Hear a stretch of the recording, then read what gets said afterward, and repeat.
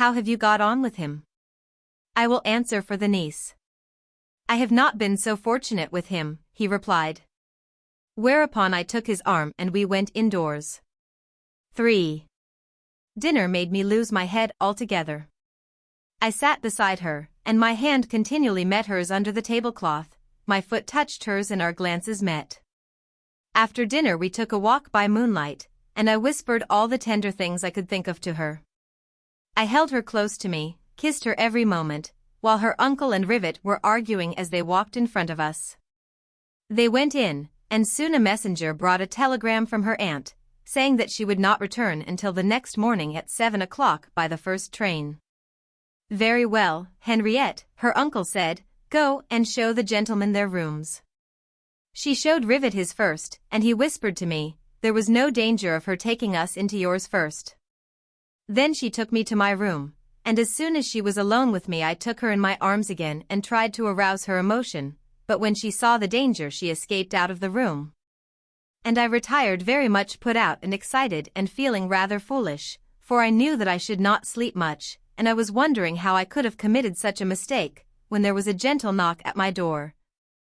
And on my asking who was there a low voice replied, I dressed myself quickly and opened the door, and she came in. I forgot to ask you what you take in the morning, she said, chocolate, tea, or coffee. I put my arms round her impetuously and said, devouring her with kisses, I will take. But she freed herself from my arms, blew out my candle and disappeared and left me alone in the dark, furious, trying to find some matches, and not able to do so.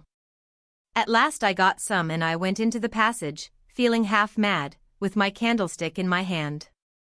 What was I about to do? I did not stop to reason, I only wanted to find her, and I would. I went a few steps without reflecting, but then I suddenly thought, suppose I should walk into the uncle's room, what should I say? And I stood still, with my head a void and my heart beating. But in a few moments I thought of an answer. Of course, I shall say that I was looking for Rivet's room to speak to him about an important matter, and I began to inspect all the doors, trying to find hers. And at last I took hold of a handle at a venture, turned it and went in. There was Henriette, sitting on her bed and looking at me in tears. So I gently turned the key, and going up to her on tiptoe I said, I forgot to ask you for something to read, mademoiselle. I was stealthily returning to my room when a rough hand seized me and a voice, it was Rivet's, whispered in my ear, so you have not yet quite settled that affair of Morin's? At 7 o'clock the next morning Henriette herself brought me a cup of chocolate. I never have drunk anything like it, soft, velvety, perfumed, delicious. I could hardly take away my lips from the cup, and she had hardly left the room when Rivet came in. He seemed nervous and irritable, like a man who had not slept, and he said to me crossly, if you go on like this you will end by spoiling the affair of that pig of a Morin. At 8 o'clock the aunt arrived.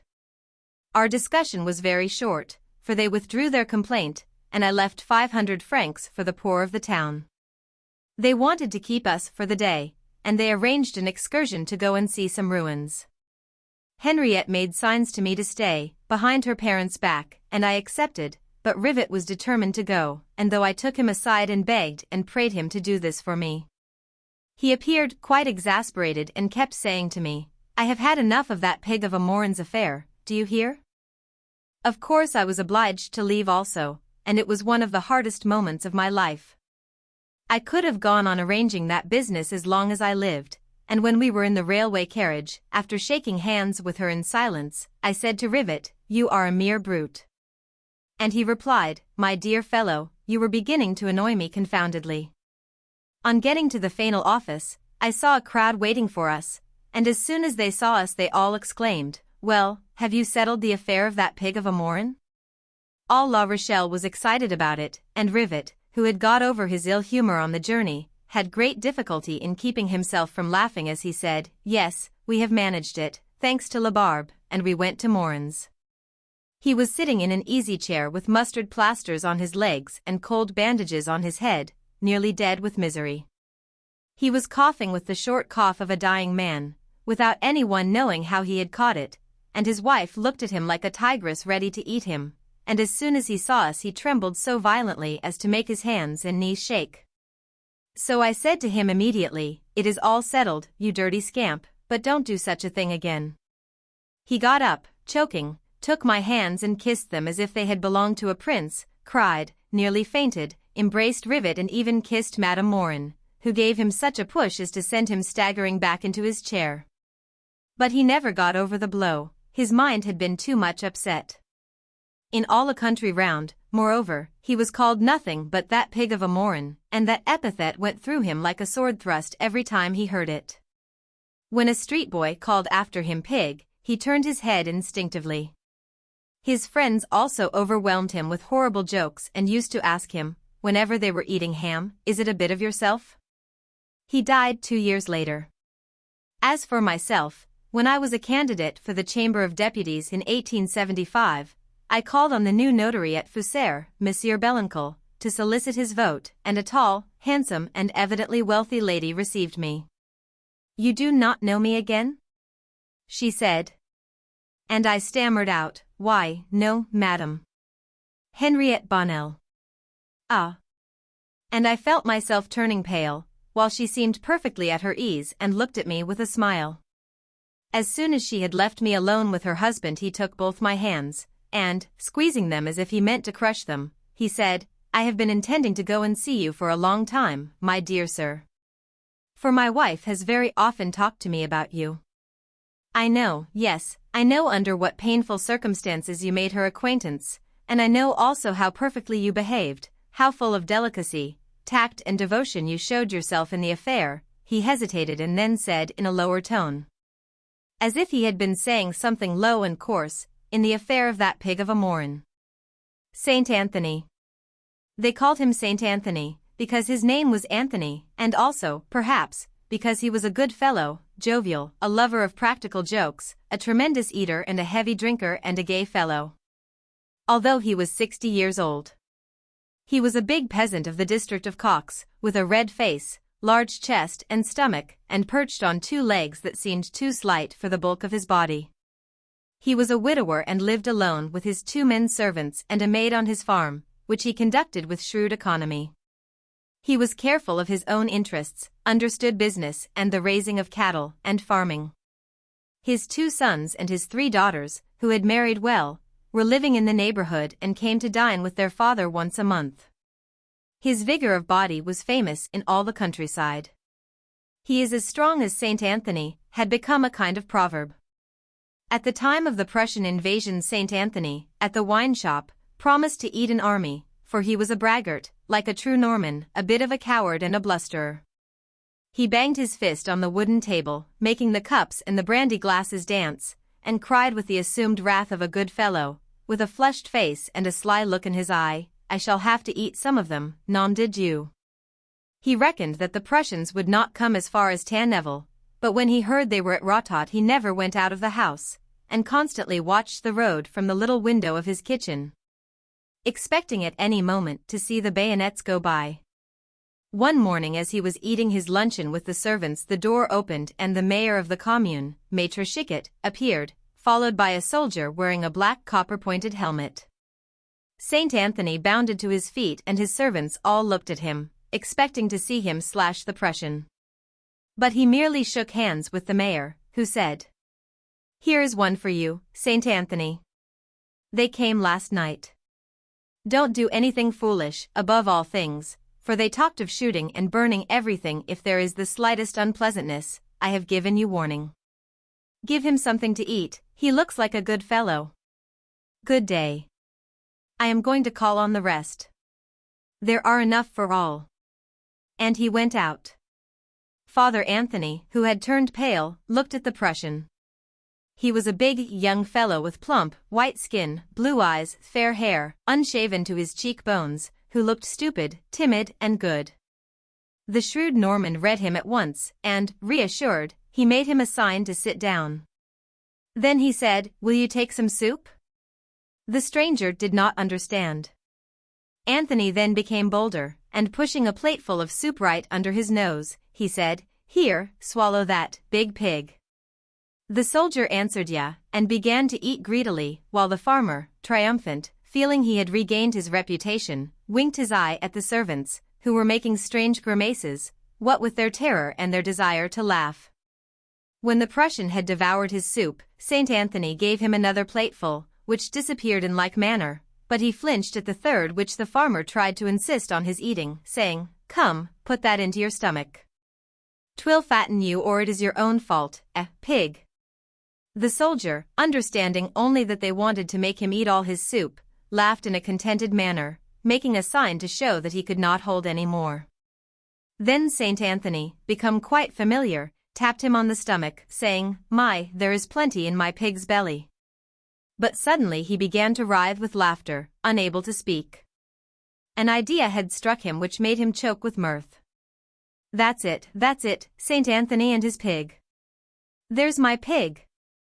And the three servants burst out laughing in their turn.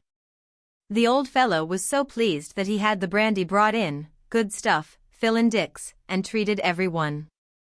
They clinked glasses with the Prussian, who clacked his tongue by way of flattery to show that he enjoyed it.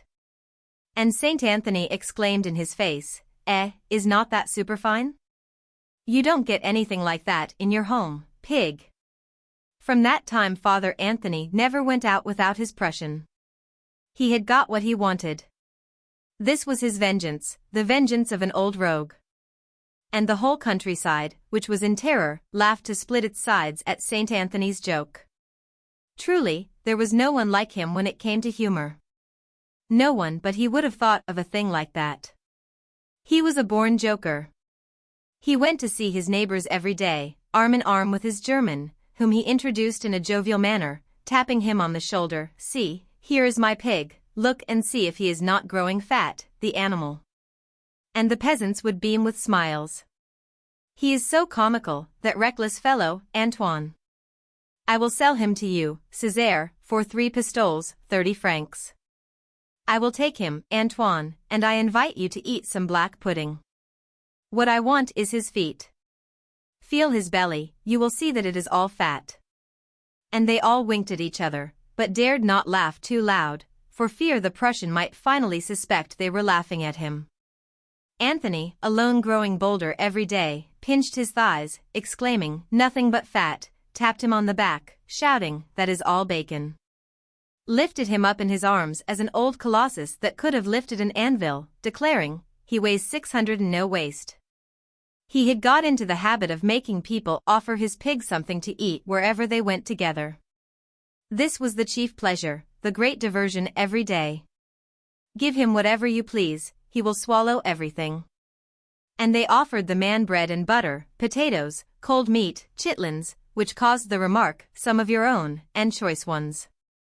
The soldier, stupid and gentle, ate from politeness, charmed at these attentions, making himself ill rather than refuse, and he was actually growing fat and his uniform becoming tight for him. This delighted St. Anthony, who said, "You know, my pig, that we shall have to have another cage made for you." They had, however, become the best friends in the world, and when the old fellow went to attend to his business in the neighborhood, the Prussian accompanied him for the simple pleasure of being with him. The weather was severe, it was freezing hard. The terrible winter of 1870 seemed to bring all the scourges on France at one time. Father Antoine, who made provision beforehand, and took advantage of every opportunity, foreseeing that manure would be scarce for the spring farming, bought from a neighbor who happened to be in need of money all that he had. And it was agreed that he should go every evening with his cart to get a load. So every day at twilight he set out for the farm of Halls, half a league distant, always accompanied by his pig. And each time it was a festival, feeding the animal. All the neighbors ran over there as they would go to high mass on Sunday. But the soldier began to suspect something, be mistrustful, and when they laughed too loud he would roll his eyes uneasily, and sometimes they lighted up with anger. One evening when he had eaten his fill he refused to swallow another morsel, and attempted to rise to leave the table. But St. Anthony stopped him by a turn of the wrist and, placing his 2 powerful hands on his shoulders, he sat him down again so roughly that the chair smashed under him. A wild burst of laughter broke forth, and Anthony, beaming, picked up his pig, acted as though he were dressing his wounds, and exclaimed, "Since you will not eat, you shall drink, nom de Dieu." And they went to the wine shop to get some brandy. The soldier rolled his eyes, which had a wicked expression, but he drank, nevertheless. He drank as long as they wanted him, and St. Anthony held his head to the great delight of his companions. The Norman, red as a tomato, his eyes ablaze, filled up the glasses and clinked, saying, "Here's to you." And the Prussian, without speaking a word, poured down one after another glassfuls of cognac. It was a contest, a battle, a revenge. Who would drink the most, nom d'un nom? They could neither of them stand any more when the leader was emptied. But neither was conquered. They were tied, that was all. They would have to begin again the next day. They went out staggering and started for home, walking beside the dung cart which was drawn along slowly by 2 horses. Snow began to fall and the moonless night was sadly lighted by this dead whiteness on the plain. The men began to feel the cold, and this aggravated their intoxication. St. Anthony, annoyed at not being the victor, amused himself by shoving his companion so as to make him fall over into the ditch. The other would dodge backwards, and each time he did he uttered some German expression in an angry tone, which made the peasant roar with laughter. Finally the Prussian lost his temper, and just as Anthony was rolling towards him he responded with such a terrific blow with his fist that the colossus staggered. Then, excited by the brandy, the old man seized the pugilist round the waist, shook him for a few moments as he would have done with a little child, and pitched him at random to the other side of the road. Then, satisfied with this piece of work, he crossed his arms and began to laugh afresh. But the soldier picked himself up in a hurry, his head bare, his helmet having rolled off, and drawing his sword he rushed over to Father Anthony. When he saw him coming the peasant seized his whip by the top of the handle, his big Hollywood whip, straight, strong and supple as the sinew of an ox. The Prussian approached, his head down, making a lunge with his sword, sure of killing his adversary. But the old fellow, squarely hitting the blade, the point of which would have pierced his stomach, turned it aside, and with the butt end of the whip struck the soldier a sharp blow on the temple and he fell to the ground. Then he gazed aghast, stupefied with amazement, at the body, twitching convulsively at first and then lying prone and motionless. He bent over it, turned it on its back, and gazed at it for some time. The man's eyes were closed, and blood trickled from a wound at the side of his forehead. Although it was dark, Father Anthony could distinguish the bloodstain on the white snow. He remained there, at his wit's end, while his cart continued slowly on its way. What was he to do? He would be shot. They would burn his farm, ruin his district. What should he do? What should he do? How could he hide the body, conceal the fact of his death, deceive the Prussians? He heard voices in the distance, amid the utter stillness of the snow. All at once he roused himself, and picking up the helmet he placed it on his victim's head. Then, seizing him round the body, he lifted him up in his arms, and thus running with him, he overtook his team, and threw the body on top of the manure. Once in his own house he would think up some plan. He walked slowly, racking his brain, but without result. He saw, he felt, that he was lost. He entered his courtyard. A light was shining in one of the attic windows, his maid was not asleep. He hastily backed his wagon to the edge of the manure hollow. He thought that by overturning the manure the body lying on top of it would fall into the ditch and be buried beneath it, and he dumped the cart. As he had foreseen, the man was buried beneath the manure. Anthony evened it down with his fork, which he stuck in the ground beside it. He called his stableman, told him to put up the horses, and went to his room. He went to bed, still thinking of what he had best do, but no ideas came to him. His apprehension increased in the quiet of his room. They would shoot him. He was bathed in perspiration from fear, his teeth chattered, he rose shivering, not being able to stay in bed. He went downstairs to the kitchen, took the bottle of brandy from the sideboard and carried it upstairs. He drank 2 large glasses, one after another, adding a fresh intoxication to the late one, without quieting his mental anguish. He had done a pretty stroke of work, nom de Dieu, idiot. He paced up and down, trying to think of some stratagem, some explanations, some cunning trick, and from time to time he rinsed his mouth with a swallow of Phil and Dick's to give him courage. But no ideas came to him, not one. Towards midnight his watchdog, a kind of cross wolf called Deverant, began to howl frantically. Father Anthony shuddered to the marrow of his bones, and each time the beast began his long and lugubrious wail the old man's skin turned to goose flesh. He had sunk into a chair, his legs weak, stupefied, done up, waiting anxiously for Deverant to set up another howl, and starting convulsively from nervousness caused by terror. The clock downstairs struck 5. The dog was still howling. The peasant was almost insane. He rose to go and let the dog loose so that he should not hear him. He went downstairs, opened the hall door, and stepped out into the darkness. The snow was still falling. The earth was all white, the farm buildings standing out like black patches. He approached the kennel. The dog was dragging at his chain. He unfastened it. Deverant gave a bound, then stopped short, his hair bristling, his legs rigid, his muzzle in the air, his nose pointed towards the manure heap. St. Anthony, trembling from head to foot, faltered. "What's the matter with you, you dirty hound?" And he walked a few steps forward, gazing at the indistinct outlines, the somber shadow of the courtyard. Then he saw a form, the form of a man sitting on the manure heap. He gazed at it, paralyzed by fear, and breathing hard. But all at once he saw, close by, the handle of the manure fork which was sticking in the ground. He snatched it up, and in one of those transports of fear that will make the greatest coward brave, he rushed forward to see what it was. It was he, his Prussian, come to life, covered with filth from his bed of manure which had kept him warm.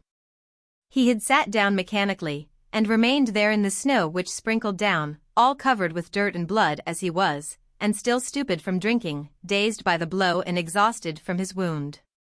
He perceived Anthony, and too sodden to understand anything, he made an attempt to rise.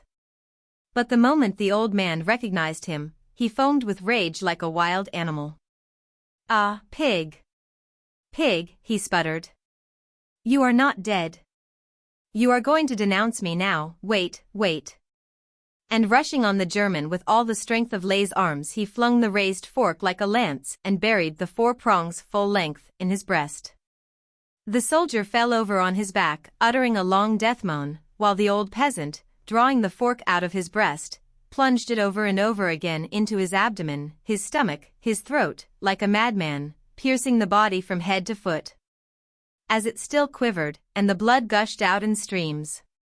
Finally he stopped, exhausted by his arduous work, swallowing great mouthfuls of air, calmed down at the completion of the murder. As the cocks were beginning to crow in the poultry yard and it was near daybreak, he set to work to bury the man.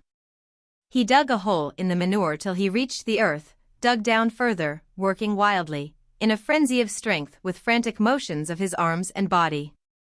When the pit was deep enough he rolled the corpse into it with the fork, covered it with earth, which he stamped down for some time, and then put back the manure. And he smiled as he saw the thick snow finishing his work and covering up its traces with a white sheet. He then stuck the fork in the manure and went into the house. His bottle, still half full of brandy, stood on the table. He emptied it at a draught, threw himself on his bed and slept heavily. He woke up sober, his mind calm and clear, capable of judgment and thought. At the end of an hour he was going about the country making inquiries everywhere for his soldier. He went to see the Prussian officer to find out why they had taken away his man. As everyone knew what good friends they were, no one suspected him. He even directed the research, declaring that the Prussian went to see the girls every evening.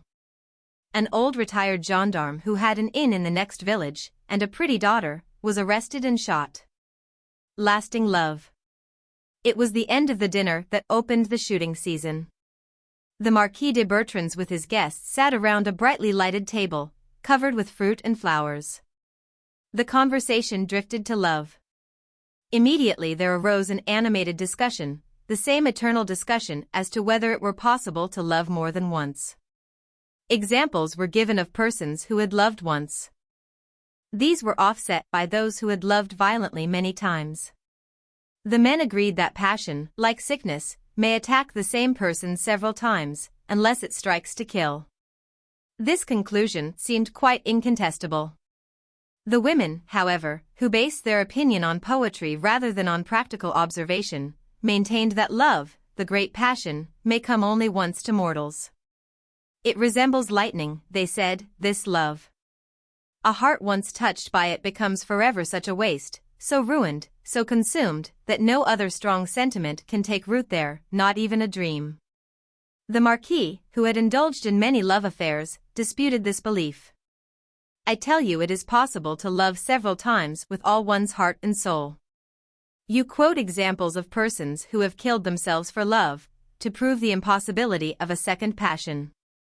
I wager that if they had not foolishly committed suicide, and so destroyed the possibility of a second experience, they would have found a new love, and still another, and so on till death.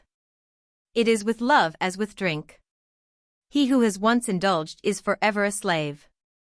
It is a thing of temperament. They chose the old doctor as umpire. He thought it was as the Marquis had said, a thing of temperament. As for me, he said, I once knew of a love which lasted 55 years without one day's respite, and which ended only with death. The wife of the Marquis clasped her hands. That is beautiful. Ah, what a dream to be loved in such a way. What bliss to live for 55 years enveloped in an intense, unwavering affection. How this happy being must have blessed his life to be so adored. The doctor smiled. You are not mistaken, madam, on this point the loved one was a man. You even know him, it is Monsieur Chiquet, the chemist. As to the woman, you also know her, the old chairmender, who came every year to the chateau. The enthusiasm of the women fell. Some expressed their contempt with Power. For the loves of common people did not interest them. The doctor continued, 3 months ago I was called to the deathbed of the old chairmender. The priest had preceded me. She wished to make us the executors of her will. In order that we might understand her conduct, she told us the story of her life. It is most singular and touching. Her father and mother were both chairmenders. She had never lived in a house. As a little child she wandered about with them, dirty, unkempt, hungry. They visited many towns, leaving their horse, wagon and dog just outside the limits, where the child played in the grass alone until her parents had repaired all the broken chairs in the place. They seldom spoke, except to cry, chairs. Chairs. Chairmender. When the little one strayed too far away, she would be called back by the harsh, angry voice of her father. She never heard a word of affection. When she grew older, she fetched and carried the broken chairs.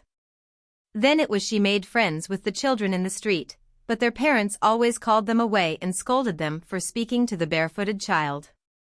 Often the boys threw stones at her.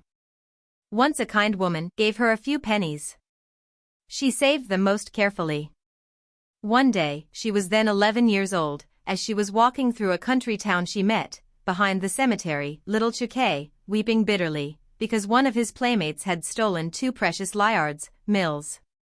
The tears of the small bourgeois, one of those much envied mortals, who, she imagined, never knew trouble, completely upset her.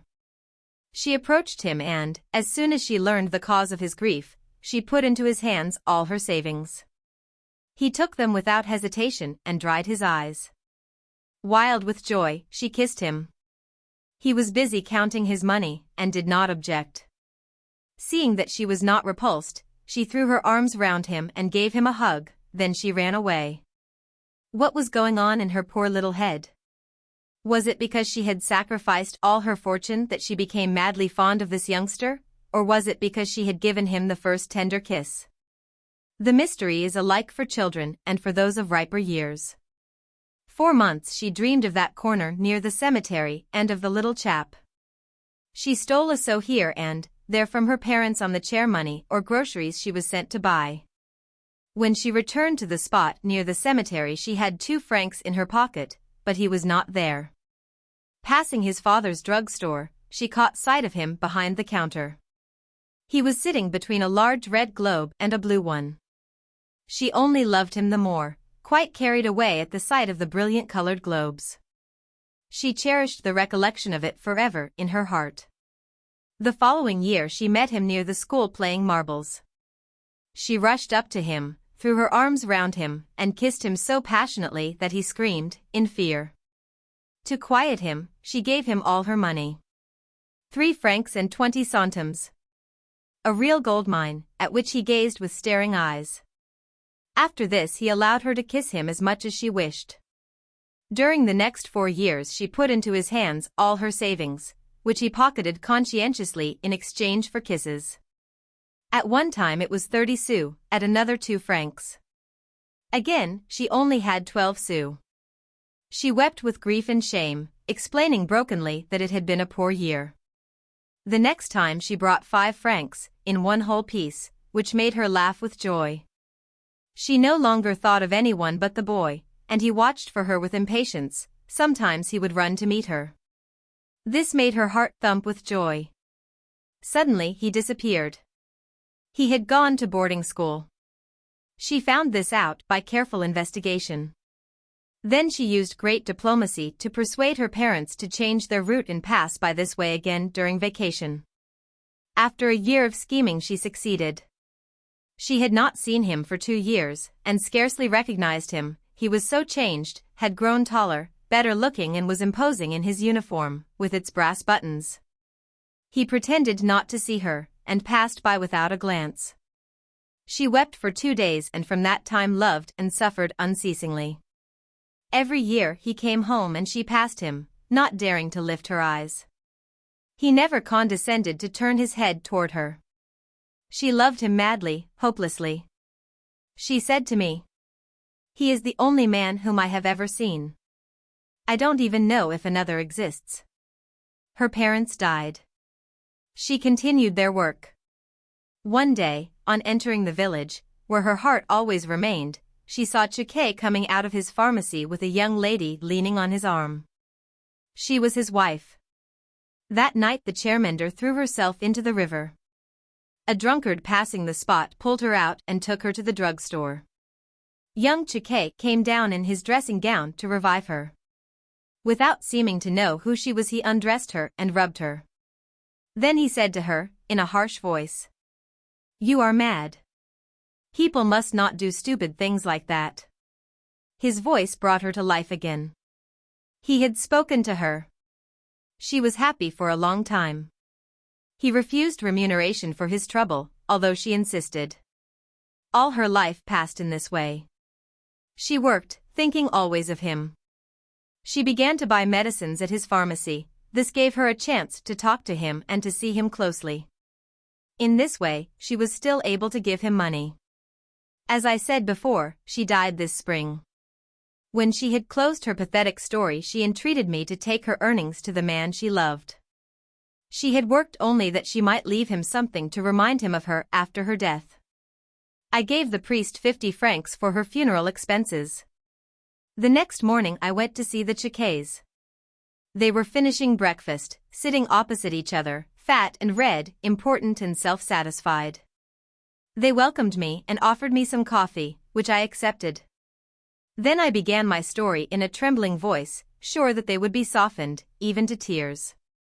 As soon as Chiquet understood that he had been loved by that vagabond, that chairmender, that wanderer, he swore with indignation as though his reputation had been sullied, the respect of decent people lost, his personal honor, something precious and dearer to him than life, gone. His exasperated wife kept repeating, "That beggar. That beggar." Seeming unable to find words suitable to the enormity, he stood up and began striding about. He muttered, "Can you understand anything so horrible, doctor? Oh, if I had only known it while she was alive, I should have had her thrown into prison. I promise you she would not have escaped." I was dumbfounded. I hardly knew what to think or say, but I had to finish my mission. "She commissioned me," I said, "to give you her savings, which amount to 3,500 francs. As what I have just told you seems to be very disagreeable, perhaps you would prefer to give this money to the poor." They looked at me, that man and woman, speechless with amazement. I took the few thousand francs from out of my pocket. Wretched-looking money from every country. pennies and gold pieces all mixed together. Then I asked, "What is your decision?" Madame Chiquet spoke first. "Well, since it is the dying woman's wish, it seems to me impossible to refuse it." Her husband said, in a shamefaced manner, "We could buy something for our children with it." I answered dryly, "As you wish." He replied, "Well, give it to us anyhow, since she commissioned you to do so. We will find a way to put it to some good purpose." I gave them the money, bowed and left. The next day Chiquet came to me and said brusquely, "That woman left her wagon here, what have you done with it?" "Nothing, take it if you wish." "It's just what I wanted," he added, and walked off. I called him back and said, "She also left her old horse and 2 dogs. Don't you need them?" He stared at me surprised. "Well, no. Really, what would I do with them?" "Dispose of them as you like." He laughed and held out his hand to me. I shook it. What could I do? The doctor and the druggist in a country village must not be at enmity. I have kept the dogs. The priest took the old horse.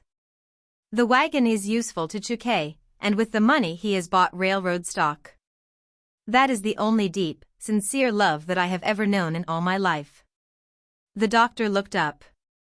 The marquise, whose eyes were full of tears, sighed and said, "There is no denying the fact, only women know how to love." Pierrot. Madame Lefebvre was a country dame, a widow, one of these half-peasants, with ribbons and bonnets with trimming on them, one of those persons who clipped her words and put on great airs in public, concealing the soul of a pretentious animal beneath a comical and bedizened exterior, just as the country folks hide their coarse red hands in ecru silk gloves. She had a servant, a good simple peasant, called Rose. The 2 women lived in a little house with green shutters by the side of the high road in Normandy, in the center of the country of cocks. As they had a narrow strip of garden in front of the house, they grew some vegetables. One night someone stole 12 onions. As soon as Rose became aware of the theft, she ran to tell Madame, who came downstairs in her woolen petticoat. It was a shame and a disgrace. They had robbed her, Madame Lefebvre. As there were thieves in the country, they might come back. And the 2 frightened women examined the foot tracks, talking and supposing all sorts of things. See, they went that way. They stepped on the wall, they jumped into the garden. And they became apprehensive for the future. How could they sleep in peace now? The news of the theft spread. The neighbors came, making examinations and discussing the matter in their turn, while the 2 women explained to each newcomer what they had observed and their opinion.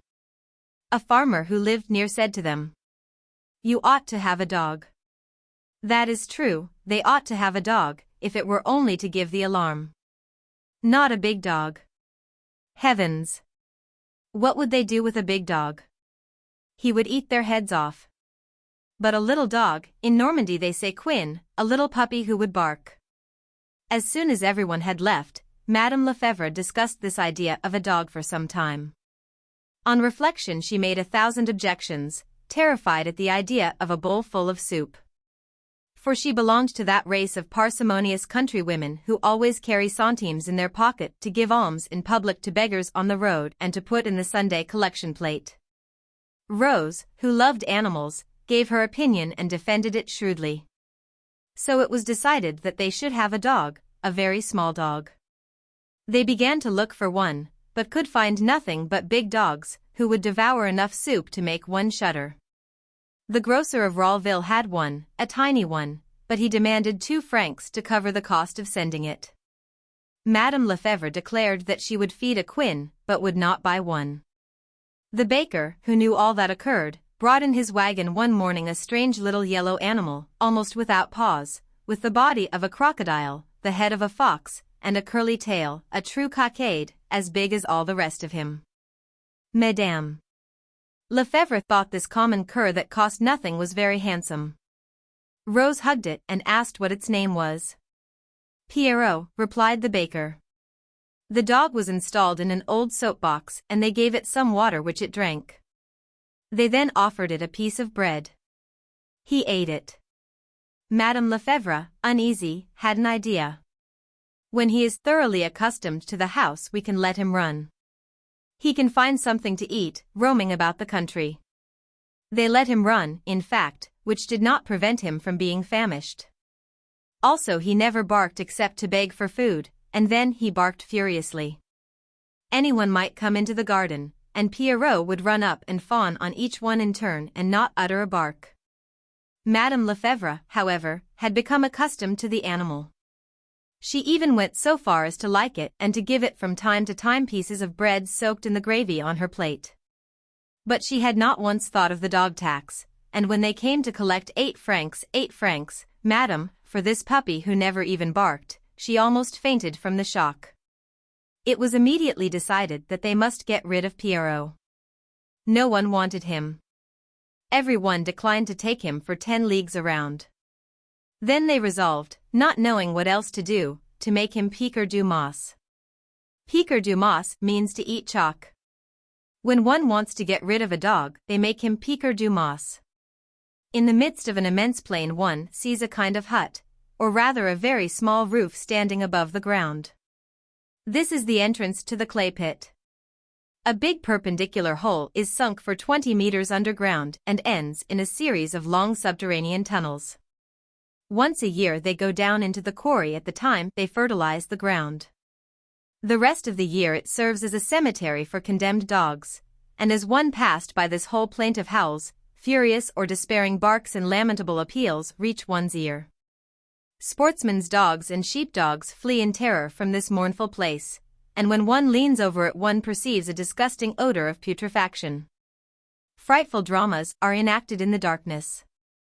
When an animal has suffered down there for 10 or 12 days, nourished on the foul remains of his predecessors, another animal, larger and more vigorous, is thrown into the hole. There they are, alone, starving, with glittering eyes. They watch each other, follow each other, hesitate in doubt. But hunger impels them, they attack each other, fight desperately for some time, and the stronger eats the weaker, devours him alive. When it was decided to make Pierrot piquer du mas, they looked round for an executioner. The laborer who mended the road demanded 6 sous to take the dog there. That seemed wildly exorbitant to Madame Lefebvre. The neighbor's hired boy wanted 5 sous, that was still too much. So Rose, having observed that they had better carry it there themselves, as in that way it would not be brutally treated on the way and made to suspect its fate, they resolved to go together at twilight. They offered the dog that evening a good dish of soup with a piece of butter in it. He swallowed every morsel of it, and as he wagged his tail with delight Rose put him in her apron. They walked quickly, like thieves, across the plain. They soon perceived the chalk pit and walked up to it. Madame Lefebvre leaned over to hear if any animal was moaning. No, there were none there, Pierrot would be alone. Then Rose, who was crying, kissed the dog and threw him into the chalk pit, and they both leaned over, listening. First they heard a dull sound, then the sharp, bitter, distracting cry of an animal in pain, then a succession of little mournful cries, then despairing appeals, the cries of a dog who is entreating, his head raised toward the opening of the pit.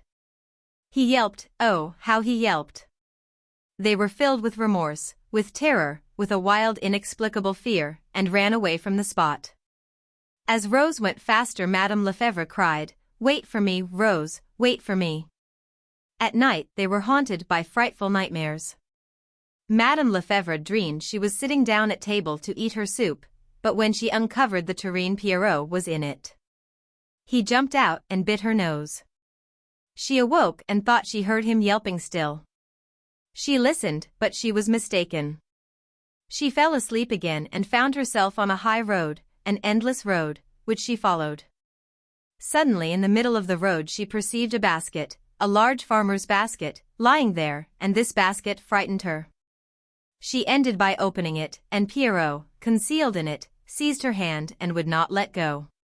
She ran away in terror with the dog hanging to the end of her arm, which he held between his teeth.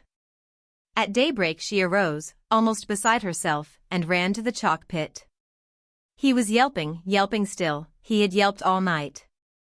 She began to sob and called him by all sorts of endearing names. He answered her with all the tender inflections of his dog's voice. Then she wanted to see him again, promising herself that she would give him a good home till he died.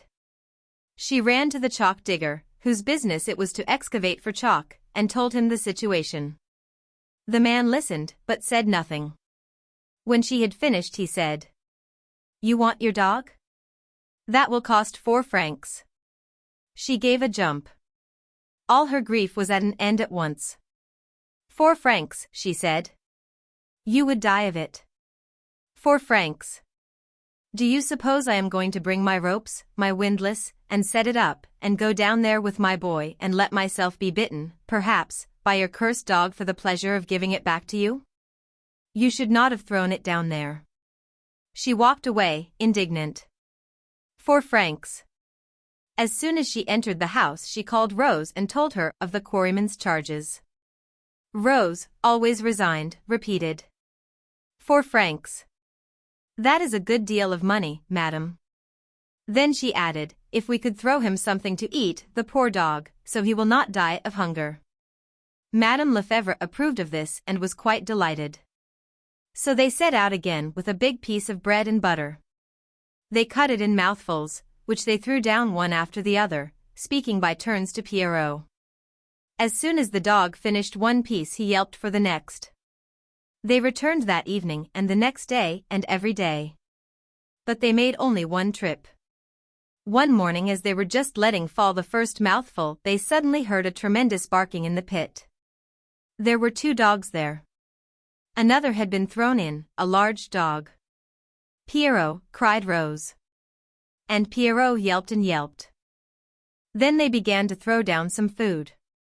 But each time they noticed distinctly a terrible struggle going on, then plaintive cries from Pierrot, who had been bitten by his companion, who ate up everything as he was the stronger.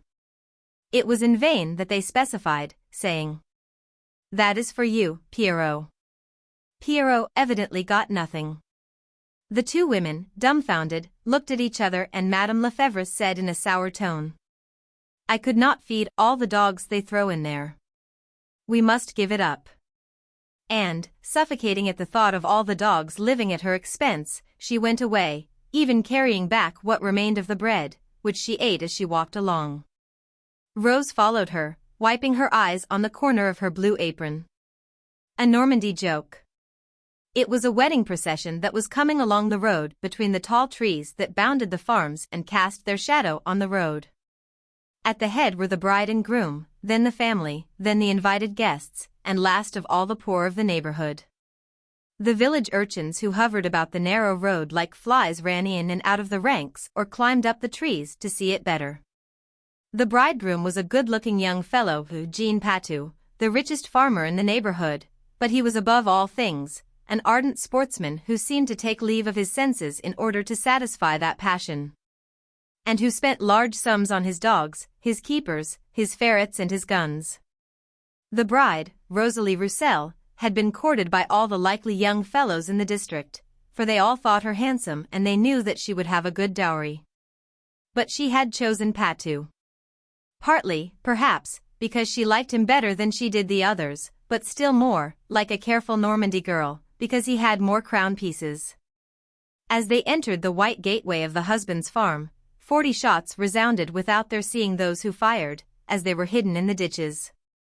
The noise seemed to please the men, who were slouching along heavily in their best clothes, and Patou left his wife, and running up to a farm servant whom he perceived behind a tree, took his gun and fired a shot himself, as frisky as a young colt. Then they went on, beneath the apple trees which were heavy with fruit, through the high grass and through the midst of the calves, who looked at them with their great eyes, got up slowly and remained standing, with their muzzles turned toward the wedding party. The men became serious when they came within measurable distance of the wedding dinner. Some of them, the rich ones, had on tall, shining silk hats, which seemed altogether out of place there.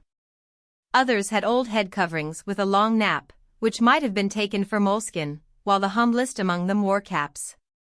All the women had on shawls, which they wore loosely on their back, holding the tips ceremoniously under their arms. They were red, party-colored, flaming shawls, and their brightness seemed to astonish the black fowls on the dung heap, the ducks on the side of the pond, and the pigeons on the thatched roofs.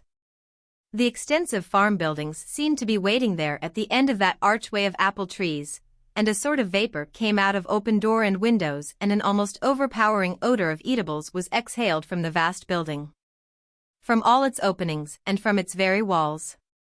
The string of guests extended through the yard, but when the foremost of them reached the house, they broke the chain and dispersed, while those behind were still coming in at the open gate.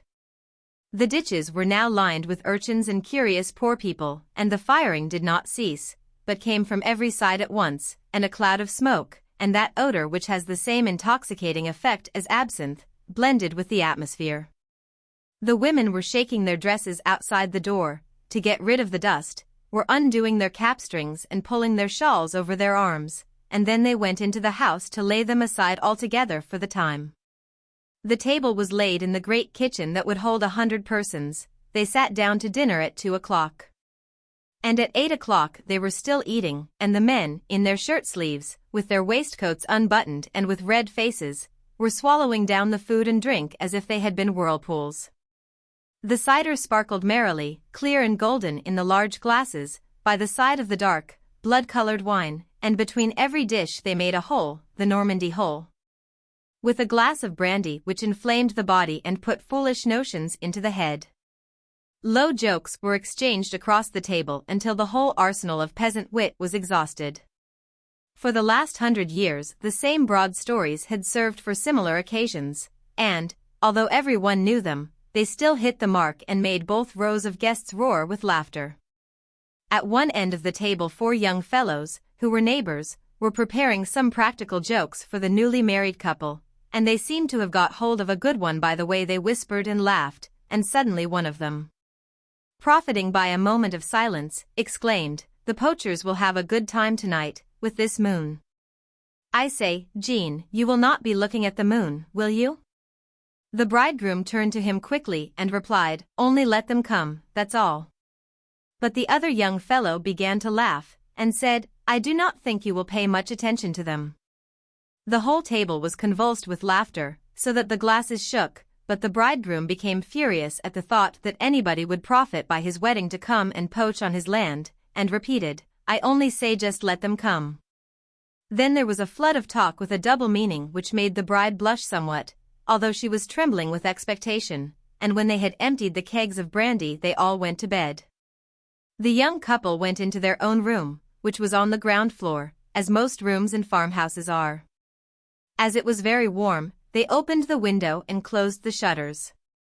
A small lamp in bad taste, a present from the bride's father, was burning on the chest of drawers, and the bed stood ready to receive the young people. The young woman had already taken off her wreath and her dress, and she was in her petticoat, unlacing her boots, while Jean was finishing his cigar and looking at her out of the corners of his eyes. Suddenly, with a brusque movement, like a man who was about to set to work, he took off his coat.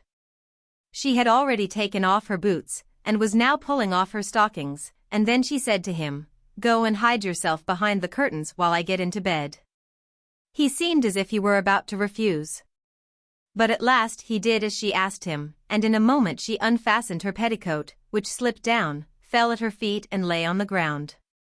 She left it there, stepped over it in her loose chemise and slipped into the bed, whose springs creaked beneath her weight. He immediately went up to the bed, and, stooping over his wife, he sought her lips, which she hid beneath the pillow, when a shot was heard in the distance, in the direction of the forest of rapes, as he thought. He raised himself anxiously, with his heart beating, and running to the window, he opened the shutters. The full moon flooded the yard with yellow light, and the reflection of the apple trees made black shadows at their feet, while in the distance the fields gleamed, covered with the ripe corn. But as he was leaning out, listening to every sound in the still night, 2 bare arms were put round his neck, and his wife whispered, trying to pull him back, "Do leave them alone, it has nothing to do with you. Come to bed." He turned round, put his arms round her, and drew her toward him, but just as he was laying her on the bed, which yielded beneath her weight, they heard another report, considerably nearer this time, and Jean, giving way to his tumultuous rage, swore aloud, "Damn it!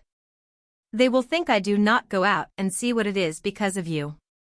Wait a few minutes.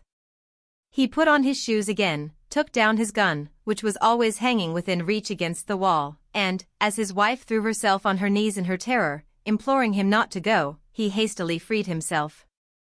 Ran to the window and jumped into the yard. She waited 1 hour, 2 hours, until daybreak, but her husband did not return. Then she lost her head, aroused the house, related how angry Jean was, and said that he had gone after the poachers, and immediately all the male farm servants, even the boys, went in search of their master. They found him 2 leagues from the farm, tied hand and foot, half dead with rage, his gun broken, his trousers turned inside out, and with 3 dead hairs hanging round his neck. And a placard on his chest with these words, "Who goes on the chase loses his place." In later years, when he used to tell this story of his wedding night, he usually added, "Ah." As far as a joke went, it was a good joke. They caught me in a snare, as if I had been a rabbit, the dirty brutes, and they shoved my head into a bag. But if I can only catch them some day, they had better look out for themselves. That is how they amused themselves in Normandy on a wedding day. Father Matthew. We had just left Rouen and were galloping along the road to Jumiages. The light carriage flew along across the level country. Presently the horse slackened his pace to walk up the hill of Cantillon. One sees there one of the most magnificent views in the world. Behind us lay Rouen, the city of churches, with its Gothic belfries, sculptured like ivory trinkets. Before us St. Sever, the manufacturing suburb, whose thousands of smoking chimneys rise amid the expanse of sky, opposite the thousand sacred steeples of the old city. On the one hand the spire of the cathedral, the highest of human monuments, on the other the engine of the powerhouse, its rival, and almost as high, and a meter higher than the tallest pyramid in Egypt. Before us wound the Seine, with its scattered islands and bordered by white banks, covered with a forest on the right and on the left immense meadows, bounded by another forest yonder in the distance. Here and there large ships lay at anchor along the banks of the wide river. 3 enormous steamboats were starting out, one behind the other, for Havre, and a chain of boats, a bark, 2 schooners and a brig, were going upstream to Rouen, drawn by a little tug that emitted a cloud of black smoke. My companion, a native of the country, did not glance at this wonderful landscape, but he smiled continually. He seemed to be amused at his thoughts. Suddenly he cried, "Ah, you will soon see something comical, Father Matthew's chapel. That is a sweet morsel, my boy." I looked at him in surprise. He continued, "I will give you a whiff of Normandy that will stay by you. Father Matthew is the handsomest Norman in the province and his chapel is one of the wonders of the world, nothing more nor less. But I will first give you a few words of explanation. Father Matthew, who is also called Father Laboisson, is an old sergeant major who has come back to his native land. He combines in admirable proportions, making a perfect whole, the humbug of the old soldier and the sly roguery of the Norman. On his return to Normandy, thanks to influence and incredible cleverness, he was made doorkeeper of a votive chapel, a chapel dedicated to the Virgin and frequented chiefly by young women who have gone astray. He composed and had painted a special prayer to his good Virgin. This prayer is a masterpiece of unintentional irony, of Norman wit, in which jest is blended with fear of the saint and with the superstitious fear of the secret influence of something. He has not much faith in his protectress, but he believes in her a little through prudence, and he is considerate of her through policy. This is how this wonderful prayer begins. Our good Madam Virgin Mary, natural protectress of girl mothers in this land and all over the world, protect your servant who erred in a moment of forgetfulness. It ends thus. Do not forget me, especially when you are with your holy spouse, and intercede with God the Father that he may grant me a good husband, like your own. This prayer, which was suppressed by the clergy of the district, is sold by him privately, and is said to be very efficacious for those who recite it with unction. In fact, he talks of the good Virgin as the valet de chambre of a redoubt prince might talk of his master who confided in him all his little private secrets. He knows a number of amusing anecdotes at his expense which he tells confidentially among friends as they sit over their glasses. But you will see for yourself. As the fees coming from the Virgin did not appear sufficient to him, he added to the main figure a little business in saints. He has them all, or nearly all. There was not room enough in the chapel, so he stored them in the woodshed and brings them forth as soon as the faithful ask for them. He carved these little wooden statues himself, they are comical in the extreme, and painted them all bright green one year when they were painting his house. You know that saints cure diseases, but each saint has his specialty, and you must not confound them or make any blunders. They are as jealous of each other as mountebanks. In order that they may make no mistake, the old women come and consult Matthew. For diseases of the ear, which saint is the best? Why, Saint Awesome is good and Saint Pamphilius is not bad. But that is not all. As Matthew has some time to spare, he drinks, but he drinks like a professional, with conviction, so much so that he is intoxicated regularly every evening. He is drunk, but he is aware of it. He is so well aware of it that he notices each day his exact degree of intoxication. That is his chief occupation, the chapel is a secondary matter. And he has invented, listen and catch on, he has invented the saleometer. There is no such instrument, but Matthew's observations are as precise as those of a mathematician. You may hear him repeating incessantly, since Monday I have had more than 45, or else I was between 52 and 58, or else I had at least 66 to 70, or hello, cheat. I thought I was in the 50s and here I find I had 75. He never makes a mistake. He declares that he never reached his limit, but as he acknowledges that his observations cease to be exact when he has passed 90, one cannot depend absolutely on the truth of that statement. When Matthew acknowledges that he has passed 90, you may rest assured that he is blind drunk. On these occasions his wife, Mealy, another marvel, flies into a fury. She waits for him at the door of the house, and as he enters she roars at him. So there you are, slut, hog, giggling sot. Then Matthew, who is not laughing any longer, plants himself opposite her and says in a severe tone. Be still, Mealy. This is no time to talk, wait till tomorrow. If she keeps on shouting at him, he goes up to her and says in a shaky voice. Don't bawl any more. I have had about 90, I am not counting any more. Look out, I am going to hit you. Then Mealy beats a retreat. If, on the following day, she reverts to the subject, he laughs in her face and says. Come, come. We have said enough. It is past. As long as I have not reached my limit there is no harm done. But if I go past that, I will allow you to correct me, my word on it. We had reached the top of the hill. The road entered the delightful forest of Rumare. Autumn, marvelous autumn, blended its gold and purple with the remaining traces of verdure. We passed through Duclair. Then, instead of going on to Jumiages, my friend turned to the left and, taking a crosscut, drove in among the trees. And presently from the top of a high hill we saw again the magnificent valley of the Seine and the winding river beneath us. At our right a very small slate-covered building, with a bell tower as large as a sunshade, adjoined a pretty house with green Venetian blinds, and all covered with honeysuckle and roses. Here are some friends, cried a big voice, and Matthew appeared on the threshold. He was a man about 60, thin and with a goatee and long, white mustache. My friend shook him by the hand and introduced me, and Matthew took us into a clean kitchen, which served also as a dining room. He said, I have no elegant apartment, monsieur. I do not like to get too far away from the food. The saucepans, you see, keep me company. Then, turning to my friend. Why did you come on Thursday? You know quite well that this is the day I consult my guardian saint. I cannot go out this afternoon. And running to the door, he uttered a terrific roar, Mealy, which must have startled the sailors in the ships along the stream in the valley below. Mealy did not reply.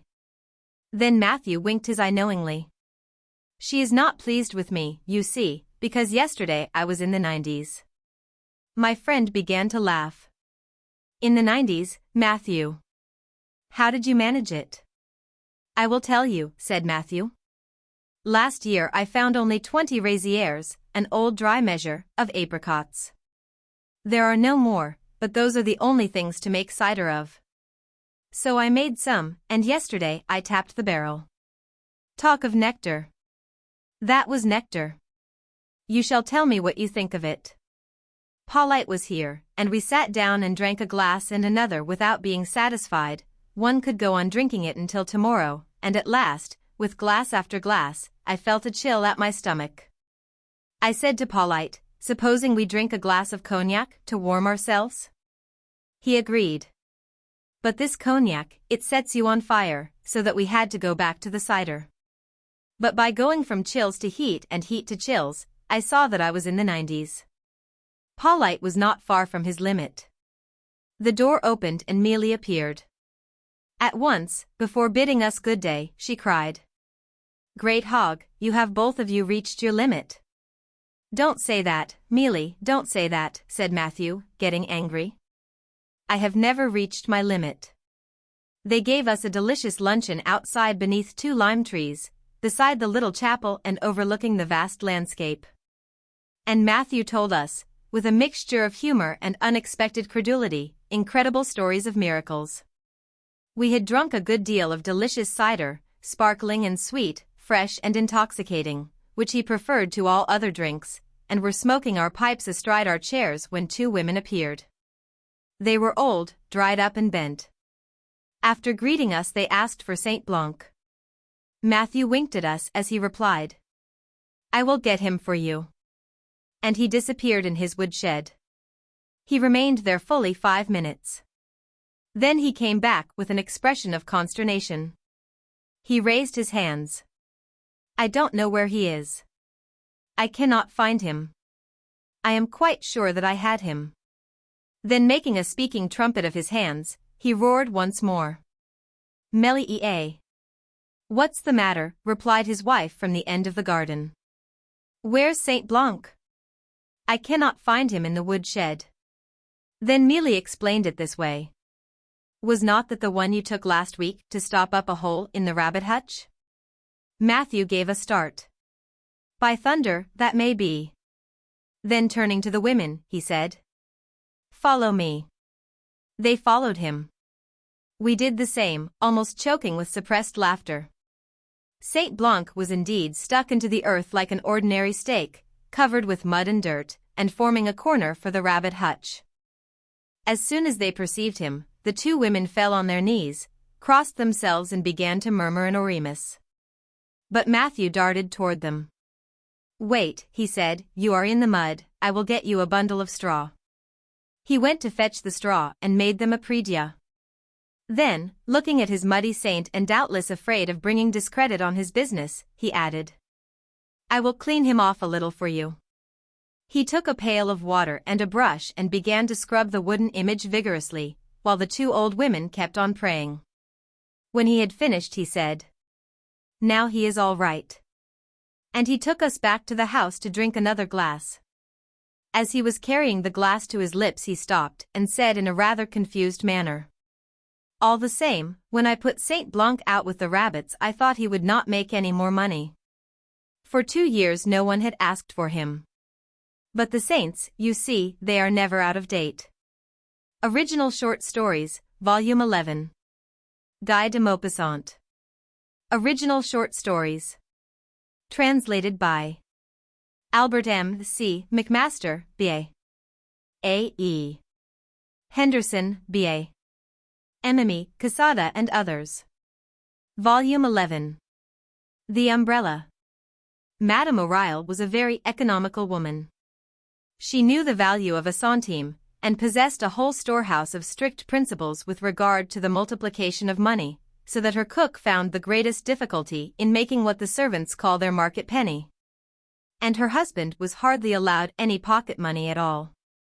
They were, however, very comfortably off, and had no children, but it really pained Madame O'Reilly to see any money spent. It was like tearing at her heartstrings when she had to take any of those nice crown pieces out of her pocket.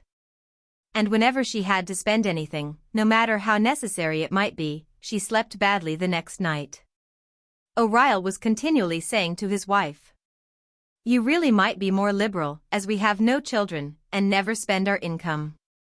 You don't know what may happen, she used to reply.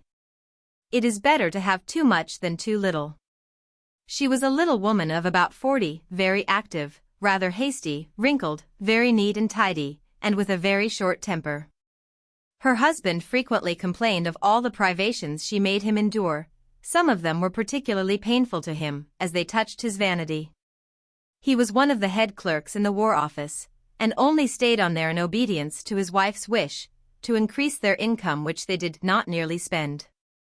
For 2 years he had always come to the office with the same old patched umbrella, to the great amusement of his fellow clerks. At last he got tired of their jokes, and insisted upon his wife buying him a new one. She bought one for 8 francs and a half, one of those cheap articles which large houses sell as an advertisement. When the men in the office saw the article, which was being sold in Paris by the thousand, they began their jokes again, and O'Reilly had a dreadful time of it. They even made a song about it, which he heard from morning till night all over the immense building. O'Reilly was very angry, and peremptorily told his wife to get him a new one, a good silk one, for 20 francs, and to bring him the bill, so that he might see that it was all right.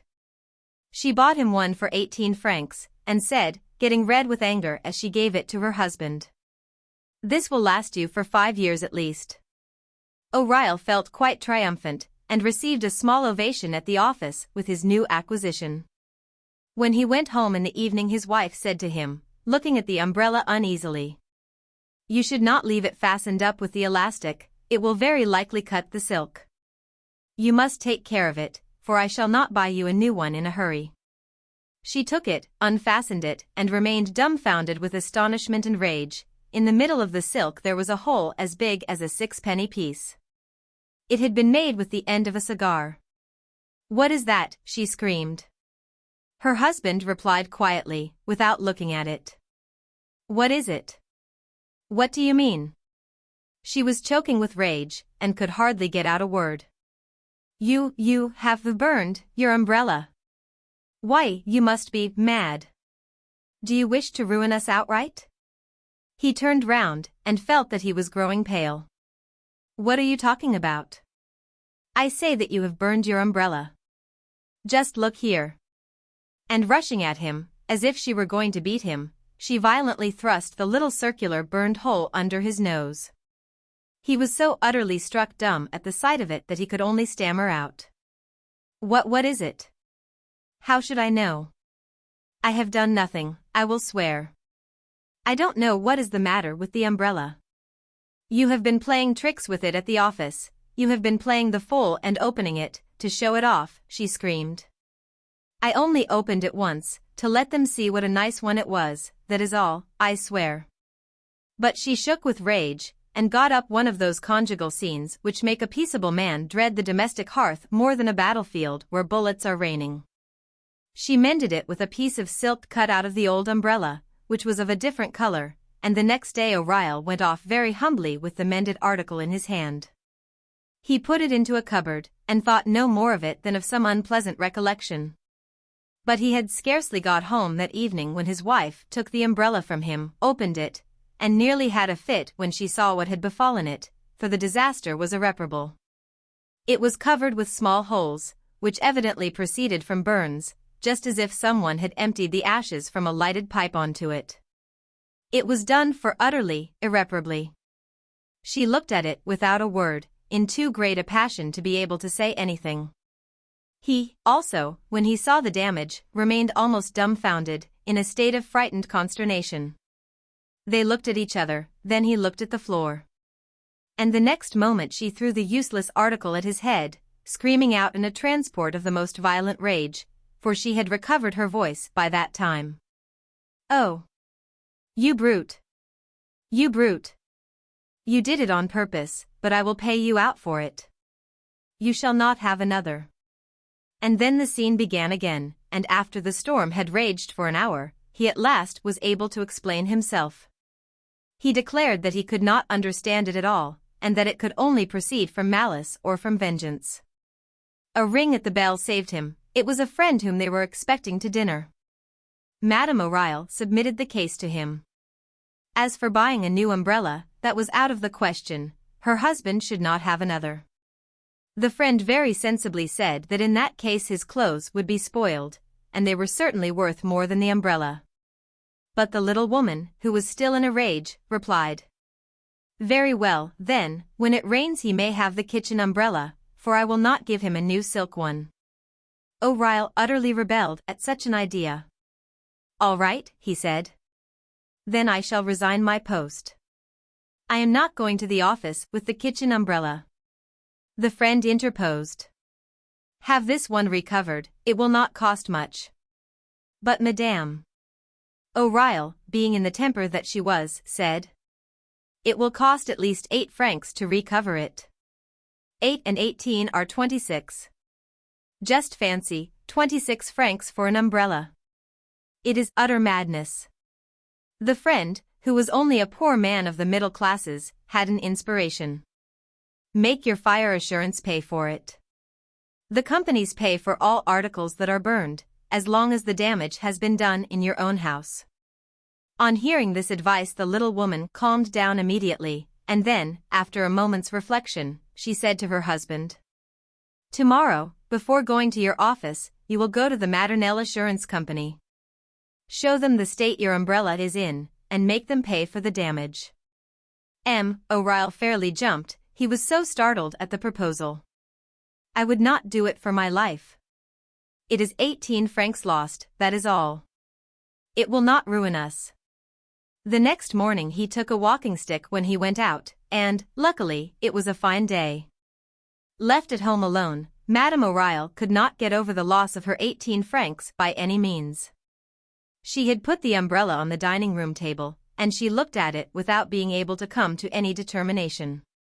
Every moment she thought of the assurance company, but she did not dare to encounter the quizzical looks of the gentleman who might receive her, for she was very timid before people, and blushed at a mere nothing, and was embarrassed when she had to speak to strangers.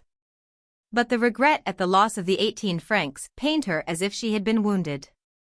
She tried not to think of it any more, and yet every moment the recollection of the loss struck her painfully.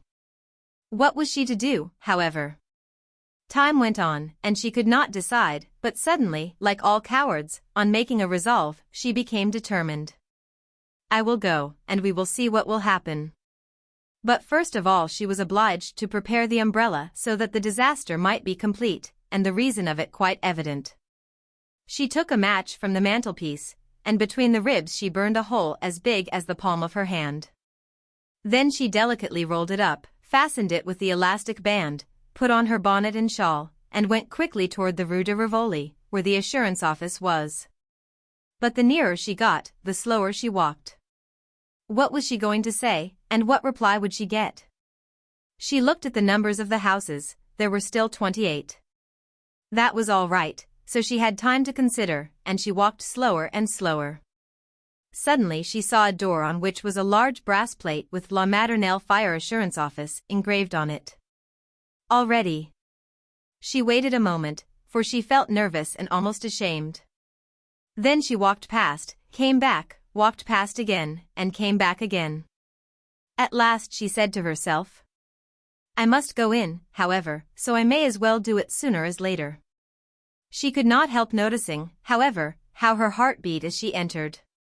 She went into an enormous room with grated doors all round it, and above them little openings at which a man's head appeared, and as a gentleman carrying a number of papers passed her, she stopped him and said timidly, "I beg your pardon, monsieur. But can you tell me where I must apply for payment for anything that has been accidentally burned?" He replied in a sonorous voice, "The first door on the left, that is the department you want." This frightened her still more, and she felt inclined to run away, to put in no claim, to sacrifice her 18 francs.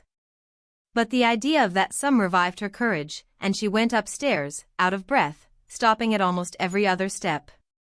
She knocked at a door which she saw on the first landing, and a clear voice said, in answer, "Come in." She obeyed mechanically, and found herself in a large room where 3 solemn gentlemen, all with a decoration in their buttonholes, were standing talking. One of them asked her, "What do you want, madam?" She could hardly get out her words, but stammered, I have come on account of an accident, something. He very politely pointed out a seat to her. If you will kindly sit down, I will attend to you in a moment. And, returning to the other two, he went on with the conversation. The company, gentlemen, does not consider that it is under any obligation to you for more than 400,000 francs, and we can pay no attention to your claim to the further sum of 100,000, which you wish to make us pay. Besides that, the surveyor's valuation. One of the others interrupted him. That is quite enough, monsieur. The law courts will decide between us, and we have nothing further to do than to take our leave. And they went out after mutual ceremonious bows. Oh! If she could only have gone away with them, how gladly she would have done it. She would have run away and given up everything. But it was too late, for the gentleman came back and said, bowing, "What can I do for you, madam?" She could scarcely speak, but at last she managed to say, "I have come for this." The manager looked at the object which she held out to him in mute astonishment. With trembling fingers she tried to undo the elastic, and succeeding, after several attempts, she hastily opened the damaged remains of the umbrella. "It looks to me to be in a very bad state of health," he said compassionately. "It cost me 20 francs, she said, with some hesitation. He seemed astonished. "Really? As much as that?" "Yes, it was a capital article, and I wanted you to see the condition it is in." Yes, I see, very well. But I really do not understand what it can have to do with me." She began to feel uncomfortable. Perhaps this company did not pay for such small articles, and she said, "But, it is burned." He could not deny it. "I see that very well," he replied. She remained open-mouthed, not knowing what to say next. Then, suddenly recollecting that she had left out the main thing, she said hastily, "I am Madame O'Reilly, we are assured in La Maternelle, and I have come to claim the value of this damage. I only want you to have it recovered," she added quickly, fearing a positive refusal. The manager was rather embarrassed, and said, "But, really, madam, we do not sell umbrellas, we cannot undertake such kinds of repairs."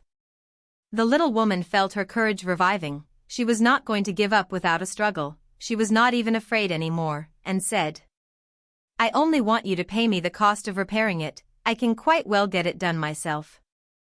The gentleman seemed rather confused. "Really, madam, it is such a very small matter. We are never asked to give compensation for such trivial losses. You must allow that we cannot make good pocket handkerchiefs, gloves, brooms, slippers, all the small articles which are every day exposed to the chances of being burned."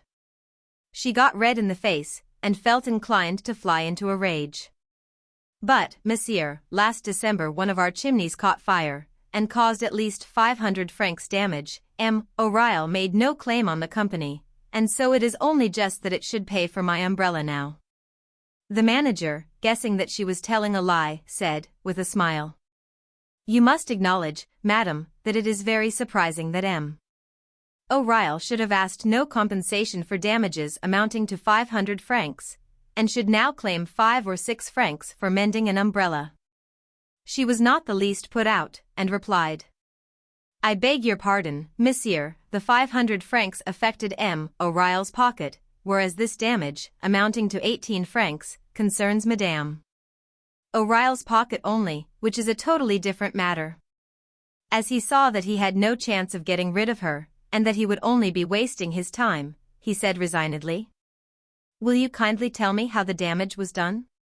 She felt that she had won the victory, and said, "This is how it happened, monsieur. In our hall there is a bronze stick and umbrella stand, and the other day, when I came in, I put my umbrella into it.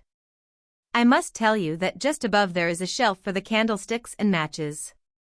I put out my hand, took 3 or 4 matches, and struck one, but it missed fire, so I struck another, which ignited, but went out immediately, and a third did the same." The manager interrupted her to make a joke. "I suppose they were government matches, then?" She did not understand him, and went on, "Very likely. At any rate, the 4th caught fire, and I lit my candle, and went into my room to go to bed. But in a quarter of an hour I fancied that I smelt something burning, and I have always been terribly afraid of fire.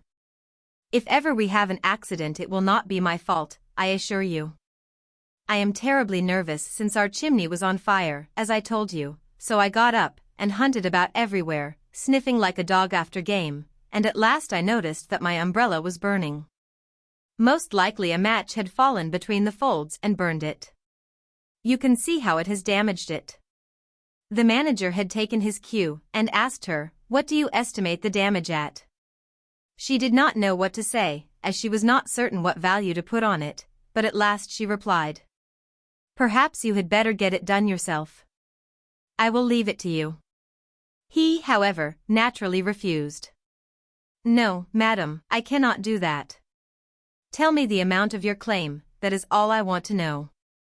"Well, I think that, look here, monsieur, I do not want to make any money out of you, so I will tell you what we will do.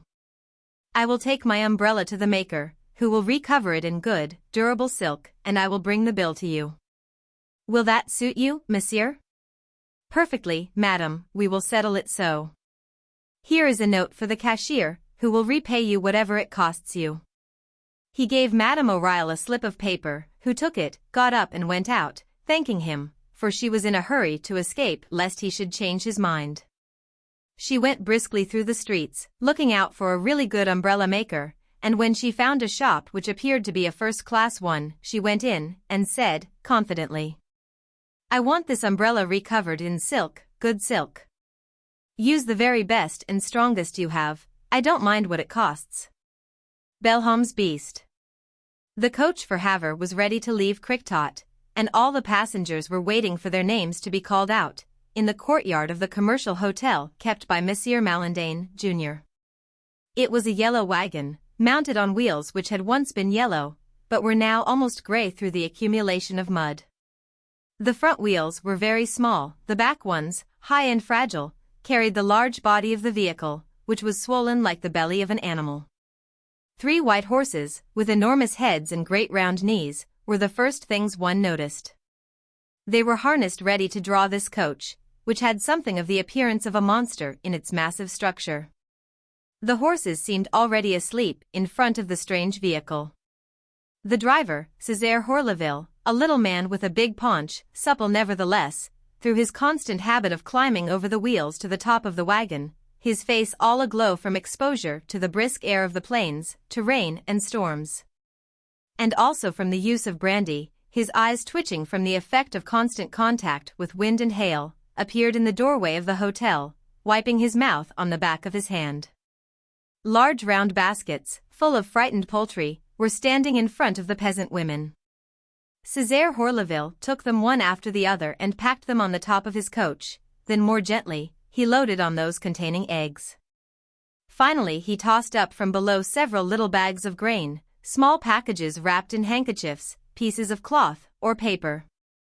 Then he opened the back door, and drawing a list from his pocket he called, "Monsieur le Curé de Gorgeville." The priest advanced. He was a large, powerful, robust man with a red face and a genial expression. He hitched up his cassock to lift his foot, just as the women hold up their skirts, and climbed into the coach. The schoolmaster of Rolbos-les-Grenets. The man hastened forward, tall, timid, wearing a long frock coat which fell to his knees, and he in turn disappeared through the open door. Maître Poiret, 2 seats.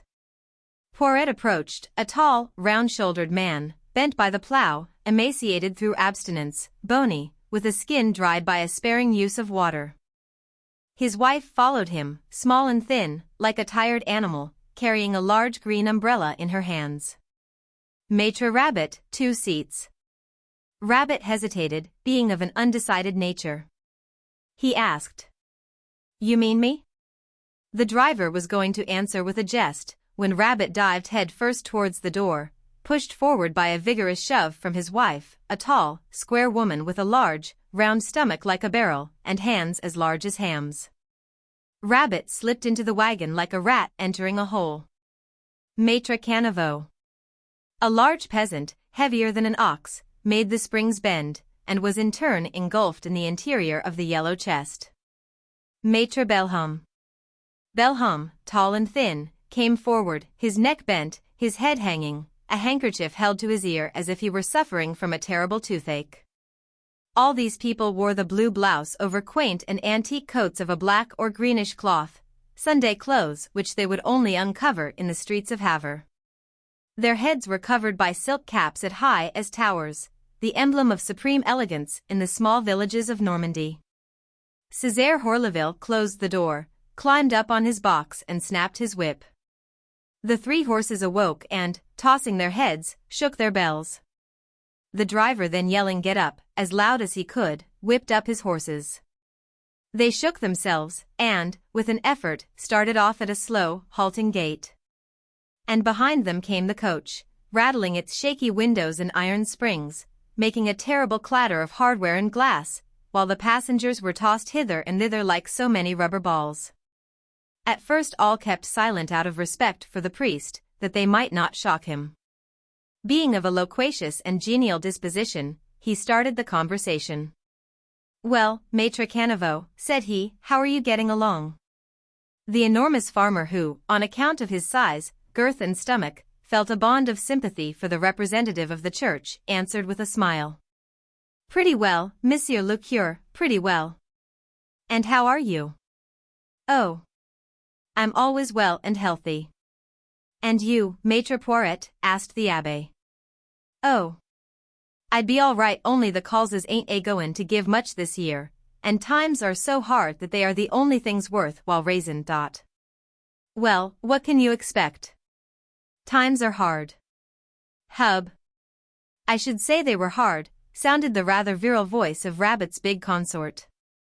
As she was from a neighboring village, the priest only knew her by name. "Is that you, Blondel?" he said. "Yes, I'm the one that married Rabbit." Rabbit, slender, timid, and self-satisfied, bowed smilingly, bending his head forward as though to say, "Yes, I'm the Rabbit whom Blondel married." Suddenly Maître Belhomme, still holding his handkerchief to his ear, began groaning in a pitiful fashion. He was going oh, and stamping his foot in order to show his terrible suffering. "You must have an awful toothache," said the priest. The peasant stopped moaning for a minute and answered. "No, Monsieur le Curé, it is not the teeth. It's my ear away down at the bottom of my ear." "Well, what have you got in your ear? A lump of wax?" "I don't know whether it's wax. But I know that it is a bug, a big bug, that crawled in while I was asleep in the haystack." "A bug? Are you sure?" "Am I sure?" "As sure as I am of heaven, Monsieur le Curé. I can feel it gnawing at the bottom of my ear. It's eating my head for sure. It's eating my head. Oh. And he began to stamp his foot again. Great interest had been aroused among the spectators. Each one gave his bit of advice. Poiret claimed that it was a spider, the teacher thought it might be a caterpillar. He had already seen such a thing once, at Campomuret, in Orne, where he had been for 6 years. In this case, the caterpillar had gone through the head and out at the nose. But the man remained deaf in that ear ever after, the drum having been pierced. "It's more likely to be a worm," said the priest. Maître Belhomme, his head resting against the door, for he had been the last one to enter, was still moaning. Oh. I think it must be an ant, a big ant, there it is biting again. Oh, Monsieur le Curé, how it hurts. How it hurts. Have you seen the doctor? Asked Caniveau. I should say not. Why? The fear of the doctor seemed to cure Belhomme. He straightened up without, however, dropping his handkerchief. What? You have money for them, for those loafers? He would have come once, twice, 3 times, 4 times, 5 times. That means 2 5-franc pieces, 2 5-franc pieces, for sure. And what would he have done, the loafer? Tell me, what would he have done? Can you tell me? Caniveau was laughing. No, I don't know. Where are you going? I am going to Havre, to see Chambrelin. Who is Chambrelin? The healer, of course. What healer? The healer who cured my father. Your father? Yes, the healer who cured my father years ago. What was the matter with your father? A draft caught him in the back, so that he couldn't move hand or foot.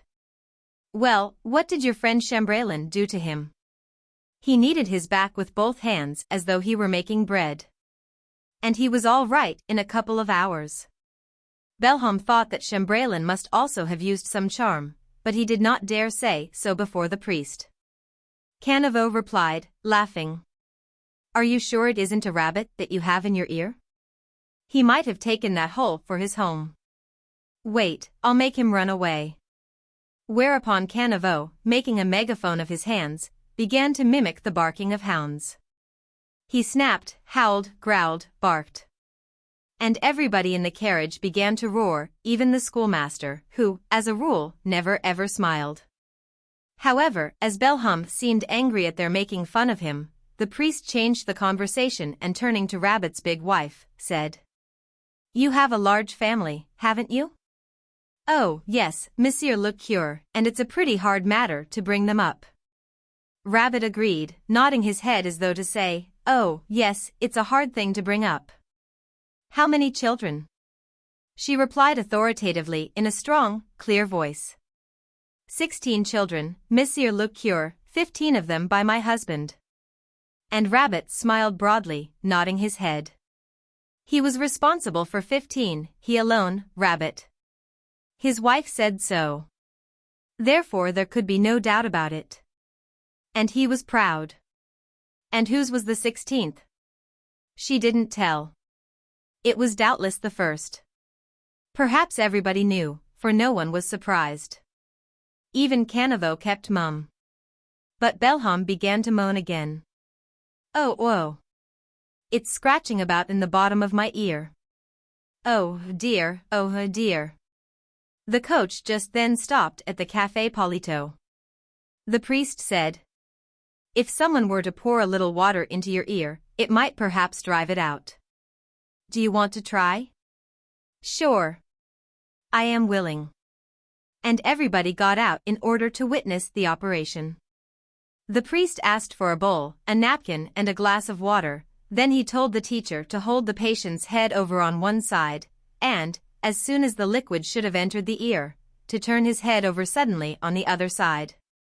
But Caniveau, who was already peering into Belhomme's ear to see if he couldn't discover the beast, shouted.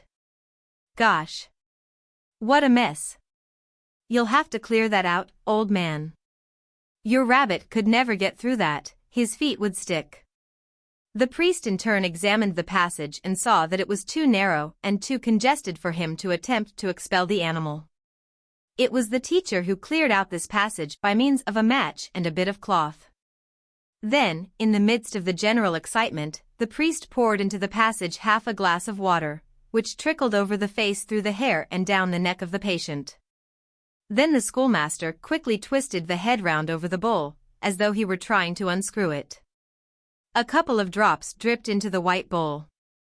All the passengers rushed forward. No insect had come out. However, Belhomme exclaimed, I don't feel anything any more. The priest triumphantly exclaimed, Certainly it has been drowned. Everybody was happy and got back into the coach. But hardly had they started when Belhomme began to cry out again. The bug had aroused itself and had become furious. He even declared that it had now entered his head and was eating his brain. He was howling with such contortions that Poiret's wife, thinking him possessed by the devil, began to cry and to cross herself. Then, the pain abating a little, the sick man began to tell how it was running round in his ear. With his finger he imitated the movements of the body, seeming to see it, to follow it with his eyes. There it goes up again. Oh, what torture! Caniveau was getting impatient. It's the water that is making the bug angry. It is probably more accustomed to wine. Everybody laughed, and he continued, When we get to the Café Bourbou, give it some brandy, and it won't bother you any more, I wager. But Belhomme could contain himself no longer. He began howling as though his soul were being torn from his body. The priest was obliged to hold his head for him. They asked César Horleville to stop at the nearest house. It was a farmhouse at the side of the road. Belham was carried into it and laid on the kitchen table in order to repeat the operation. Caniveau advised mixing brandy and water in order to benumb and perhaps kill the insect. But the priest preferred vinegar. They poured the liquid in drop by drop this time, that it might penetrate down to the bottom, and they left it several minutes in the organ that the beast had chosen for its home. A bowl had once more been brought. Belham was turned over bodily by the priest and Caniveau, while the schoolmaster was tapping on the healthy ear in order to empty the other. César Horleville himself, whip in hand, had come in to observe the proceedings. Suddenly, at the bottom of the bowl appeared a little brown spot, no bigger than a tiny seed. However, it was moving. It was a flea. First there were cries of astonishment and then shouts of laughter. A flea. Well, that was a good joke, a mighty good one. Caniveau was slapping his thigh, César Horleville snapped his whip, the priest laughed like a braying donkey, the teacher cackled as though he were sneezing, and the two women were giving little screams of joy, like the clucking of hens. Belham had seated himself on the table and had taken the bowl between his knees. He was observing, with serious attention and a vengeful anger in his eye, the conquered insect which was twisting round in the water. He grunted, "You rotten little beast," and he spat on it. The driver, wild with joy, kept repeating, a flea, ah. There you are, damned little flea, damned little flea, damned little flea. Then having calmed down a little, he cried, well, back to the coach. We've lost enough time. Discovery. The steamer was crowded with people and the crossing promised to be good. I was going from Havre to Trouville. The ropes were thrown off, the whistle blew for the last time, the whole boat started to tremble, and the great wheels began to revolve, slowly at first, and then with ever-increasing rapidity. We were gliding along the pier, black with people. Those on board were waving their handkerchiefs, as though they were leaving for America, and their friends on shore were answering in the same manner. The big July sun was shining down on the red parasols, the light dresses, the joyous faces, and on the ocean, barely stirred by a ripple. When we were out of the harbor, the little vessel swung round the big curve and pointed her nose toward the distant shore, which was barely visible through the early morning mist. On our left was the broad estuary of the Seine, her muddy water, which never mingles with that of the ocean, making large yellow streaks clearly outlined against the immense sheet of the pure green sea. As soon as I am on a boat, I feel the need of walking to and fro, like a sailor on watch. Why? I do not know. Therefore I began to thread my way along the deck through the crowd of travelers. Suddenly I heard my name called. I turned around. I beheld one of my old friends, Henri Sidoine, whom I had not seen for 10 years. We shook hands and continued our walk together, talking of one thing or another. Suddenly Sidoine, who had been observing the crowd of passengers, cried out angrily. It's disgusting, the boat is full of English people. It was indeed full of them. The men were standing about, looking over the ocean with an all-important air, as though to say, we are the English, the lords of the sea. Here we are. The young girls, formless, with shoes which reminded one of the naval constructions of their fatherland, wrapped in multicolored shawls, were smiling vacantly at the magnificent scenery. Their small heads, planted at the top of their long bodies, wore English hats of the strangest build. And the old maids, thinner yet, opening their characteristic jaws to the wind, seemed to threaten one with their long, yellow teeth. On passing them, one could notice the smell of rubber and of tooth-wash. Sidoine repeated, with growing anger. Disgusting. Can we never stop their coming to France? I asked, smiling. What have you got against them? As far as I am concerned, they don't worry me. He snapped out. Of course they don't worry you. But I married one of them. I stopped and laughed at him. Go ahead and tell me about it. Does she make you very unhappy? He shrugged his shoulders. No, not exactly. Then she is not true to you? Unfortunately, she is. That would be cause for a divorce, and I could get rid of her. Then I'm afraid I don't understand. You don't understand? I'm not surprised. Well, she simply learned how to speak French, that's all. Listen. I didn't have the least desire of getting married when I went to spend the summer at Etretat 2 years ago. There is nothing more dangerous than watering places. You have no idea how it suits young girls. Paris is the place for women and the country for young girls. Donkey rides, surf bathing, breakfast on the grass, all these things are traps set for the marriageable man. And, really, there is nothing prettier than a child about 18, running through a field or picking flowers along the road. I made the acquaintance of an English family who were stopping at the same hotel where I was. The father looked like those men you see over there, and the mother was like all other English women. They had 2 sons, the kind of boys who play rough games with balls, bats or rackets from morning till night. Then came 2 daughters, the elder a dry, shriveled-up Englishwoman, the younger a dream of beauty, a heavenly blonde. When those chits make up their minds to be pretty, they are divine. This one had blue eyes, the kind of blue which seems to contain all the poetry, all the dreams, all the hopes and happiness of the world. What an infinity of dreams is caused by 2 such eyes! How well they answer the dim, eternal question of our heart. It must not be forgotten either that we Frenchmen adore foreign women. As soon as we meet a Russian, an Italian, a Swede, a Spaniard, or an Englishwoman with a pretty face, we immediately fall in love with her. We enthuse over everything which comes from outside, clothes, hats, gloves, guns and women. But what a blunder! I believe that which pleases us in foreign women is their accent. As soon as a woman speaks our language badly we think she is charming. If she uses the wrong word she is exquisite, and if she jabbers in an entirely unintelligible jargon, she becomes irresistible. My little English girl, Kate, spoke a language to be marveled at. At the beginning I could understand nothing, she invented so many new words. Then I fell absolutely in love with this queer, amusing dialect. All maimed, strange, ridiculous terms became delightful in her mouth. Every evening, on the terrace of the casino, we had long conversations which resembled spoken enigmas. I married her. I loved her wildly, as one can only love in a dream. For true lovers only love a dream which has taken the form of a woman. Well, my dear fellow, the most foolish thing I ever did was to give my wife a French teacher. As long as she slaughtered the dictionary and tortured the grammar, I adored her. Our conversations were simple. They revealed to me her surprising gracefulness and matchless elegance. They showed her to me as a wonderful speaking jewel, a living doll made to be kissed, knowing, after a fashion, how to express what she loved. She reminded me of the pretty little toys which say Papa and Mama when you pull a string. Now she talks, badly, very badly. She makes as many mistakes as ever, but I can understand her. I have opened my doll to look inside, and I have seen. And now I have to talk to her. Ah.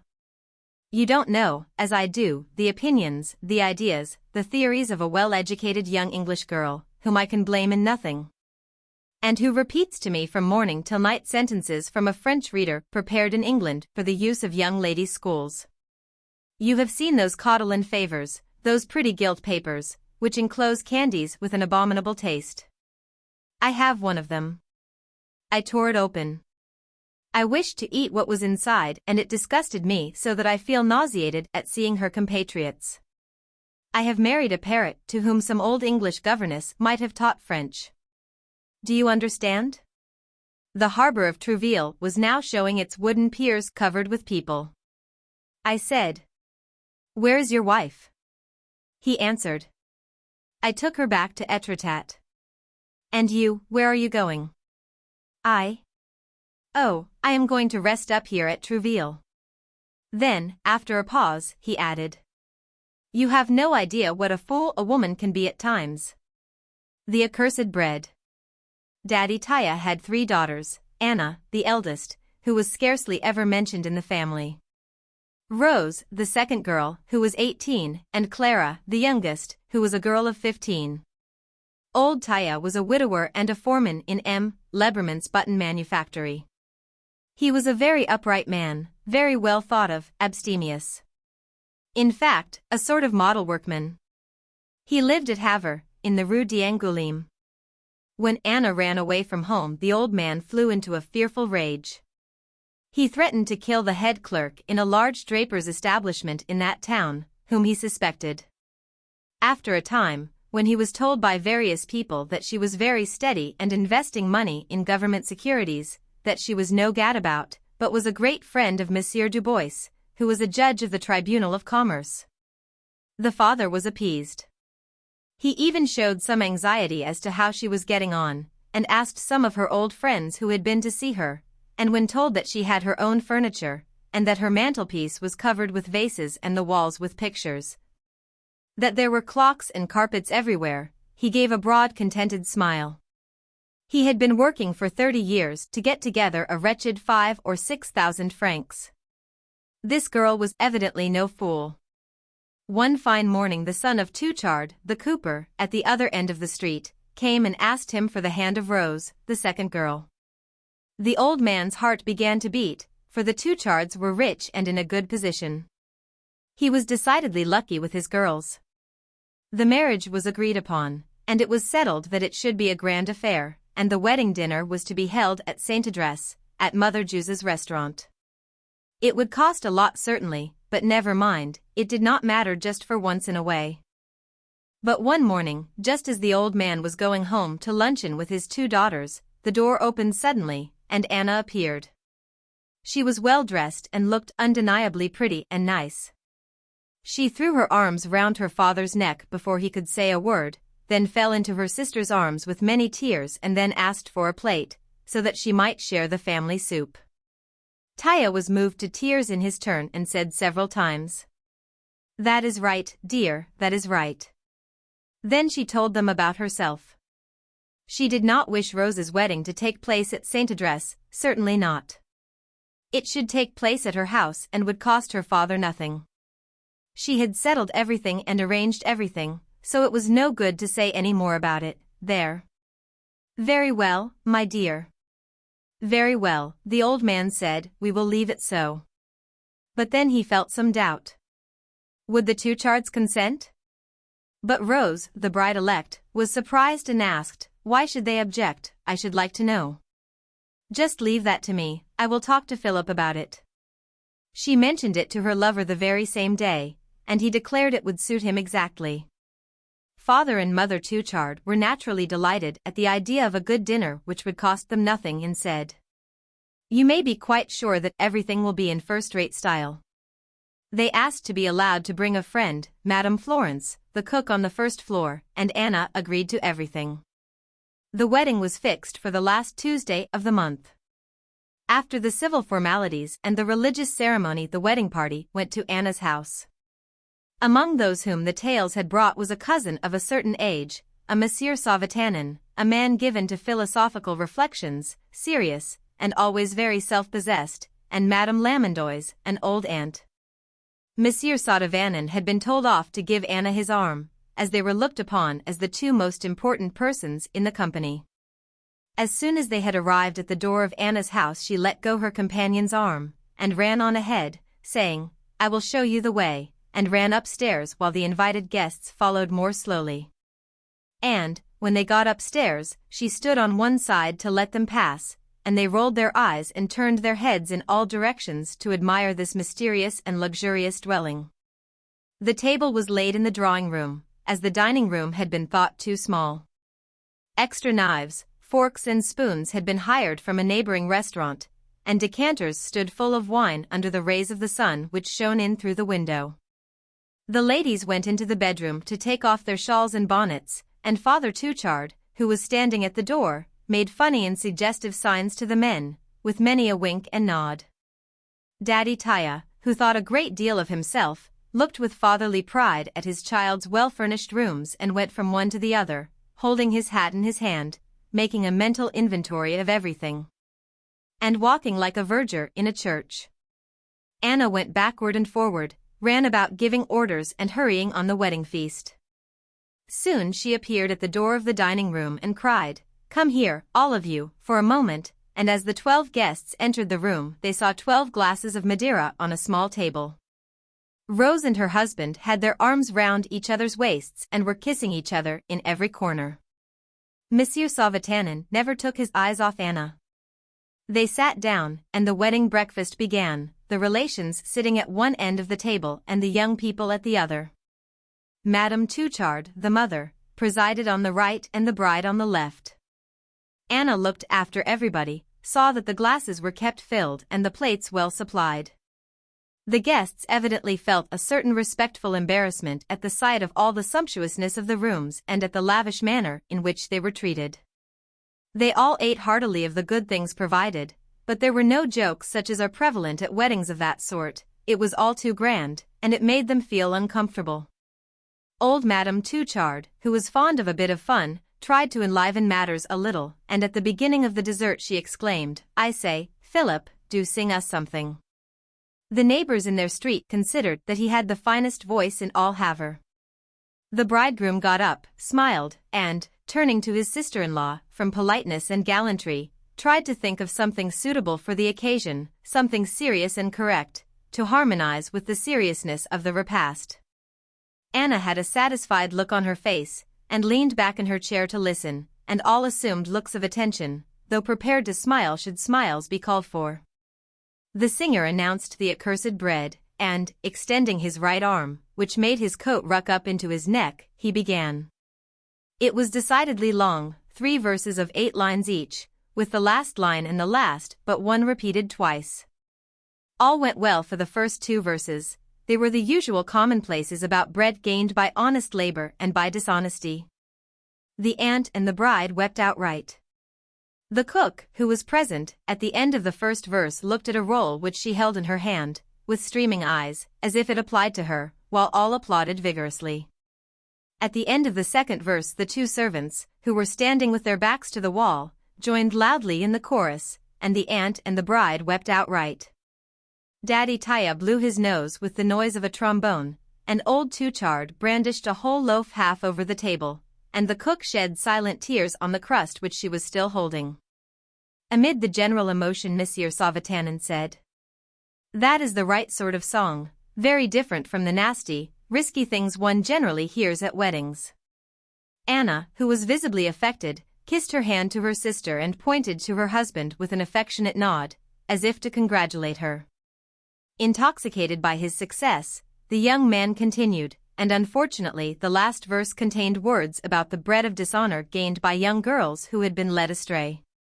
No one took up the refrain about this bread, supposed to be eaten with tears, except old Touchard and the 2 servants. Anna had grown deadly pale and cast down her eyes, while the bridegroom looked from one to the other without understanding the reason for this sudden coldness, and the cook hastily dropped the crust as if it were poisoned. Monsieur Sauvetanin said solemnly, "In order to save the situation, that last couplet is not at all necessary," and Daddy Taya, who had got red up to his ears, looked round the table fiercely. Then Anna, her eyes swimming in tears, told the servants in the faltering voice of a woman trying to stifle her sobs, to bring the champagne. All the guests were suddenly seized with exuberant joy, and all their faces became radiant again.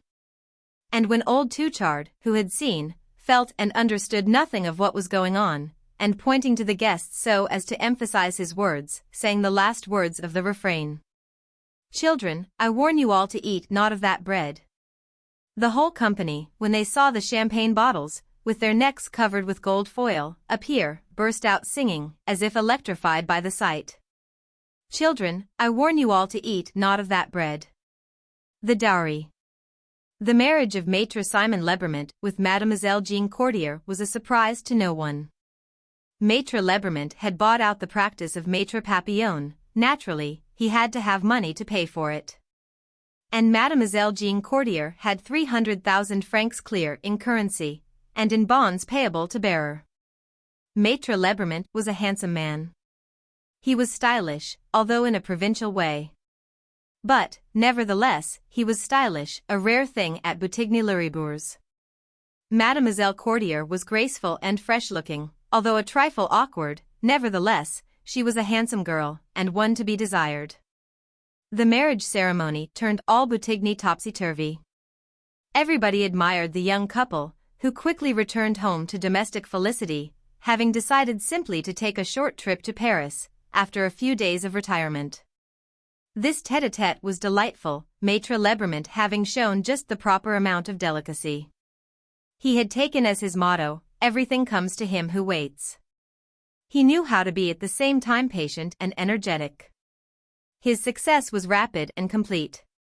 After 4 days, Madame Lebrament adored her husband. She could not get along without him. She would sit on his knees, and taking him by the ears she would say, "Open your mouth and shut your eyes." He would open his mouth wide and partly close his eyes, and he would try to nip her fingers as she slipped some dainty between his teeth. Then she would give him a kiss, sweet and long, which would make chills run up and down his spine. And then, in his turn, he would not have enough caresses to please his wife from morning to night and from night to morning. When the first week was over, he said to his young companion, "If you wish, we will leave for Paris next Tuesday. We will be like two lovers, we will go to the restaurants, the theaters, the concert halls, everywhere, everywhere." She was ready to dance for joy. "Oh. Yes, yes. Let us go as soon as possible," he continued. "And then, as we must forget nothing, ask your father to have your dowry ready. I shall pay Maître Papillon on this trip." She answered, "All right, I will tell him tomorrow morning." And he took her in his arms once more, to renew those sweet games of love which she had so enjoyed for the past week. The following Tuesday, father-in-law and mother-in-law went to the station with their daughter and their son-in-law who were leaving for the capital. The father-in-law said, "I tell you it is very imprudent to carry so much money about in a pocketbook." And the young lawyer smiled. "Don't worry, I am accustomed to such things. You understand that, in my profession, I sometimes have as much as 1,000,000 about me. In this manner, at least we avoid a great amount of red tape and delay.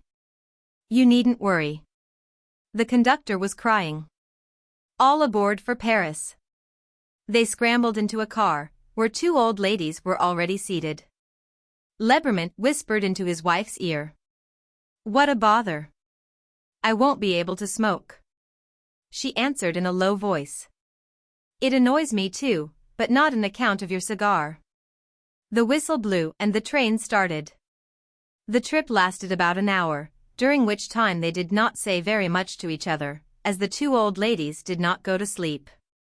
As soon as they were in front of the Saint Lazare station, Maître Lebrament said to his wife, "Dearie, let us first go over to the boulevard and get something to eat, then we can quietly return and get our trunk and bring it to the hotel." She immediately assented. "Oh. Yes. Let's eat at the restaurant. Is it far?" He answered. "Yes, it's quite a distance, but we will take the omnibus." She was surprised. "Why don't we take a cab?" He began to scold her smilingly.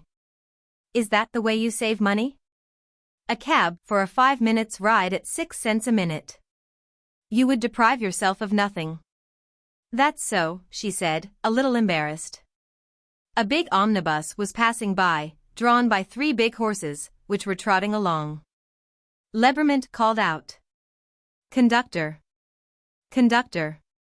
The heavy carriage stopped.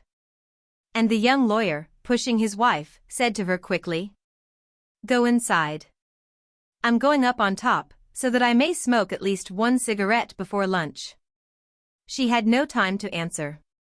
The conductor, who had seized her by the arm to help her up the step, pushed her inside, and she fell into a seat, bewildered, looking through the back window at the feet of her husband as he climbed up to the top of the vehicle. And she sat there motionless, between a fat man who smelled of cheap tobacco and an old woman who smelled of garlic. All the other passengers were lined up in silence, a grocer's boy, a young girl, a soldier, a gentleman with gold-rimmed spectacles and a big silk hat, 2 ladies with a self-satisfied and crabbed look, which seemed to say, "We are riding in this thing, but we don't have to," 2 sisters of charity and an undertaker. They looked like a collection of caricatures. The jolting of the wagon made them wag their heads and the shaking of the wheels seemed to stupefy them. They all looked as though they were asleep. The young woman remained motionless. Why didn't he come inside with me, she was saying to herself. An unaccountable sadness seemed to be hanging over her. He really need not have acted so. The sisters motioned to the conductor to stop, and they got off one after the other, leaving in their wake the pungent smell of camphor. The bus started tip and soon stopped again. And in got a cook, red-faced and out of breath. She sat down and placed her basket of provisions on her knees. A strong odor of dishwater filled the vehicle. It's further than I imagined, thought Jean. The undertaker went out, and was replaced by a coachman who seemed to bring the atmosphere of the stable with him. The young girl had as a successor a messenger, the odor of whose feet showed that he was continually walking. The lawyer's wife began to feel ill at ease, nauseated, ready to cry without knowing why. Other persons left and others entered. The stage went on through interminable streets, stopping at stations and starting again. How far it is, thought Jean. I hope he hasn't gone to sleep. He has been so tired the last few days. Little by little all the passengers left. She was left alone, all alone. The conductor cried. Vaugirard. Seeing that she did not move, he repeated. Vaugirard. She looked at him, understanding that he was speaking to her, as there was no one else there. For the third time the man said. Vaugirard. Then she asked. Where are we? He answered gruffly. We're at Vaugirard, of course. I have been yelling it for the last half hour. Is it far from the boulevard? She said. Which boulevard? The Boulevard des Italiens. We passed that a long time ago. Would you mind telling my husband? Your husband? Where is he? On the top of the bus. On the top? There hasn't been anybody there for a long time. She started, terrified. What? That's impossible. He got on with me. Look well. He must be there. The conductor was becoming uncivil. Come on, little one, you've talked enough. You can find 10 men for every one that you lose. Now run along. You'll find another one somewhere. Tears were coming to her eyes. She insisted.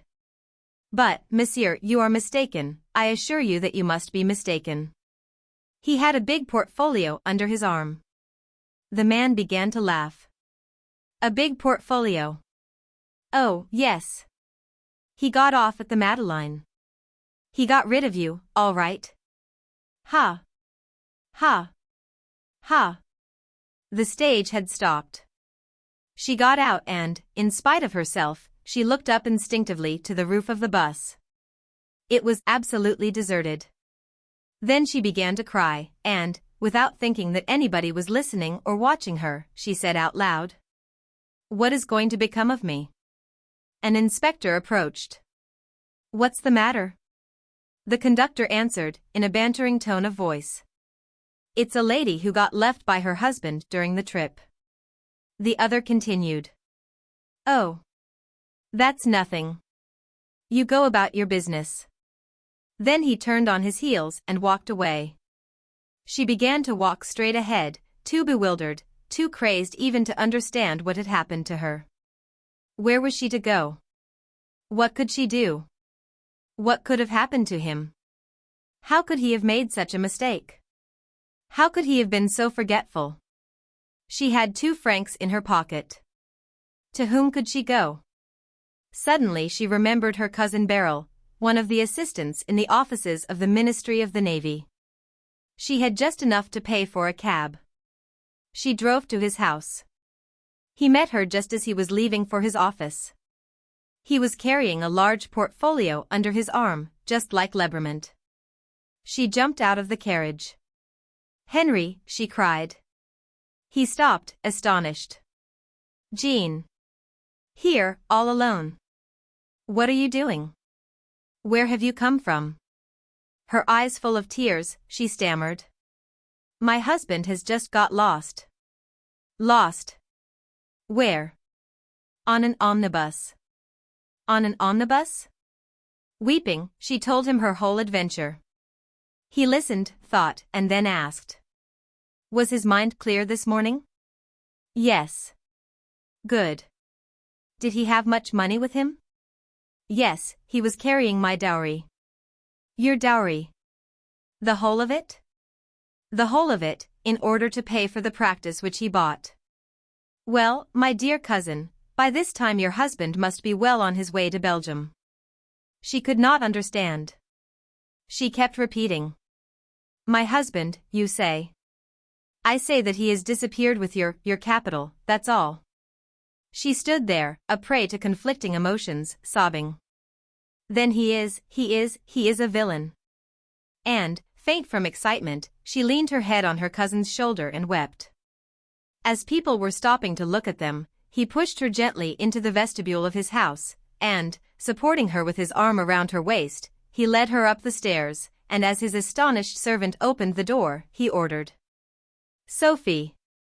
Run to the restaurant and get a luncheon for two. I am not going to the office today. The Diary of a Madman. He was dead, the head of a high tribunal, the upright magistrate whose irreproachable life was a proverb in all the courts of France. Advocates, young counselors, judges had greeted him at sight of his large, thin, pale face lighted up by two sparkling deep-set eyes, bowing low in token of respect. He had passed his life in pursuing crime and in protecting the weak. Swindlers and murderers had no more redoubtable enemy, for he seemed to read the most secret thoughts of their minds. He was dead, now, at the age of 82, honored by the homage and followed by the regrets of a whole people. Soldiers in red trousers had escorted him to the tomb and men in white cravats had spoken words and shed tears that seemed to be sincere beside his grave. But here is the strange paper found by the dismayed notary in the desk where he had kept the records of great criminals. It was entitled, Why? June 20, 1851. I have just left court. I have condemned Blondel to death. Now, why did this man kill his 5 children? Frequently one meets with people to whom the destruction of life is a pleasure. Yes, it should be a pleasure, the greatest of all, perhaps, for is not killing the next thing to creating? To make and to destroy. These 2 words contain the history of the universe, all the history of worlds, all that is, all. Why is it not intoxicating to kill? June 25. To think that a being is there who lives, who walks, who runs. A being? What is a being? That animated thing, that bears in it the principle of motion and a will ruling that motion. It is attached to nothing, this thing. Its feet do not belong to the ground. It is a grain of life that moves on the earth, and this grain of life, coming I know not whence, one can destroy at one's will. Then nothing more. It perishes, it is finished. June 26. Why then is it a crime to kill? Yes, why? On the contrary, it is the law of nature. The mission of every being is to kill, he kills to live, and he kills to kill. The beast kills without ceasing, all day, every instant of his existence. Man kills without ceasing, to nourish himself. But since he needs, besides, to kill for pleasure, he has invented hunting. The child kills the insects he finds, the little birds, all the little animals that come in his way. But this does not suffice for the irresistible need to massacre that is in us. It is not enough to kill beasts, we must kill man too. Long ago this need was satisfied by human sacrifices. Now the requirements of social life have made murder a crime. We condemn and punish the assassin. But as we cannot live without yielding to this natural and imperious instinct of death, we relieve ourselves, from time to time, by wars. Then a whole nation slaughters another nation. It is a feast of blood, a feast that maddens armies and that intoxicates civilians, women and children, who read, by lamplight at night, the feverish story of massacre. One might suppose that those destined to accomplish these butcheries of men would be despised. No, they are loaded with honors. They are clad in gold and in resplendent garments. They wear plumes on their heads and ornaments on their breasts, and they are given crosses, rewards, titles of every kind.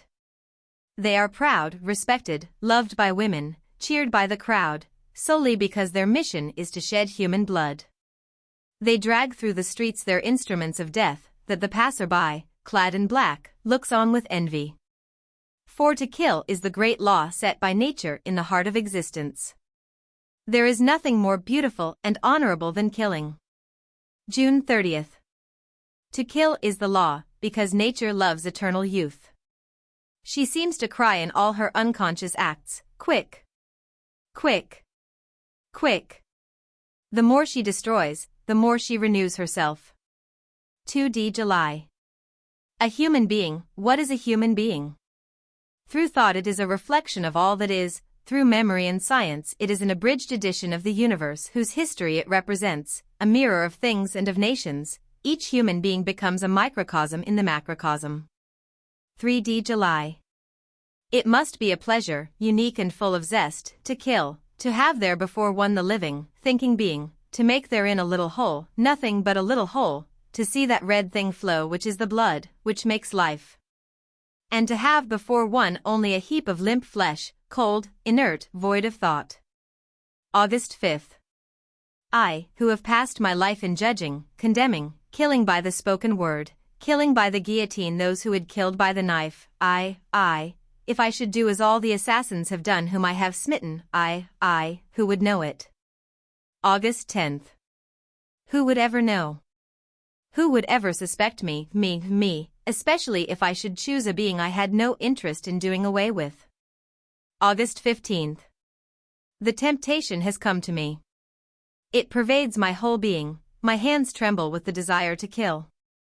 22D August. I could resist no longer. I killed a little creature as an experiment, for a beginning. Jean, my servant, had a goldfinch in a cage hung in the office window. I sent him on an errand, and I took the little bird in my hand where I felt its heartbeat. It was warm. I went up to my room. From time to time I squeezed it tighter, its heartbeat faster. This was atrocious and delicious. I was near choking it. But I could not see the blood. Then I took scissors, short nail scissors, and I cut its throat with 3 slits, quite gently. It opened its bill, it struggled to escape me, but I held it, oh. I held it, I could have held a mad dog, and I saw the blood trickle. And then I did as assassins do, real ones. I washed the scissors, I washed my hands. I sprinkled water and took the body, the corpse, to the garden to hide it. I buried it under a strawberry plant. It will never be found. Every day I shall eat a strawberry from that plant. How one can enjoy life when one knows how. My servant cried, he thought his bird flown. How could he suspect me? August 25th. I must kill a man. I must. August 30th. It is done. But what a little thing!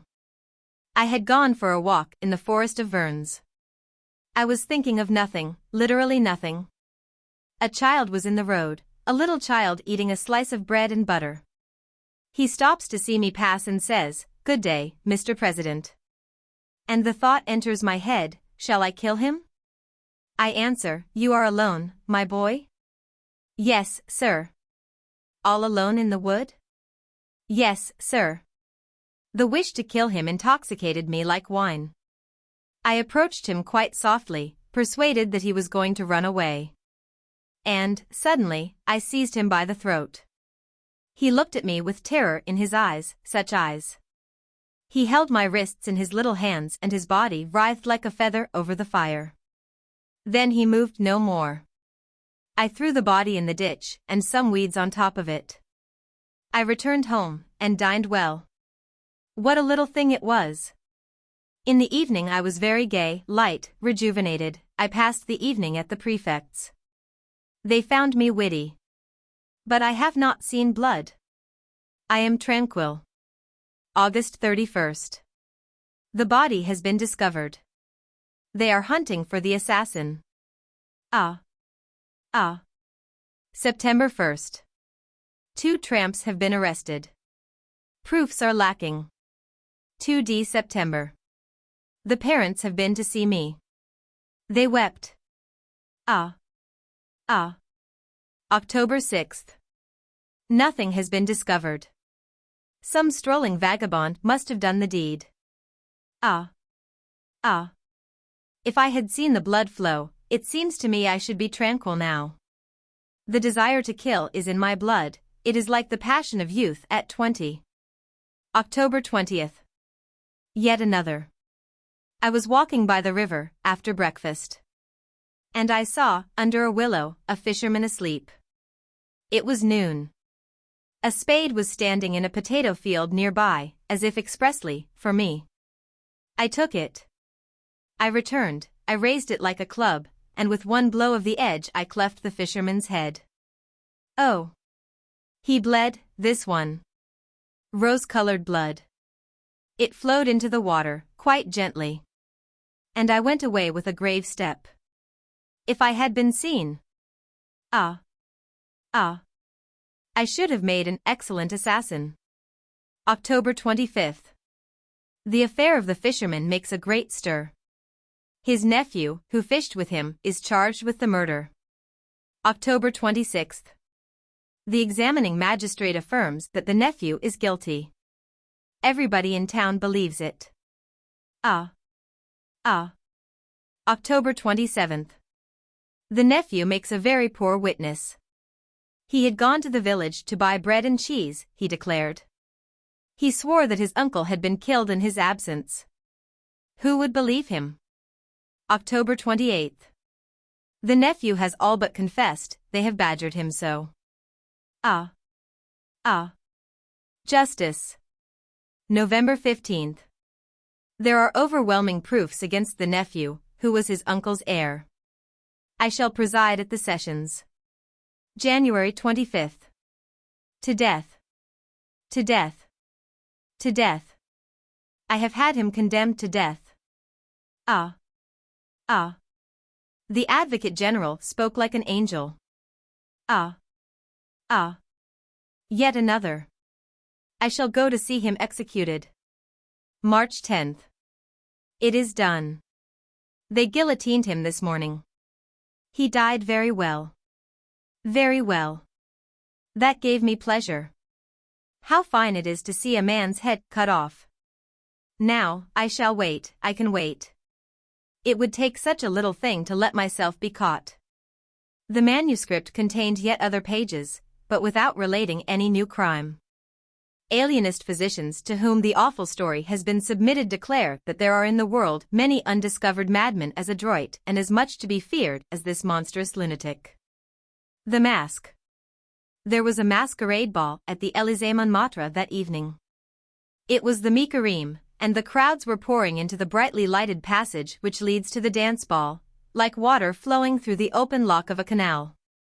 The loud call of the orchestra, bursting like a storm of sound, shook the rafters, swelled through the whole neighborhood and awoke, in the streets and in the depths of the houses, an irresistible desire to jump, to get warm, to have fun, which slumbers within each human animal. The patrons came from every quarter of Paris. There were people of all classes who loved noisy pleasures, a little low and tinged with debauch. There were clerks and girls of every description, some wearing common cotton, some the finest batiste, rich girls, old and covered with diamonds, and poor girls of 16, full of the desire to revel, to belong to men, to spend money. Elegant black evening suits, in search of fresh or faded but appetizing novelty, wandering through the excited crowds, looking, searching, while the masqueraders seemed moved above all by the desire for amusement. Already the far-famed quadrilles had attracted around them a curious crowd. The moving hedge which encircled the four dancers swayed in and out like a snake, sometimes nearer and sometimes farther away, according to the motions of the performers. The two women, whose lower limbs seemed to be attached to their bodies by rubber springs, were making wonderful and surprising motions with their legs. Their partners hopped and skipped about, waving their arms about. One could imagine their panting breath beneath their masks. One of them, who had taken his place in the most famous quadrille, as substitute for an absent celebrity, the handsome Sanjagos, was trying to keep up with the tireless Ariti Deveau and was making strange fancy steps which aroused the joy and sarcasm of the audience. He was thin, dressed like a dandy, with a pretty varnished mask on his face. It had a curly blonde mustache and a wavy wig. He looked like a wax figure from the Musée Grevin, like a strange and fantastic caricature of the charming young man of fashion plates, and he danced with visible effort, clumsily, with a comical impetuosity. He appeared rusty beside the others when he tried to imitate their gambols. He seemed overcome by rheumatism, as heavy as a Great Dane playing with greyhounds. Mocking bravos encouraged him.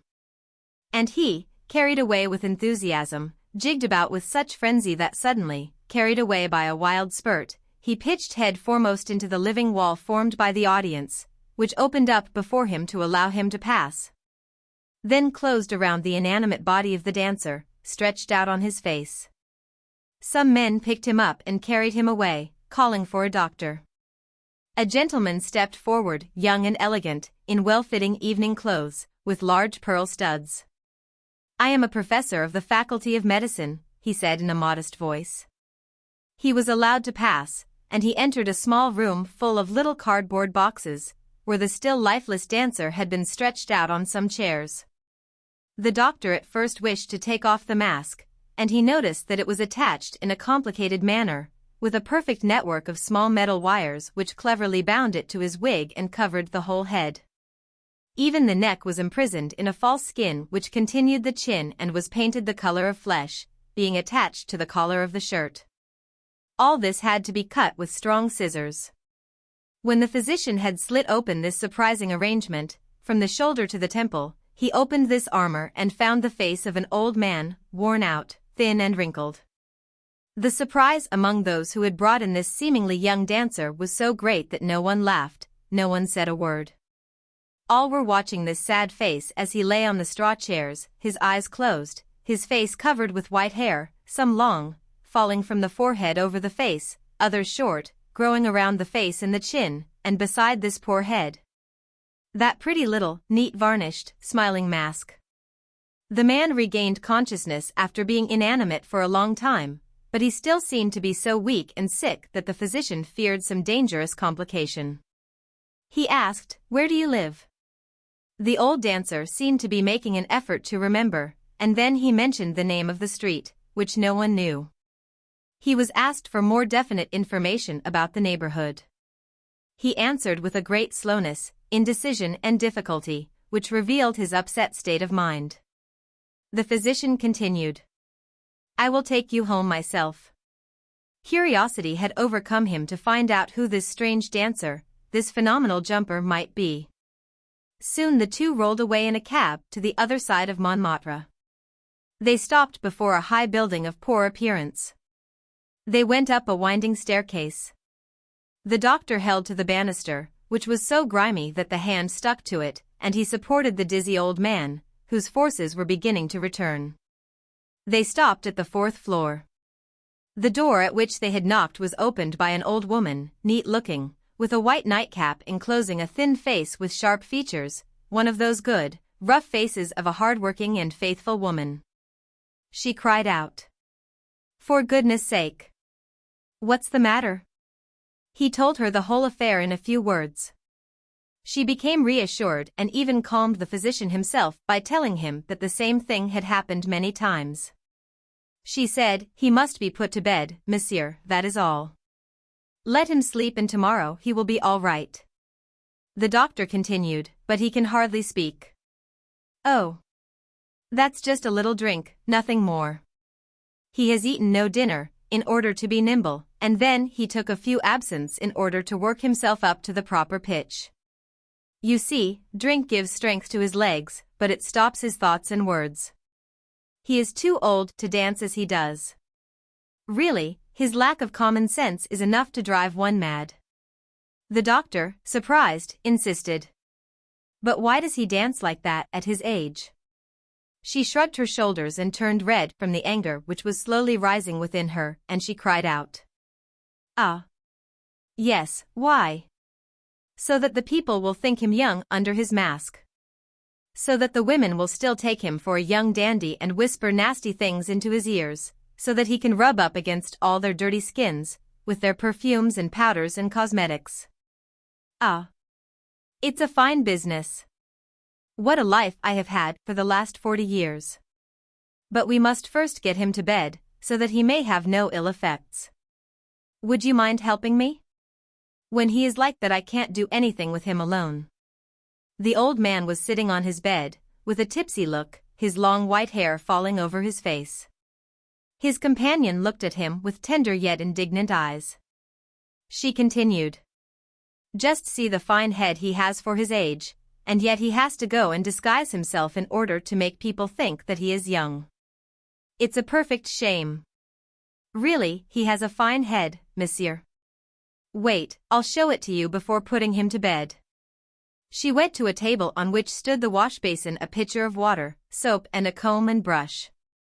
She took the brush, returned to the bed and pushed back the drunkard's tangled hair. In a few seconds she made him look like a model fit for a great painter, with his long white locks flowing on his neck. Then she stepped back in order to observe him, saying, There. Isn't he fine for his age? Very, agreed the doctor, who was beginning to be highly amused. She added, and if you had known him when he was 25. But we must get him to bed, otherwise the drink will make him sick. Do you mind drawing off that sleeve? Higher like that, that's right. Now the trousers. Wait, I will take his shoes off, that's right. Now, hold him upright while I open the bed. There, let us put him in. If you think that he is going to disturb himself when it is time for me to get in, you are mistaken. I have to find a little corner any place I can. That doesn't bother him. Bah! You old pleasure-seeker. As soon as he felt himself stretched out in his sheets, the old man closed his eyes, opened them, closed them again, and over his whole face appeared an energetic resolve to sleep. The doctor examined him with an ever-increasing interest and asked, Does he go to all the fancy balls and try to be a young man? To all of them, monsieur, and he comes back to me in the morning in a deplorable condition.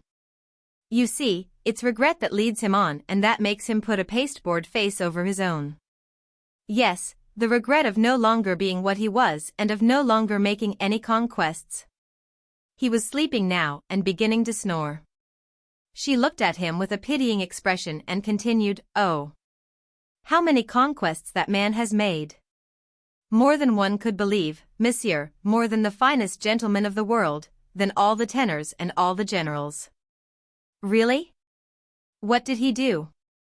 Oh! It will surprise you at first, as you did not know him in his palmy days. When I met him it was also at a ball, for he has always frequented them. As soon as I saw him I was caught like a fish on a hook. Ah! How pretty he was, monsieur, with his curly raven locks and black eyes as large as saucers. Indeed, he was good-looking. He took me away that evening and I never have left him since, never, not even for a day, no matter what he did to me. Oh! He has often made it hard for me. The doctor asked, Are you married? She answered simply, Yes, monsieur, otherwise he would have dropped me as he did the others. I have been his wife and his servant, everything that he wished. How he has made me cry, tears which I did not show him, for he would tell all his adventures to me, monsieur, without understanding how it hurt me to listen. But what was his business? That's so. I forgot to tell you. He was the foreman at Martel's, a foreman such as they never had had, an artist who averaged 10 francs an hour. Martel, who is Martel? The hairdresser, monsieur, the great hairdresser of the opera, who had all the actresses for customers. Yes, sir, all the smartest actresses had their hair dressed by Ambrose and they would give him tips that made a fortune for him. Ah! Monsieur, all the women are alike, yes, all of them. When a man pleases their fancy they offer themselves to him. It is so easy, and it hurt me so to hear about it. For he would tell me everything, he simply could not hold his tongue, it was impossible. Those things please the men so much. They seem to get even more enjoyment out of telling than doing. When I would see him coming in the evening, a little pale, with a pleased look and a bright eye, would say to myself, one more. I am sure that he has caught one more. Then I felt a wild desire to question him and then, again, not to know, to stop his talking if he should begin. And we would look at each other. I knew that he would not keep still, that he would come to the point. I could feel that from his manner, which seemed to laugh and say, I had a fine adventure today, Madeline. I would pretend to notice nothing, to guess nothing. I would set the table, bring on the soup and sit down opposite him. At those times, monsieur, it was as if my friendship for him had been crushed in my body as with a stone. It hurt. But he did not understand, he did not know. He felt a need to tell all those things to someone, to boast, to show how much he was loved, and I was the only one he had to whom he could talk, the only one. And I would have to listen and drink it in, like poison. He would begin to take his soup and then he would say, one more, Madeline. And I would think, here it comes. Goodness! What a man! Why did I ever meet him? Then he would begin, one more. And a beauty, too. And it would be some little one from the vaudeville or else from the varieties, and some of the big ones, too, some of the most famous. He would tell me their names, how their apartments were furnished, everything, monsieur. Heartbreaking details. And he would go over them and tell his story over again from beginning to end, so pleased with himself that I would pretend to laugh so that he would not get angry with me. Everything may not have been true. He liked to glorify himself and was quite capable of inventing such things. They may perhaps also have been true. On those evenings he would pretend to be tired and wish to go to bed after supper. We would take supper at 11, monsieur, for he could never get back from work earlier. When he had finished telling about his adventure he would walk round the room and smoke cigarettes, and he was so handsome, with his mustache and curly hair, that I would think, it's true, just the same, what he is telling. Since I myself am crazy about that man, why should not others be the same? Then I would feel like crying, shrieking, running away and jumping out of the window while I was clearing the table and he was smoking. He would yawn in order to show how tired he was, and he would say 2 or 3 times before going to bed, ah! How well I shall sleep this evening. I bear him no ill will, because he did not know how he was hurting me. No, he could not know. He loved to boast about the women just as a peacock loves to show his feathers. He got to the point where he thought that all of them looked at him and desired him. It was hard when he grew old. Oh, monsieur, when I saw his first white hair I felt a terrible shock and then a great joy, a wicked joy, but so great, so great. I said to myself, it's the end, it's the end. It seemed as if I were about to be released from prison. At last I could have him to myself, all to myself, when the others would no longer want him. It was one morning in bed. He was still sleeping and I leaned over him to wake him up with a kiss, when I noticed in his curls, over his temple, a little thread which shone like silver. What a surprise! I should not have thought it possible. At first I thought of tearing it out so that he would not see it, but as I looked carefully I noticed another farther up. White hair. He was going to have white hair. My heart began to thump and perspiration stood out all over me, but away down at the bottom I was happy.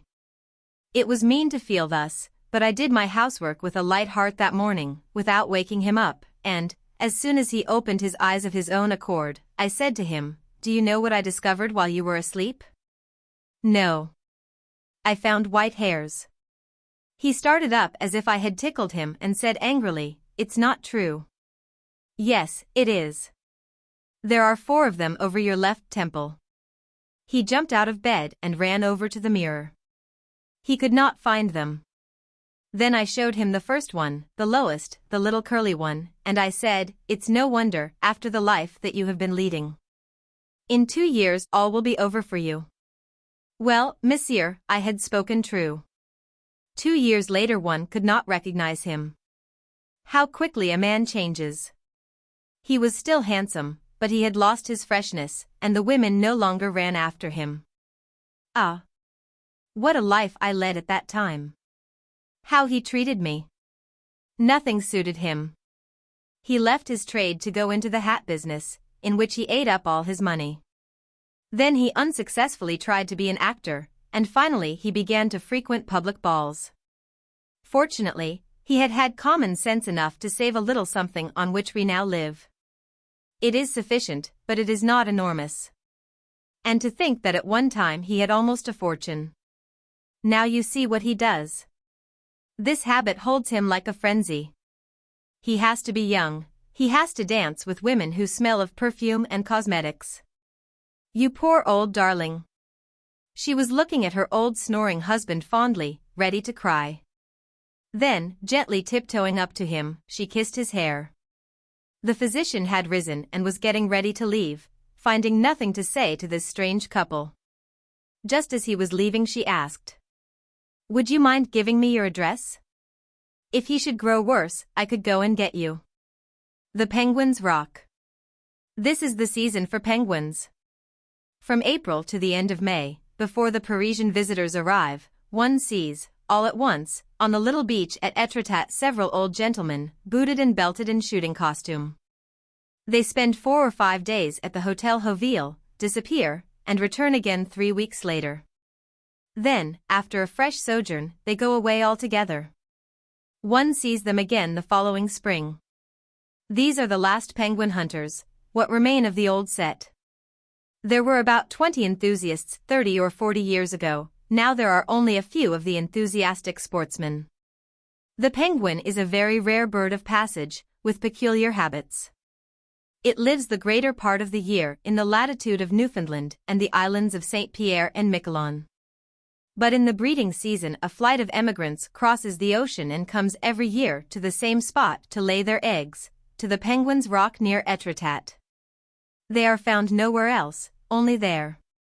They have always come there, have always been chased away, but return again, and will always return. As soon as the young birds are grown they all fly away, and disappear for a year. Why do they not go elsewhere? Why not choose some other spot on the long white, unending cliff that extends from the Pas-de-Calais to Havre? What force, what invincible instinct, what custom of centuries impels these birds to come back to this place? What first migration, what tempest, possibly, once cast their ancestors on this rock? And why do the children, the grandchildren, all the descendants of the first parents always return here?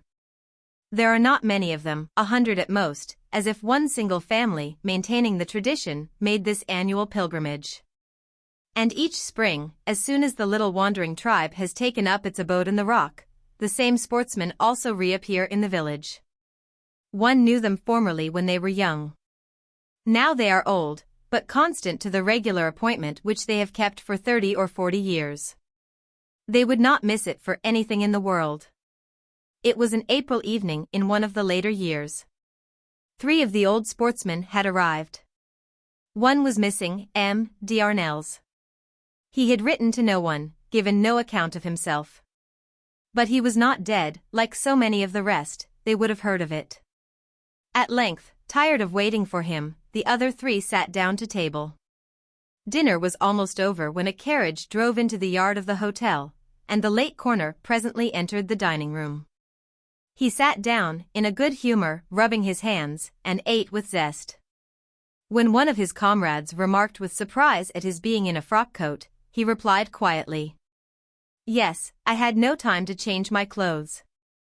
They retired on leaving the table, for they had to set out before daybreak in order to take the birds unawares. There is nothing so pretty as this sport, this early morning expedition. At 3 o'clock in the morning the sailors awoke the sportsmen by throwing sand against the windows. They were ready in a few minutes and went down to the beach. Although it was still dark, the stars had paled a little. The sea ground the shingle on the beach. There was such a fresh breeze that it made one shiver slightly in spite of one's heavy clothing. Presently 2 boats were pushed down the beach by the sailors, with a sound as of tearing cloth, and were floated on the nearest waves. The brown sail was hoisted, swelled a little, fluttered, hesitated and swelling out again as round as a paunch, carried the boats towards the large arched entrance that could be faintly distinguished in the darkness. The sky became clearer, the shadows seemed to melt away. The coast still seemed veiled, the great white coast, perpendicular as a wall. They passed through the manport, an enormous arch beneath which a ship could sail.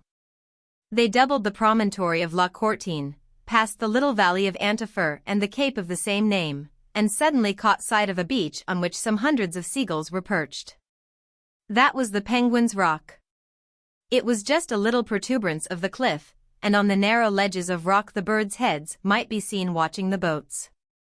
They remained there, motionless, not venturing to fly off as yet. Some of them perched on the edges, seated upright, looked almost like bottles, for their little legs are so short that when they walk they glide along as if they were on rollers. When they start to fly they cannot make a spring and let themselves fall like stones almost down to the very men who are watching them. They know their limitation and the danger to which it subjects them, and cannot make up their minds to fly away. But the boatmen begin to shout, beating the sides of the boat with the wooden boat pins, and the birds, in a fright, fly one by one into space until they reach the level of the waves.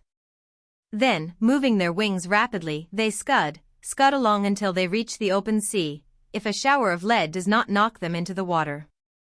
For an hour the firing is kept up, obliging them to give up, one after another.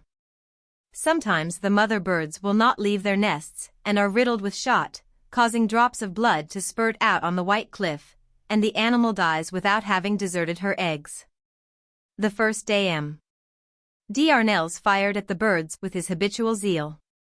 But when the party returned toward 10 o'clock, beneath a brilliant sun, which cast great triangles of light on the white cliffs along the coast, he appeared a little worried, and absent-minded, contrary to his accustomed manner. As soon as they got on shore a kind of servant, dressed in black, came up to him and said something in a low tone. He seemed to reflect, hesitate, and then replied, "No, tomorrow." The following day they set out again. This time M. Darnelles frequently missed his aim, although the birds were close by. His friends teased him, asked him if he were in love, if some secret sorrow was troubling his mind and heart. At length he confessed, "Yes, indeed, I have to leave soon, and that annoys me." "What, you must leave? And why?" "Oh, I have some business that calls me back. I cannot stay any longer." They then talked of other matters. As soon as breakfast was over the valet in black appeared. M. Darnelles ordered his carriage, and the man was leaving the room when the three sportsmen interfered, insisting, begging, and praying their friend to stay. One of them at last said, "Come now, this cannot be a matter of such importance, for you have already waited 2 days." M. Darnelles, altogether perplexed, began to think, evidently baffled, divided between pleasure and duty, unhappy and disturbed. After reflecting for some time he stammered, the fact is, I am not alone here. I have my son-in-law." There were exclamations and shouts of your son-in-law. "Where is he?" He suddenly appeared confused and his face grew red. "What? Do you not know?" Why, he is in the coach-house. He is dead." They were all silent in amazement. M. Darnelles continued, more and more disturbed. "I had the misfortune to lose him. And as I was taking the body to my house, in Brisseville, I came round this way so as not to miss our appointment. But you can see that I cannot wait any longer." Then one of the sportsmen, bolder than the rest, said, "Well, but, since he is dead, it seems to me that he can wait a day longer." The others chimed in. "That cannot be denied." M. Darnelles appeared to be relieved of a great weight, but a little uneasy, nevertheless, he asked, "But, frankly, do you think?" The three others, as one man, replied, "Parbleu! My dear boy, 2 days more or less can make no difference in his present condition." And, perfectly calmly, the father-in-law turned to the undertaker's assistant, and said, "Well, then, my friend, it will be the day after tomorrow. A family. I was to see my old friend, Simon Radvin, of whom I had lost sight for 15 years. At one time he was my most intimate friend, the friend who knows one's thoughts, with whom one passes long, quiet, happy evenings, to whom one tells one's secret love affairs, and who seems to draw out those rare, ingenious, delicate thoughts born of that sympathy that gives a sense of repose. For years we had scarcely been separated, we had lived, traveled, thought and dreamed together. Had liked the same things, had admired the same books, understood the same authors, trembled with the same sensations, and very often laughed at the same individuals, whom we understood completely by merely exchanging a glance. Then he married. He married, quite suddenly, a little girl from the provinces, who had come to Paris in search of a husband. How in the world could that little thin, insipidly fair girl, with her weak hands, her light, vacant eyes, and her clear, silly voice, who was exactly like 100,000 marriageable dolls, have picked up that intelligent, clever young fellow? Can anyone understand these things? No doubt he had hoped for happiness, simple, quiet and long-enduring happiness, in the arms of a good, tender and faithful woman. He had seen all that in the transparent looks of that schoolgirl with light hair. He had not dreamed of the fact that an active, living and vibrating man grows weary of everything as soon as he understands the stupid reality, unless, indeed, he becomes so brutalized that he understands nothing whatever. What would he be like when I met him again? Still lively, witty, light-hearted and enthusiastic, or in a state of mental torpor induced by provincial life? A man may change greatly in the course of 15 years. The train stopped at a small station, and as I got out of the carriage, a very stout man with red cheeks and a big stomach rushed up to me with open arms, exclaiming, "George!" I embraced him, but I had not recognized him, and then I said, in astonishment, "By Jove! You have not grown thin." And he replied with a laugh, "What did you expect? Good living, a good table and good nights. Eating and sleeping, that is my existence." I looked at him closely, trying to discover in that broad face the features I held so dear. His eyes alone had not changed, but I no longer saw the same expression in them, and I said to myself, if the expression be the reflection of the mind, the thoughts in that head are not what they used to be formerly. Those thoughts which I knew so well. Yet his eyes were bright, full of happiness and friendship, but they had not that clear, intelligent expression which shows as much as words the brightness of the intellect. Suddenly he said, "Here are my two eldest children." A girl of 14, who was almost a woman, and a boy of 13, in the dress of a boy from a lycée, came forward in a hesitating and awkward manner, and I said in a low voice, "Are they yours?" "Of course they are," he replied, laughing. "How many have you?" "5. There are 3 more at home." He said this in a proud, self-satisfied, almost triumphant manner, and I felt profound pity, mingled with a feeling of vague contempt, for this vainglorious and simple reproducer of his species. I got into a carriage which he drove himself, and we set off through the town, a dull, sleepy, gloomy town where nothing was moving in the streets except a few dogs and 2 or 3 maidservants. Here and there a shopkeeper, standing at his door, took off his hat, and Simon returned his salute and told me the man's name. No doubt to show me that he knew all the inhabitants personally, and the thought struck me that he was thinking of becoming a candidate for the Chamber of Deputies, that dream of all those who bury themselves in the provinces. We were soon out of the town, and the carriage turned into a garden that was an imitation of a park, and stopped in front of a turreted house, which tried to look like a chateau. "That is my den," said Simon, so that I might compliment him on it. "It is charming," I replied. A lady appeared on the steps, dressed for company, and with company phrases already prepared. She was no longer the light-haired, insipid girl I had seen in church 15 years previously, but a stout lady in curls and flounces, one of those ladies of uncertain age, without intellect, without any of those things that go to make a woman. In short, she was a mother, a stout, commonplace mother, a human breeding machine which procreates without any other preoccupation but her children and her cookbook. She welcomed me, and I went into the hall, where 3 children, ranged according to their height, seemed set out for review, like firemen before a mayor, and I said, "Ah. So there are the others?"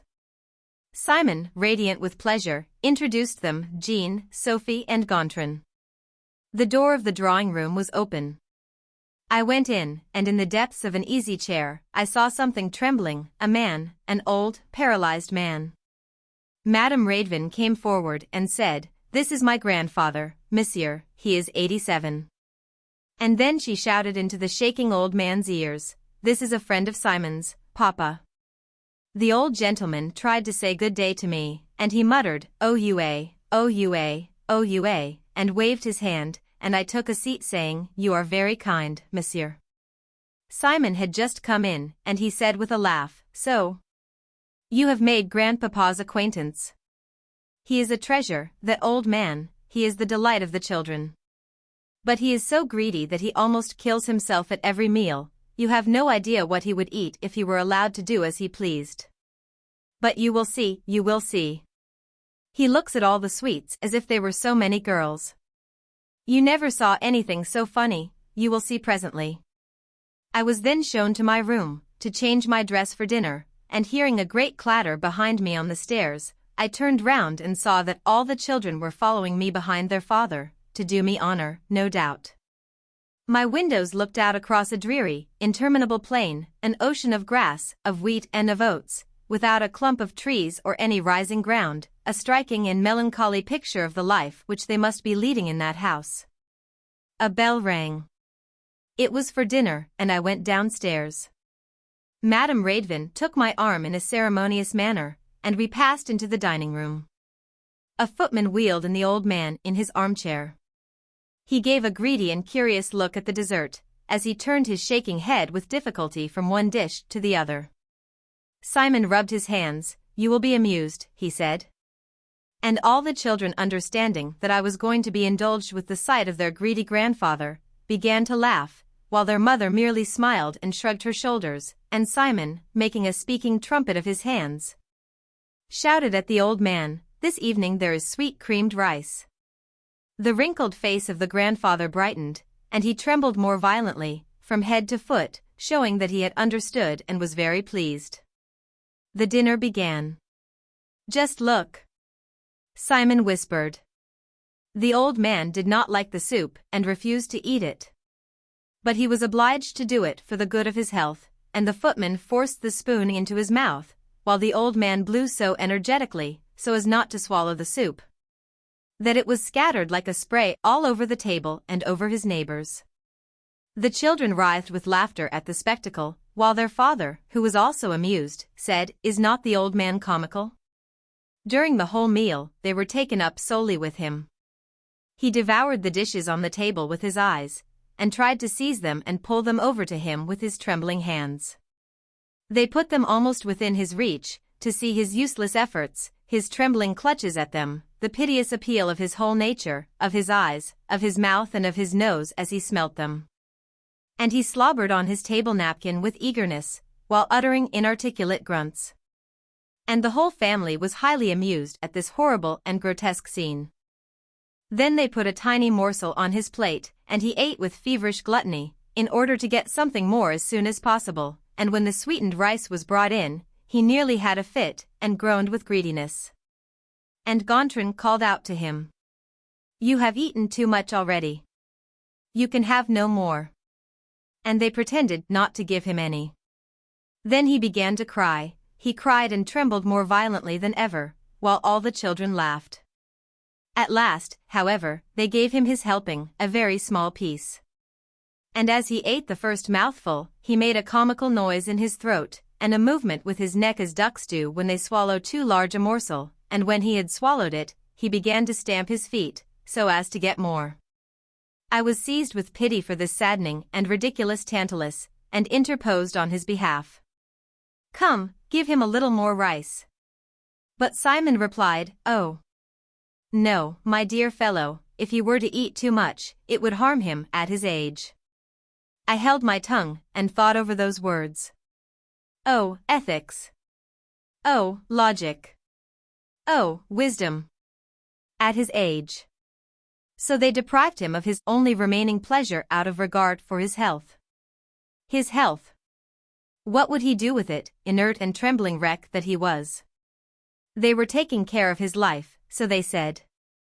His life? How many days? 10, 20, 50, or 100. Why? For his own sake? Or to preserve for some time longer the spectacle of his impotent greediness in the family? There was nothing left for him to do in this life, nothing whatever. He had one single wish left, one sole pleasure. Why not grant him that last solace until he died? After we had played cards for a long time, I went up to my room and to bed. I was low-spirited and sad. And I sat at my window. Not a sound could be heard outside but the beautiful warbling of a bird in a tree, somewhere in the distance. No doubt the bird was singing in a low voice during the night, to lull his mate, who was asleep on her eggs. And I thought of my poor friend's 5 children, and pictured him to myself, snoring by the side of his ugly wife. Suicides. To Georges Legrand. Hardly a day goes by without our reading a news item like the following in some newspaper. On Wednesday night the people living in number 40 Rue des were awakened by 2 successive shots. The explosions seemed to come from the apartment occupied by M.X. The door was broken in and the man was found bathed in his blood, still holding in one hand the revolver with which he had taken his life. M.X. was 57 years of age, enjoying a comfortable income, and had everything necessary to make him happy. No cause can be found for his action. What terrible grief, what unknown suffering, hidden despair, secret wounds drive these presumably happy persons to suicide? We search, we imagine tragedies of love, we suspect financial troubles, and, as we never find anything definite, we apply to these deaths the word mystery. A letter found on the desk of one of these suicides without cause, and written during his last night, beside his loaded revolver, has come into our hands. We deem it rather interesting. It reveals none of those great catastrophes which we always expect to find behind these acts of despair, but it shows us the slow succession of the little vexations of life, the disintegration of a lonely existence, whose dreams have disappeared. It gives the reason for these tragic ends, which only nervous and high-strung people can understand. Here it is. It is midnight. When I have finished this letter I shall kill myself. Why? I shall attempt to give the reasons, not for those who may read these lines, but for myself, to kindle my waning courage, to impress upon myself the fatal necessity of this act which can, at best, be only deferred. I was brought up by simple-minded parents who were unquestioning believers. And I believed as they did. My dream lasted a long time. The last veil has just been torn from my eyes. During the last few years a strange change has been taking place within me. All the events of life, which formerly had to me the glow of a beautiful sunset, are now fading away. The true meaning of things has appeared to me in its brutal reality. And the true reason for love has bred in me disgust even for this poetic sentiment. We are the eternal toys of foolish and charming illusions, which are always being renewed. On growing older, I had become partly reconciled to the awful mystery of life, to the uselessness of effort, when the emptiness of everything appeared to me in a new light, this evening, after dinner. Formerly, I was happy. Everything pleased me, the passing women, the appearance of the streets, the place where I lived, and I even took an interest in the cut of my clothes. But the repetition of the same sights has had the result of filling my heart with weariness and disgust, just as one would feel were one to go every night to the same theater. For the last 30 years I have been rising at the same hour. And, at the same restaurant, for 30 years, I have been eating at the same hours the same dishes brought me by different waiters. I have tried travel. The loneliness which one feels in strange places terrified me. I felt so alone, so small on the earth that I quickly started on my homeward journey. But here the unchanging expression of my furniture, which has stood for 30 years in the same place, the smell of my apartments, for, with time, each dwelling takes on a particular odor, each night. These and other things disgust me, and make me sick of living thus. Everything repeats itself endlessly. The way in which I put my key in the lock, the place where I always find my matches, the first object which meets my eye when I enter the room, make me feel like jumping out of the window and putting an end to those monotonous events from which we can never escape. Each day, when I shave, I feel an inordinate desire to cut my throat, and my face, which I see in the little mirror, always the same, with soap on my cheeks, has several times made me weak from sadness. Now I even hate to be with people whom I used to meet with pleasure. I know them so well, I can tell just what they are going to say and what I am going to answer. Each brain is like a circus, where the same horse keeps circling around eternally. We must circle round always, around the same ideas, the same joys, the same pleasures, the same habits, the same beliefs, the same sensations of disgust. The fog was terrible this evening. It enfolded the boulevard, where the street lights were dimmed and looked like smoking candles. A heavier weight than usual oppressed me. Perhaps my digestion was bad. For good digestion is everything in life. It gives the inspiration to the artist, amorous desires to young people, clear ideas to thinkers, the joy of life to everybody, and it also allows one to eat heartily, which is one of the greatest pleasures. A sick stomach induces skepticism, unbelief, nightmares, and the desire for death. I have often noticed this fact. Perhaps I would not kill myself if my digestion had been good this evening. When I sat down in the armchair where I have been sitting every day for 30 years, I glanced around me, and just then I was seized by such a terrible distress that I thought I must go mad.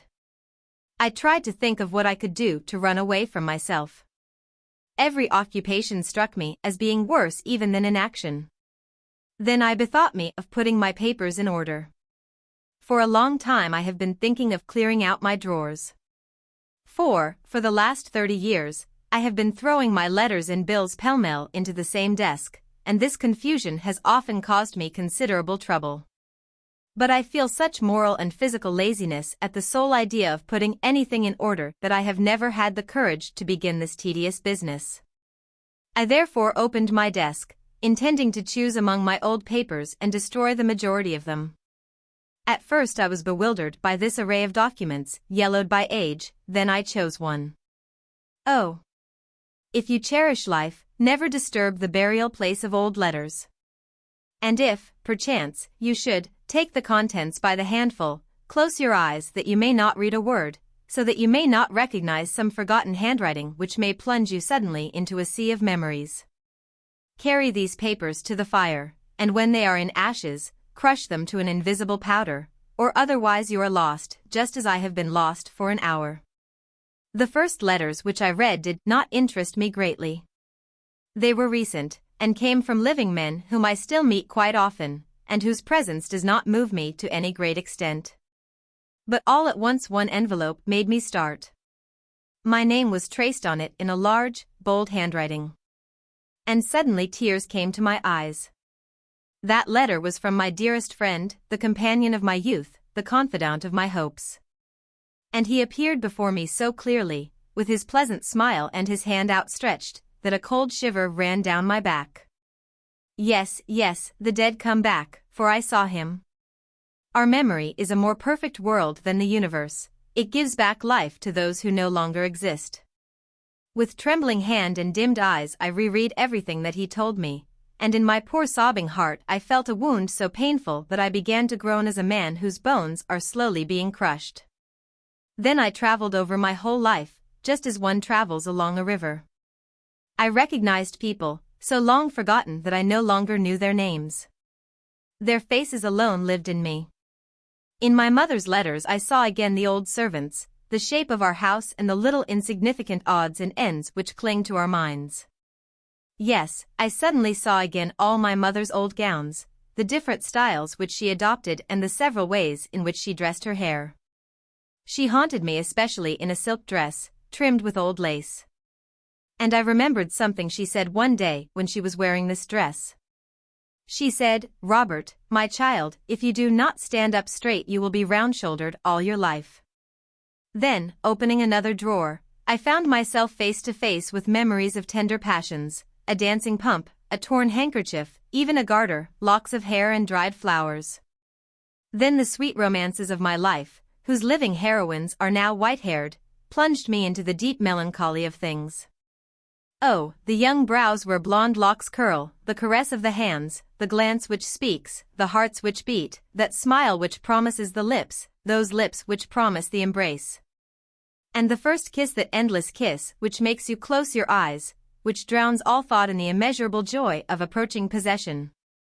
Taking these old pledges of former love in both my hands, I covered them with furious caresses, and in my soul, torn by these memories, I saw them each again at the hour of surrender.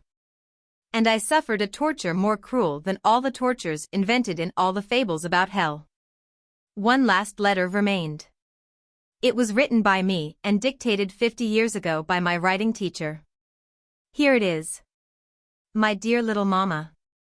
I am 7 years old today. It is the age of reason. I take advantage of it to thank you for having brought me into this world. Your little son, who loves you. Robert. It is all over. I had gone back to the beginning, and suddenly I turned my glance on what remained to me of life. I saw hideous and lonely old age, and approaching infirmities, and everything over and gone. And nobody near me. My revolver is here, on the table. I am loading it. Never reread your old letters. And that is how many men come to kill themselves, and we search in vain to discover some great sorrow in their lives. An artifice. The old doctor sat by the fireside, talking to his fair patient who was lying on the lounge. There was nothing much the matter with her, except that she had one of those little feminine ailments from which pretty women frequently suffer, slight anemia, a nervous attack, etc. No, doctor, she said. I shall never be able to understand a woman deceiving her husband. Even allowing that she does not love him, that she pays no heed to her vows and promises, how can she give herself to another man? How can she conceal the intrigue from other people's eyes? How can it be possible to love amid lies and treason? The doctor smiled and replied, it is perfectly easy, and I can assure you that a woman does not think of all those little subtle details when she has made up her mind to go astray. As for dissimulation, all women have plenty of it on hand for such occasions, and the simplest of them are wonderful, and extricate themselves from the greatest dilemmas in a remarkable manner. The young woman, however, seemed incredulous. No, doctor, she said, one never thinks until after it has happened of what one ought to have done in a critical situation, and women are certainly more liable than men to lose their head on such occasions. The doctor raised his hands. After it has happened, you say? Now I will tell you something that happened to one of my female patients, whom I always considered an immaculate woman. It happened in a provincial town, and one night when I was asleep, in that deep first sleep from which it is so difficult to rouse us, it seemed to me, in my dreams, as if the bells in the town were sounding a fire alarm. And I woke up with a start. It was my own bell, which was ringing wildly, and as my footman did not seem to be answering the door, I, in turn, pulled the bell at the head of my bed, and soon I heard a banging, and steps in the silent house, and Jean came into my room. And handed me a letter which said, Madame Lelièvre begs Dr. Simeon to come to her immediately. I thought for a few moments, and then I said to myself, a nervous attack, vapors, nonsense, I am too tired. And so I replied, as Dr. Simeon is not at all well, he must beg Madame Lelièvre to be kind enough to call in his colleague, Monsieur Bonnet. I put the note into an envelope and went to sleep again, but about half an hour later the street bell rang again, and Jean came to me and said, there is somebody downstairs. I do not quite know whether it is a man or a woman, as the individual is so wrapped up, but they wish to speak to you immediately. They say it is a matter of life and death for two people. Whereupon I sat up in bed and told him to show the person in. A kind of black phantom appeared and raised her veil as soon as Jean had left the room. It was Madame Berthe Lelièvre, quite a young woman, who had been married for 3 years to a large merchant in the town, who was said to have married the prettiest girl in the neighborhood. She was terribly pale, her face was contracted as the faces of insane people are, occasionally, and her hands trembled violently. Twice she tried to speak without being able to utter a sound, but at last she stammered out, Come, quick, quick, doctor. Come, my friend has just died in my bedroom. She stopped, half suffocated with emotion, and then went on, My husband will be coming home from the club very soon. I jumped out of bed without even considering that I was only in my nightshirt, and dressed myself in a few moments, and then I said, "Did you come a short time ago?" "No," she said, standing like a statue petrified with horror. "It was my servant, she knows." And then, after a short silence, she went on, "I was there, by his side." And she uttered a sort of cry of horror, and after a fit of choking, which made her gasp, she wept violently, and shook with spasmodic sobs for a minute or two. Then her tears suddenly ceased, as if by an internal fire, and with an air of tragic calmness, she said, "Let us make haste." I was ready, but exclaimed, "I quite forgot to order my carriage." "I have one," she said. "It is his, which was waiting for him." She wrapped herself up, so as to completely conceal her face, and we started. When she was by my side in the carriage, she suddenly seized my hand, and crushing it in her delicate fingers, she said, with a shaking voice that proceeded from a distracted heart, "Oh, if you only knew what I am suffering."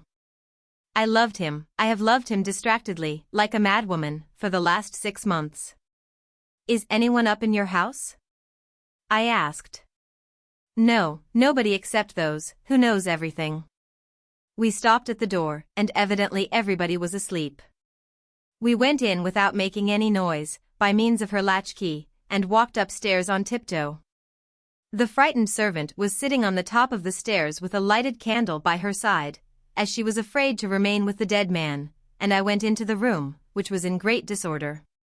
Wet towels, with which they had bathed the young man's temples, were lying on the floor, by the side of a wash-basin and a glass, while a strong smell of vinegar pervaded the room. The dead man's body was lying at full length in the middle of the room, and I went up to it, looked at it, and touched it. I opened the eyes and felt the hands, and then, turning to the 2 women, who were shaking as if they were freezing, I said to them, "Help me to lift him onto the bed." When we had laid him gently on it, I listened to his heart and put a looking-glass to his lips, and then said, "It is all over." It was a terrible sight. I looked at the man, and said, "You ought to arrange his hair a little." The girl went and brought her mistress comb and brush, but as she was trembling, and pulling out his long, matted hair in doing it, Madame Lelièvre took the comb out of her hand, and arranged his hair as if she were caressing him. She parted it, brushed his beard, rolled his mustaches gently round her fingers, then, suddenly, letting go of his hair, she took the dead man's inert head in her hands and looked for a long time in despair at the dead face, which no longer could smile at her, and then, throwing herself on him, she clasped him in her arms and kissed him ardently. Her kisses fell like blows on his closed mouth and eyes, his forehead and temples. And then, putting her lips to his ear, as if he could still hear her, and as if she were about to whisper something to him, she said several times, in a heartrending voice, "Goodbye, my darling." Just then the clock struck 12, and I started up. 12 o'clock! I exclaimed. That is the time when the club closes. "Come, madam, we have not a moment to lose." She started up, and I said, "We must carry him into the drawing-room." And when we had done this, I placed him on a sofa, and lit the chandeliers, and just then the front door was opened and shut noisily. "Rose, bring me the basin and the towels, and make the room look tidy. Make haste, for heaven's sake. Monsieur Lelièvre is coming in." I heard his steps on the stairs, and then his hands feeling along the walls. "Come here, my dear fellow," I said, "we have had an accident." And the astonished husband appeared in the door with a cigar in his mouth, and said, "What is the matter? What is the meaning of this?" "My dear friend," I said, going up to him, "you find us in great embarrassment. I had remained late, chatting with your wife and our friend, who had brought me in his carriage, when he suddenly fainted, and in spite of all we have done, he has remained unconscious for 2 hours. I did not like to call in strangers, and if you will now help me downstairs with him, I shall be able to attend to him better at his own house."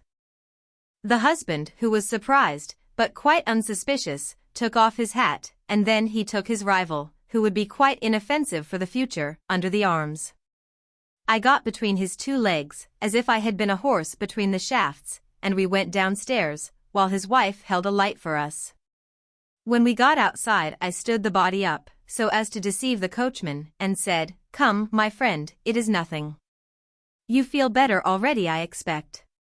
Pluck up your courage, and make an effort. It will soon be over." But as I felt that he was slipping out of my hands, I gave him a slap on the shoulder, which sent him forward and made him fall into the carriage, and then I got in after him. Monsieur Lelièvre, who was rather alarmed, said to me, "Do you think it is anything serious?" To which I replied, "No," with a smile, as I looked at his wife, who had put her arm into that of her husband, and was trying to see into the carriage. I shook hands with them and told my coachman to start, and during the whole drive the dead man kept falling against me. When we got to his house I said that he had become unconscious on the way home, and helped to carry him upstairs, where I certified that he was dead, and acted another comedy to his distracted family, and at last I got back to bed. Not without swearing at lovers. The doctor ceased, though he was still smiling, and the young woman, who was in a very nervous state, said, "Why have you told me that terrible story?" He gave her a gallant bow, and replied, "So that I may offer you my services if they should be needed." Dreams. They had just dined together, 5 old friends, a writer, a doctor and 3 rich bachelors without any profession. They had talked about everything, and a feeling of lassitude came over them, that feeling which precedes and leads to the departure of guests after festive gatherings. One of those present, who had for the last 5 minutes been gazing silently at the surging boulevard dotted with gas lamps, with its rattling vehicles, said suddenly, "When you've nothing to do from morning till night, the days are long." "And the nights too," assented the guest who sat next to him. "I sleep very little, pleasures fatigue me, conversation is monotonous. Never do I come across a new idea, and I feel, before talking to anyone, a violent longing to say nothing and to listen to nothing. I don't know what to do with my evenings." The third idler remarked, "I would pay a great deal for anything that would help me to pass just 2 pleasant hours every day." The writer, who had just thrown his overcoat across his arm, turned round to them and said, "The man who could discover a new vice and introduce it among his fellow creatures, even if it were to shorten their lives, would render a greater service to humanity than the man who found the means of securing to them eternal salvation and eternal youth." The doctor burst out laughing, and, while he chewed his cigar, he said, "Yes, but it is not so easy to discover it. Men have, however crudely, been seeking for, and working for the object you refer to since the beginning of the world. The men who came first reached perfection at once in this way. We are hardly equal to them." One of the 3 idlers murmured, "What a pity." Then, after a minute's pause, he added, "If we could only sleep, sleep well, without feeling hot or cold, sleep with that perfect unconsciousness we experience on nights when we are thoroughly fatigued, sleep without dreams." "Why without dreams?" asked the guest sitting next to him. The other replied, "Because dreams are not always pleasant, they are always fantastic, improbable, disconnected, and because when we are asleep we cannot have the sort of dreams we like. We ought to dream waking." "And what's to prevent you?" asked the writer. The doctor flung away the end of his cigar. "My dear fellow, in order to dream when you are awake, you need great power and great exercise of will, and when you try to do it, great weariness is the result. Now, real dreaming, that journey of our thoughts through delightful visions, is assuredly the sweetest experience in the world. But it must come naturally, it must not be provoked in a painful manner, and must be accompanied by absolute bodily comfort. This power of dreaming I can give you, provided you promise that you will not abuse it." The writer shrugged his shoulders. "Ah. Yes, I know, hashish, opium, green tea, artificial paradises. I have read Baudelaire, and I even tasted the famous drug, which made me very sick." But the doctor, without stirring from his seat, said, "No. Ether, nothing but ether, and I would suggest that you literary men should use it sometimes." The 3 rich bachelors drew closer to the doctor. One of them said, "Explain to us the effects of it." And the doctor replied, "Let us put aside big words, shall we not? I am not talking of medicine or morality, I am talking of pleasure. You give yourselves up every day to excesses which consume your lives. I want to indicate to you a new sensation, possible only to intelligent men, let us say even very intelligent men, dangerous, like everything else that overexcites our organs, but exquisite. I might add that you would require a certain preparation, that is to say, practice, to feel in all their completeness the singular effects of ether. They are different from the effects of hashish, of opium, or morphia, and they cease as soon as the absorption of the drug is interrupted, while the other generators of daydreams continue their action for hours. I am now going to try to analyze these feelings as clearly as possible. But the thing is not easy, so facile, so delicate, so almost imperceptible are these sensations. It was when I was attacked by violent neuralgia that I made use of this remedy, which since then I have, perhaps, slightly abused. I had acute pains in my head and neck, and an intolerable heat of the skin, a feverish restlessness. I took up a large bottle of ether, and, lying down, I began to inhale it slowly. At the end of some minutes I thought I heard a vague murmur, which ere long became a sort of humming, and it seemed to me that all the interior of my body had become light, light as air, that it was dissolving into vapor. Then came a sort of torpor, a sleepy sensation of comfort, in spite of the pains which still continued, but which had ceased to make themselves felt. It was one of those sensations which we are willing to endure and not any of those frightful wrenches against which our tortured body protests. Soon the strange and delightful sense of emptiness which I felt in my chest extended to my limbs, which, in their turn, became light as if the flesh and the bones had been melted and the skin only were left. The skin necessary to enable me to realize the sweetness of living, of bathing in this sensation of well-being. Then I perceived that I was no longer suffering. The pain had gone, melted away, evaporated. And I heard voices, 4 voices, 2 dialogues, without understanding what was said. At one time there were only indistinct sounds, at another time a word reached my ear. But I recognized that this was only the humming I had heard before, but emphasized. I was not asleep, I was not awake. I comprehended, I felt, I reasoned with the utmost clearness and depth, with extraordinary energy and intellectual pleasure, with a singular intoxication arising from this separation of my mental faculties. It was not like the dreams caused by hashish or the somewhat sickly visions that come from opium. It was an amazing acuteness of reasoning, a new way of seeing, judging and appreciating the things of life, and with the certainty, the absolute consciousness that this was the true way. And the old image of the scriptures suddenly came back to my mind. It seemed to me that I had tasted of the tree of knowledge, that all the mysteries were unveiled, so much did I find myself under the sway of a new, strange and irrefutable logic.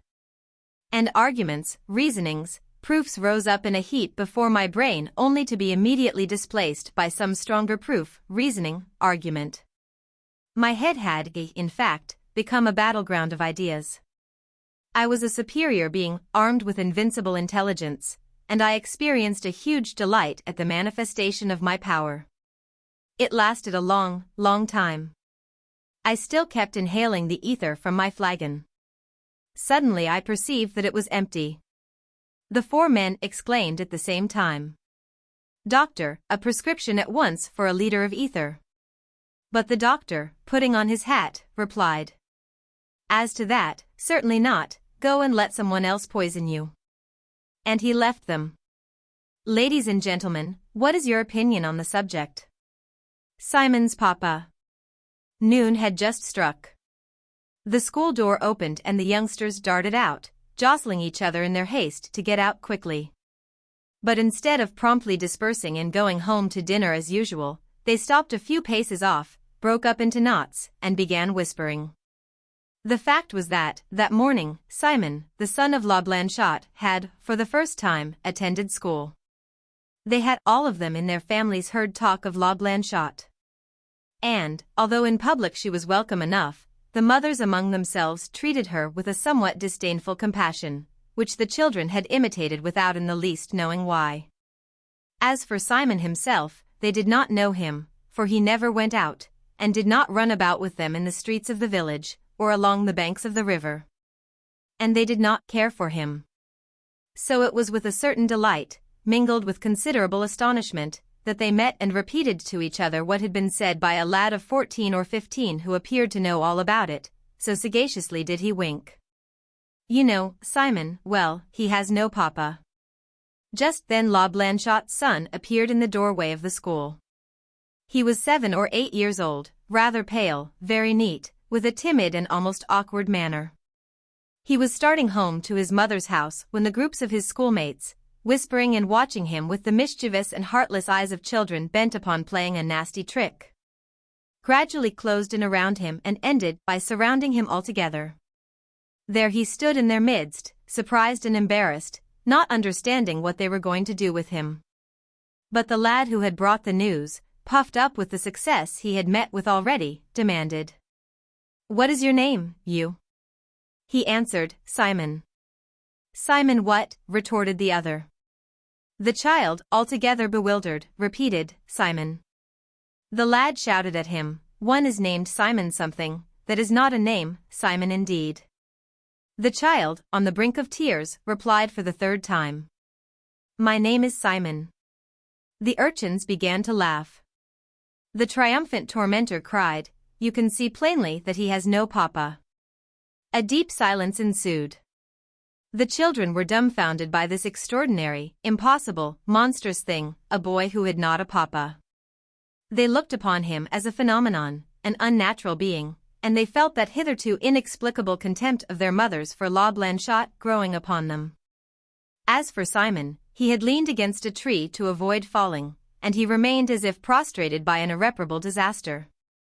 He sought to explain, but could think of nothing to say to refute this horrible charge that he had no papa.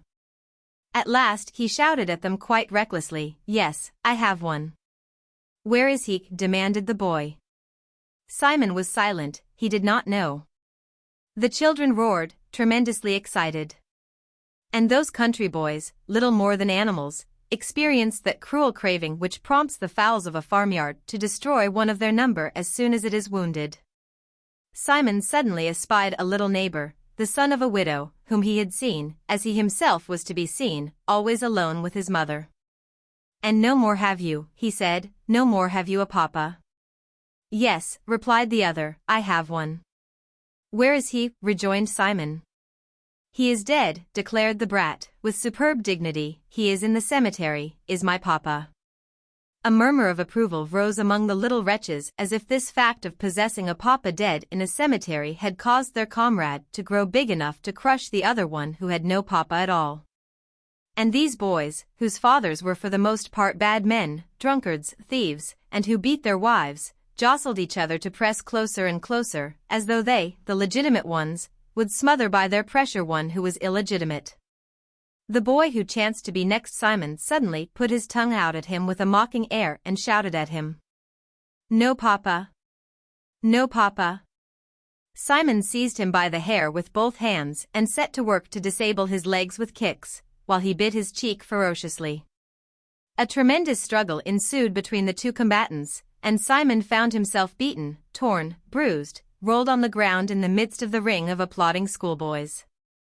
As he arose, mechanically brushing with his hand his little blouse all covered with dust, someone shouted at him, "Go and tell your papa." Then he felt a great sinking at his heart. They were stronger than he was, they had beaten him, and he had no answer to give them, for he knew well that it was true that he had no papa. Full of pride, he attempted for some moments to struggle against the tears which were choking him. He had a feeling of suffocation, and then without any sound he commenced to weep, with great shaking sobs. A ferocious joy broke out among his enemies, and, with one accord, just like savages in their fearful festivals, they took each other by the hand and danced round him in a circle, repeating as a refrain, "No papa! No papa!" But suddenly Simon ceased sobbing. He became ferocious. There were stones under his feet, he picked them up and with all his strength hurled them at his tormentors. 2 or 3 were struck and rushed off yelling, and so formidable did he appear that the rest became panic-stricken.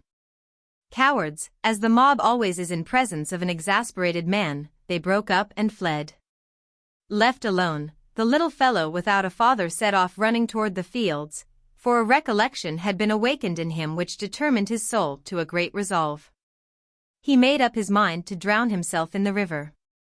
He remembered, in fact, that 8 days before, a poor devil who begged for his livelihood had thrown himself into the water because he had no more money. Simon had been there when they fished him out again. And the wretched man, who usually seemed to him so miserable and ugly, had then struck him as being so peaceful with his pale cheeks, his long drenched beard, and his open eyes full of calm. The bystanders had said, "He is dead." And someone had said, "He is quite happy now."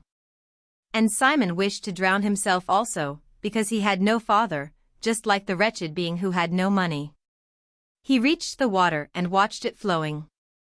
Some fish were sporting briskly in the clear stream and occasionally made a little bound and caught the flies flying on the surface. He stopped crying in order to watch them, for their maneuvers interested him greatly. But, at intervals, as in a tempest, intervals of calm alternate suddenly with tremendous gusts of wind, which snap off the trees and then lose themselves in the horizon. This thought would return to him with intense pain. I am going to drown myself because I have no papa. It was very warm, fine weather. The pleasant sunshine warmed the grass. The water shone like a mirror. And Simon enjoyed some minutes of happiness, of that languor which follows weeping, and felt inclined to fall asleep there upon the grass in the warm sunshine. A little green frog leaped from under his feet. He endeavored to catch it. It escaped him. He followed it and lost it 3 times in succession. At last he caught it by one of its hind legs and began to laugh as he saw the efforts the creature made to escape. It gathered itself up on its hind legs and then with a violent spring suddenly stretched them out as stiff as 2 bars, while it beat the air with its front legs as though they were hands, its round eyes staring in their circle of yellow. It reminded him of a toy made of straight slips of wood nailed zigzag one on the other, which by a similar movement regulated the movements of the little soldiers fastened thereon. Then he thought of his home, and then of his mother, and, overcome by sorrow, he again began to weep. A shiver passed over him. He knelt down and said his prayers as before going to bed. But he was unable to finish them, for tumultuous, violent sobs shook his whole frame. He no longer thought, he no longer saw anything around him, and was wholly absorbed in crying. Suddenly a heavy hand was placed upon his shoulder, and a rough voice asked him, "What is it that causes you so much grief, my little man?" Simon turned round. A tall workman with a beard and black curly hair was staring at him good-naturedly. He answered with his eyes and throat full of tears. "They beat me because I have no papa, no papa." "What?" said the man, smiling. "Why, everybody has one." The child answered painfully amid his spasms of grief. "But I have none." Then the workman became serious. He had recognized La Blanchotte's son, and, although himself a new arrival in the neighborhood, he had a vague idea of her history. "Well," said he, "console yourself, my boy, and come with me home to your mother. They will give you a papa." And so they started on the way, the big fellow holding the little fellow by the hand, and the man smiled, for he was not sorry to see this Blanchotte, who was, it was said, one of the prettiest girls of the countryside, and, perhaps, he was saying to himself, at the bottom of his heart, that a lass who had erred might very well err again. They arrived in front of a very neat little white house. "There it is," exclaimed the child, and he cried, "Mama." A woman appeared, and the workman instantly left off smiling. For he saw at once that there was no fooling to be done with the tall pale girl, who stood austerely at her door as though to defend from one man the threshold of that house where she had already been betrayed by another. Intimidated, his cap in his hand, he stammered out, "See, madam, I have brought you back your little boy who had lost himself near the river." But Simon flung his arms about his mother's neck and told her, as he again began to cry, "No, Mama, I wished to drown myself, because the others had beaten me, because I have no papa." A burning redness covered the young woman's cheeks, and, hurt to the quick, she embraced her child passionately, while the tears coursed down her face. The man, much moved, stood there, not knowing how to get away. But Simon suddenly ran to him and said, "Will you be my papa?" A deep silence ensued. La Blanchotte, dumb and tortured with shame, leaned herself against the wall, both her hands upon her heart. The child, seeing that no answer was made him, replied, "If you will not, I shall go back and drown myself." The workman took the matter as a jest and answered, laughing, "Why, yes, certainly I will." "What is your name?" went on the child, "so that I may tell the others when they wish to know your name." "Philip," answered the man. Simon was silent a moment so that he might get the name well into his head. Then he stretched out his arms, quite consoled, as he said, "Well, then, Philip, you are my papa." The workman, lifting him from the ground, kissed him hastily on both cheeks, and then walked away very quickly with great strides. When the child returned to school next day he was received with a spiteful laugh, and at the end of school, when the lads were on the point of recommencing, Simon threw these words at their heads as he would have done a stone: "He is named Philip." "My papa!" Yells of delight burst out from all sides. "Philip who? Philip what? What on earth is Philip? Where did you pick up your Philip?" Simon answered nothing. And, immovable in his faith, he defied them with his eye, ready to be martyred rather than fly before them. The schoolmaster came to his rescue and he returned home to his mother. During 3 months, the tall workman, Philip, frequently passed by La Blanchotte's house, and sometimes he made bold to speak to her when he saw her sewing near the window. She answered him civilly, always sedately, never joking with him, nor permitting him to enter her house. Notwithstanding, being, like all men, a bit of a coxcomb, he imagined that she was often rosier than usual when she chatted with him. But a lost reputation is so difficult to regain and always remains so fragile that, in spite of the shy reserve of La Blanchotte, they already gossiped in the neighborhood. As for Simon, he loved his new papa very much, and walked with him nearly every evening when the day's work was done. He went regularly to school, and mixed with great dignity with his schoolfellows without ever answering them back. One day, however, the lad who had first attacked him said to him, "You have lied. You have not a papa named Philip." "Why do you say that?" demanded Simon, much disturbed. The youth rubbed his hands. He replied, "Because if you had one he would be your mamma's husband." Simon was confused by the truth of this reasoning. "Nevertheless," he retorted, "he is my papa, all the same." "That can very well be," exclaimed the urchin with a sneer, "but that is not being your papa altogether."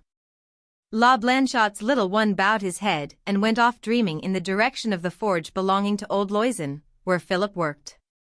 This forge was as though buried beneath trees. It was very dark there. The red glare of a formidable furnace alone lit up with great flashes 5 blacksmiths, who hammered upon their anvils with a terrible din. They were standing enveloped in flame, like demons, their eyes fixed on the red-hot iron they were pounding, and their dull ideas rose and fell with their hammers. Simon entered without being noticed, and went quietly to pluck his friend by the sleeve. The latter turned round. All at once the work came to a standstill, and all the men looked on, very attentive. Then, in the midst of this unaccustomed silence, rose the slender pipe of Simon. "Say, Philip, the Michaud boy told me just now that you were not altogether my papa." "Why not?" asked the blacksmith.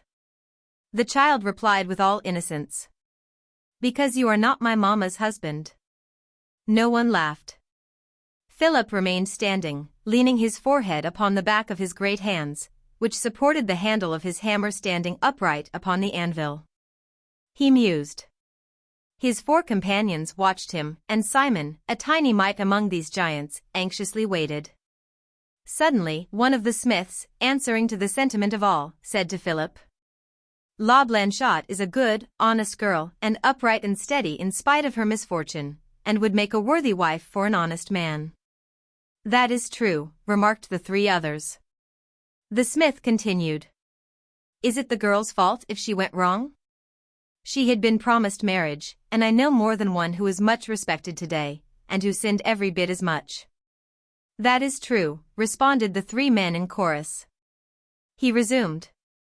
How hard she has toiled, poor thing, to bring up her child all alone, and how she has wept all these years she has never gone out except to church, God only knows. This is also true, said the others. Then nothing was heard but the bellows which fanned the fire of the furnace. Philip hastily bent himself down to Simon. Go and tell your mother that I am coming to speak to her this evening. Then he pushed the child out by the shoulders. He returned to his work, and with a single blow the 5 hammers again fell upon their anvils. Thus they wrought the iron until nightfall, strong, powerful, happy, like contented hammers.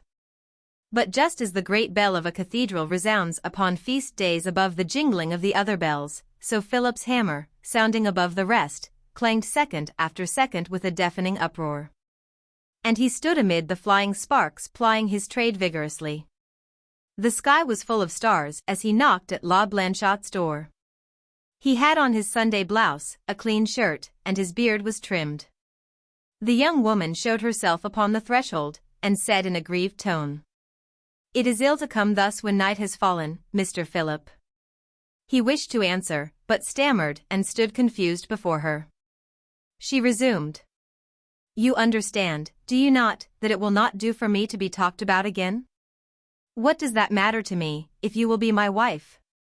No voice replied to him, but he believed that he heard in the shadow of the room the sound of a falling body.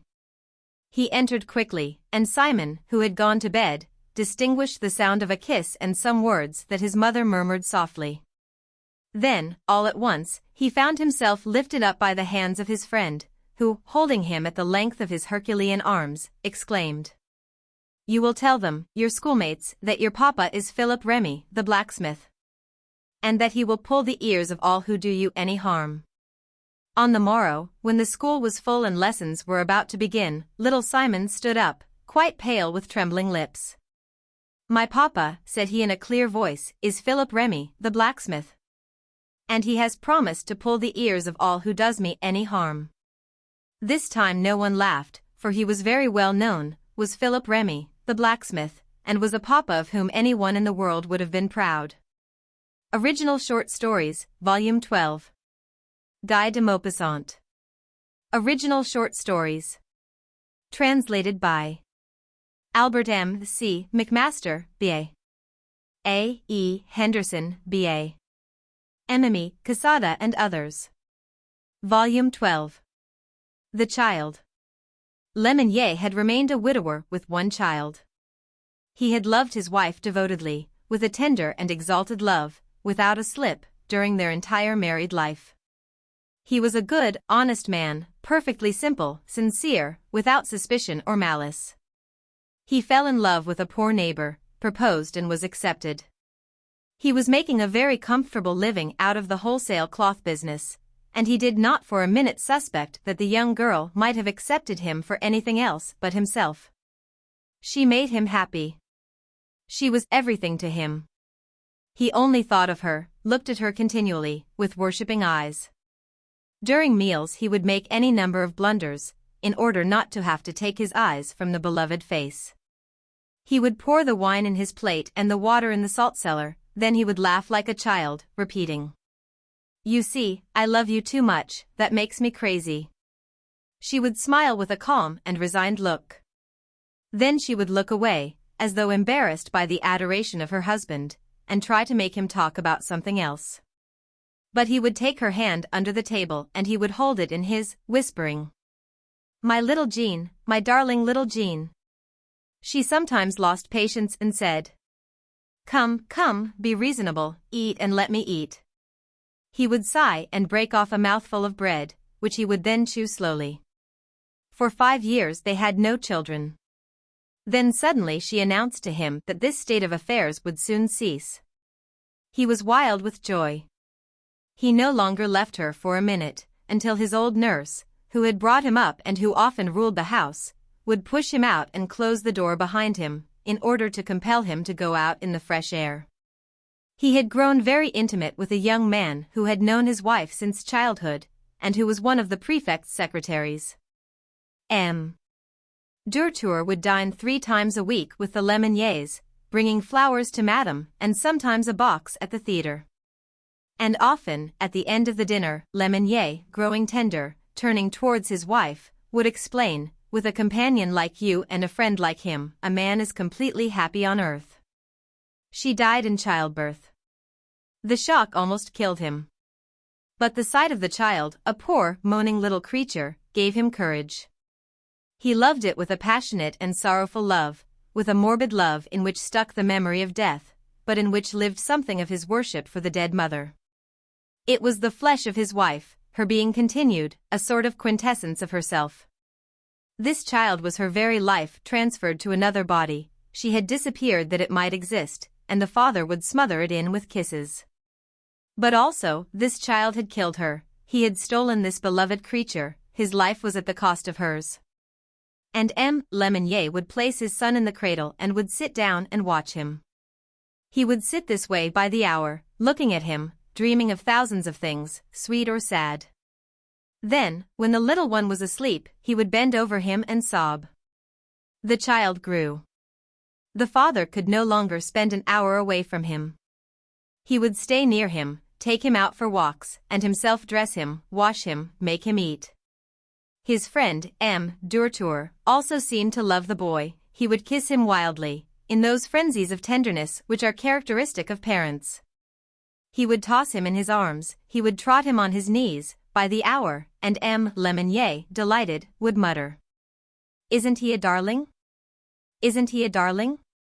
And M. Durtour would hug the child in his arms and tickle his neck with his mustache. Celeste, the old nurse, alone, seemed to have no tenderness for the little one.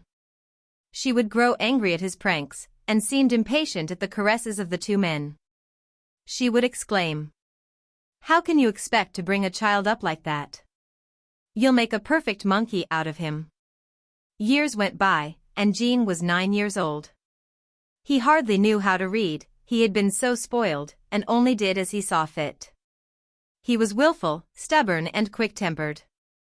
The father always gave in to him and let him have his own way.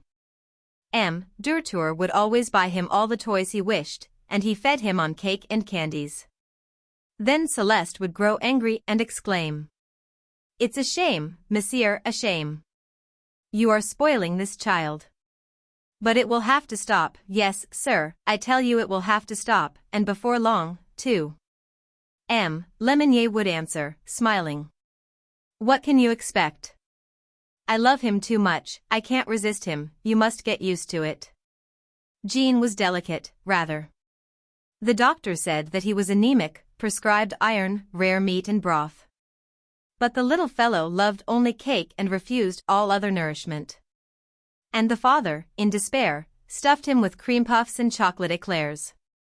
One evening, as they were sitting down to supper, Celeste brought on the soup with an air of authority and an assurance which she did not usually have. She took off the cover and, dipping the ladle into the dish, she declared, "Here is some broth such as I have never made, the young one will have to take some this time." M. Lemonnier, frightened, bent his head. He saw a storm brewing. Celeste took his plate, filled it herself and placed it in front of him. He tasted the soup and said, "It is, indeed, excellent." The servant took the boy's plate and poured a spoonful of soup in it.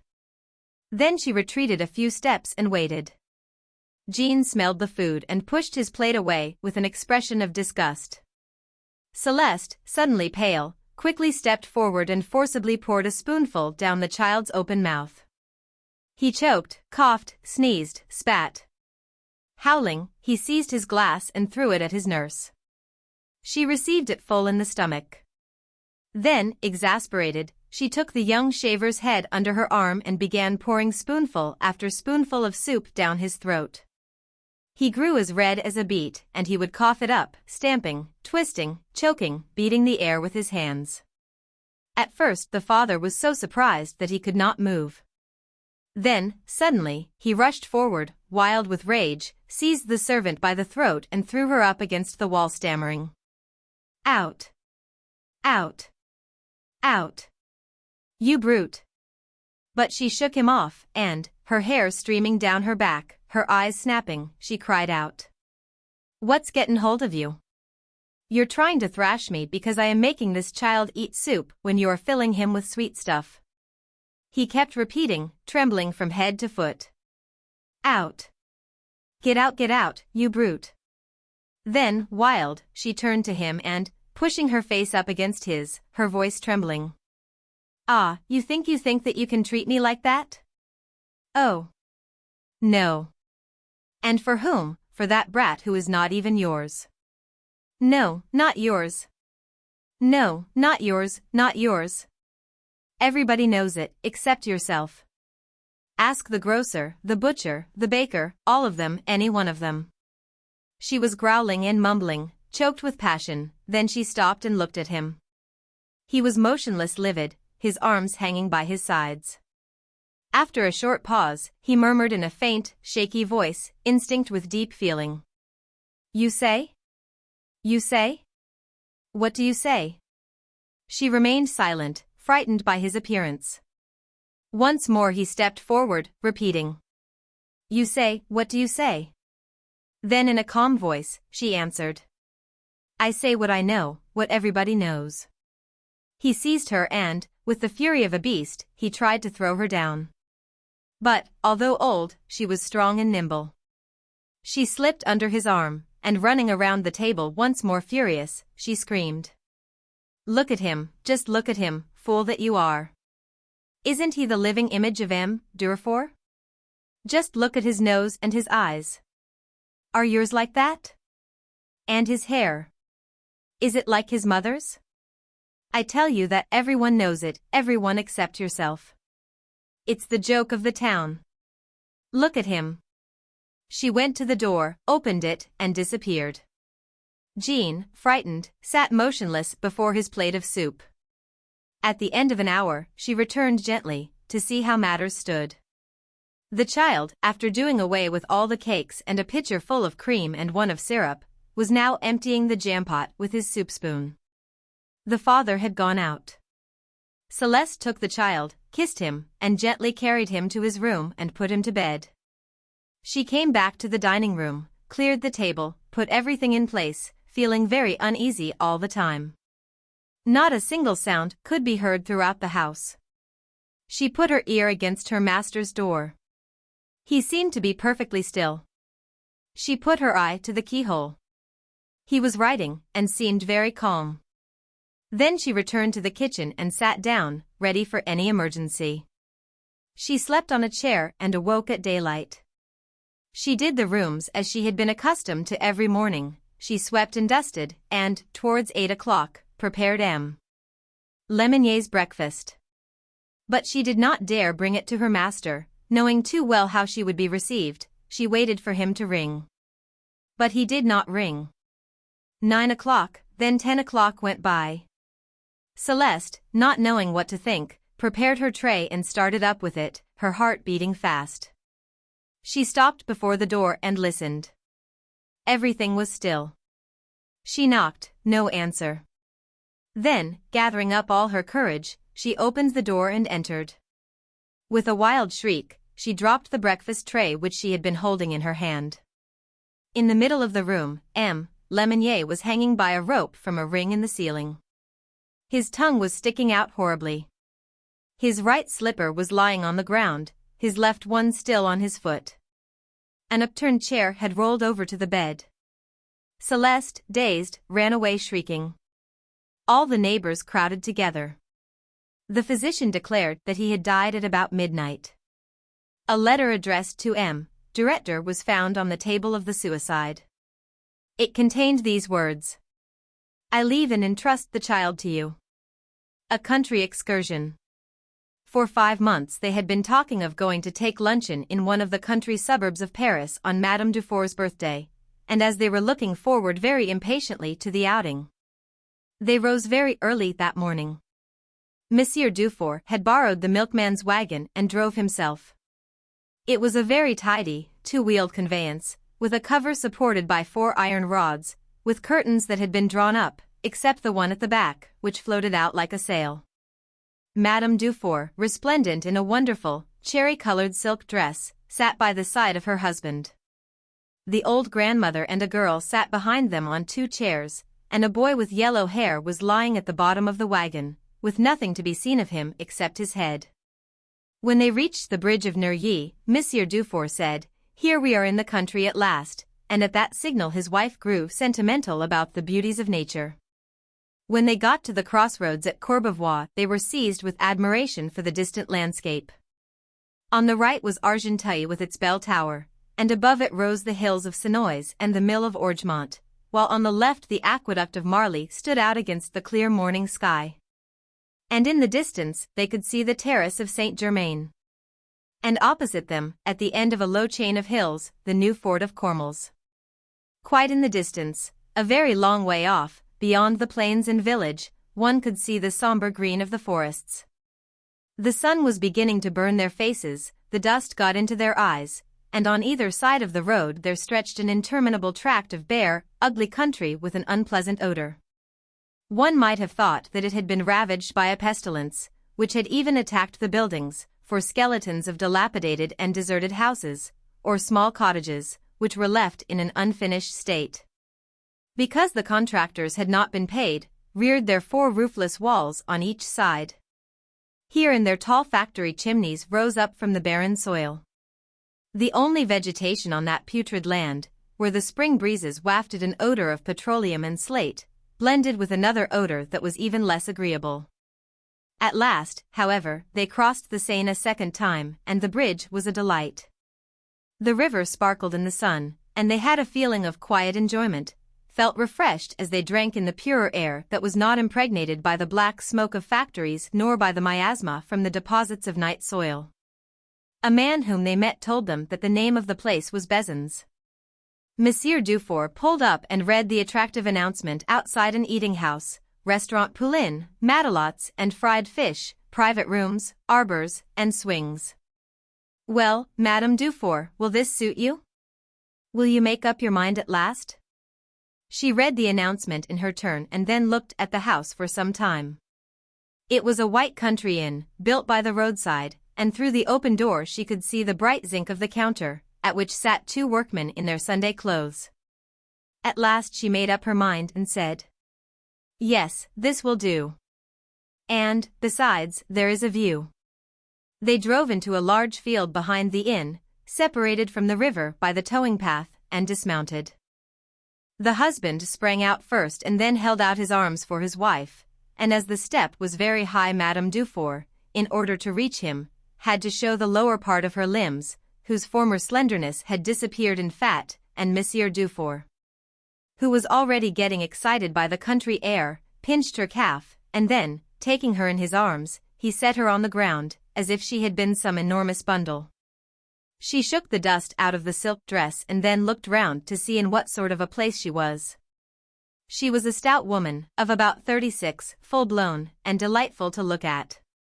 She could hardly breathe, as her corsets were laced too tightly, and their pressure forced her superabundant bosom up to her double chin. Next the girl placed her hand on her father's shoulder and jumped down lightly. The boy with the yellow hair had got down by stepping on the wheel, and he helped Monsieur Dufour to lift his grandmother out. Then they unharnessed the horse, which they had tied to a tree, and the carriage fell back, with both shafts in the air. The men took off their coats and washed their hands in a pail of water and then went and joined the ladies, who had already taken possession of the swings. Mademoiselle Dufour was trying to swing herself standing up, but she could not succeed in getting a start. She was a pretty girl of about 18, one of those women who suddenly excite your desire when you meet them in the street and who leave you with a vague feeling of uneasiness and of excited senses. She was tall, had a small waist and large hips, with a dark skin, very large eyes and very black hair.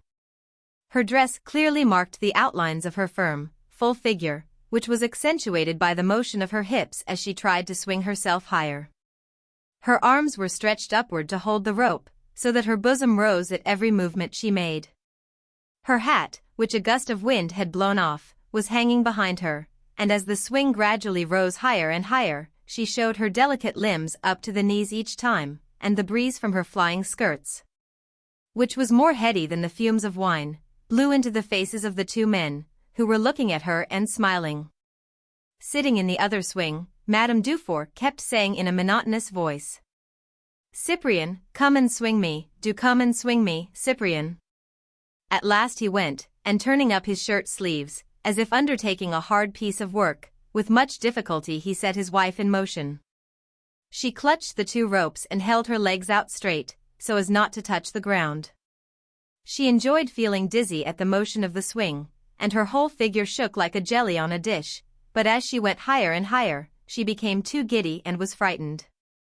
Each time the swing came down she uttered a piercing scream, which made all the little urchins in the neighborhood come round, and down below, beneath the garden hedge. She vaguely saw a row of mischievous heads making various grimaces as they laughed.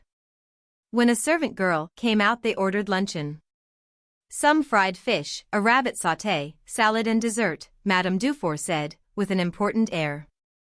"Bring 2 quarts of beer and a bottle of claret," her husband said. "We will have lunch on the grass," the girl added. The grandmother, who had an affection for cats, had been running after one that belonged to the house, trying to coax it to come to her for the last 10 minutes.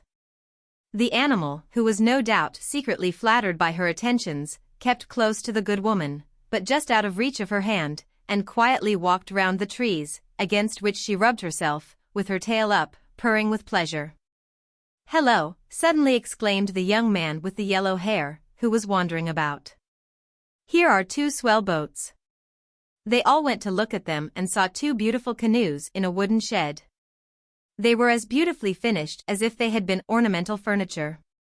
They hung side by side, like 2 tall, slender girls, in their narrow shining length, and made one wish to float in them on warm summer mornings and evenings along the flower-covered banks of the river, where the trees dip their branches into the water, where the rushes are continually rustling in the breeze and where the swift kingfishers dart about like flashes of blue lightning. The whole family looked at them with great respect. "Oh, they are indeed swell boats," Monsieur Dufour repeated gravely, as he examined them like a connoisseur. He had been in the habit of rowing in his younger days, he said, and when he had spat in his hands, and he went through the action of pulling the oars, he did not care a fig for anybody. He had beaten more than one Englishman formerly at the Joinville regattas. He grew quite excited at last and offered to make a bet that in a boat like that he could row 6 leagues an hour without exerting himself. "Luncheon is ready," the waitress said, appearing at the entrance to the boathouse, and they all hurried off. But 2 young men had taken the very seats that Madame Dufour had selected and were eating their luncheon. No doubt they were the owners of the sculls, for they were in boating costume. They were stretched out, almost lying on the chairs. They were sun-browned and their thin cotton jerseys, with short sleeves, showed their bare arms, which were as strong as a blacksmith's. They were 2 strong, athletic fellows, who showed in all their movements that elasticity and grace of limb which can only be acquired by exercise and which is so different to the deformity with which monotonous heavy work stamps the mechanic. They exchanged a rapid smile when they saw the mother and then a glance on seeing the daughter. "Let us give up our place," one of them said, "it will make us acquainted with them." The other got up immediately, and holding his black and red boating cap in his hand, he politely offered the ladies the only shady place in the garden. With many excuses they accepted, and that it might be more rural, they sat on the grass, without either tables or chairs. The 2 young men took their plates, knives, forks, etc., to a table a little way off and began to eat again, and their bare arms, which they showed continually, rather embarrassed the girl. She even pretended to turn her head aside and not to see them, while Madame Dufour, who was rather bolder, tempted by feminine curiosity, looked at them every moment, and, no doubt, compared them with the secret unsightliness of her husband.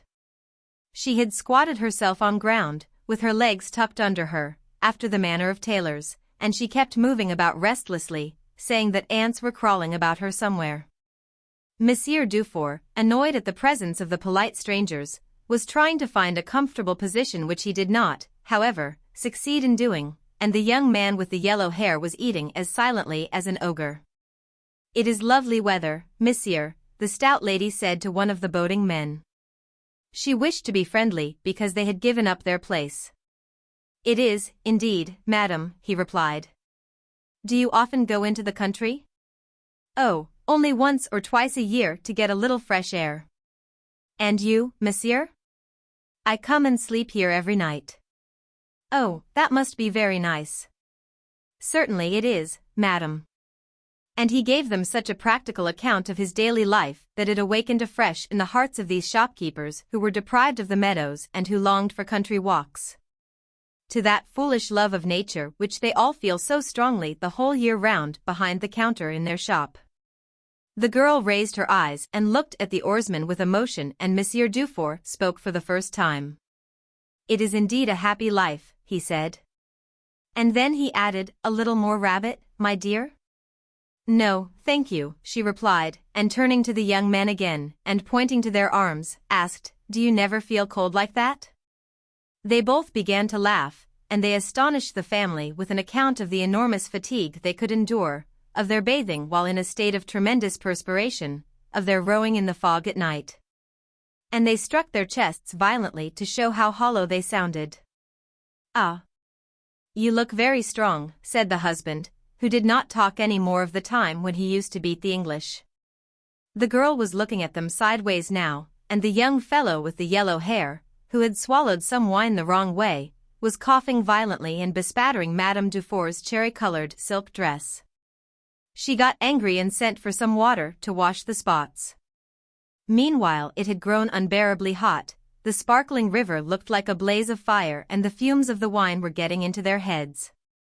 Monsieur Dufour, who had a violent hiccup, had unbuttoned his waistcoat and the top button of his trousers, while his wife, who felt choking, was gradually unfastening her dress.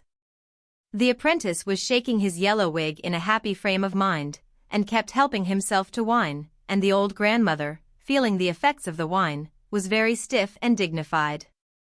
As for the girl, one noticed only a peculiar brightness in her eyes, while the brown cheeks became more rosy. The coffee finished, they suggested singing, and each of them sang or repeated a couplet, which the others applauded frantically. Then they got up with some difficulty, and while the two women, who were rather dizzy, were trying to get a breath of air, the two men, who were altogether drunk, were attempting gymnastics. Heavy, limp, and with scarlet faces they hung or, awkwardly to the iron rings, without being able to raise themselves. Meanwhile the two boating men had got their boats into the water, and they came back and politely asked the ladies whether they would like a row. "Would you like one, Monsieur Dufour?" his wife exclaimed. "Please come." He merely gave her a drunken nod, without understanding what she said. Then one of the rowers came up with 2 fishing rods in his hands, and the hope of catching a gudgeon, that great vision of the Parisian shopkeeper, made Dufour's dull eyes gleam, and he politely allowed them to do whatever they liked. While he sat in the shade under the bridge, with his feet dangling over the river, by the side of the young man with the yellow hair, who was sleeping soundly. One of the boating men made a martyr of himself and took the mother. "Let us go to the little wood on the Isle aux Anglais," he called out as he rowed off. The other boat went more slowly, for the rower was looking at his companion so intently that he thought of nothing else, and his emotion seemed to paralyze his strength, while the girl, who was sitting in the bow, gave herself up to the enjoyment of being on the water. She felt a disinclination to think, a lassitude in her limbs and a total enervation, as if she were intoxicated, and her face was flushed and her breathing quickened. The effects of the wine, which were increased by the extreme heat, made all the trees on the bank seem to bow as she passed. A vague wish for enjoyment and a fermentation of her blood seemed to pervade her whole body, which was excited by the heat of the day, and she was also disturbed at this tete-a-tete on the water, in a place which seemed depopulated by the heat. With this young man who thought her pretty, whose ardent looks seemed to caress her skin and were as penetrating and pervading as the sun's rays. Their inability to speak increased their emotion, and they looked about them. At last, however, he made an effort and asked her name. "Henriette," she said. "Why, my name is Henri," he replied. The sound of their voices had calmed them, and they looked at the banks. The other boat had passed them and seemed to be waiting for them, and the rower called out, "We will meet you in the wood." We are going as far as Robinson's, because Madame Dufour is thirsty." Then he bent over his oars again and rowed off so quickly that he was soon out of sight. Meanwhile a continual roar, which they had heard for some time, came nearer, and the river itself seemed to shiver, as if the dull noise were rising from its depths. "What is that noise?" she asked. It was the noise of the weir which cut the river in two at the island, and he was explaining it to her, when, above the noise of the waterfall, they heard the song of a bird, which seemed a long way off. "Listen," he said. "The nightingales are singing during the day, so the female birds must be sitting." A nightingale. She had never heard one before, and the idea of listening to one roused visions of poetic tenderness in her heart.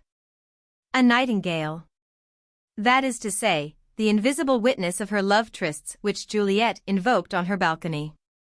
That celestial music which it attuned to human kisses, that eternal inspirer of all those languorous romances which open an ideal sky to all the poor little tender hearts of sensitive girls. She was going to hear a nightingale. "We must not make a noise," her companion said, "and then we can go into the wood, and sit down close beside it." The boat seemed to glide. They saw the trees on the island, the banks of which were so low that they could look into the depths of the thickets. They stopped, he made the boat fast, Henriette took hold of Henry's arm, and they went beneath the trees.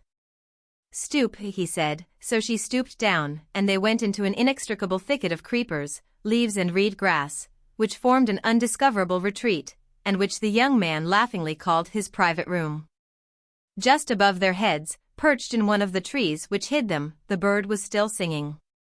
He uttered trills and roulades, and then loud, vibrating notes that filled the air and seemed to lose themselves on the horizon, across the level country, through that burning silence which weighed upon the whole landscape.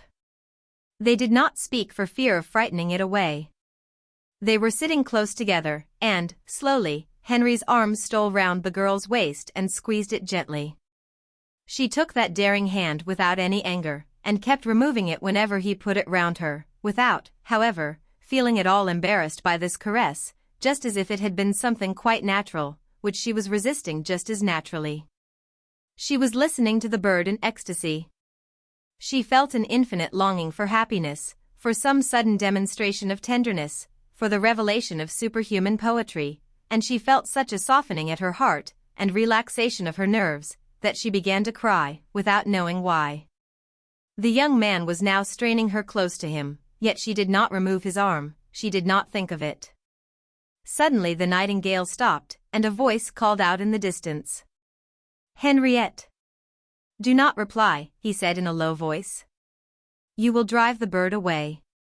But she had no idea of doing so, and they remained in the same position for some time. Madame Dufour had sat down somewhere or other, for from time to time they heard the stout lady break out into little bursts of laughter. The girl was still crying, she was filled with strange sensations. Henry's head was on her shoulder, and suddenly he kissed her on the lips. She was surprised and angry, and, to avoid him, she stood up. They were both very pale when they left their grassy retreat. The blue sky appeared to them clouded and the ardent sun darkened, and they felt the solitude and the silence.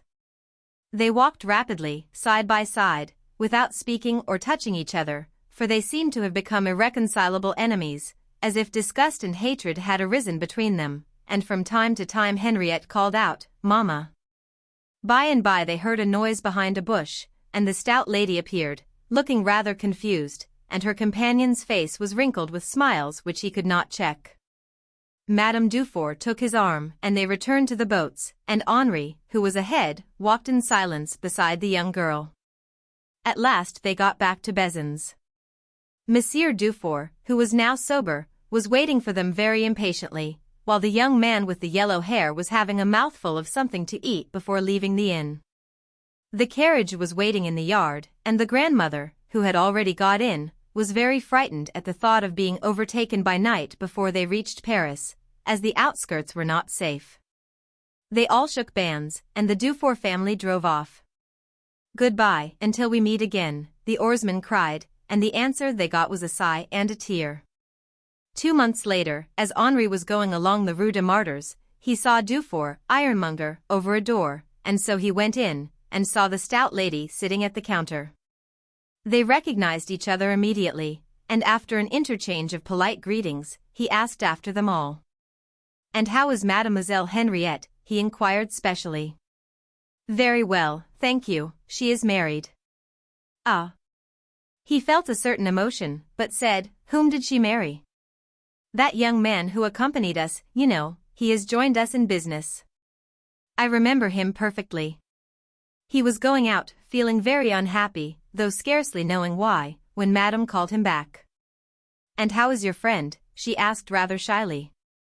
"He is very well, thank you. Please give him our compliments, and beg him to come and call, when he is in the neighborhood." She then added, "Tell him it will give me great pleasure." "I will be sure to do so. Adieu." "Do not say that, come again very soon." The next year, one very hot Sunday, all the details of that adventure, which Henri had never forgotten, suddenly came back to him so clearly that he returned alone to their room in the wood, and was overwhelmed with astonishment when he went in. She was sitting on the grass, looking very sad, while by her side, still in his shirt sleeves, the young man with the yellow hair was sleeping soundly, like some animal. She grew so pale when she saw Henri that at first he thought she was going to faint, then, however, they began to talk quite naturally. But when he told her that he was very fond of that spot, and went there frequently on Sundays to indulge in memories, she looked into his eyes for a long time. "I too think of it," she replied. "Come, my dear," her husband said, with a yawn. "I think it is time for us to be going." Rose. The two young women appear to be buried under a blanket of flowers. They are alone in the immense landau, which is filled with flowers like a giant basket. On the front seat are two small hampers of white satin filled with violets, and on the bearskin by which their knees are covered there is a mass of roses, mimosas, pinks, daisies, tuberoses and orange blossoms, interwoven with silk ribbons. The two frail bodies seem buried under this beautiful perfumed bed, which hides everything but the shoulders and arms and a little of the dainty waists. The coachman's whip is wound with a garland of anemones, the horses' traces are dotted with carnations, the spokes of the wheels are clothed in mignonette. And where the lanterns ought to be are two enormous round bouquets which look as though they were the eyes of this strange, rolling, flower-bedecked creature. The landau drives rapidly along the road, through the Rue d'Auteuil, preceded, followed, accompanied, by a crowd of other carriages covered with flowers, full of women almost hidden by a sea of violets. It is the flower carnival at Cannes. The carriage reaches the Boulevard de la Foncière, where the battle is waged. All along the immense avenue a double row of flower-bedecked vehicles are going and coming like an endless ribbon. Flowers are thrown from one to the other. They pass through the air like balls, striking fresh faces, bouncing and falling into the dust, where an army of youngsters pick them up. A thick crowd is standing on the sidewalks looking on and held in check by the mounted police, who pass brutally along pushing back the curious pedestrians as though to prevent the common people from mingling with the rich. In the carriages, people call to each other, recognize each other and bombard each other with roses. A chariot full of pretty women, dressed in red, like devils, attracts the eyes of all. A gentleman, who looks like the portraits of Henry IV, is throwing an immense bouquet which is held back by an elastic. Fearing the shock, the women hide their eyes and the men lower their heads, but the graceful, rapid and obedient missile describes a curve and returns to its master, who immediately throws it at some new face. The two young women begin to throw their stock of flowers by handfuls, and receive a perfect hail of bouquets. Then, after an hour of warfare, a little tired, they tell the coachman to drive along the road which follows the seashore. The sun disappears behind Estoril, outlining the dark, rugged mountain against the sunset sky. The clear blue sea, as calm as a millpond, stretches out as far as the horizon, where it blends with the sky. And the fleet, anchored in the middle of the bay, looks like a herd of enormous beasts, motionless on the water, apocalyptic animals, armored and humpbacked, their frail masts looking like feathers, and with eyes which light up when evening approaches. The two young women, leaning back under the heavy robes, look out lazily over the blue expanse of water. At last one of them says, "How delightful the evenings are. How good everything seems. Don't you think so, Margot?" "Yes, it is good. But there is always something lacking." "What is lacking?" "I feel perfectly happy. I don't need anything else." "Yes, you do. You are not thinking of it. No matter how contented we may be, physically, we always long for something more, for the heart." The other asked with a smile. "A little love?" "Yes." They stopped talking, their eyes fastened on the distant horizon. Then the one called Marguerite murmured, "Life without that seems to me unbearable. I need to be loved, if only by a dog." "But we are all alike, no matter what you may say, Simone." "Not at all, my dear. I had rather not be loved at all than to be loved by the first comer. Do you think, for instance, that it would be pleasant to be loved by—" She was thinking by whom she might possibly be loved, glancing across the wide landscape. Her eyes, after traveling around the horizon, fell on the two bright buttons which were shining on the back of the coachman's livery, and she continued, laughing, "By my coachman?" Madame Margot barely smiled, and said in a low tone of voice, "I assure you that it is very amusing to be loved by a servant. It has happened to me 2 or 3 times. They roll their eyes in such a funny manner, it's enough to make you die laughing. Naturally, the more in love they are, the more severe one must be with them, and then, some day, for some reason, you dismiss them, because, if anyone should notice it, you would appear so ridiculous." Madame Simone was listening, staring straight ahead of her, then she remarked, "No, I'm afraid that my footman's heart would not satisfy me. Tell me how you noticed that they loved you." "I noticed it the same way that I do with other men, when they get stupid. The others don't seem stupid to me, when they love me. They are idiots, my dear, unable to talk, to answer, to understand anything." "But how did you feel when you were loved by a servant? Were you moved, flattered?" "Moved? No, flattered, yes, a little. One is always flattered to be loved by a man, no matter who he may be." "Oh, Margot." "Yes, indeed, my dear. For instance, I will tell you of a peculiar incident which happened to me. You will see how curious and complex our emotions are, in such cases. About 4 years ago, I happened to be without a maid. I had tried 5 or 6, one right after the other, and I was about ready to give up in despair, when I saw an advertisement in a newspaper of a young girl knowing how to cook, embroider, dress hair, who was looking for a position and who could furnish the best of references. Besides all these accomplishments, she could speak English. I wrote to the given address, and the next day the person in question presented herself. She was tall, slender, pale, shy-looking. She had beautiful black eyes and a charming complexion. She pleased me immediately. I asked for her certificates. She gave me one in English, for she came, as she said, from Lady Rimwell's, where she had been for 10 years. The certificate showed that the young girl had left of her own free will, in order to return to France, and the only thing which they had had to find fault in her during her long period of service was a little French coquettishness. This prudish English phrase even made me smile, and I immediately engaged this maid. She came to me the same day. Her name was Rose. At the end of a month I would have been helpless without her. She was a treasure, a pearl, a phenomenon. She could dress my hair with infinite taste, she could trim a hat better than most milliners, and she could even make my dresses. I was astonished at her accomplishments. I had never before been waited on in such a manner. She dressed me rapidly and with a surprisingly light touch. I never felt her fingers on my skin, and nothing is so disagreeable to me as contact with a servant's hand. I soon became excessively lazy. It was so pleasant to be dressed from head to foot, and from lingerie to gloves, by this tall, timid girl, always blushing a little, and never saying a word. After my bath she would rub and massage me while I dozed a little on my couch. I almost considered her more of a friend than a servant. One morning the janitor asked, mysteriously, to speak to me. I was surprised, and told him to come in. He was a good, faithful man, an old soldier, one of my husband's former orderlies. He seemed to be embarrassed by what he had to say to me. At last he managed to mumble. "Madam, the superintendent of police is downstairs." I asked quickly. "What does he wish?" "He wishes to search the house." Of course the police are useful, but I hate them. I do not think that it is a noble profession. I answered, angered and hurt. "Why this search? For what reason?" "He shall not come in."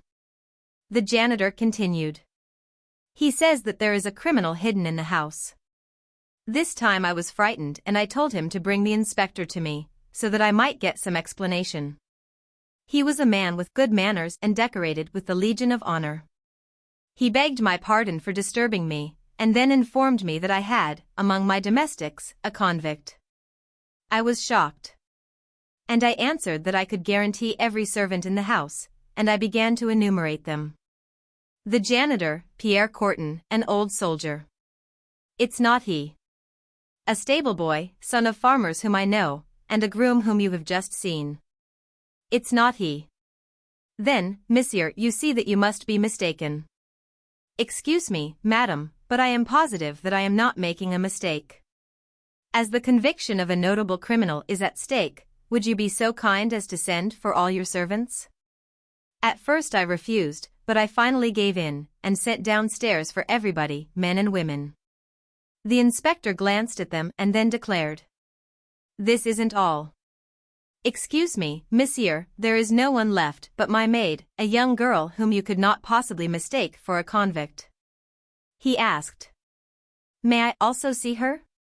"Certainly." I rang for Rose, who immediately appeared. She had hardly entered the room, when the inspector made a motion, and two men whom I had not seen, hidden behind the door, sprang forward, seized her and tied her hands behind her back. I cried out in anger and tried to rush forward to defend her. The inspector stopped me. "This girl, madam, is a man whose name is Jean-Nicolas Lecapet, condemned to death in 1879 for assaulting a woman and injuring her so that death resulted. His sentence was commuted to imprisonment for life. He escaped 4 months ago. We have been looking for him ever since." I was terrified, bewildered. I did not believe him. The commissioner continued, laughing. "I can prove it to you. His right arm is tattooed. The sleeve was rolled up." It was true. The inspector added, with bad taste, "You can trust us for the other proofs." And they led my maid away. Well, would you believe me, the thing that moved me most was not anger at having thus been played upon, deceived and made ridiculous. It was not the shame of having thus been dressed and undressed, handled and touched by this man, but a deep humiliation, a woman's humiliation. Do you understand? I am afraid I don't. Just think, this man had been condemned for assaulting a woman. Well, I thought of the one whom he had assaulted, and I felt humiliated there. Do you understand now? Madame Margot did not answer. She was looking straight ahead, her eyes fastened on the two shining buttons of the livery, with that sphinx-like smile which women sometimes have. Rosalie Prudent. There was a real mystery in this affair which neither the jury, nor the president, nor the public prosecutor himself could understand. The girl Prudent, Rosalie, servant at the Varambats, of Nantes, having become enceinte without the knowledge of her masters, had, during the night, killed and buried her child in the garden. It was the usual story of the infanticides committed by servant girls. But there was one inexplicable circumstance about this one.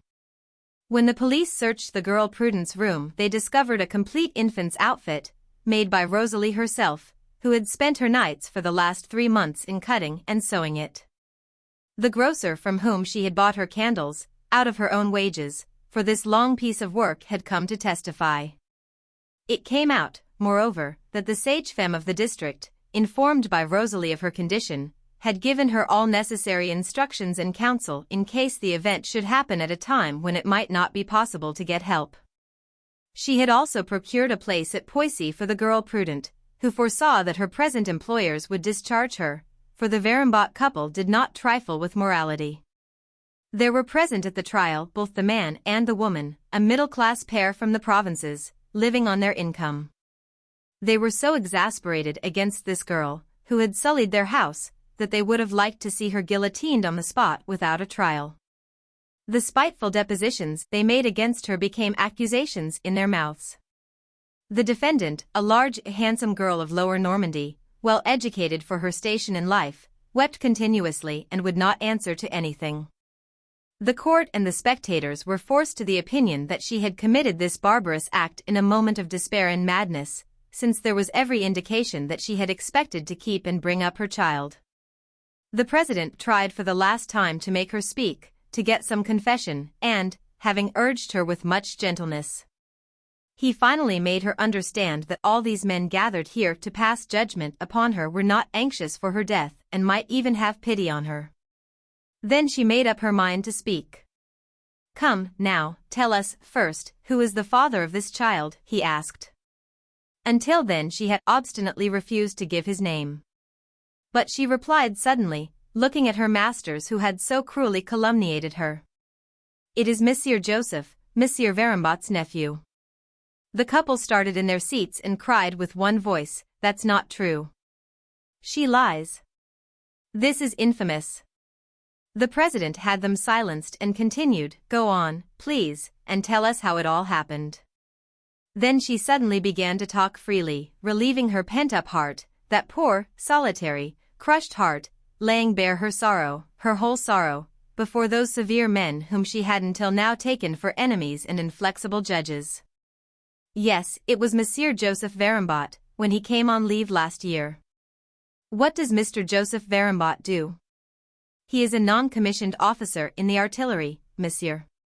Well, he stayed 2 months at the house, 2 months of the summer.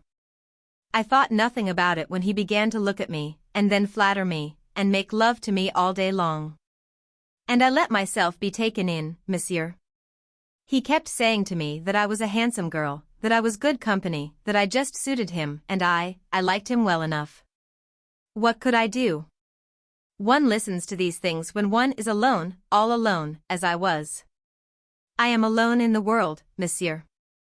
I have no one to talk to, no one to tell my troubles to. I have no father, no mother, no brother, no sister, nobody.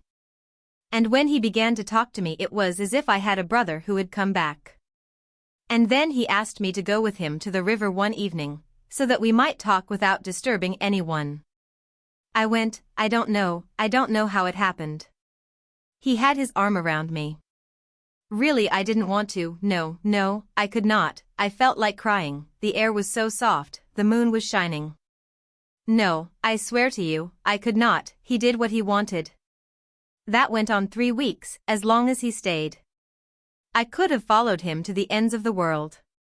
He went away. I did not know that I was enceinte. I did not know it until the month after. She began to cry so bitterly that they had to give her time to collect herself. Then the president resumed with the tone of a priest at the confessional, "Come, now, go on." She began to talk again. "When I realized my condition I went to see Madame Boudin, who is there to tell you, and I asked her how it would be, in case it should come if she were not there. Then I made the outfit, sewing night after night, every evening until 1 o'clock in the morning. And then I looked for another place, for I knew very well that I should be sent away, but I wanted to stay in the house until the very last, so as to save my pennies, for I have not got very much and I should need my money for the little one." "Then you did not intend to kill him?" "Oh, certainly not, monsieur." "Why did you kill him, then?" "It happened this way. It came sooner than I expected. It came upon me in the kitchen, while I was doing the dishes. Monsieur and Madame Verambot were already asleep, so I went up, not without difficulty, dragging myself up by the banister, and I lay down on the bare floor. It lasted perhaps 1 hour, or 2, or 3, I don't know, I had such pain. And then I pushed him out with all my strength. I felt that he came out and I picked him up. Ah! But I was glad, I assure you. I did all that Madame Boudin told me to do. and then I laid him on my bed. And then such a pain griped me again that I thought I should die. If you knew what it meant, you would not do so much of this. I fell on my knees, and then toppled over backward on the floor. And it griped me again, perhaps 1 hour, perhaps 2. I lay there all alone, and then another one comes, another little one, 2, yes, 2, like this. I took him up as I did the first one, and then I put him on the bed, the 2 side by side. Is it possible, tell me, 2 children, and I who get only 20 francs a month? Say, is it possible? 1, yes, that can be managed by going without things, but not 2. That turned my head. What do I know about it? Had I any choice, tell me? What could I do? I felt as if my last hour had come. I put the pillow over them, without knowing why. I could not keep them both. And then I threw myself down, and I lay there, rolling over and crying until I saw the daylight come into the window. Both of them were quite dead under the pillow. Then I took them under my arms and went down the stairs out in the vegetable garden. I took the gardener's spade and I buried them under the earth, digging as deep a hole as I could, one here and the other one there, not together, so that they might not talk of their mother if these little dead bodies can talk. What do I know about it?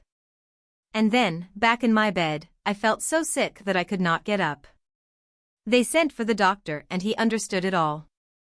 I'm telling you the truth, Your Honor. Do what you like with me, I'm ready. Half of the jury were blowing their noses violently to keep from crying. The women in the courtroom were sobbing. The president asked her, "Where did you bury the other one?" "The one that you have," she asked. "Why, this one was in the artichokes."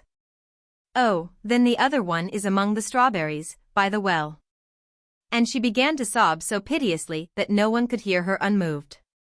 The girl Rosalie Prudent was acquitted. Regret.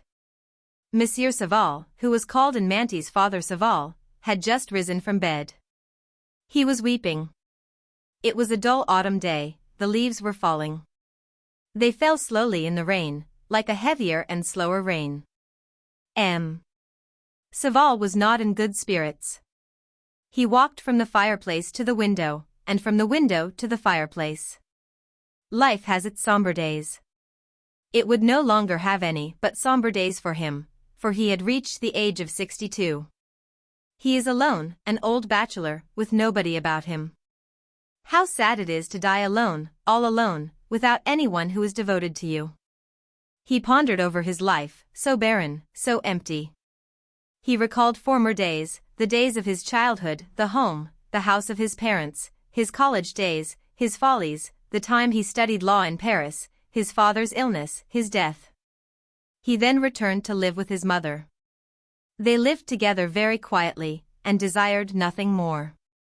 At last the mother died. How sad life is! He lived alone since then, and now, in his turn, he, too, will soon be dead. He will disappear, and that will be the end. There will be no more of Paul Saval upon the earth. What a frightful thing! Other people will love, will laugh. Yes, people will go on amusing themselves, and he will no longer exist. Is it not strange that people can laugh, amuse themselves, be joyful under that eternal certainty of death? If this death were only probable, one could then have hope, but no, it is inevitable as that night follows the day. If, however, his life had been full, if he had done something, if he had had adventures, great pleasures, success, satisfaction of some kind or another. But no, nothing. He had done nothing but rise from bed, eat, at the same hours, and go to bed again. And he had gone on like that to the age of 62 years. He had not even taken unto himself a wife, as other men do. Why? Yes, why was it that he had not married? He might have done so, for he possessed considerable means. Had he lacked an opportunity? Perhaps. But one can create opportunities. He was indifferent, that was all. Indifference had been his greatest drawback, his defect, his vice. How many men wreck their lives through indifference? It is so difficult for some natures to get out of bed, to move about, to take long walks, to speak, to study any question. He had not even been loved. No woman had reposed on his bosom, in a complete abandon of love. He knew nothing of the delicious anguish of expectation, the divine vibration of a hand in yours, of the ecstasy of triumphant passion. What superhuman happiness must overflow your heart, when lips encounter lips for the first time, when the grasp of 4 arms makes one being of you, a being unutterably happy, 2 beings infatuated with one another. M. Saval was sitting before the fire, his feet on the fender, in his dressing gown. Assuredly his life had been spoiled, completely spoiled. He had, however, loved. He had loved secretly, sadly, and indifferently, in a manner characteristic of him in everything. Yes, he had loved his old friend, Madame Sandress, the wife of his old companion, Sandress. Ah! If he had known her as a young girl. But he had met her too late, she was already married. Unquestionably, he would have asked her hand. How he had loved her, nevertheless, without respite, since the first day he set eyes on her. He recalled his emotion every time he saw her, his grief on leaving her, the many nights that he could not sleep, because he was thinking of her. On rising in the morning he was somewhat more rational than on the previous evening. Why? How pretty she was formerly, so dainty, with fair curly hair, and always laughing. Sandress was not the man she should have chosen. She was now 52 years of age. She seemed happy. Ah! If she had only loved him in days gone by. Yes, if she had only loved him. And why should she not have loved him, he, Saval, seeing that he loved her so much, yes, she, Madame Sandress. If only she could have guessed. Had she not guessed anything, seen anything, comprehended anything? What would she have thought? If he had spoken, what would she have answered? And Saval asked himself 1,000 other things. He reviewed his whole life, seeking to recall a multitude of details. He recalled all the long evenings spent at the house of Sandress, when the latter's wife was young and so charming. He recalled many things that she had said to him, the intonations of her voice, the little significant smiles that meant so much. He recalled their walks, the 3 of them together, along the banks of the Seine, their luncheon on the grass on Sundays, for Sandress was employed at the sub-prefecture. And all at once the distinct recollection came to him of an afternoon spent with her in a little wood on the banks of the river. They had set out in the morning, carrying their provisions in baskets. It was a bright spring morning, one of those days which intoxicate one. Everything smells fresh, everything seems happy. The voices of the birds sound more joyous, and they fly more swiftly. They had luncheon on the grass, under the willow trees, quite close to the water, which glittered in the sun's rays. The air was balmy, charged with the odors of fresh vegetation, they drank it in with delight. How pleasant everything was on that day. After lunch, Sandress went to sleep on the broad of his back. The best nap he had in his life, said he, when he woke up. Madame Sandress had taken the arm of Saval, and they started to walk along the river bank. She leaned tenderly on his arm. She laughed and said to him, "I am intoxicated, my friend, I am quite intoxicated." He looked at her, his heart going pit-a-pat. He felt himself grow pale, fearful that he might have looked too boldly at her, and that the trembling of his hand had revealed his passion. She had made a wreath of wild flowers and water lilies, and she asked him, "Do I look pretty like that?" As he did not answer, for he could find nothing to say, he would have liked to go down on his knees, she burst out laughing, a sort of annoyed, displeased laugh, as she said, "Great goose, what ails you? You might at least say something." He felt like crying, but could not even yet find a word to say. All these things came back to him now, as vividly as on the day when they took place. Why had she said this to him, "Great goose, what ails you? You might at least say something." And he recalled how tenderly she had leaned on his arm. And in passing under a shady tree he had felt her ear brushing his cheek, and he had moved his head abruptly, lest she should suppose he was too familiar. When he had said to her, "Is it not time to return?" she darted a singular look at him. Certainly, she said, certainly, regarding him at the same time in a curious manner. He had not thought of it at the time, but now the whole thing appeared to him quite plain. Just as you like, my friend. If you are tired, let us go back. And he had answered, I am not fatigued, but Sandress may be awake now. And she had said, if you are afraid of my husband's being awake, that is another thing. Let us return. On their way back she remained silent, and leaned no longer on his arm. Why? At that time it had never occurred to him, to ask himself why. Now he seemed to apprehend something that he had not then understood. Could it? Saval felt himself blush, and he got up at a bound, as if he were 30 years younger and had heard Madame Sandress say, I love you. Was it possible? That idea which had just entered his mind tortured him. Was it possible that he had not seen, had not guessed? Oh!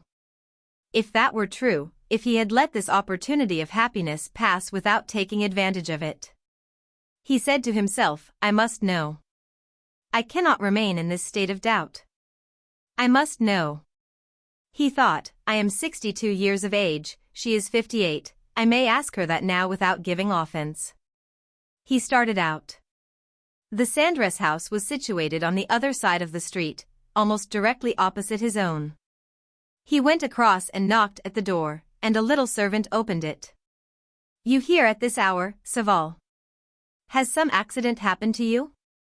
No, my girl, he replied, but go and tell your mistress that I want to speak to her at once.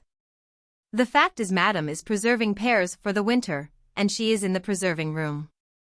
She is not dressed, you understand. Yes, but go and tell her that I wish to see her on a very important matter. The little servant went away, and Saval began to walk, with long, nervous strides, up and down the drawing room. He did not feel in the least embarrassed, however. Oh! He was merely going to ask her something, as he would have asked her about some cooking recipe. He was 62 years of age. The door opened and Madame appeared. She was now a large woman, fat and round, with full cheeks and a sonorous laugh. She walked with her arms away from her sides and her sleeves tucked up, her bare arms all covered with fruit juice. She asked anxiously, What is the matter with you, my friend? You are not ill, are you? No, my dear friend. But I wish to ask you one thing, which to me is of the first importance, something which is torturing my heart, and I want you to promise that you will answer me frankly. She laughed, I am always frank. Say on. Well, then. I have loved you from the first day I ever saw you. Can you have any doubt of this? She responded, laughing, with something of her former tone of voice. Great goose. What ails you? I knew it from the very first day. Saval began to tremble. He stammered out, You knew it? Then. He stopped. She asked. Then? He answered. Then, what did you think? What would you have answered? She broke into a peal of laughter. Some of the juice ran off the tips of her fingers onto the carpet. What? Why, you did not ask me anything. It was not for me to declare myself. He then advanced a step toward her. Tell me. You remember the day when Sandress went to sleep on the grass after lunch, when we had walked together as far as the bend of the river, below. He waited, expectantly. She had ceased to laugh, and looked at him, straight in the eyes. Yes, certainly, I remember it. He answered, trembling all over. Well, that day, if I had been venturesome, what would you have done? She began to laugh as only a happy woman can laugh, who has nothing to regret, and responded frankly, in a clear voice tinged with irony. I would have yielded, my friend. She then turned on her heels and went back to her jam-making. Saval rushed into the street, cast down, as though he had met with some disaster. He walked with giant strides through the rain, straight on, until he reached the river bank, without thinking where he was going. He then turned to the right and followed the river. He walked a long time, as if urged on by some instinct. His clothes were running with water, his hat was out of shape, as soft as a rag, and dripping like a roof. He walked on, straight in front of him. At last, he came to the place where they had lunched on that day so long ago, the recollection of which tortured his heart. He sat down under the leafless trees, and wept. A sister's confession. Marguerite de Therelles was dying. Although she was only 56 years old, she looked at least 75. She gasped for breath, her face whiter than the sheets, and had spasms of violent shivering, with her face convulsed and her eyes haggard as though she saw a frightful vision. Her elder sister, Suzanne, 6 years older than herself, was sobbing on her knees beside the bed. A small table close to the dying woman's couch bore, on a white cloth, 2 lighted candles, for the priest was expected at any moment to administer extreme unction and the last communion. The apartment wore that melancholy aspect common to death chambers, a look of despairing farewell. Medicine bottles littered the furniture, linen lay in the corners into which it had been kicked or swept. The very chairs looked, in their disarray, as if they were terrified and had run in all directions. Death, terrible death, was in the room, hidden, awaiting his prey. This history of the 2 sisters was an affecting one. It was spoken of far and wide. It had drawn tears from many eyes.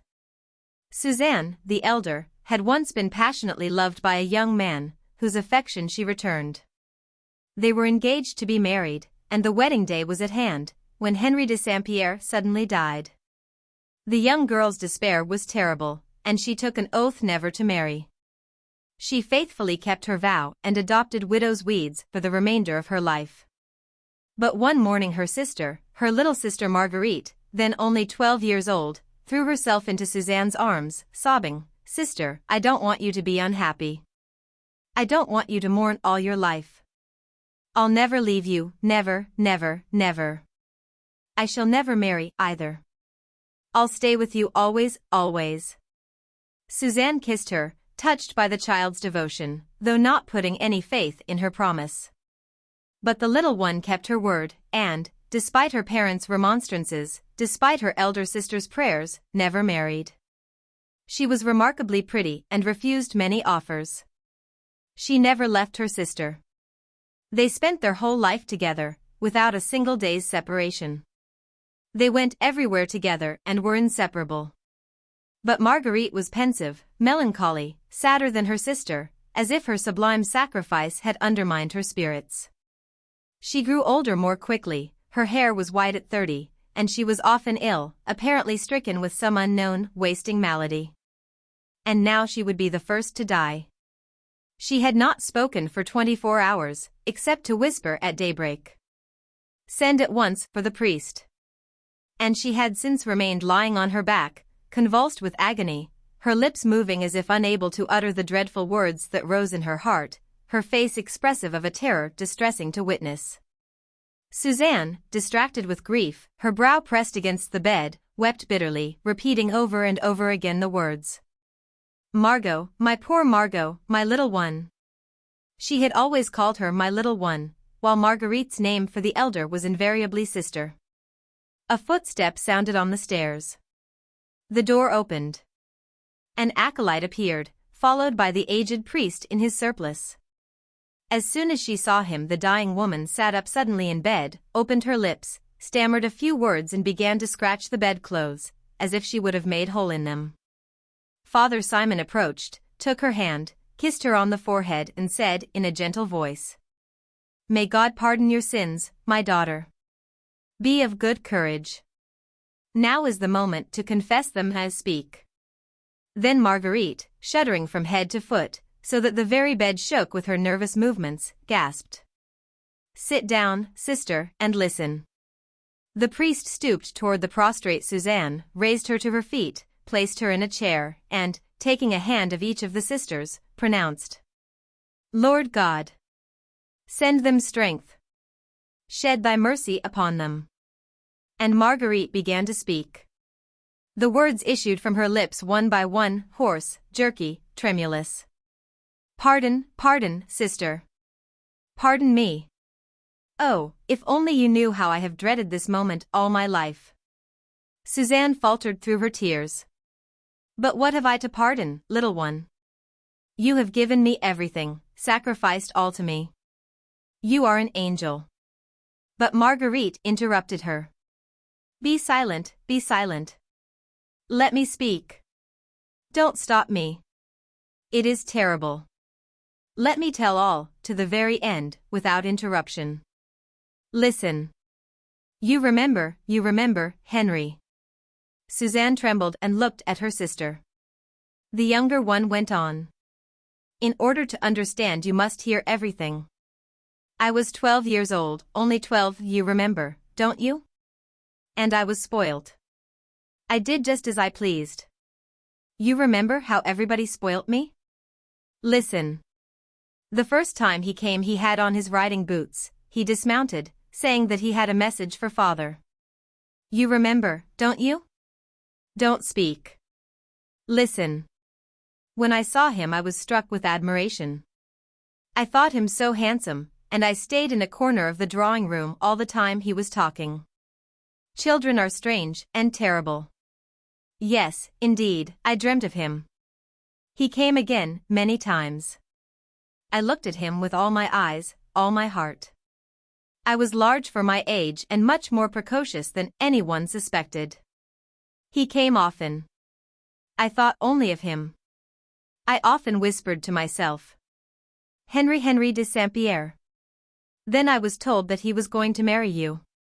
That was a blow. Oh, sister, a terrible blow, terrible. I wept all through 3 sleepless nights. He came every afternoon after lunch. You remember, don't you? Don't answer. Listen. You used to make cakes that he was very fond of, with flour, butter and milk. Oh, I know how to make them. I could make them still, if necessary. He would swallow them at one mouthful and wash them down with a glass of wine, saying, delicious. Do you remember the way he said it? I was jealous. Your wedding day was drawing near. It was only a fortnight distant. I was distracted. I said to myself, he shall not marry Suzanne, no, he shall not. He shall marry me when I am old enough. I shall never love anyone half so much. But one evening, 10 days before the wedding, you went for a stroll with him in the moonlight before the house, and yonder, under the pine tree, the big pine tree, he kissed you, and held you in his arms so long. You remember, don't you? It was probably the first time. You were so pale when you came back to the drawing room. I saw you. I was there in the shrubbery. I was mad with rage. I would have killed you both if I could. I said to myself, he shall never marry Suzanne, never. He shall marry no one. I could not bear it. And all at once I began to hate him intensely. Then do you know what I did? Listen. I had seen the gardener prepare pellets for killing stray dogs. He would crush a bottle into small pieces with a stone and put the ground glass into a ball of meat. I stole a small medicine bottle from Mother's room. I ground it fine with a hammer and hid the glass in my pocket. It was a glistening powder. The next day, when you had made your little cakes, I opened them with a knife and inserted the glass. He ate 3. I ate 1 myself. I threw the 6 others into the pond. The 2 swans died 3 days later. You remember? Oh, don't speak. Listen. I alone did not die. But I have always been ill. Listen, he died, listen, that was not the worst. It was afterward, later, always, the most terrible, listen. My life, all my life, such torture. I said to myself, I will never leave my sister. And on my deathbed I will tell her all. And now I have told. And I have always thought of this moment, the moment when all would be told. Now it has come. It is terrible, oh. Sister. I have always thought, morning and evening, day and night, I shall have to tell her some day. I waited. The horror of it. It is done. Say nothing. Now I am afraid, I am afraid. Oh. Supposing I should see him again, by and by, when I am dead. See him again. Only to think of it. I dare not, yet I must. I am going to die. I want you to forgive me. I insist on it. I cannot meet him without your forgiveness. Oh, tell her to forgive me, Father. Tell her. I implore you. I cannot die without it. She was silent and lay back, gasping for breath, still plucking at the sheets with her fingers. Suzanne had hidden her face in her hands and did not move. She was thinking of him whom she had loved so long. What a life of happiness they might have had together. She saw him again in the dim and distant past, that past forever lost. Beloved dead. How the thought of them rends the heart. Oh. That kiss, his only kiss. She had retained the memory of it in her soul. And, after that, nothing more throughout her whole existence. The priest rose suddenly and in a firm, compelling voice said, Mademoiselle Suzanne, your sister is dying. Then Suzanne, raising her tear-stained face, put her arms round her sister, and kissing her fervently, exclaimed, I forgive you, little one. Coco. Throughout the whole countryside the Lucas farm was known as the manor. No one knew why. The peasants doubtless attached to this word, manor, a meaning of wealth and of splendor, for this farm was undoubtedly the largest, richest and the best managed in the whole neighborhood. The immense court, surrounded by 5 rows of magnificent trees, which sheltered the delicate apple trees from the harsh wind of the plain, enclosed in its confines long brick buildings used for storing fodder and grain. Beautiful stables built of hard stone and made to accommodate 30 horses, and a red brick residence which looked like a little chateau. Thanks for the good care taken, the manure heaps were as little offensive as such things can be, the watchdogs lived in kennels, and countless poultry paraded through the tall grass. Every day, at noon, 15 persons, masters, farmhands and the women folks, seated themselves around the long kitchen table where the soup was brought in steaming in a large, blue-flowered bowl. The beasts' horses, cows, pigs and sheep were fat, well-fed and clean. Maître Lucas, a tall man who was getting stout, would go round 3 times a day, overseeing everything and thinking of everything. A very old white horse, which the mistress wished to keep until its natural death, because she had brought it up and had always used it, and also because it recalled many happy memories, was housed, through sheer kindness of heart, at the end of the stable. A young scamp about 15 years old, Isidore Duval by name, and called, for convenience, Zidore, took care of this pensioner, gave him his measure of oats and fodder in winter, and in summer was supposed to change his pasturing place 4 times a day, so that he might have plenty of fresh grass. The animal, almost crippled, lifted with difficulty his legs, large at the knees and swollen above the hoofs. His coat, which was no longer curried, looked like white hair, and his long eyelashes gave to his eyes a sad expression. When Zidore took the animal to pasture, he had to pull on the rope with all his might, because it walked so slowly, and the youth, bent over and out of breath, would swear at it, exasperated at having to care for this old nag. The farmhands, noticing the young rascal's anger against Coco, were amused and would continually talk of the horse to Zidore, in order to exasperate him. His comrades would make sport with him. In the village he was called Coco Zidore. The boy would fume, feeling an unholy desire to revenge himself on the horse. He was a thin, long-legged, dirty child, with thick, coarse, bristly red hair. He seemed only half-witted, and stuttered as though ideas were unable to form in his thick, brute-like mind. For a long time he had been unable to understand why Coco should be kept, indignant at seeing things wasted on this useless beast. Since the horse could no longer work, it seemed to him unjust that he should be fed. He revolted at the idea of wasting oats which were so expensive, on this paralyzed old plug. And often, in spite of the orders of Maître Lucas, he would economize on the nag's food, only giving him half measure. Hatred grew in his confused, childlike mind, the hatred of a stingy, mean, fierce, brutal and cowardly peasant. When summer came he had to move the animal about in the pasture.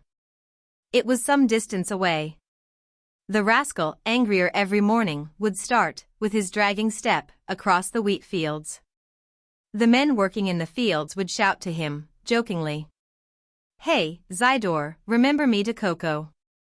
He would not answer, but on the way he would break off a switch, and, as soon as he had moved the old horse, he would let it begin grazing.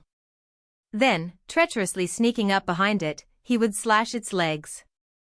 The animal would try to escape, to kick, to get away from the blows, and run around in a circle about its rope, as though it had been enclosed in a circus ring. And the boy would slash away furiously, running along behind, his teeth clenched in anger. Then he would go away slowly, without turning round, while the horse watched him disappear, his ribs sticking out, panting as a result of his unusual exertions.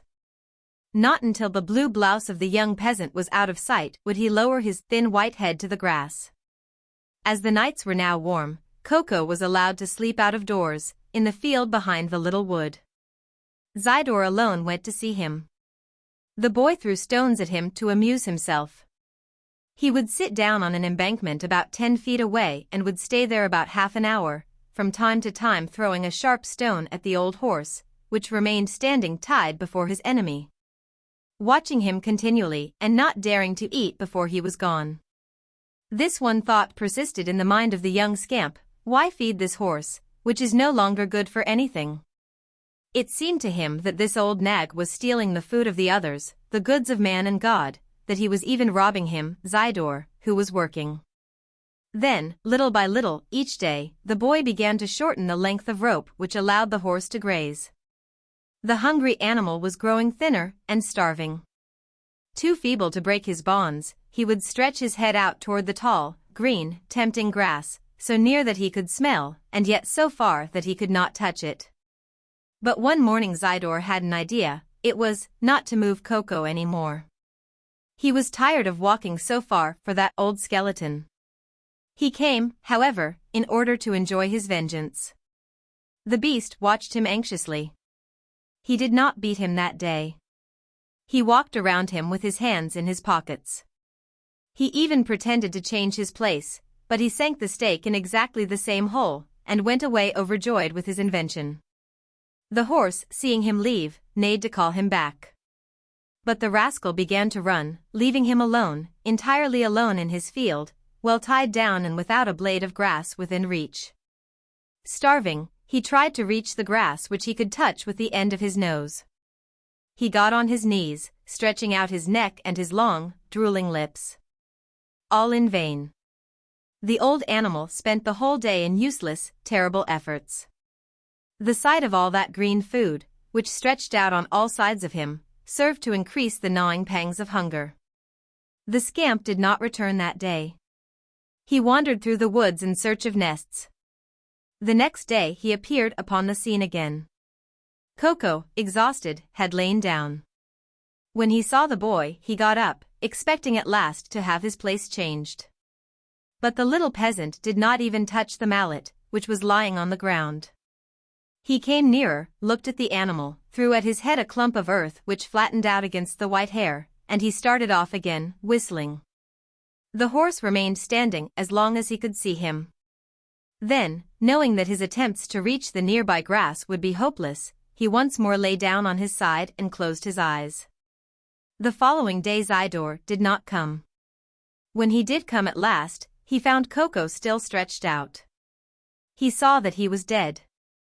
Then he remained standing, looking at him, pleased with what he had done, surprised that it should already be all over. He touched him with his foot, lifted one of his legs and then let it drop, sat on him and remained there, his eyes fixed on the grass, thinking of nothing. He returned to the farm, but did not mention the accident, because he wished to wander about at the hours when he used to change the horse's pasture. He went to see him the next day. At his approach some crows flew away. Countless flies were walking over the body and were buzzing around it. When he returned home, he announced the event. The animal was so old that nobody was surprised. The master said to two of the men, Take your shovels and dig a hole right where he is." The men buried the horse at the place where he had died of hunger. And the grass grew thick, green and vigorous, fed by the poor body. Dead woman's secret. The woman had died without pain, quietly, as a woman should whose life had been blameless. Now she was resting in her bed, lying on her back, her eyes closed, her features calm, her long white hair carefully arranged as though she had done it up 10 minutes before dying. The whole pale countenance of the dead woman was so collected, so calm, so resigned that one could feel what a sweet soul had lived in that body, what a quiet existence this old soul had led, how easy and pure the death of this parent had been. Kneeling beside the bed, her son, a magistrate with inflexible principles, and her daughter, Marguerite, known as Sister Eulalie, were weeping as though their hearts would break. She had, from childhood up, armed them with a strict moral code, teaching them religion, without weakness, and duty, without compromise. He, the man, had become a judge and handled the law as a weapon with which he smote the weak ones without pity. She, the girl, influenced by the virtue which had bathed her in this austere family, had become the bride of the church through her loathing for man. They had hardly known their father, knowing only that he had made their mother most unhappy, without being told any other details. The nun was wildly kissing the dead woman's hand, an ivory hand as white as the large crucifix lying across the bed. On the other side of the long body the other hand seemed still to be holding the sheet in the death grasp, and the sheet had preserved the little creases as a memory of those last movements which precede eternal immobility. A few light taps on the door caused the two sobbing heads to look up, and the priest, who had just come from dinner, returned. He was red and out of breath from his interrupted digestion, for he had made himself a strong mixture of coffee and brandy in order to combat the fatigue of the last few nights and of the wake which was beginning. He looked sad, with that assumed sadness of the priest for whom death is a breadwinner. He crossed himself and approaching with his professional gesture, "Well, my poor children, I have come to help you pass these last sad hours." But Sister Eulalie suddenly arose. "Thank you, Father, but my brother and I prefer to remain alone with her. This is our last chance to see her, and we wish to be together, all three of us, as we used to be when we were small, and our poor mother." Grief and tears stopped her, she could not continue. Once more serene, the priest bowed, thinking of his bed. "As you wish, my children." He kneeled, crossed himself, prayed, arose and went out quietly, murmuring, "She was a saint." They remained alone, the dead woman and her children. The ticking of the clock, hidden in the shadow, could be heard distinctly, and through the open window drifted in the sweet smell of hay and of woods, together with the soft moonlight. No other noise could be heard over the land except the occasional croaking of the frog or the chirping of some belated insect. An infinite peace, a divine melancholy, a silent serenity surrounded this dead woman, seemed to be breathed out from her and to appease nature itself.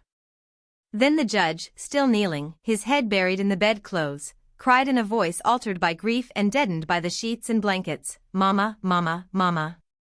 And his sister, frantically striking her forehead against the woodwork, convulsed, twitching and trembling as in an epileptic fit, moaned, "Jesus, Jesus, Mama, Jesus."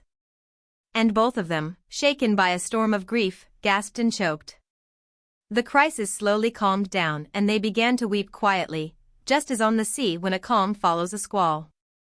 A rather long time passed and they arose and looked at their dead. And the memories, those distant memories, yesterday so dear, today so torturing, came to their minds with all the little forgotten details, those little intimate familiar details which bring back to life the one who has left. They recalled to each other circumstances, words, smiles, intonations of the mother who was no longer to speak to them. They saw her again happy and calm. They remembered things which she had said, and a little motion of the hand, like beating time, which she often used when emphasizing something important. And they loved her as they never had loved her before. They measured the depth of their grief, and thus they discovered how lonely they would find themselves. It was their prop, their guide, their whole youth, all the best part of their lives which was disappearing. It was their bond with life, their mother, their mama, the connecting link with their forefathers which they would thenceforth miss. They now became solitary, lonely beings, they could no longer look back. The nun said to her brother, "You remember how Mama used always to read her old letters, they are all there in that drawer. Let us, in turn, read them, let us live her whole life through tonight beside her. It would be like a road to the cross, like making the acquaintance of her mother, of our grandparents, whom we never knew, but whose letters are there and of whom she so often spoke, do you remember?" Out of the drawer they took about 10 little packages of yellow paper, tied with care and arranged one beside the other. They threw these relics on the bed and chose one of them on which the word Father was written. They opened and read it.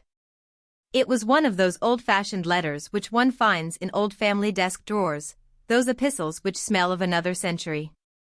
The first one started, "My dear," another one, "My beautiful little girl," others, "My dear child," or, "My dear," laughter. And suddenly the nun began to read aloud, to read over to the dead woman her whole history, all her tender memories. The judge, resting his elbow on the bed, was listening with his eyes fastened on his mother. The motionless body seemed happy. Sister Eulalie, interrupting herself, said suddenly, "These ought to be put in the grave with her. They ought to be used as a shroud and she ought to be buried in it." She took another package, on which no name was written. She began to read in a firm voice, "My adored one, I love you wildly. Since yesterday I have been suffering the tortures of the damned, haunted by our memory. I feel your lips against mine, your eyes in mine, your breast against mine. I love you, I love you. You have driven me mad. My arms open, I gasp, moved by a wild desire to hold you again. My whole soul and body cries out for you, wants you.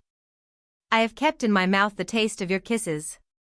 The judge had straightened himself up. The nun stopped reading. He snatched the letter from her and looked for the signature. There was none, but only under the words, "The man who adores you," the name Henry. Their father's name was René. Therefore this was not from him. The son then quickly rummaged through the package of letters, took one out and read, "I can no longer live without your caresses." Standing erect, severe as when sitting on the bench, he looked unmoved at the dead woman. The nun, straight as a statue, tears trembling in the corners of her eyes, was watching her brother, waiting. Then he crossed the room slowly, went to the window and stood there, gazing out into the dark night. When he turned around again, Sister Eulalie, her eyes dry now, was still standing near the bed, her head bent down. He stepped forward, quickly picked up the letters and threw them pell-mell back into the drawer. Then he closed the curtains of the bed. When daylight made the candles on the table turned pale, the son slowly left his armchair, and without looking again at the mother upon whom he had passed sentence, severing the tie that united her to son and daughter, he said slowly, "Let us now retire, sister." A humble drama. Meetings that are unexpected constitute the charm of traveling. Who has not experienced the joy of suddenly coming across a Parisian, a college friend, or a neighbor, 500 miles from home? Who has not passed a night awake in one of those small, rattling country stage coaches, in regions where steam is still a thing unknown, beside a strange young woman, of whom one has caught only a glimpse in the dim light of the lantern, as she entered the carriage in front of a White House in some small country town? And the next morning, when one's head and ears feel numb with the continuous tinkling of the bells and the loud rattling of the windows, what a charming sensation it is to see your pretty neighbor open her eyes, startled, glance around her, arrange her rebellious hair with her slender fingers, adjust her hat, feel with sure hand whether her corset is still in place, her waist straight, and her skirt not too wrinkled. She glances at you coldly and curiously. Then she leans back and no longer seems interested in anything but the country. In spite of yourself, you watch her, and in spite of yourself you keep on thinking of her. Who is she? Whence does she come? Where is she going? In spite of yourself you spin a little romance around her. She is pretty, she seems charming. Happy he who. Life might be delightful with her. Who knows? She is perhaps the woman of our dreams, the one suited to our disposition, the one for whom our heart calls. And how delicious even the disappointment at seeing her get out at the gate of a country house. A man stands there, who is awaiting her, with 2 children and 2 maids. He takes her in his arms and kisses as he lifts her out. Then she stoops over the little ones, who hold up their hands to her, she kisses them tenderly. And then they all go away together, down a path, while the maids catch the packages which the driver throws down to them from the coach. Adieu. It is all over. You never will see her again. Adieu to the young woman who has passed the night by your side. You know her no more, you have not spoken to her, all the same, you feel a little sad to see her go. Adieu. I have had many of these souvenirs of travel, some joyous and some sad. Once I was in Auvergne, tramping through those delightful French mountains, that are not too high, not too steep, but friendly and familiar. I had climbed the Sanchi, and entered a little inn, near a pilgrim's chapel called Notre Dame de Vassivière, when I saw a queer, ridiculous-looking old woman breakfasting alone at the end table. She was at least 70 years old, tall, skinny, and angular, and her white hair was puffed around her temples in the old-fashioned style. She was dressed like a traveling Englishwoman, in awkward, queer clothing, like a person who is indifferent to dress. She was eating an omelette and drinking water. Her face was peculiar, with restless eyes and the expression of one with whom fate has dealt unkindly. I watched her, in spite of myself, thinking, who is she? What is the life of this woman? Why is she wandering alone through these mountains? She paid and rose to leave, drawing up over her shoulders an astonishing little shawl, the 2 ends of which hung over her arms. From a corner of the room she took an alpenstock, which was covered with names traced with a hot iron. Then she went out, straight, erect, with the long steps of a letter carrier who is setting out on his route. A guide was waiting for her at the door, and both went away. I watched them go down the valley, along the road marked by a line of high wooden crosses. She was taller than her companion, and seemed to walk faster than he. 2 hours later I was climbing the edge of the deep funnel that encloses Lake Pavin in a marvelous and enormous basin of verdure, full of trees, bushes, rocks, and flowers. This lake is so round that it seems as if the outline had been drawn with a pair of compasses, so clear and blue that one might deem it a flood of azure come down from the sky. So charming that one would like to live in a hut on the wooded slope which dominates this crater, where the cold, still water is sleeping. The Englishwoman was standing there like a statue, gazing upon the transparent sheet down in the dead volcano. She was straining her eyes to penetrate below the surface down to the unknown depths, where monstrous trout which have devoured all the other fish are said to live. As I was passing close by her, it seemed to me that 2 big tears were brimming her eyes. But she departed at a great pace, to rejoin her guide, who had stayed behind in an inn at the foot of the path leading to the lake. I did not see her again that day. The next day, at nightfall, I came to the chateau of Murol. The old fortress, an enormous tower standing on a peak in the midst of a large valley, where 3 valleys intersect, rears its brown, uneven, cracked surface into the sky. It is round, from its large circular base to the crumbling turrets on its pinnacles. It astonishes the eye more than any other ruin by its simple mass, its majesty, its grave and imposing air of antiquity. It stands there, alone, high as a mountain, a dead queen, but still the queen of the valleys stretched out beneath it. You go up by a slope planted with firs, then you enter a narrow gate, and stop at the foot of the walls, in the first enclosure, in full view of the entire country. Inside there are ruined halls, crumbling stairways, unknown cavities, dungeons, walls cut through in the middle, vaulted roofs held up one knows not how, and a mass of stones and crevices, overgrown with grass, where animals glide in and out. I was exploring this ruin alone. Suddenly I perceived behind a bit of wall a being, a kind of phantom, like the spirit of this ancient and crumbling habitation. I was taken aback with surprise, almost with fear, when I recognized the old lady whom I had seen twice. She was weeping, with big tears in her eyes, and held her handkerchief in her hand.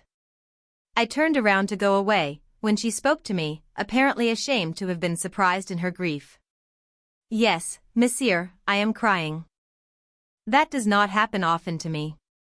Pardon me, madam, for having disturbed you, I stammered, confused, not knowing what to say. Some misfortune has doubtless come to you. Yes. No, I am like a lost dog, she murmured, and began to sob, with her handkerchief over her eyes. Moved by these contagious tears, I took her hand, trying to calm her. Then brusquely she told me her history, as if no longer able to bear her grief alone. Oh! Oh! Monsieur, if you knew the sorrow in which I live, in what sorrow. Once I was happy. I have a house down there, a home. I cannot go back to it any more, I shall never go back to it again, it is too hard to bear. I have a son. It is he. It is he. Children don't know. Oh, one has such a short time to live. If I should see him now I should perhaps not recognize him. How I loved him. How I loved him. Even before he was born, when I felt him move. And after that. How I have kissed and caressed and cherished him. If you knew how many nights I have passed in watching him sleep, and how many in thinking of him. I was crazy about him. When he was 8 years old his father sent him to boarding school. That was the end. He no longer belonged to me. Oh, heavens! He came to see me every Sunday. That was all. He went to college in Paris. Then he came only 4 times a year, and every time I was astonished to see how he had changed, to find him taller without having seen him grow. They stole his childhood from me, his confidence, and his love which otherwise would not have gone away from me. They stole my joy in seeing him grow, in seeing him become a little man. I saw him 4 times a year. Think of it. And at every one of his visits his body, his eye, his movements, his voice, his laugh, were no longer the same, were no longer mine. All these things change so quickly in a child, and it is so sad if one is not there to see them change. One no longer recognizes him. One year he came with down on his cheek. He. My son. I was dumbfounded, would you believe it? I hardly dared to kiss him. Was it really he, my little curly head of old, my dear child, whom I had held in his diapers or my knee, and who had nursed at my breast with his little greedy lips? Was it he, this tall, brown boy, who no longer knew how to kiss me, who seemed to love me as a matter of duty? Who called me mother for the sake of politeness, and who kissed me on the forehead, when I felt like crushing him in my arms? My husband died. Then my parents, and then my 2 sisters. When death enters a house it seems as if he were hurrying to do his utmost, so as not to have to return for a long time after that. He spares only 1 or 2 to mourn the others. I remained alone. My tall son was then studying law. I was hoping to live and die near him, and I went to him so that we could live together. But he had fallen into the ways of young men, and he gave me to understand that I was in his way. So I left.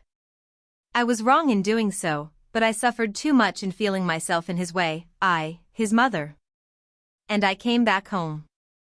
I hardly ever saw him again. He married. What a joy! At last we should be together for good. I should have grandchildren. His wife was an Englishwoman, who took a dislike to me.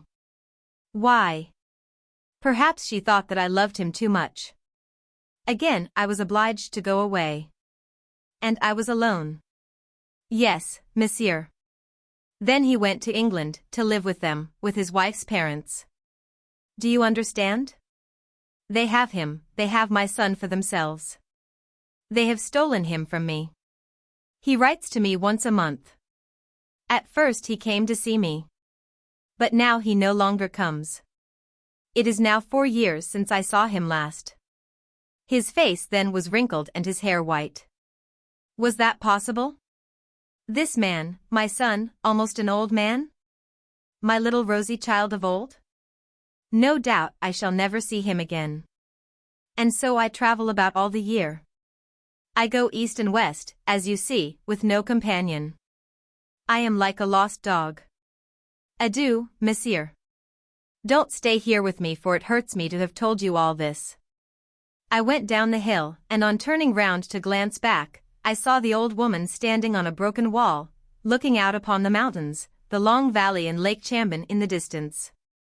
And her skirt and the queer little shawl which she wore around her thin shoulders were fluttering like a flag in the wind. Mademoiselle Cocotte. We were just leaving the asylum when I saw a tall, thin man in a corner of the court who kept on calling an imaginary dog. He was crying in a soft, tender voice, "Cocotte! Come here, Cocotte, my beauty!" and slapping his thigh as one does when calling an animal. I asked the physician, "Who is that man?" He answered, "Oh, he is not at all interesting. He is a coachman named Francois, who became insane after drowning his dog." I insisted, "Tell me his story." The most simple and humble things are sometimes those which touch our hearts most deeply. Here is this man's adventure, which was obtained from a friend of his, a groom. There was a family of rich bourgeois who lived in a suburb of Paris.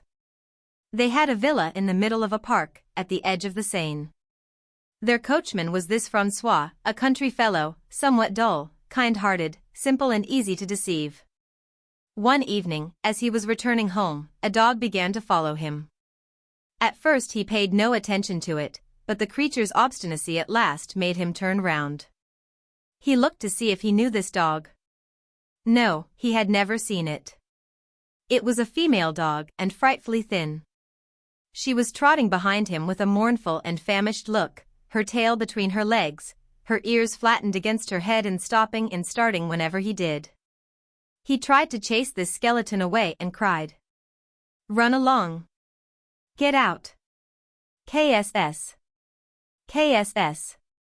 She retreated a few steps, then sat down and waited. And when the coachman started to walk again, she followed along behind him. He pretended to pick up some stones. The animal ran a little farther away, but came back again as soon as the man's back was turned. Then the coachman Francois took pity on the beast and called her. The dog approached timidly. The man patted her protruding ribs, moved by the beast's misery, and he cried, "Come! Come here!" Immediately she began to wag her tail, and, feeling herself taken in, adopted, she began to run along ahead of her new master. He made her a bed on the straw in the stable, then he ran to the kitchen for some bread. When she had eaten all she could, she curled up and went to sleep. When his employers heard of this the next day, they allowed the coachman to keep the animal. It was a good beast, caressing and faithful, intelligent and gentle. Nevertheless, Francois adored Cocotte, and he kept repeating, "That beast is human. She only lacks speech." He had a magnificent red leather collar made for her which bore these words engraved on a copper plate, "Mademoiselle Cocotte, belonging to the coachman Francois." She was remarkably prolific and 4 times a year would give birth to a batch of little animals belonging to every variety of the canine race. Francois would pick out one which he would leave her, and then he would unmercifully throw the others into the river. But soon the cook joined her complaints to those of the gardener. She would find dogs under the stove, in the icebox, in the coal bin, and they would steal everything they came across. Finally the master, tired of complaints, impatiently ordered Francois to get rid of Cocotte. In despair the man tried to give her away. Nobody wanted her. Then he decided to lose her, and he gave her to a teamster, who was to drop her on the other side of Paris, near Joinville-le-Pont. Cocotte returned the same day.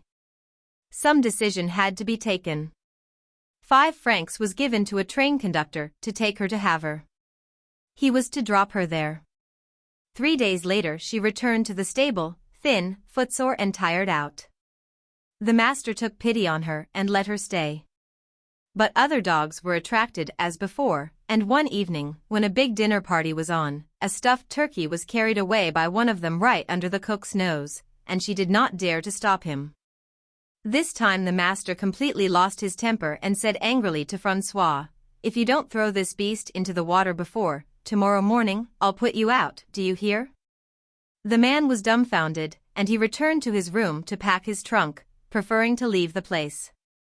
Then he bethought himself that he could find no other situation as long as he dragged this animal about with him.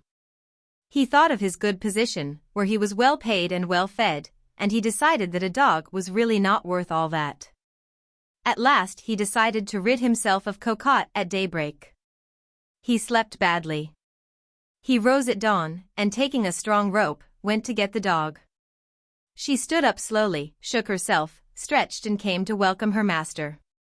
Then his courage forsook him, and he began to pet her affectionately, stroking her long ears, kissing her muzzle and calling her tender names. But a neighboring clock struck 6. He could no longer hesitate. He opened the door, calling, "Come." The beast wagged her tail, understanding that she was to be taken out. They reached the beach, and he chose a place where the water seemed deep. Then he knotted the rope round the leather collar and tied a heavy stone to the other end. He seized Cocotte in his arms and kissed her madly, as though he were taking leave of some human being. He held her to his breast, rocked her and called her "my dear little Cocotte, my sweet little Cocotte," and she grunted with pleasure. 10 times he tried to throw her into the water and each time he lost courage. But suddenly he made up his mind and threw her as far from him as he could. At first she tried to swim, as she did when he gave her a bath, but her head, dragged down by the stone, kept going under, and she looked at her master with wild, human glances as she struggled like a drowning person.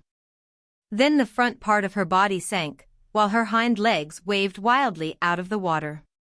Finally those also disappeared.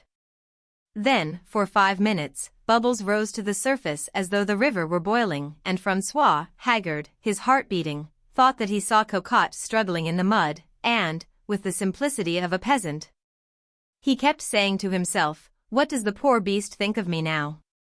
He almost lost his mind. He was ill for a month, and every night he dreamed of his dog. He could feel her licking his hands and hear her barking. It was necessary to call in a physician. At last he recovered, and toward the 2nd of June his employers took him to their estate at Bissard, near Rouen. There again he was near the Seine. He began to take baths. Each morning he would go down with the groom and they would swim across the river. One day, as they were disporting themselves in the water, Francois suddenly cried to his companion, "Look what's coming. I'm going to give you a chop." It was an enormous, swollen corpse that was floating down with its feet sticking straight up in the air. Francois swam up to it, still joking, "Phew. It's not fresh. What a catch, old man. It isn't thin either." He kept swimming about at a distance from the animal that was in a state of decomposition. Then, suddenly, he was silent and looked at it, attentively. This time he came near enough to touch it. He looked fixedly at the collar, then he stretched out his arm, seized the neck, swung the corpse round and drew it up close to him and read on the copper which had turned green and which still stuck to the discolored leather, "Mademoiselle Cocotte. Belonging to the coachman Francois." The dead dog had come more than 100 miles to find its master. He let out a frightful shriek and began to swim for the beach with all his might, still howling, and as soon as he touched land he ran away wildly, stark naked, through the country. He was insane. The Corsican bandit. The road ascended gently through the forest of 8-1. The large pines formed a solemn dome above our heads, and that mysterious sound made by the wind in the trees sounded like the notes of an organ. After walking for 3 hours, there was a clearing, and then at intervals an enormous pine umbrella, and then we suddenly came to the edge of the forest, some 100 meters below, the pass leading to the wild valley of Niolo. On the 2 projecting heights which commanded a view of this pass, some old trees, grotesquely twisted, seemed to have mounted with painful efforts, like scouts sent in advance of the multitude in the rear. When we turned round, we saw the entire forest stretched beneath our feet, like a gigantic basin of verdure, enclosed by bare rocks whose summits seemed to reach the sky. We resumed our walk, and, 10 minutes later, found ourselves in the pass. Then I beheld a remarkable landscape. Beyond another forest stretched a valley, but a valley such as I had never seen before, a solitude of stone, 10 leagues long, hollowed out between 2 high mountains, without a field or a tree to be seen. This was the Niolo Valley, the fatherland of Corsican liberty, the inaccessible citadel, from which the invaders had never been able to drive out the mountaineers. My companion said to me, "This is where all our bandits have taken refuge?" Ere long we were at the further end of this gorge, so wild, so inconceivably beautiful. Not a blade of grass, not a plant, nothing but granite. As far as our eyes could reach, we saw in front of us a desert of glittering stone, heated like an oven by a burning sun, which seemed to hang for that very purpose right above the gorge. When we raised our eyes towards the crests, we stood dazzled and stupefied by what we saw. They looked like a festoon of coral, all the summits are of porphyry. And the sky overhead was violet, purple, tinged with the coloring of these strange mountains. Lower down, the granite was of scintillating gray, and seemed ground to powder beneath our feet. At our right, along a long and irregular course, roared a tumultuous torrent. And we staggered along under this heat, in this light, in this burning, arid, desolate valley cut by this torrent of turbulent water which seemed to be ever hurrying onward, without fertilizing the rocks. Lost in this furnace which greedily drank it up without being saturated or refreshed by it. But, suddenly, there was visible at our right a little wooden cross sunk in a little heap of stones. A man had been killed there, and I said to my companion, "Tell me about your bandits." He replied, "I knew the most celebrated of them, the terrible Saint Lucia. I will tell you his history. His father was killed in a quarrel by a young man of the district, it is said, and Street Lucia was left alone with his sister. He was a weak, timid youth, small, often ill, without any energy. He did not proclaim vengeance against the assassin of his father. All his relatives came to see him, and implored of him to avenge his death. He remained deaf to their menaces and their supplications. Then, following the old Corsican custom, his sister, in her indignation carried away his black clothes, in order that he might not wear mourning for a dead man who had not been avenged. He was insensible to even this affront, and rather than take down from the rack his father's gun, which was still loaded, he shut himself up, not daring to brave the looks of the young men of the district. He seemed to have even forgotten the crime, and lived with his sister in the seclusion of their dwelling. But, one day, the man who was suspected of having committed the murder was about to get married. Este. Lucia did not appear to be moved by this news, but, out of sheer bravado, doubtless, the bridegroom, on his way to the church, passed before the house of the two orphans. The brother and the sister, at their window, were eating frijoles, when the young man saw the bridal procession going by. Suddenly he began to tremble, rose to his feet without uttering a word, made the sign of the cross, took the gun which was hanging over the fireplace, and went out. When he spoke of this later on, he said, "I don't know what was the matter with me. It was like fire in my blood, I felt that I must do it, that, in spite of everything, I could not resist, and I concealed the gun in a cave on the road to Corte." An hour later, he came back, with nothing in his hand, and with his habitual air of sad weariness. His sister believed that there was nothing further in his thoughts. But when night fell he disappeared. His enemy had the same evening to repair to Corte on foot, accompanied by his two groomsmen. He was walking along, singing as he went, when Saint Lucia stood before him, and looking straight in the murderer's face, exclaimed, "Now is the time," and shot him point-blank in the chest. One of the men fled, the other stared at the young man, saying, "What have you done, Saint Lucia?" And he was about to hasten to Corte for help, when Saint Lucia said in a stern tone, "If you move another step, I'll shoot you in the leg." The other, aware of his timidity hitherto, replied, "You would not dare to do it," and was hurrying off when he fell instantaneously, his thigh shattered by a bullet. And Saint Lucia, coming over to where he lay, said, "I am going to look at your wound. If it is not serious, I'll leave you there. If it is mortal, I'll finish you off." He inspected the wound, considered it mortal, and slowly reloading his gun, told the wounded man to say a prayer, and shot him through the head. Next day he was in the mountains. And do you know what this Saint Lucia did after this? All his family were arrested by the gendarmes. His uncle, the cure, who was suspected of having incited him to this deed of vengeance, was himself put in prison and accused by the dead man's relatives. But he escaped, took a gun in his turn, and went to join his nephew in the brush. Next, St. Lucia killed, one after the other, his uncle's accusers, and tore out their eyes to teach the others never to state what they had seen with their eyes. He killed all the relatives, all the connections of his enemy's family. He slew during his life 14 gendarmes, burned down the houses of his adversaries, and was, up to the day of his death, the most terrible of all the bandits whose memory we have preserved. The sun disappeared behind Monte Cinto, and the tall shadow of the granite mountain went to sleep on the granite of the valley. We quickened our pace in order to reach before night the little village of Albertaccio, nothing but a pile of stones welded into the stone flanks of a wild gorge. And I said as I thought of the bandit, "What a terrible custom your vendetta is." My companion answered with an air of resignation, "What would you have? A man must do his duty." The grave.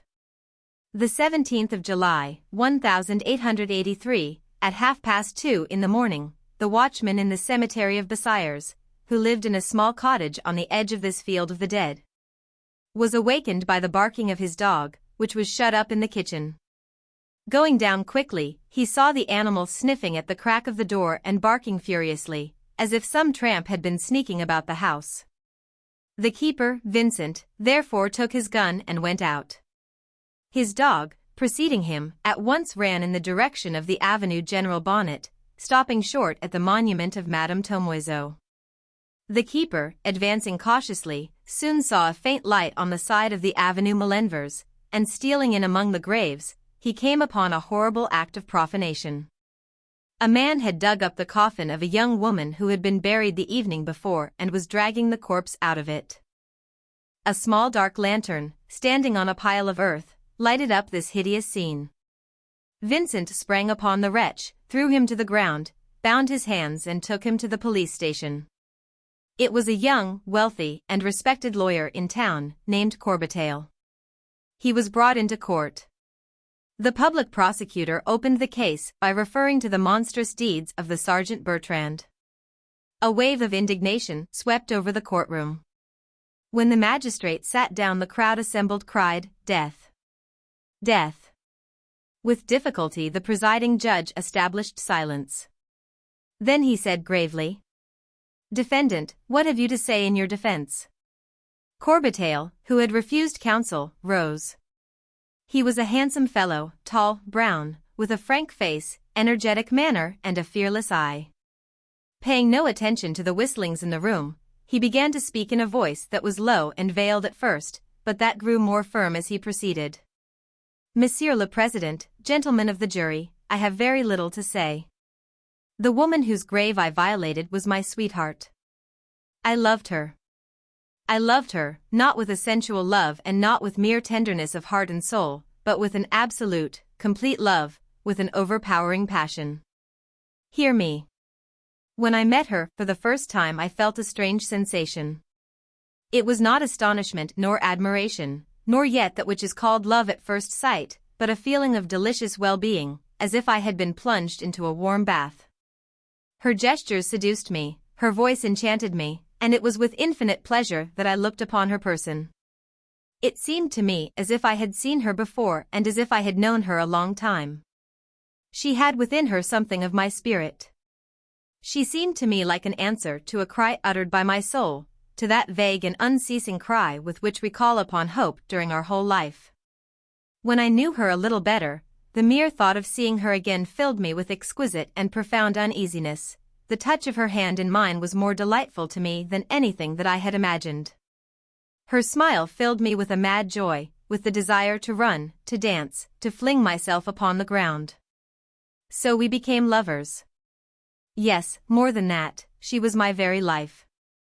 I looked for nothing further on earth, and had no further desires. I longed for nothing further. One evening, when we had gone on a somewhat long walk by the river, we were overtaken by the rain, and she caught cold. It developed into pneumonia the next day, and a week later she was dead. During the hours of her suffering, astonishment and consternation prevented my understanding and reflecting upon it, but when she was dead I was so overwhelmed by blank despair that I had no thoughts left. I wept. During all the horrible details of the interment my keen and wild grief was like a madness, a kind of sensual, physical grief. Then when she was gone, when she was under the earth, my mind at once found itself again, and I passed through a series of moral sufferings so terrible that even the love she had vouchsafed to me was dear at that price. Then the fixed idea came to me, I shall not see her again. When one dwells on this thought for a whole day one feels as if he were going mad. Just think of it. There is a woman whom you adore, a unique woman, for in the whole universe there is not a second one like her. This woman has given herself to you and has created with you the mysterious union that is called love. Her eye seems to you more vast than space, more charming than the world, that clear-eyed smiling with her tenderness. This woman loves you. When she speaks to you her voice floods you with joy. And suddenly she disappears. Think of it. She disappears, not only for you, but forever. She is dead. Do you understand what that means? Never, never, never, not anywhere will she exist anymore. Never more will that I look upon anything again. Never more will that voice, nor any voice like it, utter a word in the same way as she uttered it. Never more will a face be born that is like hers. Never, never. The molds of statues are kept. Casts are kept by which one can make objects with the same outlines and forms. But that one body and that one face will never more be born again upon the earth. And yet millions and millions of creatures will be born, and more than that, and this one woman will not reappear among all the women of the future. Is it possible? It drives one mad to think of it. She lived for 20 years, not more, and she has disappeared forever, forever, forever. She thought, she smiled, she loved me. And now nothing. The flies that die in the autumn are as much as we are in this world. And now nothing. And I thought that her body, her fresh body, so warm, so sweet, so white, so lovely, would rot down there in that box under the earth. And her soul, her thought, her love, where is it? Not to see her again. The idea of this decomposing body, that I might yet recognize, haunted me. I wanted to look at it once more. I went out with a spade, a lantern and a hammer. I jumped over the cemetery wall and I found the grave, which had not yet been closed entirely. I uncovered the coffin and took up a board. An abominable odor, the stench of putrefaction, greeted my nostrils. Oh, her bed perfumed with orris. Yet I opened the coffin, and, holding my lighted lantern down into it I saw her. Her face was blue, swollen, frightful. A black liquid had oozed out of her mouth. She. That was she. Horror seized me. But I stretched out my arm to draw this monstrous face toward me. And then I was caught. All night I have retained the foul odor of this putrid body, the odor of my well-beloved, as one retains the perfume of a woman after a love embrace. Do with me what you will. A strange silence seemed to oppress the room. They seemed to be waiting for something more. The jury retired to deliberate. When they came back a few minutes later the accused showed no fear and did not even seem to think. The president announced with the usual formalities that his judges declared him to be not guilty.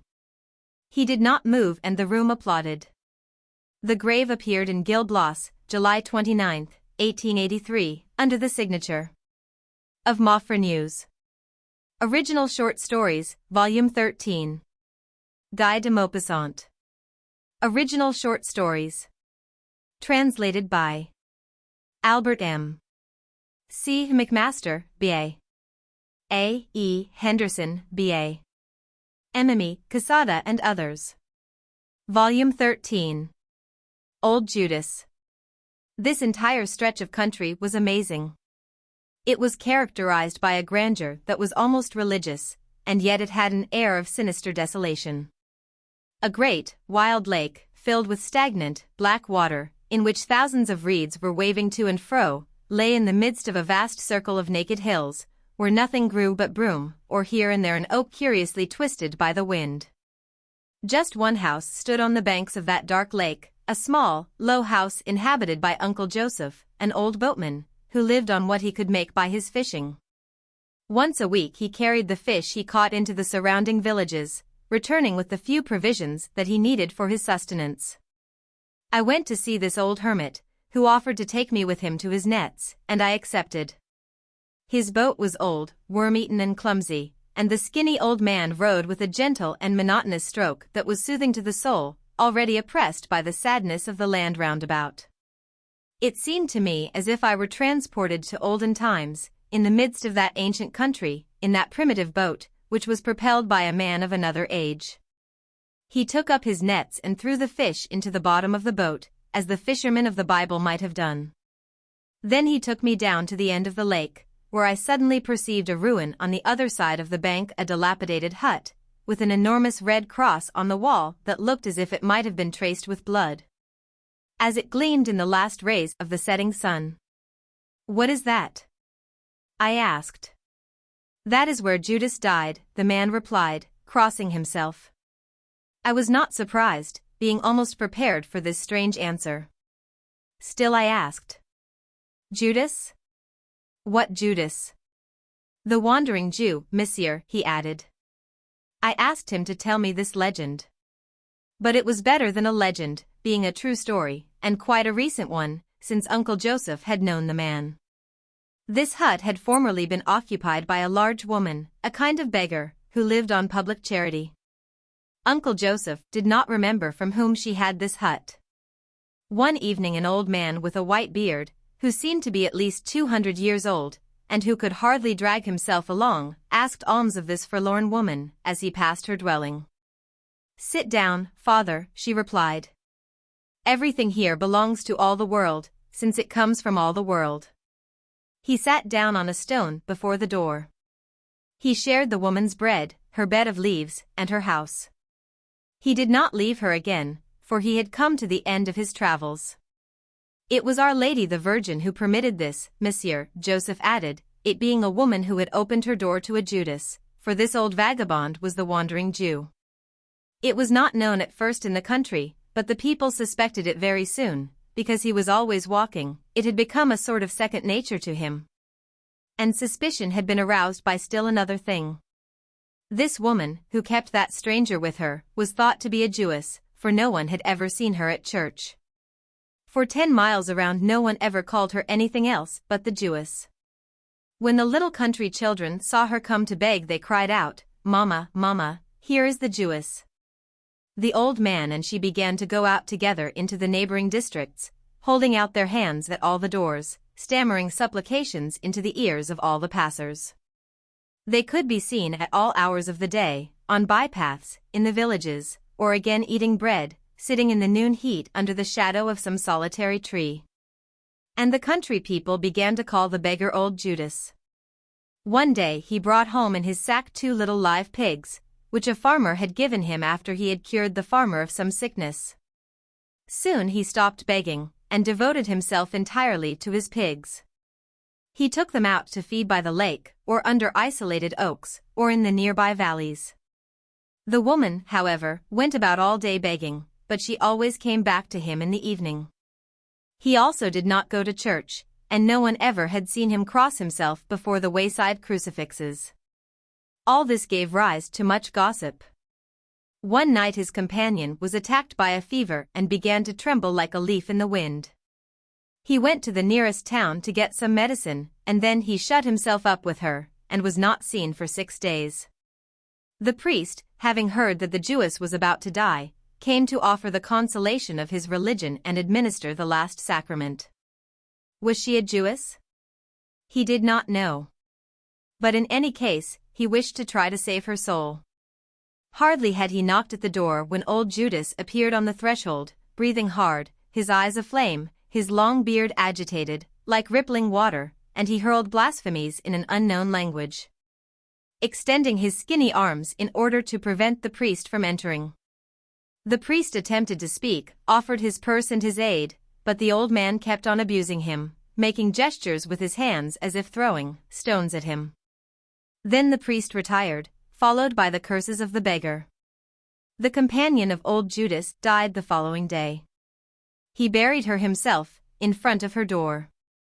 They were people of so little account that no one took any interest in them. Then they saw the man take his pigs out again to the lake and up the hillsides. And he also began begging again to get food. But the people gave him hardly anything, as there was so much gossip about him. Everyone knew, moreover, how he had treated the priest. Then he disappeared. That was during Holy Week, but no one paid any attention to him. But on Easter Sunday the boys and girls who had gone walking out to the lake heard a great noise in the hut. The door was locked, but the boys broke it in, and the 2 pigs ran out, jumping like gnats.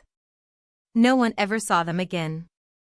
The whole crowd went in. They saw some old rags on the floor, the beggar's hat, some bones, clots of dried blood and bits of flesh in the hollows of the skull. His pigs had devoured him. This happened on Good Friday, monsieur. Joseph concluded his story, 3 hours after noon. How do you know that? I asked him. There is no doubt about that, he replied. I did not attempt to make him understand that it could easily happen that the famished animals had eaten their master, after he had died suddenly in his hut. As for the cross on the wall, it had appeared one morning, and no one knew what hand traced it in that strange color. Since then no one doubted any longer that the wandering Jew had died on this spot. I myself believed it for 1 hour. The little cask. He was a tall man of 40 or thereabout, this Jules Schickett, the innkeeper of Spurville, with a red face and a round stomach, and said by those who knew him to be a smart businessman. He stopped his buggy in front of Mother Magloire's farmhouse, and, hitching the horse to the gatepost, went in at the gate. Schickett owned some land adjoining that of the old woman, which he had been coveting for a long while, and had tried in vain to buy a score of times, but she had always obstinately refused to part with it. I was born here, and here I mean to die, was all she said. He found her peeling potatoes outside the farmhouse door.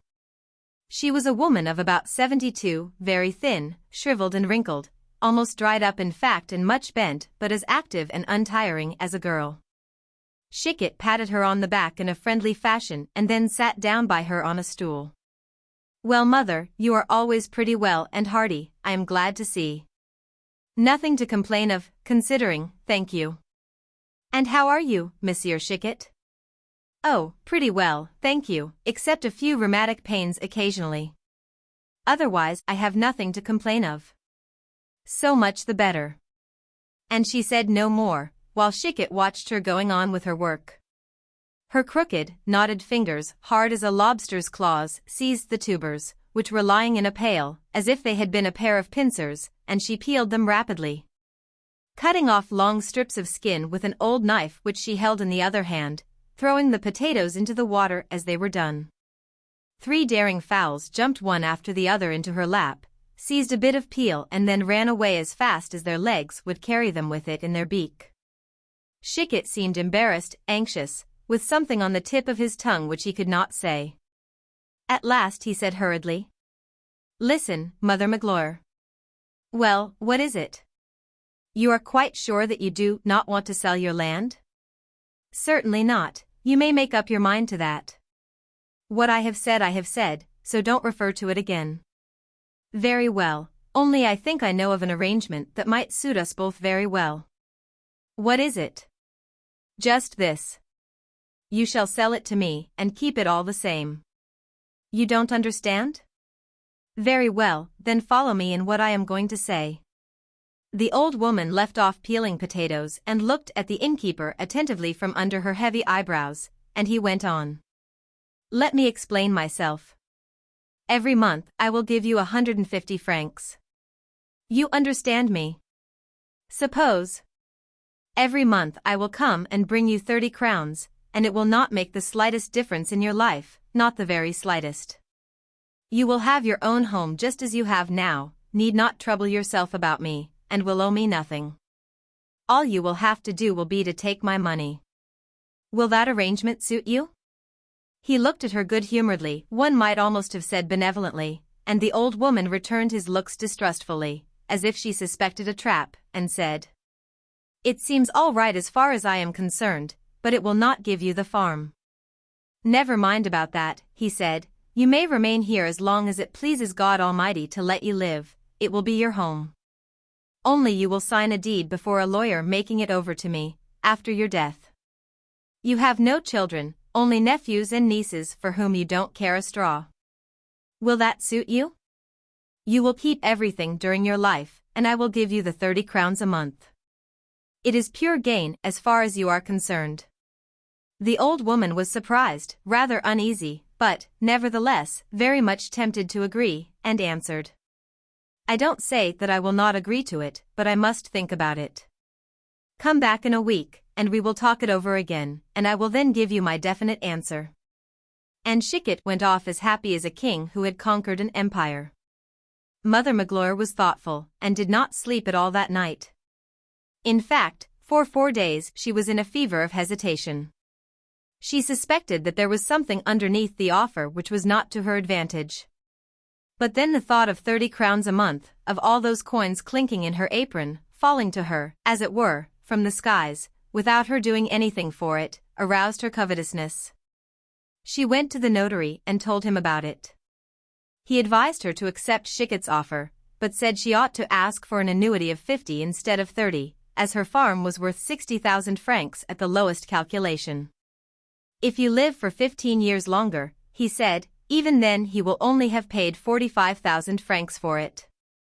The old woman trembled with joy at this prospect of getting 50 crowns a month, but she was still suspicious, fearing some trick, and she remained a long time with the lawyer asking questions without being able to make up her mind to go. At last she gave him instructions to draw up the deed and returned home with her head in a whirl, just as if she had drunk 4 jugs of new cider. When Schicket came again to receive her answer, she declared, after a lot of persuading, that she could not make up her mind to agree to his proposal, though she was all the time trembling lest he should not consent to give the 50 crowns. But at last, when he grew urgent, she told him what she expected for her farm. He looked surprised and disappointed and refused. Then, in order to convince him, she began to talk about the probable duration of her life. "I am certainly not likely to live more than 5 or 6 years longer. I am nearly 73, and far from strong, even considering my age. The other evening I thought I was going to die, and could hardly manage to crawl into bed." But Schicket was not going to be taken in. "Come, come, old lady, you are as strong as the church tower, and will live till you are 100 at least. You will no doubt see me put underground first." The whole day was spent in discussing the money, and as the old woman would not give in, the innkeeper consented to give the 50 crowns, and she insisted upon having 10 crowns over and above to strike the bargain. 3 years passed and the old dame did not seem to have grown a day older. Schicket was in despair, and it seemed to him as if he had been paying that annuity for 50 years, that he had been taken in, done, ruined. From time to time he went to see the old lady, just as one goes in July to see when the harvest is likely to begin. She always met him with a cunning look, and one might have supposed that she was congratulating herself on the trick she had played him. Seeing how well and hearty she seemed, he very soon got into his buggy again, growling to himself, "Will you never die, you old hag?" He did not know what to do, and he felt inclined to strangle her when he saw her. He hated her with a ferocious, cunning hatred, the hatred of a peasant who has been robbed, and began to cast about for some means of getting rid of her. One day he came to see her again, rubbing his hands as he did the first time he proposed the bargain, and, after having chatted for a few minutes, he said, "Why do you never come and have a bit of dinner at my place when you are in Spreville? The people are talking about it, and saying we are not on friendly terms, and that pains me. You know it will cost you nothing if you come, for I don't look at the price of a dinner. Come whenever you feel inclined, I shall be very glad to see you." Old Mother Magloire did not need to be asked twice, and the next day but one, as she had to go to the town in any case, it being market day, she let her man drive her to Schicket's place, where the buggy was put in the barn while she went into the house to get her dinner. The innkeeper was delighted and treated her like a lady, giving her roast fowl, black pudding, leg of mutton and bacon and cabbage. But she ate next to nothing. She had always been a small eater, and had generally lived on a little soup and a crust of bread and butter. Shikit was disappointed and pressed her to eat more, but she refused, and she would drink little and declined coffee, so he asked her, "But surely you will take a little drop of brandy or liqueur?" "Well, as to that, I don't know that I will refuse." Whereupon he shouted out, "Rosalie, bring the superfine brandy, the special, you know." The servant appeared, carrying a long bottle ornamented with a paper vine leaf, and he filled 2 liqueur glasses. "Just try that, you will find it first rate." The good woman drank it slowly in sips, so as to make the pleasure last all the longer, and when she had finished her glass, she said, "Yes, that is first rate." Almost before she had said it, Shikit had poured her out another glassful. She wished to refuse, but it was too late, and she drank it very slowly, as she had done the first, and he asked her to have a third. She objected, but he persisted. "It is as mild as milk, you know. I can drink 10 or a dozen glasses without any ill effects. It goes down like sugar and does not go to the head. One would think that it evaporated on the tongue. It is the most wholesome thing you can drink." She took it, for she really enjoyed it, but she left half the glass. Then Shikit, in an excess of generosity, said, "Look here, as it is so much to your taste, I will give you a small keg of it, just to show that you and I are still excellent friends." So she took one away with her, feeling slightly overcome by the effects of what she had drunk. The next day the innkeeper drove into her yard and took a little iron-hooped keg out of his gig. He insisted on her tasting the contents, to make sure it was the same delicious article, and, when they had each of them drunk 3 more glasses, he said as he was going away, "Well, you know, when it is all gone there is more left. Don't be modest, for I shall not mind. The sooner it is finished the better pleased I shall be." 4 days later he came again. The old woman was outside her door cutting up the bread for her soup. He went up to her and put his face close to hers, so that he might smell her breath, and when he smelt the alcohol he felt pleased. "I suppose you will give me a glass of the special," he said. And they had 3 glasses each.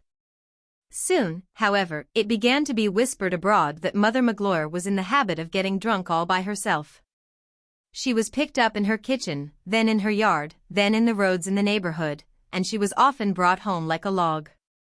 The innkeeper did not go near her any more, and, when people spoke to him about her, he used to say, putting on a distressed look, "It is a great pity that she should have taken to drink at her age, but when people get old there is no remedy. It will be the death of her in the long run." And it certainly was the death of her. She died the next winter. About Christmas time she fell down, unconscious, in the snow, and was found dead the next morning. And when Shikit came in for the farm, he said, "It was very stupid of her. If she had not taken to drink she would probably have lived 10 years longer." Boitel. Father Boitel, Antoine, made a specialty of undertaking dirty jobs all through the countryside. Whenever there was a ditch or a cesspool to be cleaned out, a dunghill removed, a sewer cleansed, or any dirt hole whatever, he was always employed to do it. He would come with the instruments of his trade, his sabots covered with dirt, and set to work, complaining incessantly about his occupation. When people asked him then why he did this loathsome work, he would reply resignedly, "Faith, 'tis for my children, whom I must support. This brings me in more than anything else." He had, indeed, 14 children. If anyone asked him what had become of them, he would say with an air of indifference, "There are only 8 of them left in the house. 1 is out at service and 5 are married." When the questioner wanted to know whether they were well married, he replied vivaciously, "I did not oppose them. I opposed them in nothing. They married just as they pleased. We shouldn't go against people's likings, it turns out badly. I am a night scavenger because my parents went against my likings. But for that I would have become a workman like the others."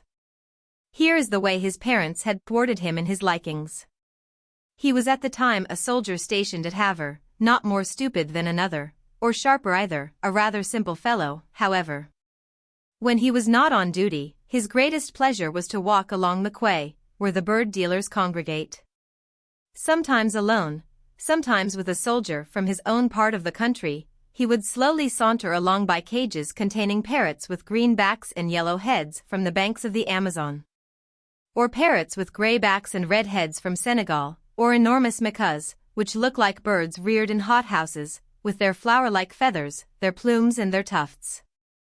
Parrots of every size, who seem painted with minute care by the miniaturist, God Almighty, and the little birds, all the smaller birds hopped about, yellow, blue and variegated, mingling their cries with the noise of the quay. And adding to the din caused by unloading the vessels, as well as by passengers and vehicles, a violent clamor, loud, shrill and deafening, as if from some distant forest of monsters. Watteau would pause, with wondering eyes, wide-open mouth, laughing and enraptured, showing his teeth to the captive cockatoos, who kept nodding their white or yellow topknots toward the glaring red of his breeches and the copper buckle of his belt. When he found a bird that could talk he put questions to it, and if it happened at the time to be disposed to reply and to hold a conversation with him he would carry away enough amusement to last him till evening. He also found heaps of amusement in looking at the monkeys, and could conceive no greater luxury for a rich man than to own these animals as one owns cats and dogs. This kind of taste for the exotic he had in his blood, as people have a taste for the chase, or for medicine, or for the priesthood. He could not help returning to the quay every time the gates of the barracks opened, drawn toward it by an irresistible longing. On one occasion, having stopped almost in ecstasy before an enormous macaw, which was swelling out its plumes, bending forward and bridling up again as if making the court curtsies of Parrotland, he saw the door of a little café adjoining the bird dealer's shop open, and a young negress appeared, wearing on her head a red silk handkerchief. She was sweeping into the street the corks and sand of the establishment. Watteau's attention was soon divided between the bird and the woman, and he really could not tell which of these two beings he contemplated with the greater astonishment and delight. The negress, having swept the rubbish into the street, raised her eyes, and, in her turn, was dazzled by the soldier's uniform. There she stood facing him with her broom in her hands as if she were bringing him a rifle, while the macaw continued bowing. But at the end of a few seconds the soldier began to feel embarrassed at this attention, and he walked away quietly so as not to look as if he were beating a retreat. But he came back. Almost every day he passed before the Café des Colonies, and often he could distinguish through the window the figure of the little black-skinned maid serving box or glasses of brandy to the sailors of the port. Frequently, too, she would come out to the door on seeing him. Soon, without even having exchanged a word, they smiled at one another like acquaintances. And Watteau felt his heart touched when he suddenly saw, glittering between the dark lips of the girl, a shining row of white teeth. At length, one day he ventured to enter, and was quite surprised to find that she could speak French like everyone else. The bottle of lemonade, of which she was good enough to accept a glassful, remained in the soldier's recollection memorably delicious. And it became a custom with him to come and absorb in this little tavern on the quay all the agreeable drinks which he could afford. For him it was a treat, a happiness, on which his thoughts dwelt constantly, to watch the black hand of the little maid pouring something into his glass while her teeth laughed more than her eyes. At the end of 2 months they became fast friends, and Watteau, after his first astonishment at discovering that this negress had as good principles as honest French girls, that she exhibited a regard for economy, industry, religion and good conduct, loved her more on that account, and was so charmed with her that he wanted to marry her. He told her his intentions, which made her dance with joy. She had also a little money, left her by a female oyster dealer, who had picked her up when she had been left on the quay at Havre by an American captain. This captain had found her, when she was only about 6 years old, lying on bales of cotton in the hold of his ship, some hours after his departure from New York. On his arrival in Havre he abandoned to the care of this compassionate oyster dealer the little black creature, who had been hidden on board his vessel, he knew not why or by whom. The oyster woman having died, the young negress became a servant at the Colonial Tavern. Antoine Watteau added, "This will be all right if my parents don't oppose it. I will never go against them, you understand, never." I'm going to say a word or two to them the first time I go back to the country. On the following week, in fact, having obtained 24 hours leave, he went to see his family, who cultivated a little farm at Tourteville, near Yvetot. He waited till the meal was finished, the hour when the coffee baptized with brandy makes people more open-hearted, before informing his parents that he had found a girl who satisfied his tastes, all his tastes, so completely that there could not exist any other in all the world so perfectly suited to him. The old people, on hearing this, immediately assumed a cautious manner and wanted explanations. He had concealed nothing from them except the color of her skin. She was a servant, without much means, but strong, thrifty, clean, well-conducted and sensible. All these things were better than money would be in the hands of a bad housewife. Moreover, she had a few sous, left her by a woman who had reared her, a good number of sous, almost a little dowry, 1,500 francs in the savings bank. The old people, persuaded by his talk, and relying also on their own judgment, were gradually weakening when he came to the delicate point. Laughing in rather a constrained fashion, he said, "There's only one thing you may not like. She is not a white slip."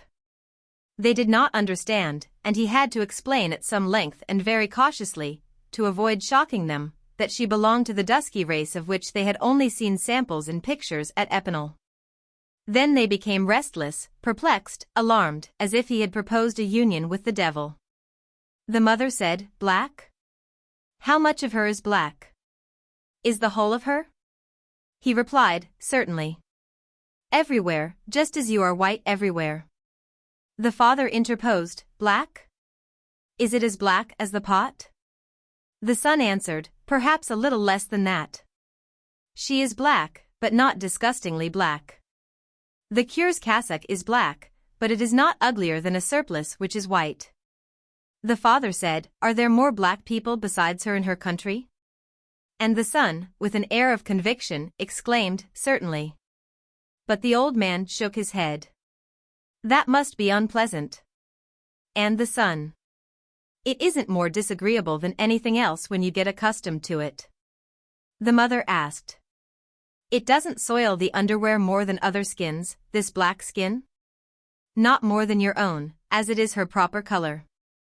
Then, after many other questions, it was agreed that the parents should see this girl before coming to any decision, and that the young fellow, whose term of military service would be over in a month, should bring her to the house in order that they might examine her and decide by talking the matter over whether or not she was too dark to enter the Boitel family.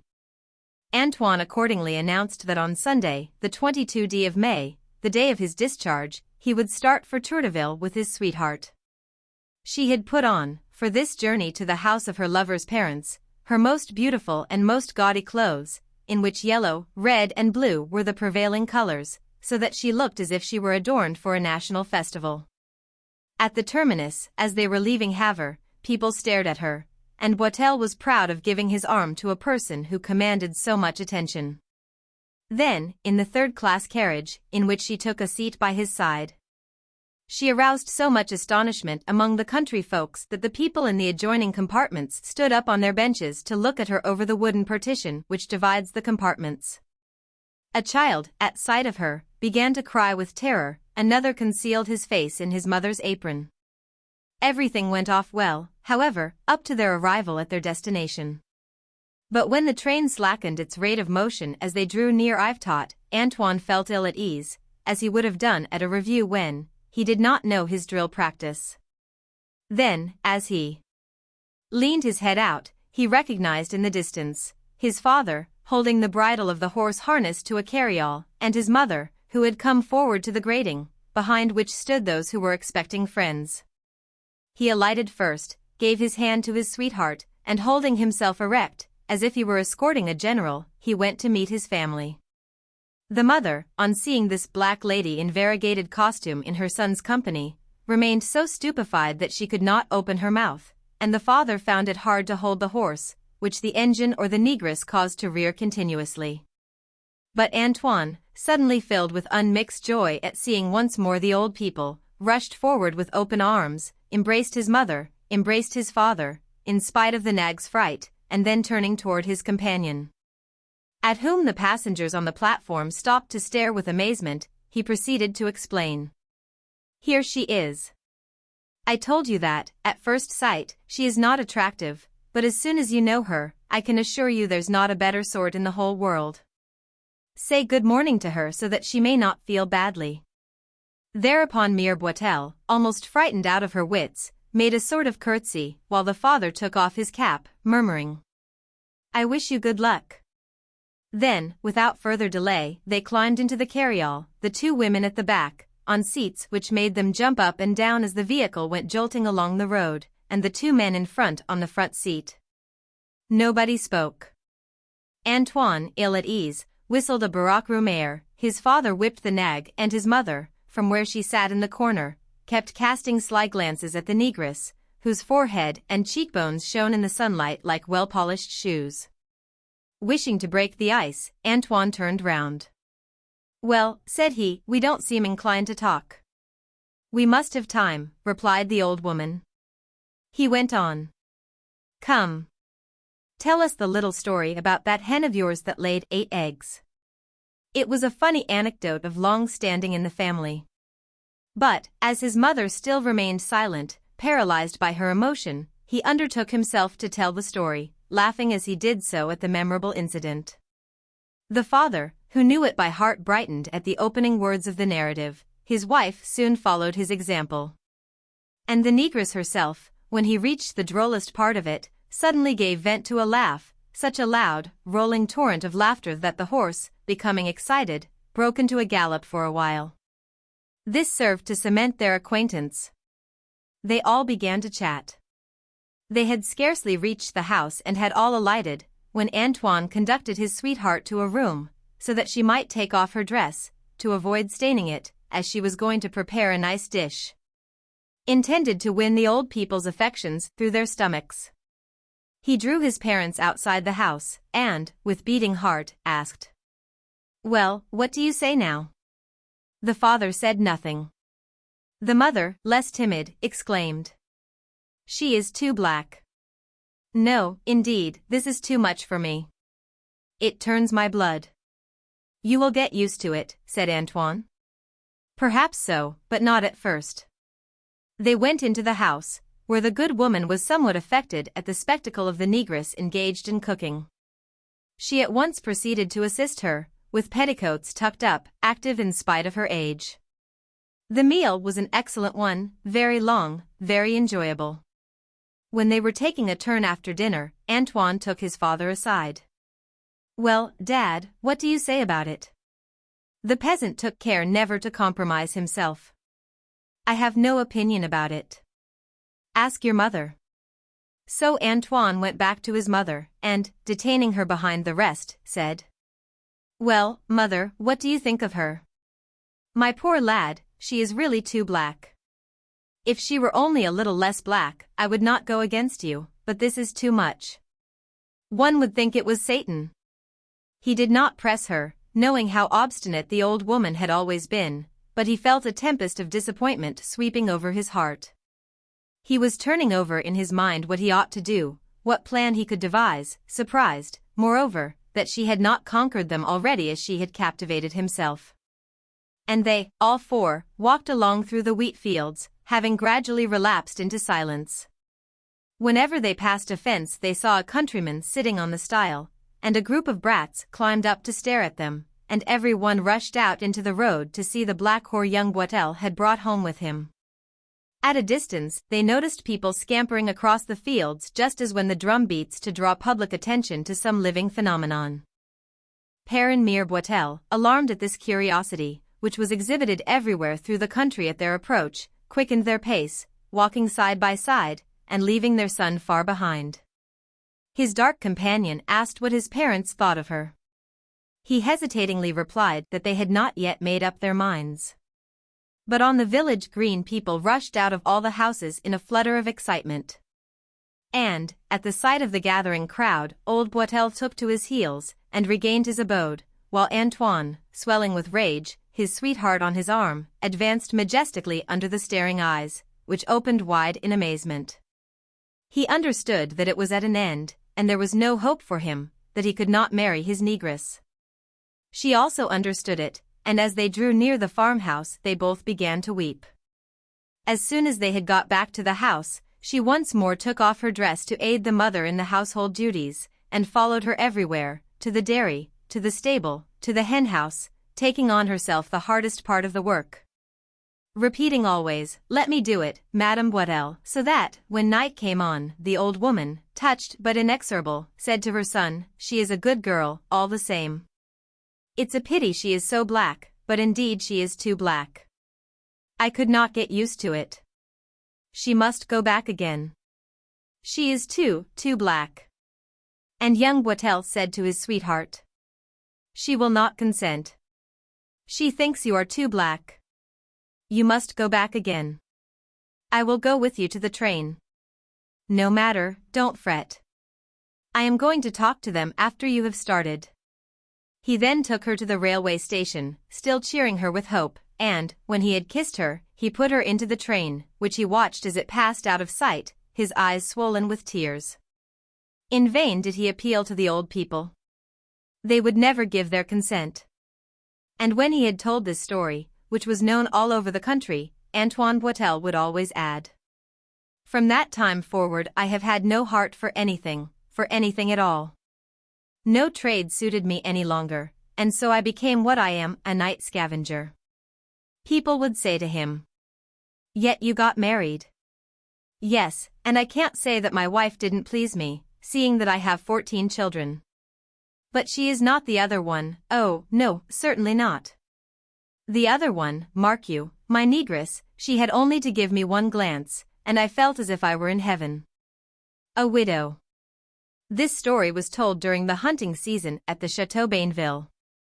The autumn had been rainy and sad.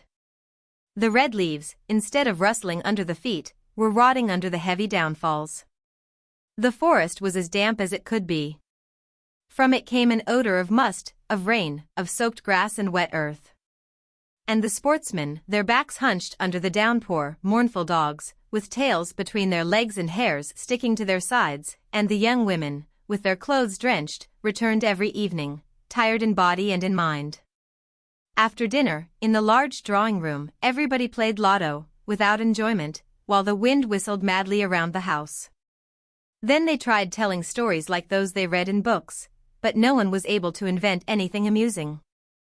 The hunters told tales of wonderful shots and of the butchery of rabbits, and the women racked their brains for ideas without revealing the imagination of Scheherazade. They were about to give up this diversion when a young woman, who was idly caressing the hand of an old maiden aunt, noticed a little ring made of blonde hair, which she had often seen, without paying any attention to it. She fingered it gently and asked, "Auntie, what is this ring? It looks as if it were made from the hair of a child." The old lady blushed, grew pale, then answered in a trembling voice, "It is sad, so sad that I never wish to speak of it. All the unhappiness of my life comes from that. I was very young then, and the memory has remained so painful that I weep every time I think of it." Immediately everybody wished to know the story, but the old lady refused to tell it. Finally, after they had coaxed her for a long time, she yielded. Here is the story. You have often heard me speak of the Santese family, now extinct. I knew the last 3 male members of this family. They all died in the same manner. This hair belongs to the last one. He was 13 when he killed himself for me. That seems strange to you, doesn't it? Oh. It was a strange family, a mad, if you will, but a charming madness, the madness of love. From father to son, all had violent passions which filled their whole being, which impelled them to do wild things, drove them to frantic enthusiasm, even to crime.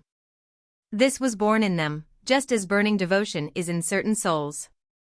Trappers have not the same nature as minions of the drawing-room. There was a saying, as passionate as a Santese. This could be noticed by looking at them. They all had wavy hair, falling over their brows, curly beards and large eyes whose glance pierced and moved one, though one could not say why. The grandfather of the owner of this hair, of whom it is the last souvenir, after many adventures, duels and elopements, at about 65, fell madly in love with his farmer's daughter. I knew them both. She was blonde, pale, distinguished-looking, with a slow manner of talking, a quiet voice and a look so gentle that one might have taken her for a Madonna. The old nobleman took her to his home and was soon so captivated with her that he could not live without her for a minute. His daughter and daughter-in-law, who lived in the chateau, found this perfectly natural. Love was such a tradition in the family. Nothing in regard to a passion surprised them, and if one spoke before them of parted lovers, even of vengeance after treachery, both said in the same sad tone, "Oh, how he must have suffered to come to that point." That was all. They grew sad over tragedies of love, but never indignant, even when they were criminal. Now, one day a young man named Monsieur de Gradelle, who had been invited for the shooting, eloped with the young girl. Monsieur de Santis remained calm as if nothing had happened, but one morning he was found hanging in the kennels, among his dogs. His son died in the same manner in a hotel in Paris during a journey which he made there in 1841, after being deceived by a singer from the opera. He left a 12-year-old child and a widow, my mother's sister. She came to my father's house with the boy, while we were living at Bertillon. I was then 17. You have no idea how wonderful and precocious this Santis child was. One might have thought that all the tenderness and exaltation of the whole race had been stored up in this last one. He was always dreaming and walking about alone in a great alley of elms leading from the chateau to the forest. I watched from my window this sentimental boy, who walked with thoughtful steps, his hands behind his back, his head bent, and at times stopping to raise his eyes as if he could see and understand things that were not comprehensible at his age. Often, after dinner on clear evenings, he would say to me, "Let us go outside and dream, cousin." And we would go outside together in the park. He would stop quickly before a clearing where the white vapor of the moon lights the woods, and he would press my hand, saying, "Look. Look. But you don't understand me, I feel it. If you understood me, we should be happy. One must love to know." I would laugh and then kiss this child, who loved me madly. Often, after dinner, he would sit on my mother's knees. "Come, auntie," he would say, "tell me some love stories." And my mother, as a joke, would tell him all the old legends of the family, all the passionate adventures of his forefathers, for thousands of them were current, some true and some false. It was their reputation for love and gallantry which was the ruin of every one of these men. They gloried in it and then thought that they had to live up to the renown of their house. The little fellow became exalted by these tender or terrible stories, and at times he would clap his hands, crying, I, too, know how to love, better than all of them." Then, he began to court me in a timid and tender manner, at which everyone laughed. It was so amusing. Every morning I had some flowers picked by him, and every evening before going to his room he would kiss my hand and murmur, "I love you." I was guilty, very guilty, and I grieved continually about it, and I have been doing penance all my life. I have remained an old maid, or, rather, I have lived as a widowed fiancée, his widow. I was amused at this childish tenderness, and I even encouraged him. I was coquettish, as charming as with a man, alternately caressing and severe. I maddened this child. It was a game for me and a joyous diversion for his mother and mine.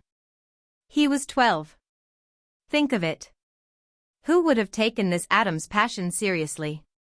I kissed him as often as he wished. I even wrote him little notes, which were read by our respective mothers. And he answered me by passionate letters, which I have kept. Judging himself as a man, he thought that our loving intimacy was secret. We had forgotten that he was a Santis. This lasted for about a year. One evening in the park he fell at my feet and, as he madly kissed the hem of my dress, he kept repeating, "I love you. I love you. I love you. If ever you deceive me, if ever you leave me for another, I'll do as my father did." And he added in a hoarse voice, which gave me a shiver, "You know what he did." I stood there astonished. He arose, and standing on the tips of his toes in order to reach my ear, for I was taller than he pronounced my first name, Genevieve, in such a gentle, sweet, tender tone that I trembled all over. I stammered, "Let us return. Let us return." He said no more and followed me. But as we were going up the steps of the porch, he stopped me, saying, "You know, if ever you leave me, I'll kill myself." This time I understood that I had gone too far, and I became quite reserved. One day, as he was reproaching me for this, I answered, "You are now too old for jesting and too young for serious love. I'll wait." I thought that this would end the matter. In the autumn he was sent to a boarding school. When he returned the following summer, I was engaged to be married. He understood immediately, and for a week he became so pensive that I was quite anxious. On the morning of the 9th day I saw a little paper under my door as I got up. I seized it, opened it and read, "You have deserted me, and you know what I said. It is death to which you have condemned me. As I do not wish to be found by another than you, come to the park just where I told you last year that I loved you and look in the air." I thought that I should go mad. I dressed as quickly as I could and ran wildly to the place that he had mentioned. His little cap was on the ground in the mud. It had been raining all night. I raised my eyes and saw something swinging among the leaves, for the wind was blowing a gale. I don't know what I did after that. I must have screamed at first, then fainted and fallen, and finally have run to the chateau. The next thing that I remember, I was in bed, with my mother sitting beside me. I thought that I had dreamed all this in a frightful nightmare. I stammered, "And what of him, Gontran?" There was no answer. It was true. I did not dare see him again, but I asked for a lock of his blonde hair. Here it is." And the old maid stretched out her trembling hand in a despairing gesture. Then she blew her nose several times, wiped her eyes and continued. "I broke off my marriage, without saying why. And I always have remained the widow of this 13-year-old boy." Then her head fell on her breast and she wept for a long time. As the guests were retiring for the night, a large man, whose quiet she had disturbed, whispered in his neighbor's ear, "Isn't it unfortunate to be so sentimental?" The Englishman of Étretat. A great English poet has just crossed over to France in order to greet Victor Hugo. All the newspapers are full of his name and he is the great topic of conversation in all drawing rooms. 15 years ago I had occasion several times to meet Algernon Charles Swinburne. I will attempt to show him just as I saw him and to give an idea of the strange impression he made on me, which will remain with me throughout time.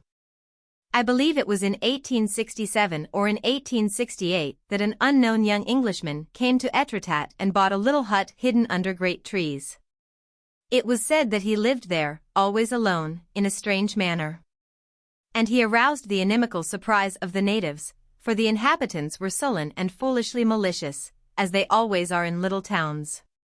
They declared that this whimsical Englishman ate nothing but boiled, roasted or stewed monkey. That he would see no one, that he talked to himself hours at a time, and many other surprising things that made people think that he was different from other men. They were surprised that he should live alone with a monkey. Had it been a cat or a dog, they would have said nothing. But a monkey. Was that not frightful? What savage tastes the man must have. I knew this young man only from seeing him in the streets. He was short, plump, without being fat, mild-looking, and he wore a little blonde mustache, which was almost invisible. Chance brought us together. This savage had amiable and pleasing manners, but he was one of those strange Englishmen that one meets here and there throughout the world. Endowed with remarkable intelligence, he seemed to live in a fantastic dream, as Edgar Poe must have lived. He had translated into English a volume of strange Icelandic legends, which I ardently desired to see translated into French. He loved the supernatural, the dismal and gruesome, but he spoke of the most marvelous things with a calmness that was typically English, to which his gentle and quiet voice gave a semblance of reality that was maddening. Full of a haughty disdain for the world, with its conventions, prejudices and code of morality, he had nailed to his house a name that was boldly impudent. The keeper of a lonely inn who should write on his door, "Travelers murdered here," could not make a more sinister jest. I never had entered his dwelling, when one day I received an invitation to luncheon, following an accident that had occurred to one of his friends, who had been almost drowned and whom I had attempted to rescue. Although I was unable to reach the man until he had already been rescued, I received the hearty thanks of the two Englishmen, and the following day I called upon them. The friend was a man about 30 years old. He bore an enormous head on a child's body, a body without chest or shoulders. An immense forehead, which seemed to have engulfed the rest of the man, expanded like a dome above a thin face which ended in a little pointed beard. Two sharp eyes and a peculiar mouth gave one the impression of the head of a reptile, while the magnificent brow suggested a genius. A nervous twitching shook this peculiar being, who walked, moved, acted by jerks like a broken spring. This was Algernon Charles Swinburne, son of an English admiral and grandson, on the maternal side, of the Earl of Ashburnham. His strange countenance was transfigured when he spoke. I have seldom seen a man more impressive, more eloquent, incisive or charming in conversation. His rapid, clear, piercing and fantastic imagination seemed to creep into his voice and to lend life to his words. His brusque gestures enlivened his speech, which penetrated one like a dagger, and he had bursts of thought, just as lighthouses throw out flashes of fire, great, genial lights that seemed to illuminate a whole world of ideas. The home of the two friends was pretty and by no means commonplace. Everywhere were paintings, some superb, some strange, representing different conceptions of insanity. Unless I am mistaken, there was a watercolor which represented the head of a dead man floating in a rose-colored shell on a boundless ocean, under a moon with a human face. Here and there I came across bones. I clearly remember a flayed hand on which was hanging some dried skin and black muscles, and on the snow-white bones could be seen the traces of dried blood. The food was a riddle which I could not solve. Was it good? Was it bad? I could not say. Some roast monkey took away all desire to make a steady diet of this animal. And the great monkey who roamed about among us at large and playfully pushed his head into my glass when I wished to drink cured me of any desire I might have to take one of his brothers as a companion for the rest of my days. As for the two men, they gave me the impression of two strange, original, remarkable minds, belonging to that peculiar race of talented madmen from among whom have arisen Poe, Hoffman, and many others. If genius is, as is commonly believed, a sort of aberration of great minds, then Algernon Charles Swinburne is undoubtedly a genius. Great minds that are healthy are never considered geniuses, while this sublime qualification is lavished on brains that are often inferior but are slightly touched by madness. At any rate, this poet remains one of the first of his time, through his originality and polished form. He is an exalted lyrical singer who seldom bothers about the good and humble truth, which French poets are now seeking so persistently and patiently. He strives to set down dreams, subtle thoughts, sometimes great, sometimes visibly forced, but sometimes magnificent. 2 years later I found the house closed and its tenants gone. The furniture was being sold. In memory of them I bought the hideous flayed hand. On the grass an enormous square block of granite bore this simple word, Nip. Above this a hollow stone offered water to the birds. It was the grave of the monkey, who had been hanged by a young, vindictive Negro servant. It was said that this violent domestic had been forced to flee at the point of his exasperated master's revolver. After wandering about without home or food for several days, he returned and began to peddle barley sugar in the streets. He was expelled from the country after he had almost strangled a displeased customer. The world would be gayer if one could often meet homes like that. This story appeared in the Gaulois, November 29, 1882. It was the original sketch for the introductory study of Swinburne, written by Maupassant for the French translation by Gabriel Murray of Poems and Ballads.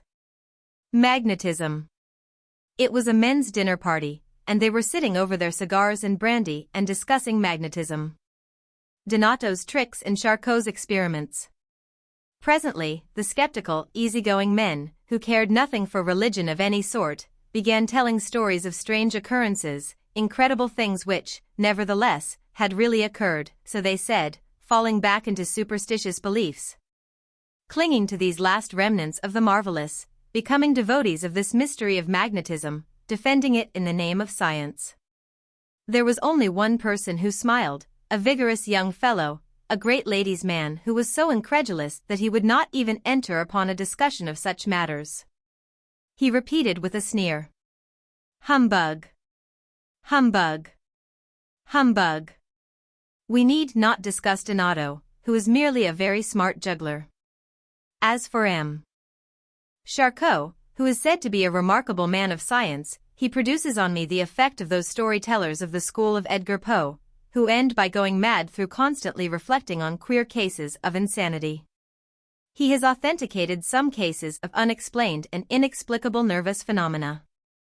He makes his way into that unknown region which men are exploring every day, and unable always to understand what he sees, he recalls, perhaps, the ecclesiastical interpretation of these mysteries.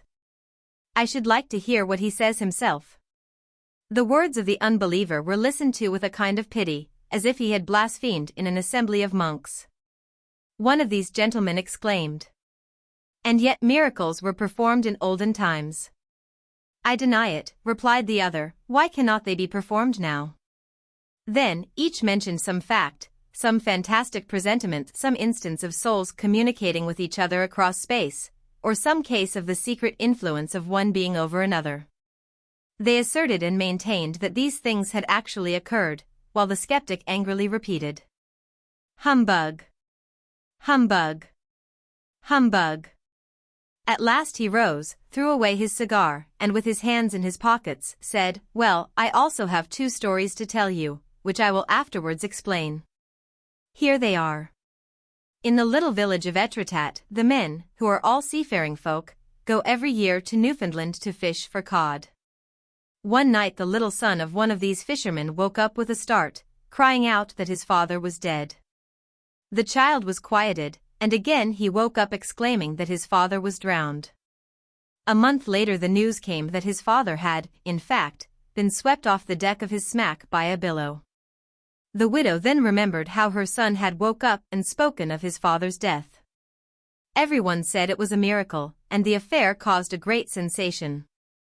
The dates were compared, and it was found that the accident and the dream were almost coincident, whence they concluded that they had happened on the same night and at the same hour. And there is a mystery of magnetism. The storyteller stopped suddenly. Thereupon, one of those who had heard him, much affected by the narrative, asked, "And can you explain this?" "Perfectly, monsieur. I have discovered the secret. The circumstance surprised me and even perplexed me very much, but you see, I do not believe on principle. Just as others begin by believing, I begin by doubting. And when I cannot understand, I continue to deny that there can be any telepathic communication between souls, certain that my own intelligence will be able to explain it.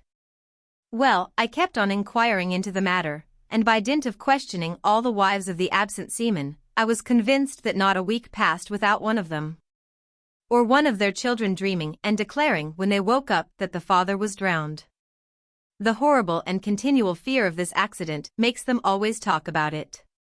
Now, if one of these frequent predictions coincides, by a very simple chance, with the death of the person referred to, people at once declare it to be a miracle. For they suddenly lose sight of all the other predictions of misfortune that have remained unfulfilled. I have myself known 50 cases where the persons who made the prediction forgot all about it a week afterwards. But, if, then one happens to die, then the recollection of the thing is immediately revived, and people are ready to believe in the intervention of God, according to some, and magnetism, according to others. One of the smokers remarked, "What you say is right enough, but what about your second story?" "Oh. My second story is a very delicate matter to relate. It happened to myself, and so I don't place any great value on my own view of the matter. An interested party can never give an impartial opinion. However, here it is. Among my acquaintances was a young woman on whom I had never bestowed a thought, whom I had never even looked at attentively, never taken any notice of. I classed her among the women of no importance. Though she was not bad-looking, she appeared, in fact, to possess eyes, a nose, a mouth, some sort of hair, just a colorless type of countenance. She was one of those beings who awaken only a chance, passing thought, but no special interest, no desire.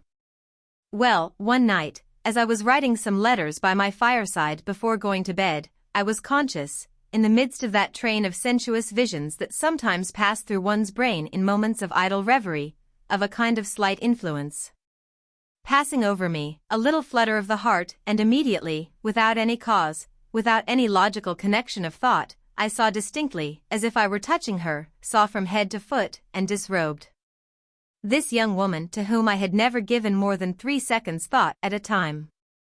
I suddenly discovered in her a number of qualities which I had never before observed, a sweet charm, a languorous fascination. She awakened in me that sort of restless emotion that causes one to pursue a woman. But I did not think of her long. I went to bed and was soon asleep. And I dreamed. You have all had these strange dreams which make you overcome the impossible, which open to you double-locked doors, unexpected joys, tightly folded arms. Which of us in these troubled, excising, breathless slumbers, has not held, clasped, embraced with rapture, the woman who occupied his thoughts? And have you ever noticed what superhuman delight these happy dreams give us? Into what mad intoxication they cast you? With what passionate spasms they shake you? And with what infinite, caressing, penetrating tenderness they fill your heart for her whom you hold clasped in your arms in that adorable illusion that is so like reality. All this I felt with unforgettable violence. This woman was mine, so much mine that the pleasant warmth of her skin remained in my fingers, the odor of her skin in my brain, the taste of her kisses on my lips, the sound of her voice lingered in my ears. The touch of her clasp still clung to me, and the burning charm of her tenderness still gratified my senses long after the delight but disillusion of my awakening. And 3 times that night I had the same dream. When the day dawned she haunted me, possessed me, filled my senses to such an extent that I was not 1 second without thinking of her. At last, not knowing what to do, I dressed myself and went to call on her. As I went upstairs to her apartment, I was so overcome by emotion that I trembled, and my heart beat rapidly. I entered the apartment. She rose the moment she heard my name mentioned, and suddenly our eyes met in a peculiar fixed gaze. I sat down. I stammered out some commonplaces which she seemed not to hear. I did not know what to say or do. Then, abruptly, clasping my arms round her, my dream was realized so suddenly that I began to doubt whether I was really awake. We were friends after this for 2 years.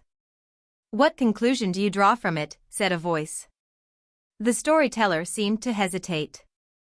The conclusion I draw from it, well, by Jove, the conclusion is that it was just a coincidence.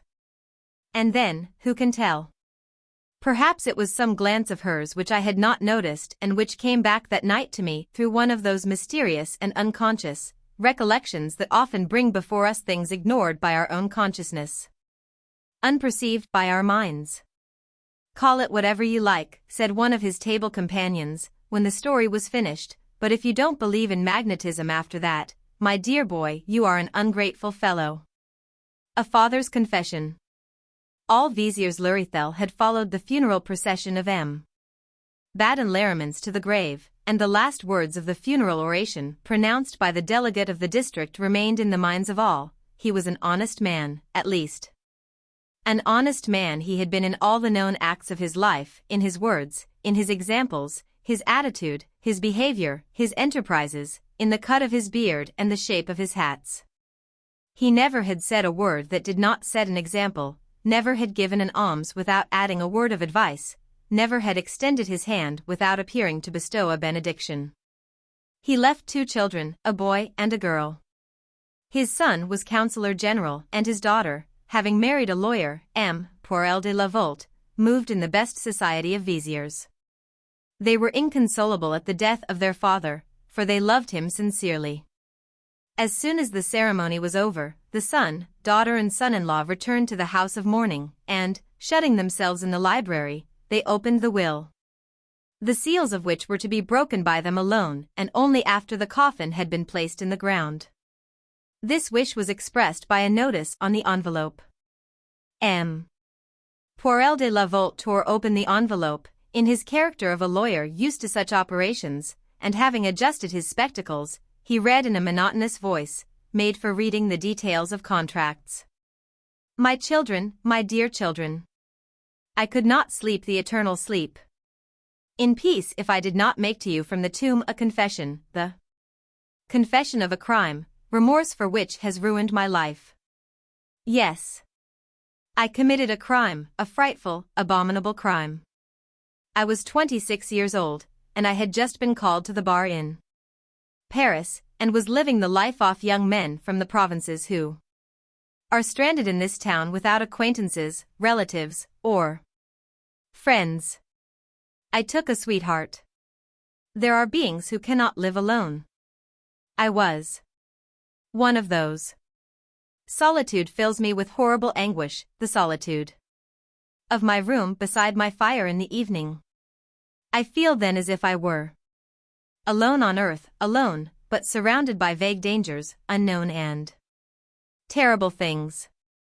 And the partition that separates me from my neighbor whom I do not know, keeps me at as great a distance from him as the stars that I see through my window.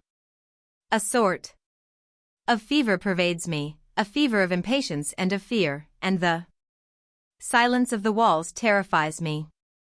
The silence of a room where one lives alone is so intense and so melancholy.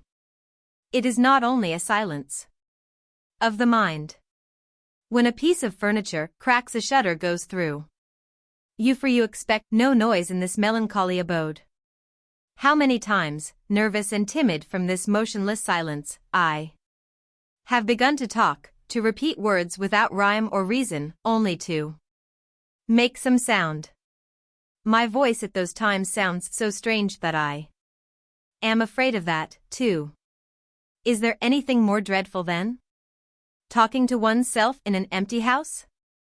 One's voice sounds like that of another, an unknown voice talking aimlessly, to no one, into the empty air, with no ear to listen to it, for one knows before they escape into the solitude of the room exactly what words will be uttered. And when they resound lugubriously in the silence, they seem no more than an echo, the peculiar echo of words whispered by one's thought. My sweetheart was a young girl like other young girls who live in Paris on wages that are insufficient to keep them. She was gentle, good, simple. Her parents lived at Poissy. She went to spend several days with them from time to time.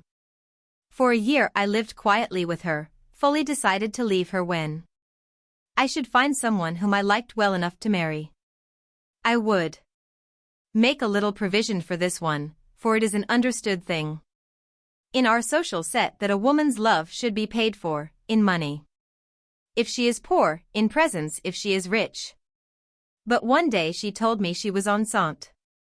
I was thunderstruck, and saw in a second that my life would be ruined.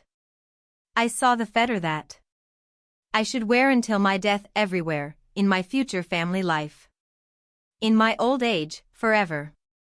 The fetter of a woman bound to my life. Through a child, the fetter of the child whom I must bring up, watch over, protect, while keeping myself unknown to him and keeping him hidden from the world. I was greatly disturbed at this news, and a confused longing, a criminal desire, surged through my mind. I did not formulate it, but I felt it in my heart, ready to come to the surface, as if someone hidden behind a portière should await the signal to come out. If some accident might only happen. So many of these little beings die before they are born. Oh, I did not wish my sweetheart to die. The poor girl, I loved her very much. But I wished, possibly, that the child might die before I saw it. He was born. I set up housekeeping in my little bachelor apartment. An imitation home, with a horrible child. He looked like all Children, I did not care for him. Fathers, you see, do not show affection until later. They have not the instinctive and passionate tenderness of mothers. Their affection has to be awakened gradually. Their mind must become attached by bonds formed each day between beings that live in each other's society. A year passed. I now avoided my home, which was too small, where soiled linen, baby clothes, and stockings the size of gloves were lying round, where 1,000 articles of all descriptions lay on the furniture, on the arm of an easy chair, everywhere. I went out, chiefly that I might not hear the child cry, for he cried on the slightest pretext, when he was bathed, when he was touched, when he was put to bed, when he was taken up in the morning, incessantly. I had made a few acquaintances, and I met at a reception the woman who was to be your mother. I fell in love with her and became desirous to marry her. I courted her, I asked her parents' consent to our marriage, and it was granted. I found myself in this dilemma. I must either marry this young girl, whom I adored, having a child already, or else tell the truth and renounce her, and happiness, my future, everything. For her parents, who were people of rigid principles, would not give her to me if they knew. I passed a month of horrible anguish, of mortal torture, a month haunted by 1,000 frightful thoughts. And I felt developing in me a hatred toward my son, toward that little morsel of living, screaming flesh, who blocked my path, interrupted my life, condemned me to an existence without hope, without all those vague expectations that make the charm of youth. But just then my companion's mother became ill, and I was left alone with the child. It was in December, and the weather was terribly cold. What a night! My companion had just left. I had dined alone in my little dining room, and I went gently into the room where the little one was asleep. I sat down in an armchair before the fire. The wind was blowing, making the windows rattle, a dry, frosty wind. And I saw trough the window the stars shining with that piercing brightness that they have on frosty nights. Then the idea that had obsessed me for a month rose again to the surface. As soon as I was quiet, it came to me and harassed me. It ate into my mind like a fixed idea, just as cancers must eat into the flesh. It was there, in my head, in my heart, in my whole body. It seemed to me, and it swallowed me up as a wild beast might have. I endeavored to drive it away, to repulse it, to open my mind to other thoughts, as one opens a window to the fresh morning breeze, to drive out the vitiated air, but I could not drive it from my brain. Not even for a second. I do not know how to express this torture. It gnawed at my soul, and I felt a frightful pain, a real physical and moral pain. My life was ruined. How could I escape from this situation? How could I draw back, and how could I confess? And I loved the one who was to become your mother with a mad passion, which this insurmountable obstacle only aggravated. A terrible rage was taking possession of me, choking me, a rage that verged on madness. Surely I was crazy that evening. The child was sleeping. I got up and looked at it as it slept. It was he, this abortion, this spawn, this nothing, that condemned me to irremediable unhappiness. He was asleep, his mouth open, wrapped in his bedclothes in a crib beside my bed, where I could not sleep. How did I ever do what I did? How do I know? What force urged me on? What malevolent power took possession of me? Oh! The temptation to crime came to me without any forewarning. All I recall is that my heart beat tumultuously. It beat so hard that I could hear it, as one hears the strokes of a hammer behind a partition. That is all I can recall, the beating of my heart. In my head there was a strange confusion, a tumult, a senseless disorder, a lack of presence of mind. It was one of those hours of bewilderment and hallucination when a man is neither conscious of his actions nor able to guide his will. I gently raised the coverings from the body of the child. I turned them down to the foot of the crib, and he lay there uncovered and naked. He did not wake. Then I went toward the window, softly, quite softly, and I opened it. A breath of icy air glided in like an assassin. It was so cold that I drew aside, and the 2 candles flickered. I remained standing near the window, not daring to turn round, as if for fear of seeing what was doing on behind me, and feeling the icy air continually across my forehead, my cheeks, my hands, the deadly air which kept streaming in. I stood there a long time. I was not thinking, I was not reflecting. All at once a little cough caused me to shudder frightfully from head to foot, a shudder that I feel still to the roots of my hair. And with a frantic movement I abruptly closed both sides of the window and, turning round, ran over to the crib. He was still asleep, his mouth open, quite naked. I touched his legs, they were icy cold, and I covered them up. My heart was suddenly touched, grieved, filled with pity, tenderness, love for this poor innocent being that I had wished to kill. I kissed his fine, soft hair long and tenderly, then I went and sat down before the fire. I reflected with amazement, with horror, on what I had done, asking myself whence come those tempests of the soul in which a man loses all perspective of things, all command over himself, and acts as in a condition of mad intoxication, not knowing whither he is going, like a vessel in a hurricane. The child coughed again, and it gave my heart a wrench. Suppose it should die. Oh God! Oh God! What would become of me? I rose from my chair to go and look at him, and with a candle in my hand I leaned over him. Seeing him breathing quietly, I felt reassured. When he coughed a 3rd time, it gave me such a shock. Tat! I started backward, just as one does at sight of something horrible, and let my candle fall. As I stood erect after picking it up, I noticed that my temples were bathed in perspiration, that cold sweat which is the result of anguish of soul. And I remained until daylight, bending over my son, becoming calm when he remained quiet for some time, and filled with atrocious pain when a weak cough came from his mouth.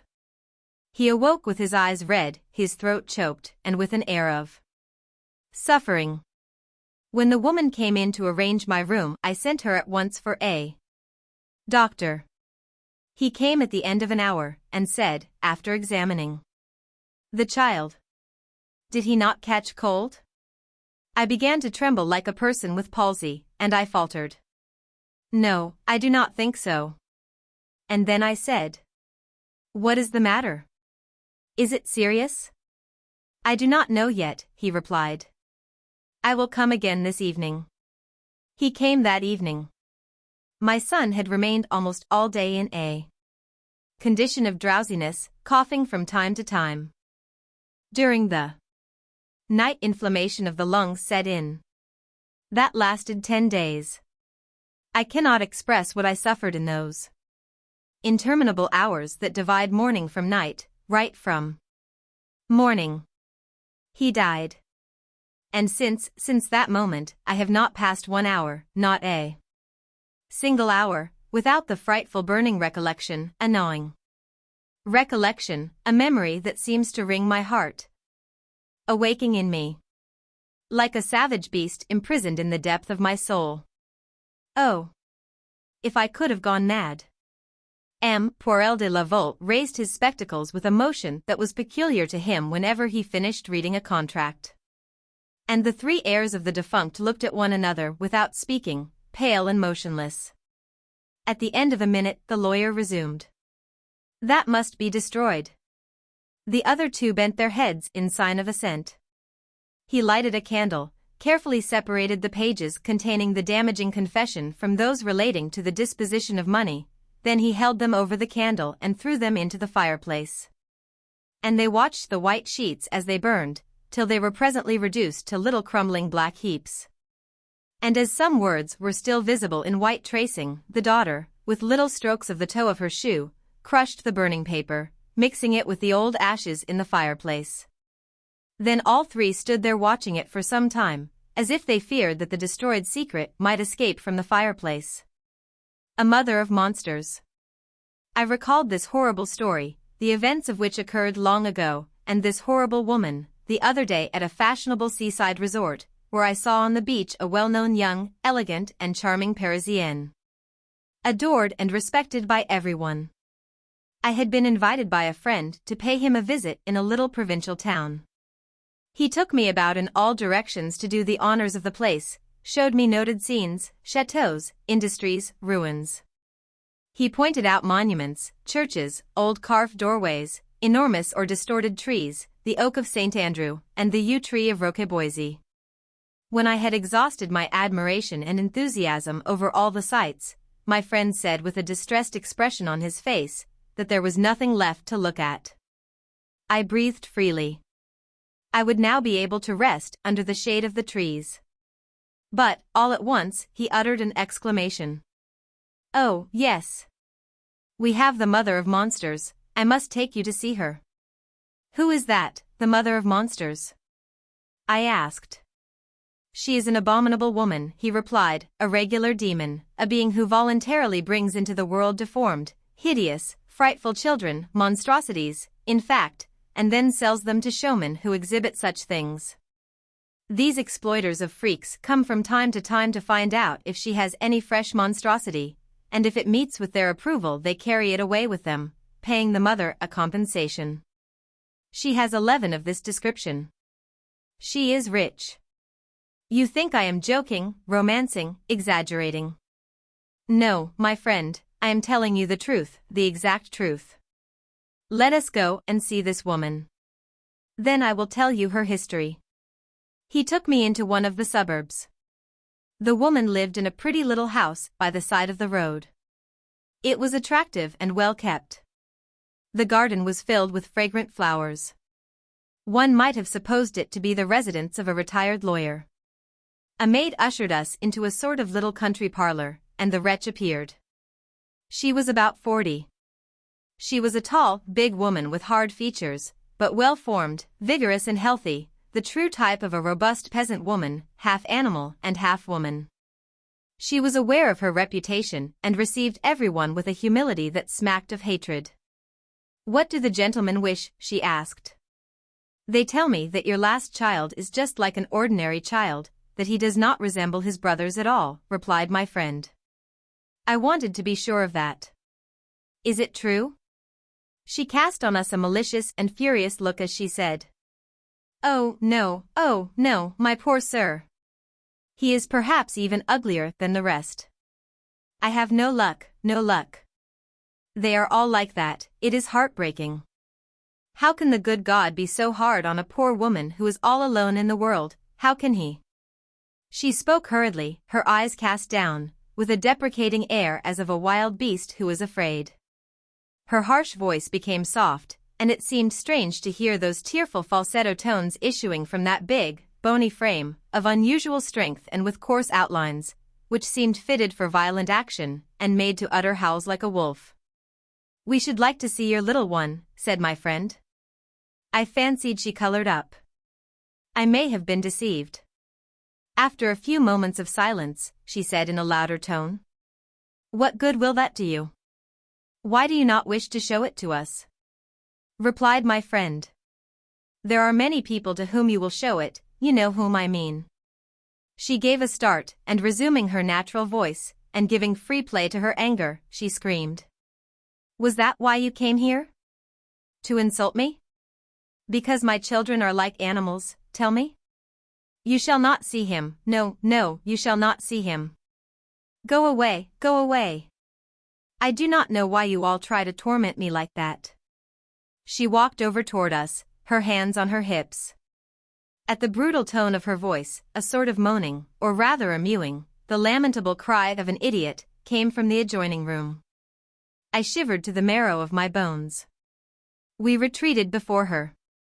"Take care, devil," they called her the devil. Said my friend, "Take care, someday you will get yourself into trouble through this." She began to tremble, beside herself with fury, shaking her fist and roaring. "Be off with you. What will get me into trouble? Be off with you, miscreants." She was about to attack us, but we fled, saddened at what we had seen. When we got outside, my friend said, "Well, you have seen her, what do you think of her?" "Tell me the story of this brute," I replied. And this is what he told me as we walked along the white high road, with ripe crops on either side of it which rippled like the sea in the light breeze that passed over them. This woman was once a servant on a farm. She was an honest girl, steady and economical. She was never known to have an admirer, and never suspected of any frailty. But she went astray, as so many do. She soon found herself in trouble, and was tortured with fear and shame. Wishing to conceal her misfortune, she bound her body tightly with a corset of her own invention, made of boards and cord. The more she developed, the more she bound herself with this instrument of torture, suffering martyrdom, but brave in her sorrow, not allowing anyone to see, or suspect, anything. She maimed the little unborn being, cramping it with that frightful corset, and made a monster of it. Its head was squeezed and elongated to a point, and its large eyes seemed popping out of its head. Its limbs, exaggeratedly long, and twisted like the stalk of a vine, terminated in fingers like the claws of a spider. Its trunk was tiny, and round as a nut. The child was born in an open field, and when the weeders saw it, they fled away, screaming, and the report spread that she had given birth to a demon. From that time on, she was called the devil. She was driven from the farm and lived on charity, under a cloud. She brought up the monster, whom she hated with a savage hatred, and would have strangled, perhaps, if the priest had not threatened her with arrest. One day some traveling showman heard about the frightful creature, and asked to see it, so that if it pleased them they might take it away. They were pleased, and counted out 500 francs to the mother. At first, she had refused to let them see the little animal, as she was ashamed. But when she discovered it had a money value, and that these people were anxious to get it, she began to haggle with them, raising her price with all a peasant's persistence. She made them draw up a paper, in which they promised to pay her 400 francs a year besides, as though they had taken this deformity into their employ. Incited by the greed of gain, she continued to produce these phenomena, so as to have an assured income like a bourgeoise. Some of them were long, some short, some like crabs, all bodies, others like lizards. Several died, and she was heartbroken. The law tried to interfere, but as they had no proof they let her continue to produce her freaks. She has at this moment 11 alive, and they bring in, on an average, counting good and bad years, from 5 to 6,000 francs a year. One, alone, is not placed, the one she was unwilling to show us. But she will not keep it long, for she is known to all the showmen in the world, who come from time to see if she has anything new. She even gets bids from them when the monster is valuable. My friend was silent. A profound disgust stirred my heart, and a feeling of rage, of regret, to think that I had not strangled this brute when I had the opportunity. I had forgotten this story, when I saw on the beach of a fashionable resort the other day, an elegant, charming, dainty woman, surrounded by men who paid her respect as well as admiration. I was walking along the beach, arm in arm with a friend, the resident physician. 10 minutes later, I saw a nursemaid with 3 children, who were rolling in the sand. A pair of little crutches lay on the ground, and touched my sympathy. I then noticed that these 3 children were all deformed, humpbacked, or crooked, and hideous. "Those are the offspring of that charming woman you saw just now," said the doctor. I was filled with pity for her, as well as for them, and exclaimed, "Oh, the poor mother! How can she ever laugh? Do not pity her, my friend." Pity the poor children, replied the doctor. This is the consequence of preserving a slender figure up to the last. These little deformities were made by the corset. She knows very well that she is risking her life at this game. But what does she care, as long as he can be beautiful and have admirers? And then I recalled that other woman, the peasant, the devil, who sold her children, her monsters. An uncomfortable bed. One autumn I went to spend the hunting season with some friends in a chateau in Picardy. My friends were fond of practical jokes. I do not care to know people who are not. When I arrived, they gave me a princely reception, which at once awakened suspicion in my mind. They fired off rifles, embraced me, made much of me, as if they expected to have great fun at my expense. I said to myself, "Look out, old ferret. They have something in store for you."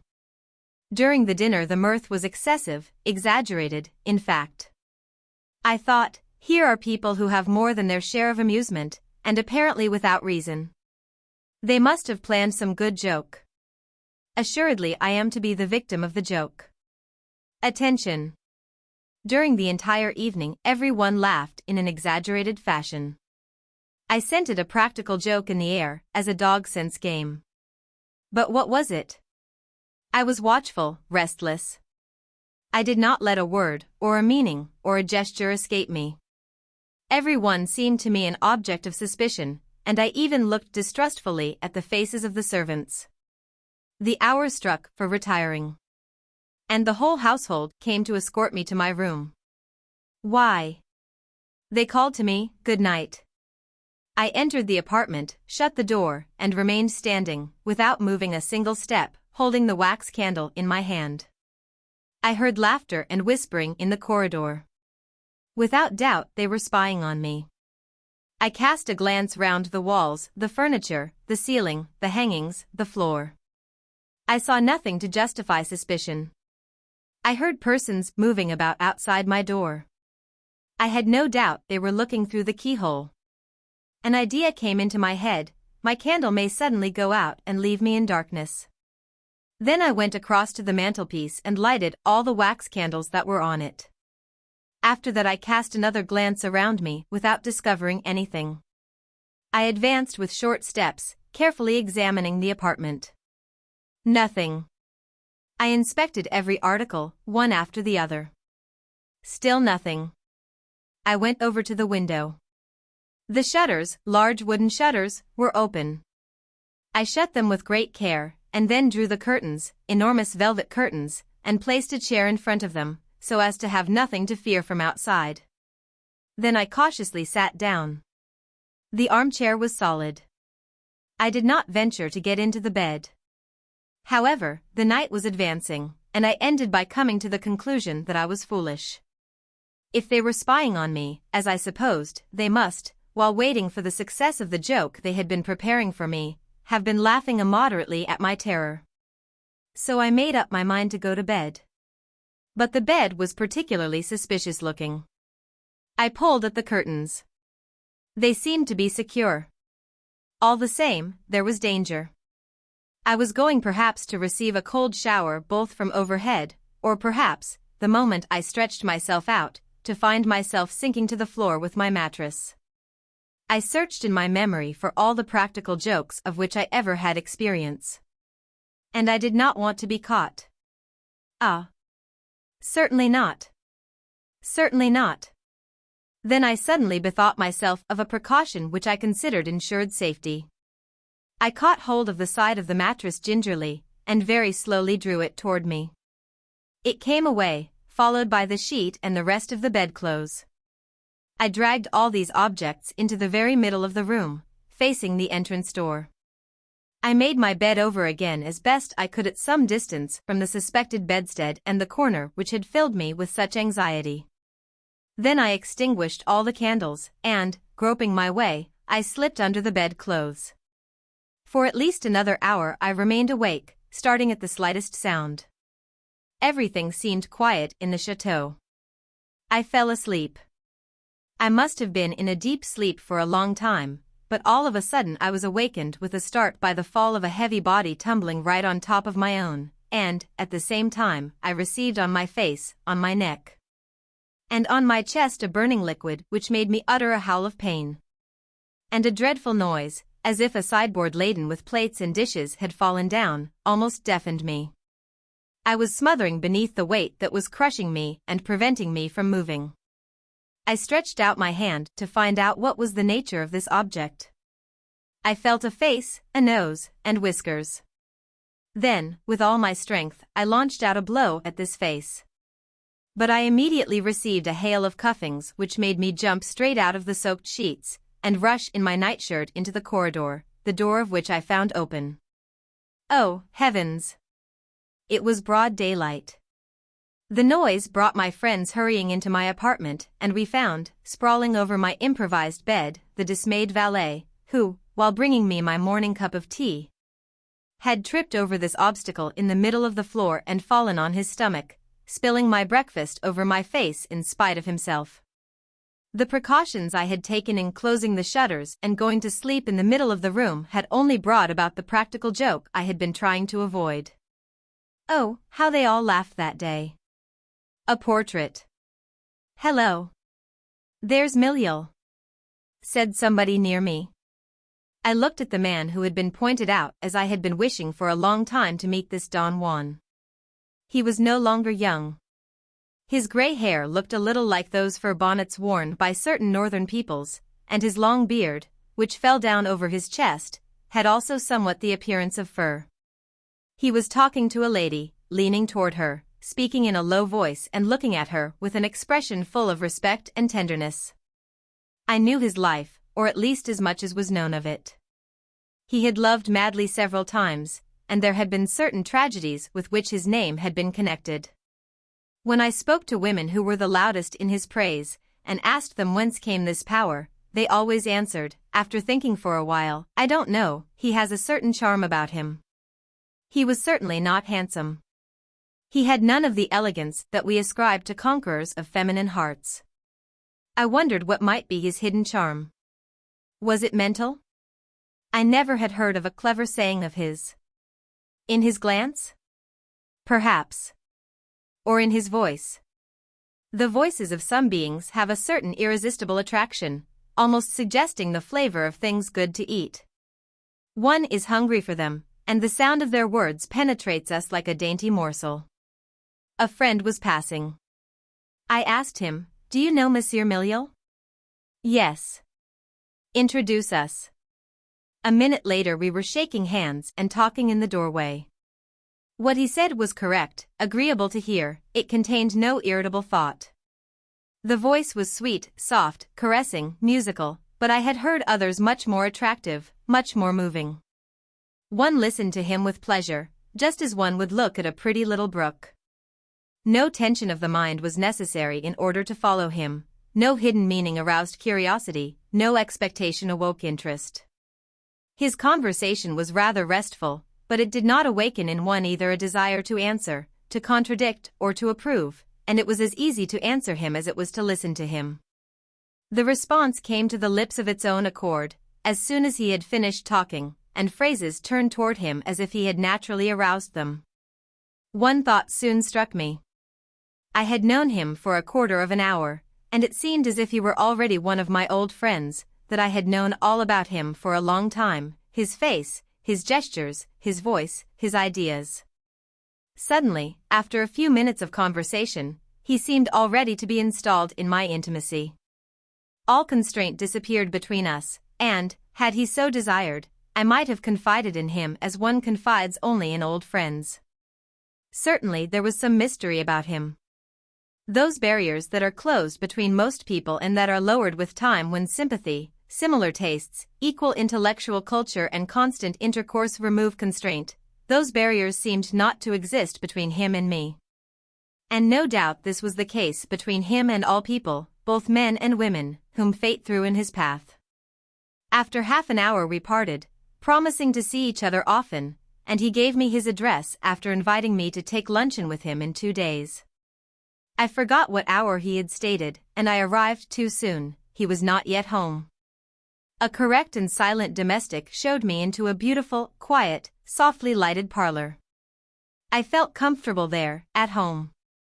How often I have noticed the influence of apartments on the character and on the mind. There are some which make one feel foolish, in others, on the contrary, one always feels lively. Some make us sad, although well lighted and decorated in light-colored furniture, others cheer us up, although hung with somber material. Our eye, like our heart, has its likes and dislikes, of which it does not inform us, and which it secretly imposes on our temperament. The harmony of furniture, walls, the style of an ensemble, act immediately on our mental state, just as the air from the woods, the sea or the mountains modifies our physical natures. I sat down on a cushion-covered divan and felt myself suddenly carried and supported by these little silk bags of feathers, as if the outline of my body had been marked out beforehand on this couch. Then I looked about. There was nothing striking about the room. Everywhere were beautiful and modest things, simple and rare furniture, oriental curtains which did not seem to come from a department store but from the interior of a harem. And exactly opposite me hung the portrait of a woman.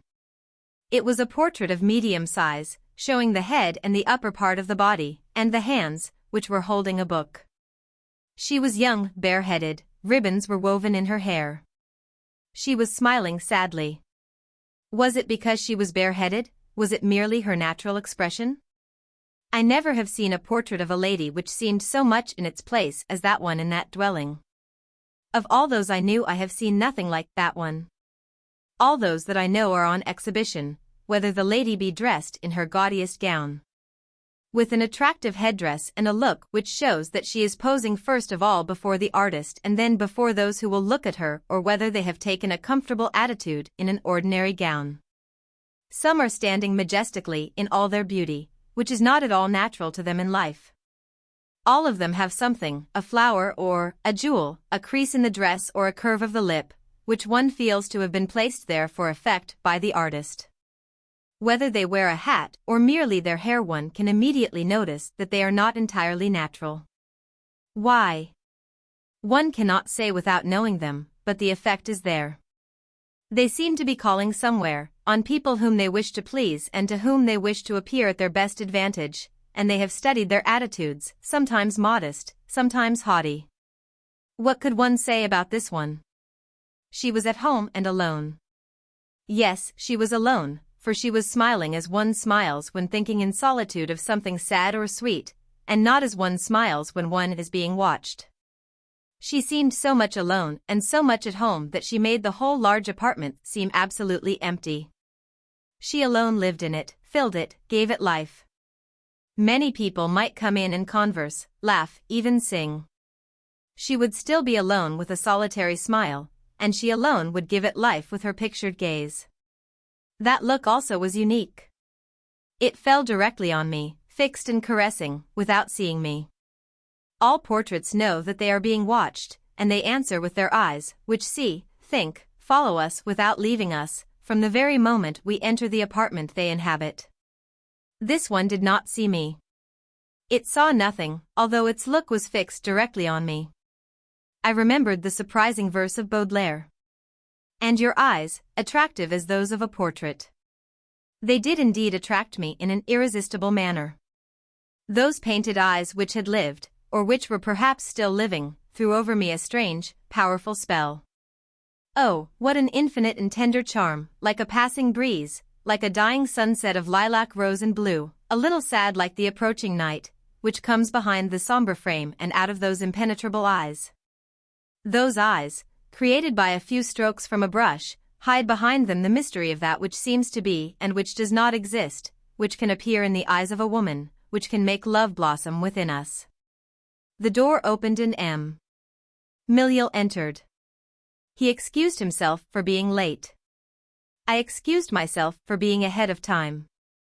Then I said, "Might I ask you who is this lady?" He answered, "That is my mother. She died very young." Then I understood whence came the inexplicable attraction of this man. The drunkard. The north wind was blowing a hurricane, driving through the sky big, black, heavy clouds from which the rain poured down on the earth with terrific violence. A high sea was raging and dashing its huge, slow, foamy waves along the coast with the rumbling sound of thunder. The waves followed each other close, rolling in as high as mountains, scattering the foam as they broke. The storm engulfed itself in the little valley of a port, whistling and moaning, tearing the shingles from the roofs, smashing the shutters, knocking down the chimneys. Rushing through the narrow streets in such gusts that one could walk only by holding on to the walls, and children would have been lifted up like leaves and carried over the houses into the fields. The fishing smacks had been hauled high up on land, because at high tide the sea would sweep the beach. Several sailors, sheltered behind the curved bottoms of their boats, were watching this battle of the sky and the sea. Then, one by one, they went away, for night was falling on the storm, wrapping in shadows the raging ocean and all the battling elements. Just 2 men remained, their hands plunged deep into their pockets, bending their backs beneath the squall, their woolen caps pulled down over their ears. 2 big Normandy fishermen, bearded, their skin tanned through exposure, with the piercing black eyes of the sailor who looks over the horizon like a bird of prey. One of them was saying, "Come on, Jeremy, let's go play dominoes. It's my treat." The other hesitated a while, tempted on one hand by the game and the thought of brandy, knowing well that, if he went to Pommel's, he would return home drunk, held back, on the other hand, by the idea of his wife remaining alone in the house. He asked, "Anyone might think that you had made a bet to get me drunk every night. Say, what good is it doing you, since it's always you that's treating?" Nevertheless, he was smiling at the idea of all this brandy drunk at the expense of another. He was smiling the contented smirk of an avaricious Norman. Mathurin, his friend, kept pulling him by the sleeve. "Come on, Jeremy. This isn't the kind of a night to go home without anything to warm you up. What are you afraid of? Isn't your wife going to warm your bed for you?" Jeremy answered. "The other night I couldn't find the door, I had to be fished out of the ditch in front of the house." He was still laughing at this drunkard's recollection, and he was unconsciously going toward Pommel's café, where a light was shining in the window. He was going, pulled by Mathurin and pushed by the wind, unable to resist these combined forces. The low room was full of sailors, smoke and noise. All these men, clad in woolens, their elbows on the tables, were shouting to make themselves heard. The more people came in, the more one had to shout in order to overcome the noise of voices and the rattling of dominoes on the marble tables. Jeremy and Mathurin sat down in a corner and began a game, and the glasses were emptied in rapid succession into their thirsty throats. Then they played more games and drank more glasses. Mathurin kept pouring and winking to the saloon keeper, a big, red-faced man, who chuckled as though at the thought of some fine joke. And Jeremy kept absorbing alcohol and wagging his head, giving vent to a roar of laughter and looking at his comrade with a stupid and contented expression. All the customers were going away. Every time that one of them would open the door to leave, a gust of wind would blow into the café, making the tobacco smoke swirl around, swinging the lamps at the end of their chains and making their flames flicker. And suddenly one could hear the deep booming of a breaking wave and the moaning of the wind. Jeremy, his collar unbuttoned, was taking drunkard's poses, one leg outstretched, one arm hanging down and in the other hand holding a domino. They were alone now with the owner, who had come up to them, interested. He asked, "Well, Jeremy, how goes it inside? Feel less thirsty after wetting your throat?" Jeremy muttered, "The more I wet it, the drier it gets inside." The innkeeper cast a sly glance at Mathurin.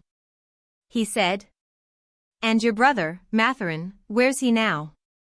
The sailor laughed silently. "Don't worry, he's warm, all right." And both of them looked toward Jeremy, who was triumphantly putting down the double six and announcing, "Game." Then the owner declared, "Well, boys, I'm going to bed. I will leave you the lamp and the bottle. There's 20 cents worth in it. Lock the door when you go, Mathurin, and slip the key under the mat the way you did the other night." Mathurin answered, "Don't worry, it'll be all right." Pommel shook hands with his 2 customers and slowly went up the wooden stairs. For several minutes his heavy step echoed through the little house. Then a loud creaking announced that he had got into bed. The two men continued to play. From time to time a more violent gust of wind would shake the whole house, and the two drinkers would look up, as though someone were about to enter. Then Mathurin would take the bottle and fill Jeremy's glass. But suddenly the clock over the bar struck 12. Its hoarse clang sounded like the rattling of saucepans. Then Mathurin got up like a sailor whose watch is over. "Come on, Jeremy, we've got to get out." The other man rose to his feet with difficulty, got his balance by leaning on the table, reached the door and opened it while his companion was putting out the light. As soon as they were in the street, Mathurin locked the door and then said, "Well, so long. See you tomorrow night." And he disappeared in the darkness. Jeremy took a few steps, staggered, stretched out his hands, met a wall which supported him and began to stumble along. From time to time a gust of wind would sweep through the street, pushing him forward, making him run for a few steps. Then, when the wind would die down, he would stop short, having lost his impetus, and once more he would begin to stagger on his unsteady drunkard's legs. He went instinctively toward his home, just as birds go to their nests. Finally he recognized his door, and began to feel about for the keyhole and tried to put the key in it. Not finding the hole, he began to swear. Then he began to beat on the door with his fists, calling for his wife to come and help him. "Melina. Oh, Melina." As he leaned against the door for support, it gave way and opened, and Jeremy, losing his prop, fell inside, rolling on his face into the middle of his room, and he felt something heavy pass over him and escape in the night. He was no longer moving, dazed by fright, bewildered, fearing the devil, ghosts, all the mysterious beings of darkness, and he waited a long time without daring to move. But when he found out that nothing else was moving, a little reason returned to him, the reason of a drunkard. Gently he sat up. Again he waited a long time, and at last, growing bolder, he called, "Melina." His wife did not answer. Then, suddenly, a suspicion crossed his darkened mind, an indistinct, vague suspicion. He was not moving. He was sitting there in the dark, trying to gather together his scattered wits, his mind stumbling over incomplete ideas, just as his feet stumbled along. Once more he asked, "Who was it, Melina? Tell me who it was. I won't hurt you." He waited, no voice was raised in the darkness. He was now reasoning with himself out loud. "I'm drunk, all right. I'm drunk. And he filled me up, the dog, he did it, to stop my going home. I'm drunk." And he would continue. "Tell me who it was, Melina, or something'll happen to you." After having waited again, he went on with the slow and obstinate logic of a drunkard. "He's been keeping me at that loafer Paumel's place every night, so as to stop my going home. It's some trick. Oh, you damned carrion." Slowly he got on his knees. A blind fury was gaining possession of him, mingling with the fumes of alcohol. He continued. "Tell me who it was, Melina, or you'll get a licking, I warn you." He was now standing, trembling with a wild fury, as though the alcohol had set his blood on fire. He took a step, knocked against a chair, seized it, went on, reached the bed, ran his hands over it and felt the warm body of his wife. Then, maddened, he roared. "So you were there, you piece of dirt, and you wouldn't answer." And, lifting the chair, which he was holding in his strong sailor's grip, he swung it down before him with an exasperated fury. A cry burst from the bed, an agonizing, piercing cry. Then he began to thrash around like a thresher in a barn. And soon nothing more moved. The chair was broken to pieces, but he still held one leg and beat away with it, panting. At last he stopped to ask, "Well, are you ready to tell me who it was?" Melina did not answer. Then, tired out, stupefied from his exertion, he stretched himself out on the ground and slept. When day came, a neighbor, seeing the door open, entered. He saw Jeremy snoring on the floor, amid the broken pieces of a chair, and on the bed a pulp of flesh and blood. The wardrobe. As we sat chatting after dinner, a party of men, the conversation turned on women, for lack of something else. One of us said, "Here's a funny thing that happened to me on that very subject." And he told us the following story. One evening last winter I suddenly felt overcome by that overpowering sense of misery and languor that takes possession of one from time to time. I was in my own apartment, all alone, and I was convinced that if I gave in to my feelings I should have a terrible attack of melancholia, one of those attacks that lead to suicide when they recur too often. I put on my overcoat and went out without the slightest idea of what I was going to do. Having gone as far as the boulevards, I began to wander along by the almost empty cafes. It was raining, a fine rain that affects your mind as it does your clothing, not one of those good downpours which come down in torrents, driving breathless passers-by into doorways. But a rain without drops that deposits on your clothing an imperceptible spray and soon covers you with a sort of iced foam that chills you through. What should I do? I walked in one direction and then came back, looking for some place where I could spend 2 hours, and discovering for the first time that there is no place of amusement in Paris in the evening. At last I decided to go to the Folies Bergère, that entertaining resort for gay women. There were very few people in the main hall. In the long horseshoe curve there were only a few ordinary-looking people, whose plebeian origin was apparent in their manners, their clothes, the cut of their hair and beard, their hats, their complexion. It was rarely that one saw from time to time a man whom you suspected of having washed himself thoroughly, and his whole make-up seemed to match. As for the women, they were always the same, those frightful women you all know, ugly, tired-looking, drooping, and walking along in their lackadaisical manner, with that air of foolish superciliousness which they assume, I do not know why. I thought to myself that, in truth, not one of those languid creatures, greasy rather than fat, puffed out here and thin there, with the contour of a monk and the lower extremities of a bow-legged snipe, was worth the louis that they would get with great difficulty after asking 5.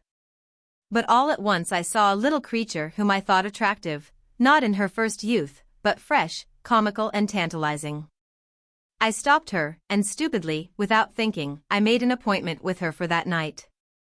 I did not want to go back to my own home alone, all alone. I preferred the company and the caresses of this hussy. And I followed her. She lived in a great big house in the Rue des Martyrs.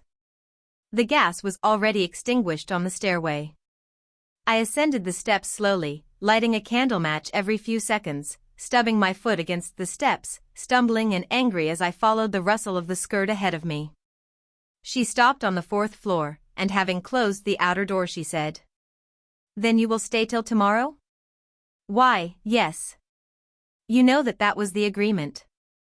"All right, my dear, I just wanted to know." "Wait for me here a minute, I will be right back." And she left me in the darkness. I heard her shutting 2 doors and then I thought I heard her talking. I was surprised and uneasy. The thought that she had a protector staggered me.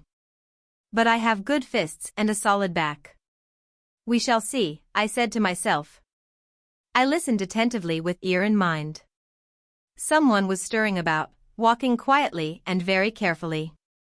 Then another door was opened and I thought I again heard someone talking, but in a very low tone. She came back carrying a lighted candle. "You may come in," she said. She said thou in speaking to me, which was an indication of possession. I went in and after passing through a dining room in which it was very evident that no one ever ate, I entered a typical room of all these women, a furnished room with red curtains and a soiled eiderdown bed covering. "Make yourself at home, mon chat," she said. I gave a suspicious glance at the room, but there seemed no reason for uneasiness. As she took off her wraps she began to laugh. "Well, what ails you? Are you changed into a pillar of salt? Come, hurry up." I did as she suggested. 5 minutes later I longed to put on my things and get away. But this terrible languor that had overcome me at home took possession of me again, and deprived me of energy enough to move, and I stayed in spite of the disgust that I felt for this association. The unusual attractiveness that I supposed I had discovered in this creature over there under the chandeliers of the theatre had altogether vanished on closer acquaintance, and she was nothing more to me now than a common woman, like all the others, whose indifferent and complacent kiss smacked of garlic. I thought I would say something. "Have you lived here long?" I asked. "Over 6 months on the 15th of January. "Where were you before that?" "In the Rue Clausel." But the janitor made me very uncomfortable and I left. And she began to tell me an interminable story of a janitor who had talked scandal about her. But, suddenly, I heard something moving quite close to us.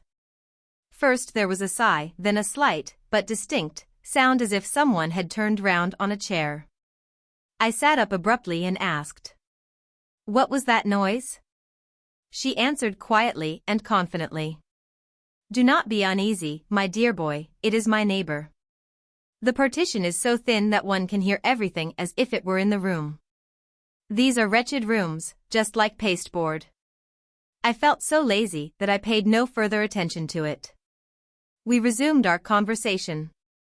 Driven by the stupid curiosity that prompts all men to question these creatures about their first experiences, to attempt to lift the veil of their first folly, as though to find in them a trace of pristine innocence, to love them, possibly, in a fleeting memory of their candor and modesty of former days, evoked by a word, I insistently asked her about her earlier lovers. I knew she was telling me lies. What did it matter? Among all these lies I might, perhaps, discover something sincere and pathetic. "Come," said I, "tell me who he was." "He was a boating man, my dear." "Ah. Tell me about it. Where were you?" "I was at Argenteuil." "What were you doing?" "I was waitress in a restaurant." "What restaurant?" "The Freshwater Sailor." "Do you know it?" "I should say so, kept by Bonanfin." "Yes, that's it." "And how did he make love to you, this boating man?" "While I was doing his room. He took advantage of me." But I suddenly recalled the theory of a friend of mine, an observant and philosophical physician whom constant attendance in hospitals has brought into daily contact with girl mothers and prostitutes, with all the shame and all the misery of women. Of those poor women who have become the frightful prey of the wandering male with money in his pocket. "A woman," he said, "is always debauched by a man of her own class and position." I have volumes of statistics on that subject. We accuse the rich of plucking the flower of innocence among the girls of the people. This is not correct. The rich pay for what they want. They may gather some, but never for the first time. Then, turning to my companion, I began to laugh. "You know that I am aware of your history. The boating man was not the first." "Oh, yes, my dear, I swear it." "You are lying, my dear." "Oh, no, I assure you." "You are lying, come, tell me all." She seemed to hesitate in astonishment. I continued. "I am a sorcerer, my dear girl, I am a clairvoyant. If you do not tell me the truth, I will go into a trance sleep and then I can find out." She was afraid, being as stupid as all her kind. She faltered. "How did you guess?" "Come, go on telling me," I said. "Oh, the first time didn't amount to anything. There was a festival in the country. They had sent for a special chef, M. Alexander. As soon as he came he did just as he pleased in the house. He bossed everyone, even the proprietor and his wife, as if he had been a king. He was a big handsome man, who did not seem fitted to stand beside a kitchen range. He was always calling out, 'Come, some butter, some eggs, some Madeira.' And it had to be brought to him at once in a hurry, or he would get cross and say things that would make us blush all over. When the day was over he would smoke a pipe outside the door. And as I was passing by him with a pile of plates he said to me, like that, 'Come, girlie, come down to the water with me and show me the country.' I went with him like a fool, and we had hardly got down to the bank of the river when he took advantage of me so suddenly that I did not even know what he was doing. And then he went away on the 9 o'clock train. I never saw him again." "Is that all?" I asked. She hesitated. "Oh, I think Florentine belongs to him." Who is Florentine? My little boy. Oh. Well, then, you made the boating man believe that he was the father, did you not? You bet. Did he have any money, this boating man? Yes, he left me an income of 300 francs, settled on Florentine.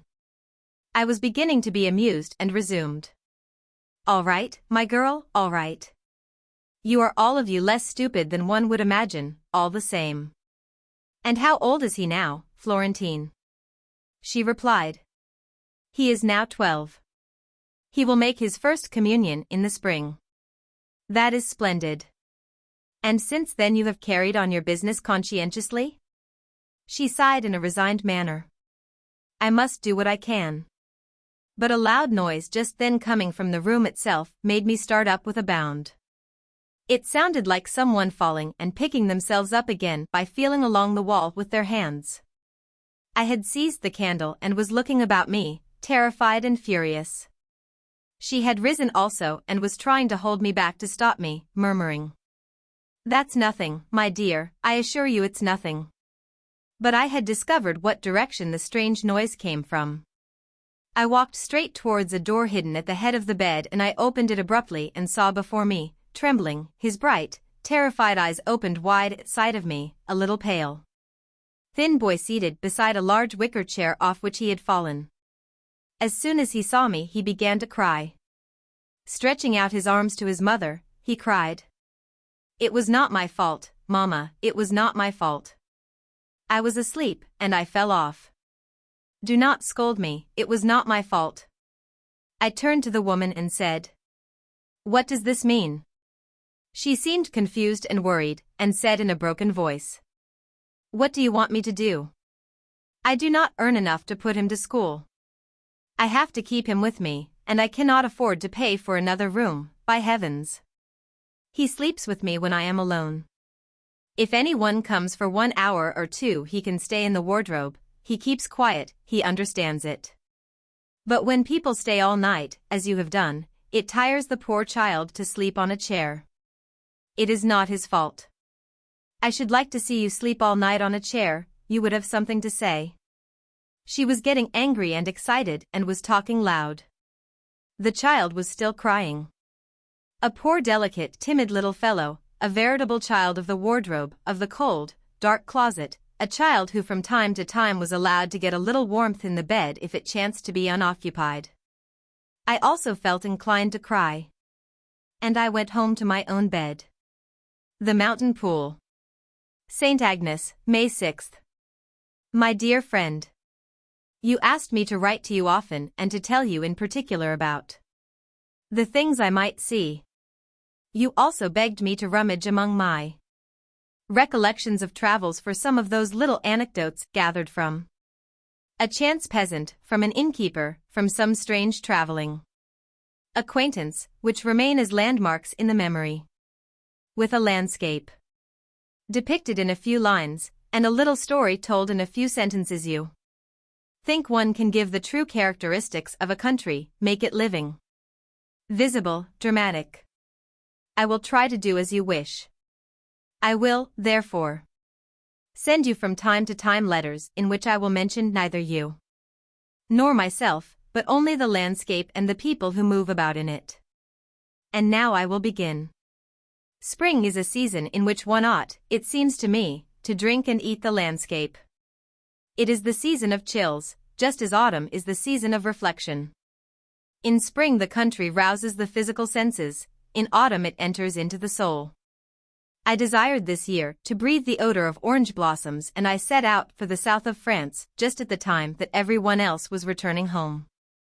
I visited Monaco, the shrine of pilgrims, rival of Mecca and Jerusalem, without leaving any gold in anyone else's pockets, and I climbed the high mountain beneath a covering of lemon, orange and olive branches. Have you ever slept, my friend, in a grove of orange trees in flower? The air that one inhales with delight is a quintessence of perfumes. The strong yet sweet odor, delicious as some dainty, seems to blend with our being, to saturate us, to intoxicate us, to enervate us, to plunge us into a sleepy, dreamy torpor. As though it were an opium prepared by the hands of fairies and not by those of druggists. This is a country of ravines.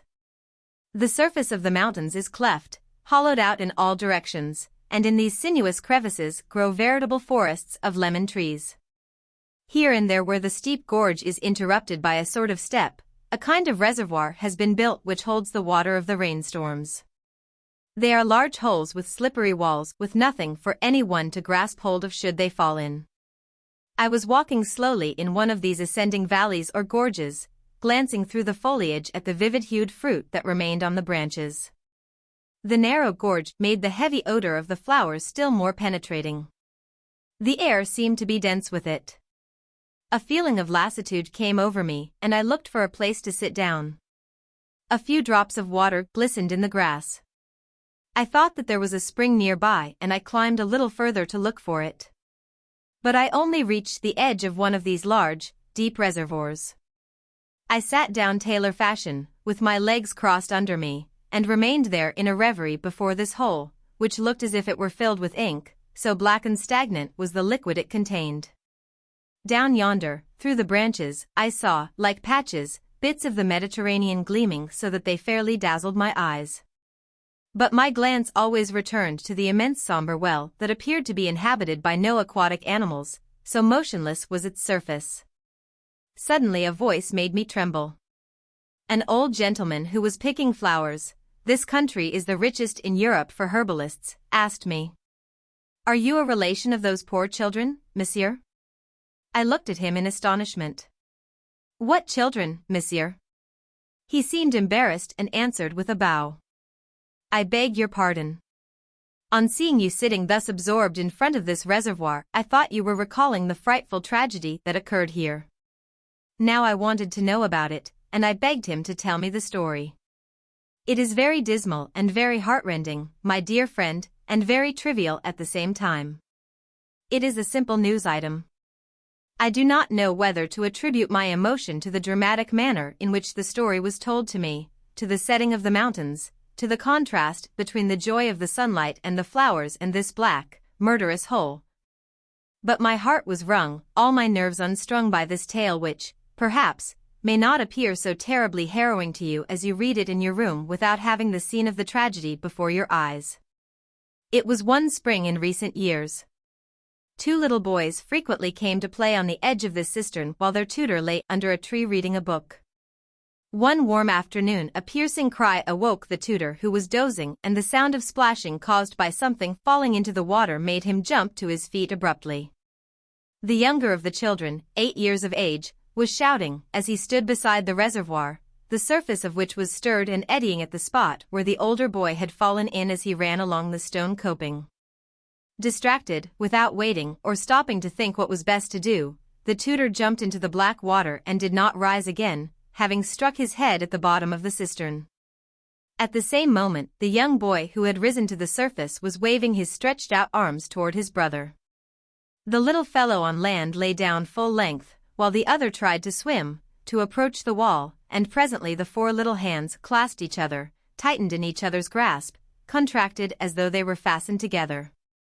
They both felt the intense joy of an escape from death, a shudder at the danger past. The older boy tried to climb up to the edge, but could not manage it, as the wall was perpendicular, and his brother, who was too weak, was sliding slowly towards the hole. Then they remained motionless, filled anew with terror. And they waited. The little fellow squeezed his brother's hands with all his might and wept from nervousness as he repeated, "I cannot drag you out, I cannot drag you out." And all at once he began to shout, "Help! Help!" But his light voice scarcely penetrated beyond the dome of foliage above their heads. They remained thus a long time, hours and hours, facing each other, these two children, with one thought, one anguish of heart and the horrible dread that one of them, exhausted, might let go the hands of the other. And they kept on calling, but all in vain. At length the older boy, who was shivering with cold, said to the little one, "I cannot hold out any longer. I am going to fall. Goodbye, little brother." And the other, gasping, replied, not yet, wait." Evening came on, the still evening with its stars mirrored in the water. The older lad, his endurance giving out, said, "Let go my hand, I am going to give you my watch." He had received it as a present a few days before, and ever since it had been his chief amusement. He was able to get hold of it, and held it out to the little fellow who was sobbing and who laid it down on the grass beside him. It was night now. The two unhappy beings, exhausted, had almost loosened their grasp. The elder, at last, feeling that he was lost, murmured once more, "Goodbye, little brother, kiss Mama and Papa." And his numbed fingers relaxed their hold. He sank and did not rise again. The little fellow, left alone, began to shout wildly, "Paul! Paul!" But the other did not come to the surface. Then he darted across the mountain, falling among the stones, overcome by the most frightful anguish that can wring a child's heart, and with a face like death reached the sitting room, where his parents were waiting. He became bewildered again as he led them to the gloomy reservoir.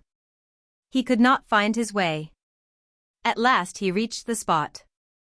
"It is there, yes, it is there." But the cistern had to be emptied, and the proprietor would not permit it as he needed the water for his lemon trees.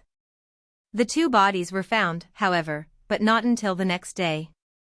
You see, my dear friend, that this is a simple news item.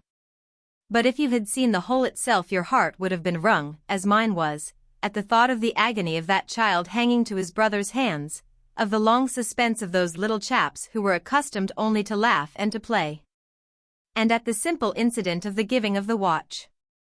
I said to myself, may fate preserve me from ever receiving a similar relic.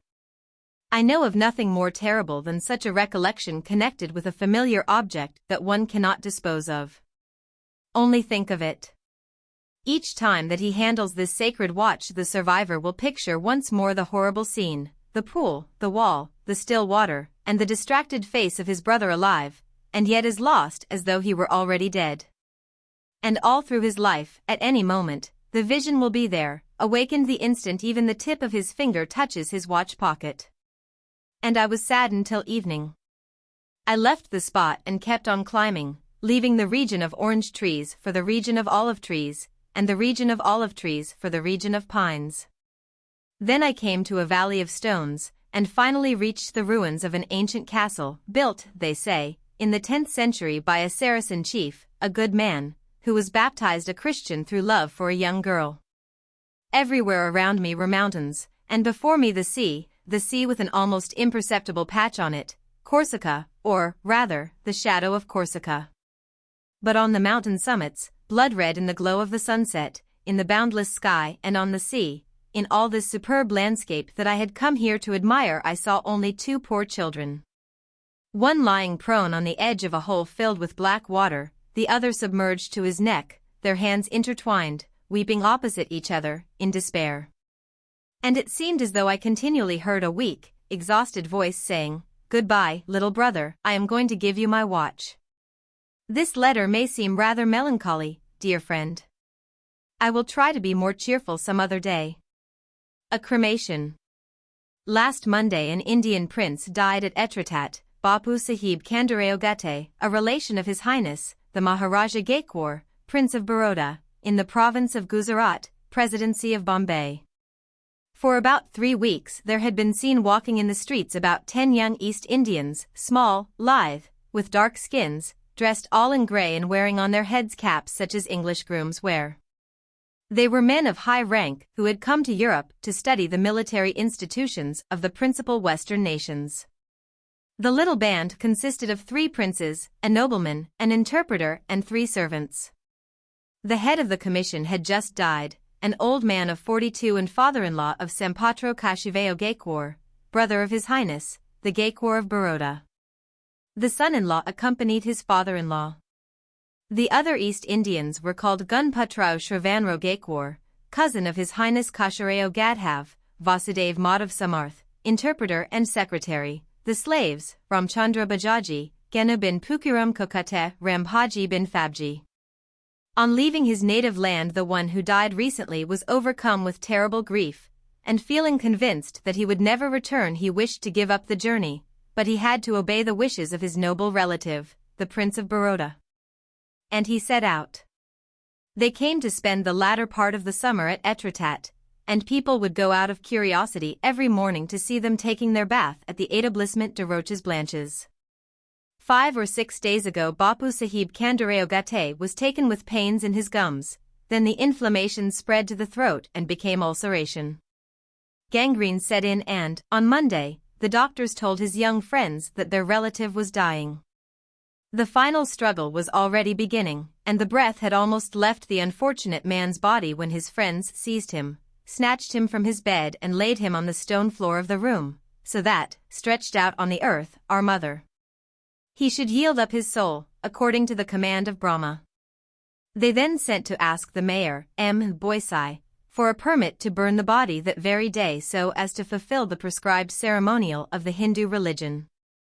The mayor hesitated, telegraphed to the prefecture to demand instructions, at the same time sending word that a failure to reply would be considered by him tantamount to a consent.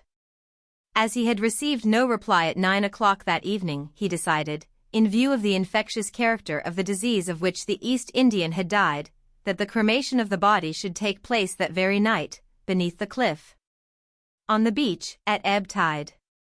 The mayor is being criticized now for this decision, though he acted as an intelligent, liberal and determined man, and was upheld and advised by the 3 physicians who had watched the case and reported the death. They were dancing at the casino that evening. It was an early autumn evening, rather chilly. A pretty strong wind was blowing from the ocean, although as yet there was no sea on, and swift, light, ragged clouds were driving across the sky.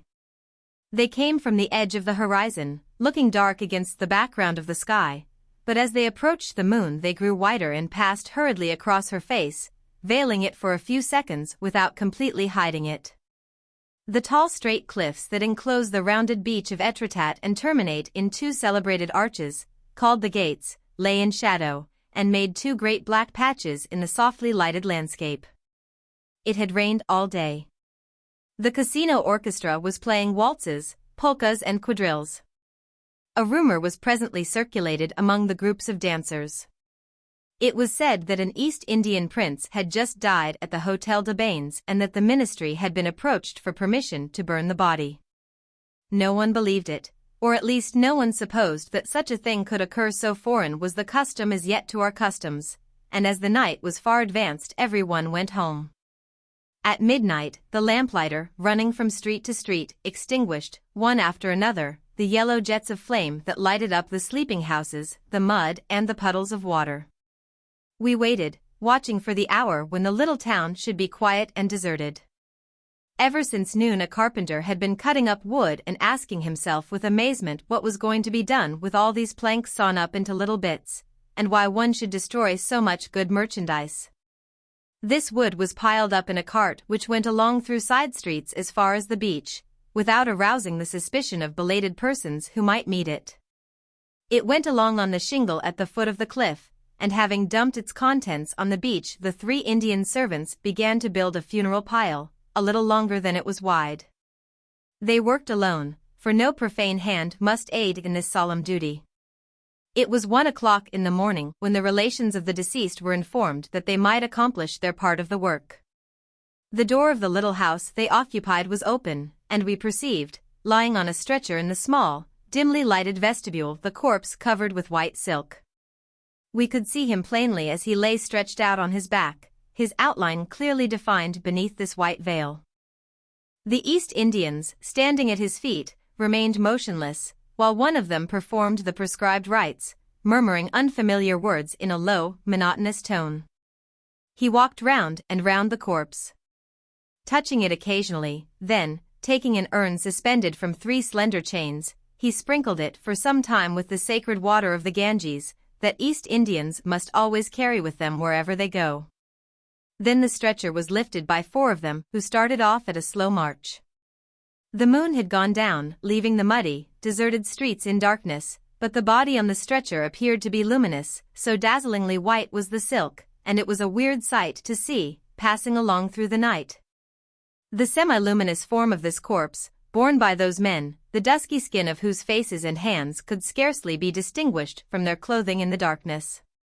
Behind the corpse came 3 Indians, and then, a full head taller than themselves and wrapped in an ample traveling coat of a soft gray color, appeared the outline of an Englishman, a kind and superior man, a friend of theirs, who was their guide and counselor in their European travels. Beneath the cold, misty sky of this little northern beach, I felt as if I were taking part in a sort of symbolical drama. It seemed to me that they were carrying there, before me, the conquered genius of India, followed, as in a funeral procession, by the victorious genius of England robed in a grey ulster. On the shingly beach, the four bearers halted a few moments to take breath, and then proceeded on their way. They now walked quickly, bending beneath the weight of their burden. At length they reached the funeral pile. It was erected in an indentation, at the very foot of the cliff, which rose above it perpendicularly 100 meters high, perfectly white but looking grey in the night. The funeral pile was about 3.5 feet high. The corpse was placed on it, and then one of the Indians asked to have the pole star pointed out to him. This was done, and the dead Raja was laid with his feet turned towards his native country. Then 12 bottles of kerosene were poured over him, and he was covered completely with thin slabs of pine wood. For almost another hour the relations and servants kept piling up the funeral pyre, which looked like one of those piles of wood that carpenters keep in their yards. Then on top of this was poured the contents of 20 bottles of oil, and on top of all they emptied a bag of fine shavings. A few steps further on, a flame was glimmering in a little bronze brazier, which had remained lighted since the arrival of the corpse. The moment had arrived. The relations went to fetch the fire. As it was barely alight, some oil was poured on it, and suddenly a flame arose, lighting up the great wall of rock from summit to base. An Indian who was leaning over the brazier rose upright, his 2 hands in the air, his elbows bent, and all at once we saw arising, all black on the immense white cliff, a colossal shadow, the shadow of Buddha in his hieratic posture. And the little pointed toque that the man wore on his head even looked like the headdress of the god. The effect was so striking and unexpected that I felt my heart beat as though some supernatural apparition had risen up before me. That was just what it was, the ancient and sacred image, come from the heart of the East to the ends of Europe, and watching over its son whom they were going to cremate there. It vanished. They brought fire. The shavings on top of the pyre were lighted, and then the wood caught fire and a brilliant light illumined the cliff, the shingle and the foam of the waves as they broke on the beach. It grew brighter from second to second, lighting up on the sea in the distance the dancing crest of the waves. The breeze from the ocean blew in gusts, increasing the heat of the flame, which flattened down, twisted, then shot up again, throwing out millions of sparks. They mounted with wild rapidity along the cliff and were lost in the sky, mingling with the stars, increasing their number. Some seabirds who had awakened uttered their plaintive cry, and, describing long curves, flew, with their white wings extended, through the gleam from the funeral pyre and then disappeared in the night. Before long the pile of wood was nothing but a mass of flame, not red but yellow, a blinding yellow, a furnace lashed by the wind. And, suddenly, beneath a stronger gust, it tottered, partially crumbling as it leaned towards the sea, and the corpse came to view, full length, blackened on his couch of flame and burning with long blue flames. The pile of wood having crumbled further on the right, the corpse turned over as a man does in bed. They immediately covered him with fresh wood, and the fire started up again more furiously than ever. The East Indians, seated in a semicircle on the shingle, looked out with sad, serious faces. And the rest of us, as it was very cold, had drawn nearer to the fire until the smoke and sparks came in our faces. There was no odor save that of burning pine and petroleum. Hours passed, day began to break. Toward 5 o'clock in the morning nothing remained but a heap of ashes. The relations gathered them up, cast some of them to the winds, some in the sea, and kept some in a brass vase that they had brought from India. They then retired to their home to give utterance to lamentations. These young princes and their servants, by the employment of the most inadequate appliances, succeeded in carrying out the cremation of their relation in the most perfect manner, with singular skill and remarkable dignity. Everything was done according to ritual, according to the rigid ordinances of their religion. Their dead one rests in peace. The following morning at daybreak there was an indescribable commotion in Etretat. Some insisted that they had burned a man alive, others that they were trying to hide a crime, some that the mayor would be put in jail, others that the Indian prince had succumbed to an attack of cholera. The men were amazed, the women indignant. A crowd of people spent the day on the site of the funeral pile, looking for fragments of bone in the shingle that was still warm. They found enough bones to reconstruct 10 skeletons, for the farmers on shore frequently throw their dead sheep into the sea. The finders carefully placed these various fragments in their pocketbooks. But not one of them possesses a true particle of the Indian prince. That very night a deputy sent by the government came to hold an inquest. He, however, formed an estimate of this singular case like a man of intelligence and good sense. But what should he say in his report? The East Indians declared that if they had been prevented in France from cremating their dead, they would have taken him to a freer country where they could have carried out their customs. Thus, I have seen a man cremated on a funeral pile, and it has given me a wish to disappear in the same manner. In this way everything ends at once. Man expedites the slow work of nature, instead of delaying it by the hideous coffin in which one decomposes for months. The flesh is dead, the spirit has fled. Fire which purifies disperses in a few hours all that was a human being. It casts it to the winds, converting it into air and ashes, and not into ignominious corruption. This is clean and hygienic. Putrefaction beneath the ground in a closed box where the body becomes like pap, a blackened, stinking pap, has about it something repugnant and disgusting. The sight of the coffin as it descends into this muddy hole wrings one's heart with anguish. But the funeral pyre which flames up beneath the sky has about it something grand, beautiful, and solemn. Miss D. I was very much interested at that time in a droll little woman. She was married, of course, as I have a horror of unmarried flirts. What enjoyment is there in making love to a woman who belongs to nobody and yet belongs to anyone? And, besides, morality aside, I do not understand love as a trade. That disgusts me somewhat. The especial attraction in a married woman to a bachelor is that she gives him a home, a sweet, pleasant home where everyone takes care of you and spoils you, from the husband to the servants. One finds everything combined there, love, friendship, even fatherly interest, bed and board, all, in fact, that constitutes the happiness of life, with this incalculable advantage, that one can change one's family from time to time. Take up one's abode in all kinds of society in turn, in summer, in the country with the workman who rents you a room in his house. In winter with the townsfolk, or even with the nobility, if one is ambitious. I have another weakness, it is that I become attached to the husband as well as the wife. I acknowledge even that some husbands, ordinary or coarse as they may be, give me a feeling of disgust for their wives, however charming they may be. But when the husband is intellectual or charming I invariably become very much attached to him. I am careful if I quarrel with the wife not to quarrel with the husband. In this way I have made some of my best friends, and have also proved in many cases the incontestable superiority of the male over the female in the human species. The latter makes all sorts of trouble scenes, reproaches, etc., while the former, who has just as good a right to complain, treats you, on the contrary, as though you were the special providence of his hearth. Well, my friend was a quaint little woman, a brunette, fanciful, capricious, pious, superstitious, credulous as a monk, but charming. She had a way of kissing one that I never saw in anyone else, but that was not the attraction, and such a soft skin.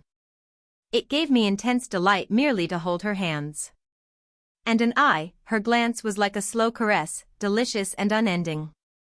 Sometimes I would lean my head on her knee and we would remain motionless, she leaning over me with that subtle, enigmatic, disturbing smile that women have, while my eyes would be raised to hers, drinking sweetly and deliciously into my heart. Like a form of intoxication, the glance of her limpid blue eyes, limpid as though they were full of thoughts of love, and blue as though they were a heaven of delights.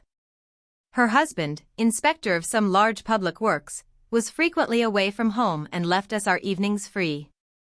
Sometimes I spent them with her lounging on the divan with my forehead on one of her knees. while on the other lay an enormous black cat called Misty, whom she adored. Our fingers would meet on the cat's back and would intertwine in her soft silky fur. I felt its warm body against my cheek, trembling with its eternal purring, and occasionally a paw would reach out and place on my mouth, or my eyelid, 5 unsheathed claws which would prick my eyelids, and then be immediately withdrawn. Sometimes we would go out on what we called our escapades. They were very innocent, however.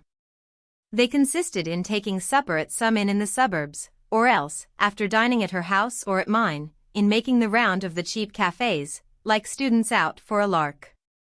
We would go into the common drinking places and take our seats at the end of the smoky den on 2 rickety chairs, at an old wooden table. A cloud of pungent smoke, with which blended an odor of fried fish from dinner, filled the room.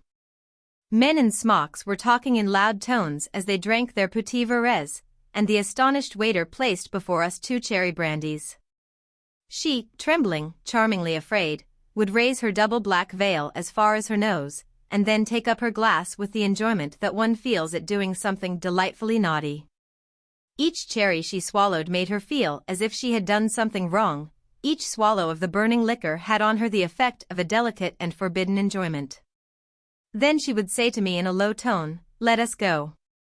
And we would leave, she walking quickly with lowered head between the drinkers who watched her going by with a look of displeasure.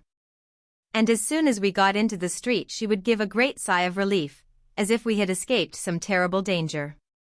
Sometimes she would ask me with a shudder, "Suppose they should say something rude to me in those places, what would you do?" "Why, I would defend you, parbleu," I would reply in a resolute manner. And she would squeeze my arm for happiness, perhaps with a vague wish that she might be insulted and protected, that she might see men fight on her account, even those men, with me. One evening as we sat at a table in a tavern at Montmartre, we saw an old woman in tattered garments come in, holding in her hand a pack of dirty cards. Perceiving a lady, the old woman at once approached us and offered to tell my friend's fortune. Emma, who in her heart believed in everything, was trembling with longing and anxiety, and she made a place beside her for the old woman. The latter, old, wrinkled, her eyes with red inflamed rings round them, and her mouth without a single tooth in it, began to deal her dirty cards on the table. She dealt them in piles, then gathered them up, and then dealt them out again, murmuring indistinguishable words. Emma, turning pale, listened with bated breath, gasping with anxiety and curiosity. The fortune-teller broke silence. She predicted vague happenings, happiness and children, a fair young man, a voyage, money, a lawsuit, a dark man, the return of someone, success, a death. The mention of this death attracted the younger woman's attention. Whose death? When? In what manner? The old woman replied, "Oh, as to that, these cards are not certain enough. You must come to my place tomorrow. I will tell you about it with coffee grounds which never make a mistake." Emma turned anxiously to me. "Say, let us go there tomorrow." "Oh, please say yes. If not, you cannot imagine how worried I shall be." I began to laugh. "We will go if you wish it, dearie." The old woman gave us her address. She lived on the 6th floor, in a wretched house behind the Butte Chameau. We went there the following day. Her room, an attic containing 2 chairs and a bed, was filled with strange objects, bunches of herbs hanging from nails, skins of animals, flasks and phials containing liquids of various colors. On the table a stuffed black cat looked out of eyes of glass. He seemed like the demon of this sinister dwelling. Emma, almost fainting with emotion, sat down on a chair and exclaimed, "Oh, dear, look at that cat, how like it is to Misty." And she explained to the old woman that she had a cat exactly like that, exactly like that. The old woman replied gravely, "If you are in love with a man, you must not keep it." Emma, suddenly filled with fear, asked, "Why not?" The old woman sat down familiarly beside her and took her hand. "It was the undoing of my life," she said. "My friend wanted to hear about it." She leaned against the old woman, questioned her, begged her to tell. At length the woman agreed to do so. I loved that cat, she said, as one would love a brother. I was young then and all alone, a seamstress. I had only him, Mouton. One of the tenants had given it to me. He was as intelligent as a child, and gentle as well, and he worshipped me, my dear lady, he worshipped me more than one does a fetish. All day long he would sit on my lap purring, and all night long on my pillow. I could feel his heart beating, in fact. Well, I happened to make an acquaintance, a fine young man who was working in a white goods house. That went on for about 3 months on a footing of mere friendship. But no one is liable to weaken, it may happen to anyone, and, besides, I had really begun to love him. He was so nice, and so good. He wanted us to live together, for economy's sake. I finally allowed him to come and see me one evening. I had not made up my mind to anything definite, oh, no. But I was pleased at the idea that we should spend an hour together. At first he behaved very well, said nice things to me that made my heart go pit-a-pat. And then he kissed me, madam, kissed me as one does when they love. I remained motionless, my eyes closed, in a paroxysm of happiness. But, suddenly, I felt him start violently and he gave a scream that I shall never forget. I opened my eyes and saw that Mouton had sprung at his face and was tearing the skin with his claws as if it had been a linen rag. And the blood was streaming down like rain, madam. I tried to take the cat away, but he held on tight, scratching all the time, and he bit me, he was so crazy. I finally got him and threw him out of the window, which was open, for it was summer. When I began to bathe my poor friend's face, I noticed that his eyes were destroyed, both his eyes. He had to go to the hospital. He died of grief at the end of a year. I wanted to keep him with me and provide for him, but he would not agree to it. One would have supposed that he hated me after the occurrence. As for Mouton, his back was broken by the fall, the janitor picked up his body.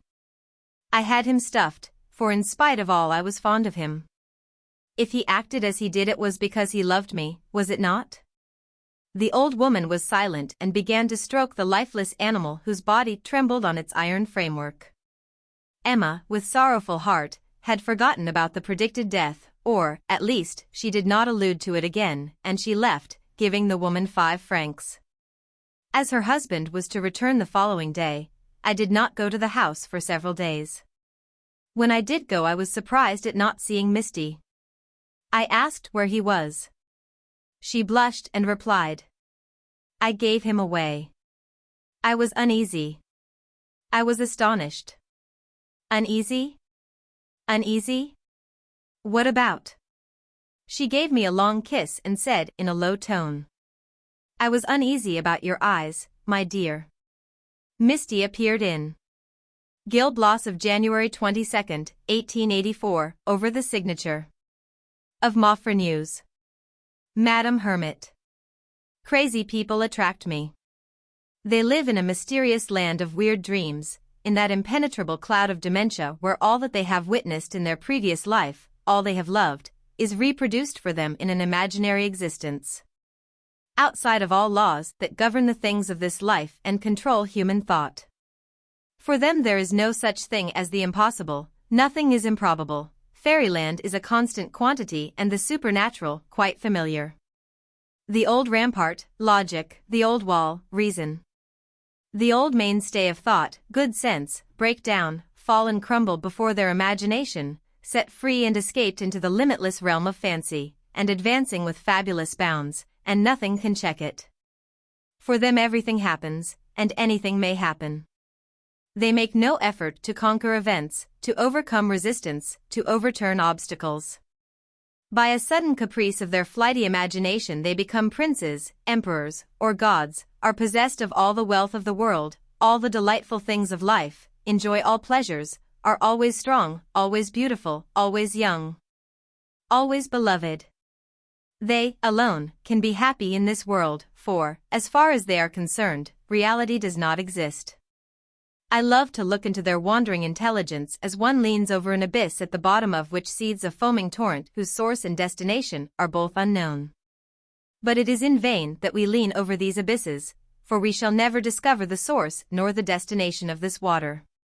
After all, it is only water, just like what is flowing in the sunlight, and we shall learn nothing by looking at it. It is likewise of no use to ponder over the intelligence of crazy people, for their most weird notions are, in fact, only ideas that are already known, which appear strange simply because they are no longer under the restraint of reason. Their whimsical source surprises us because we do not see it bubbling up. Doubtless the dropping of a little stone into the current was sufficient to cause these ebullitions. Nevertheless, crazy people attract me, and I always return to them, drawn in spite of myself by this trivial mystery of dementia. One day, as I was visiting one of the asylums, the physician who was my guide said, "Come, I will show you an interesting case." And he opened the door of a cell where a woman of about 40, still handsome, was seated in a large armchair, looking persistently at her face in a little hand mirror.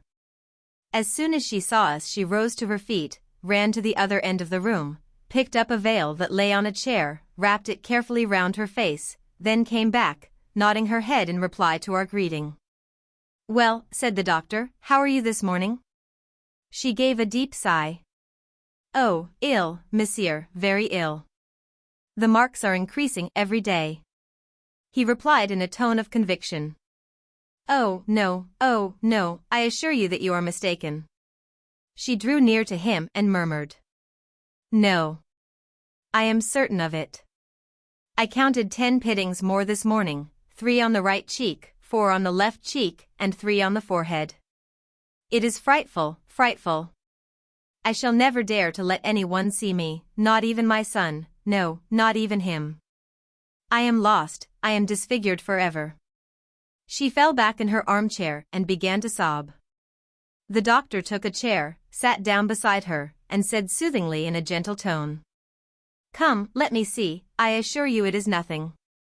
With a slight cauterization I will make it all disappear." She shook her head in denial, without speaking. He tried to touch her veil, but she seized it with both hands so violently that her fingers went through it. He continued to reason with her and reassure her. "Come, you know very well that I remove those horrid pits every time and that there is no trace of them after I have treated them. If you do not let me see them I cannot cure you." "I do not mind your seeing them," she murmured, "but I do not know that gentleman who is with you. He is a doctor also, who can give you better care than I can." She then allowed her face to be uncovered, but her dread, her emotion, her shame at being seen brought a rosy flush to her face and her neck, down to the collar of her dress. She cast down her eyes, turned her face aside, first to the right, then to the left, to avoid our gaze, and stammered out, "Oh, it is torture to me to let myself be seen like this. It is horrible, is it not? Is it not horrible?" I looked at her in much surprise, for there was nothing on her face, not a mark, not a spot, not a sign of one, nor a scar. She turned towards me, her eyes still lowered, and said, "It was while taking care of my son that I caught this fearful disease, monsieur. I saved him, but I am disfigured. I sacrificed my beauty to him, to my poor child. However, I did my duty, my conscience is at rest. If I suffer it is known only to God." The doctor had drawn from his coat pocket a fine watercolor paintbrush. "Let me attend to it," he said, "I will put it all right." She held out her right cheek, and he began by touching it lightly with the brush here and there, as though he were putting little points of paint on it. He did the same with the left cheek, then with the chin and the forehead, and then exclaimed, "See, there is nothing there now, nothing at all." She took up the mirror, gazed at her reflection with profound, eager attention, with a strong mental effort to discover something, then she sighed. "No. It hardly shows at all. I am infinitely obliged to you." The doctor had risen. He bowed to her, ushered me out and followed me, and, as soon as he had locked the door, said, "Here is the history of this unhappy woman. Her name is Madame Hermet. She was once very beautiful, a great coquette, very much beloved and very much in love with life. She was one of those women who have nothing but their beauty and their love of admiration to sustain, guide or comfort them in this life. The constant anxiety to retain her freshness, the care of her complexion, of her hands, her teeth, of every portion of body that was visible, occupied all her time and all her attention. She became a widow, with one son. The boy was brought up as are all children of society beauties. She was, however, very fond of him. He grew up, and she grew older. Whether she saw the fatal crisis approaching, I cannot say. Did she, like so many others, gaze for hours and hours at her skin, once so fine, so transparent and free from blemish, now beginning to shrivel slightly, to be crossed with 1,000 little lines, as yet imperceptible, that will grow deeper day by day, month by month? Did she also see slowly, but surely, increasing traces of those long wrinkles on the forehead, those slender serpents that nothing can check? Did she suffer the torture, the abominable torture of the mirror, the little mirror with the silver handle which one cannot make up one's mind to lay down on the table, but then throws down in disgust only to take it up again in order to look more closely, and still more closely at the hateful and insidious approaches of old age? Did she shut herself up 10 times, 20 times a day, leaving her friends chatting in the drawing-room, and go up to her room where, under the protection of bolts and bars, she would again contemplate the work of time on her ripe beauty, now beginning to wither, and recognize with despair the gradual progress of the process which no one else had as yet seen to perceive, but of which she, herself, was well aware? She knows where to seek the most serious, the gravest traces of age. And the mirror, the little round hand glass in its carved silver frame, tells her horrible things. For it speaks, it seems to laugh, it jeers and tells her all that is going to occur, all the physical discomforts and the atrocious mental anguish she will suffer until the day of her death, which will be the day of her deliverance.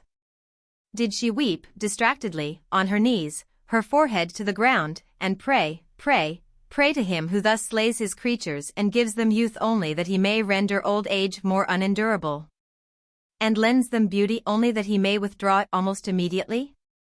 Did she pray to him, imploring him to do for her what he has never yet done for any one, to let her retain until her last day her charm, her freshness and her gracefulness? Then, finding that she was imploring in vain an inflexible unknown who drives on the years, one after another, did she roll on the carpet in her room, knocking her head against the furniture and stifling in her throat shrieks of despair? Doubtless she suffered these tortures, for this is what occurred. One day, she was then 35, her son aged 15, fell ill. He took to his bed without anyone being able to determine the cause or nature of his illness. His tutor, a priest, watched beside him and hardly ever left him, while Madame Hermette came morning and evening to inquire how he was. She would come into the room in the morning in her night wrapper, smiling, all powdered and perfumed, and would ask as she entered the door, "Well, George, are you better?" The big boy, his face red, swollen, and showing the ravages of fever, would reply, "Yes, little mother, a little better." She would stay in the room a few seconds, look at the bottles of medicine, and purse her lips as if she were saying "Phew," and then would suddenly exclaim, "Oh, I forgot something very important," and would run out of the room leaving behind her a fragrance of choice toilet perfumes.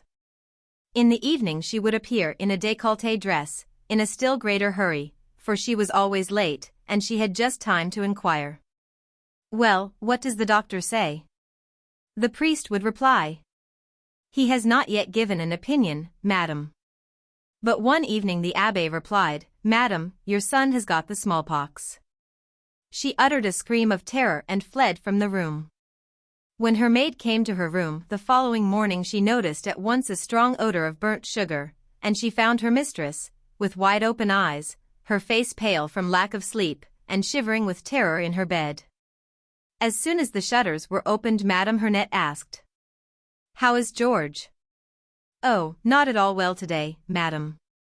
She did not rise until noon, when she ate 2 eggs with a cup of tea, as if she herself had been ill, and then she went out to a druggist's to inquire about prophylactic measures against the contagion of smallpox. She did not come home until dinner time, laden with medicine bottles, and shut herself up at once in her room, where she saturated herself with disinfectants. The priest was waiting for her in the dining room.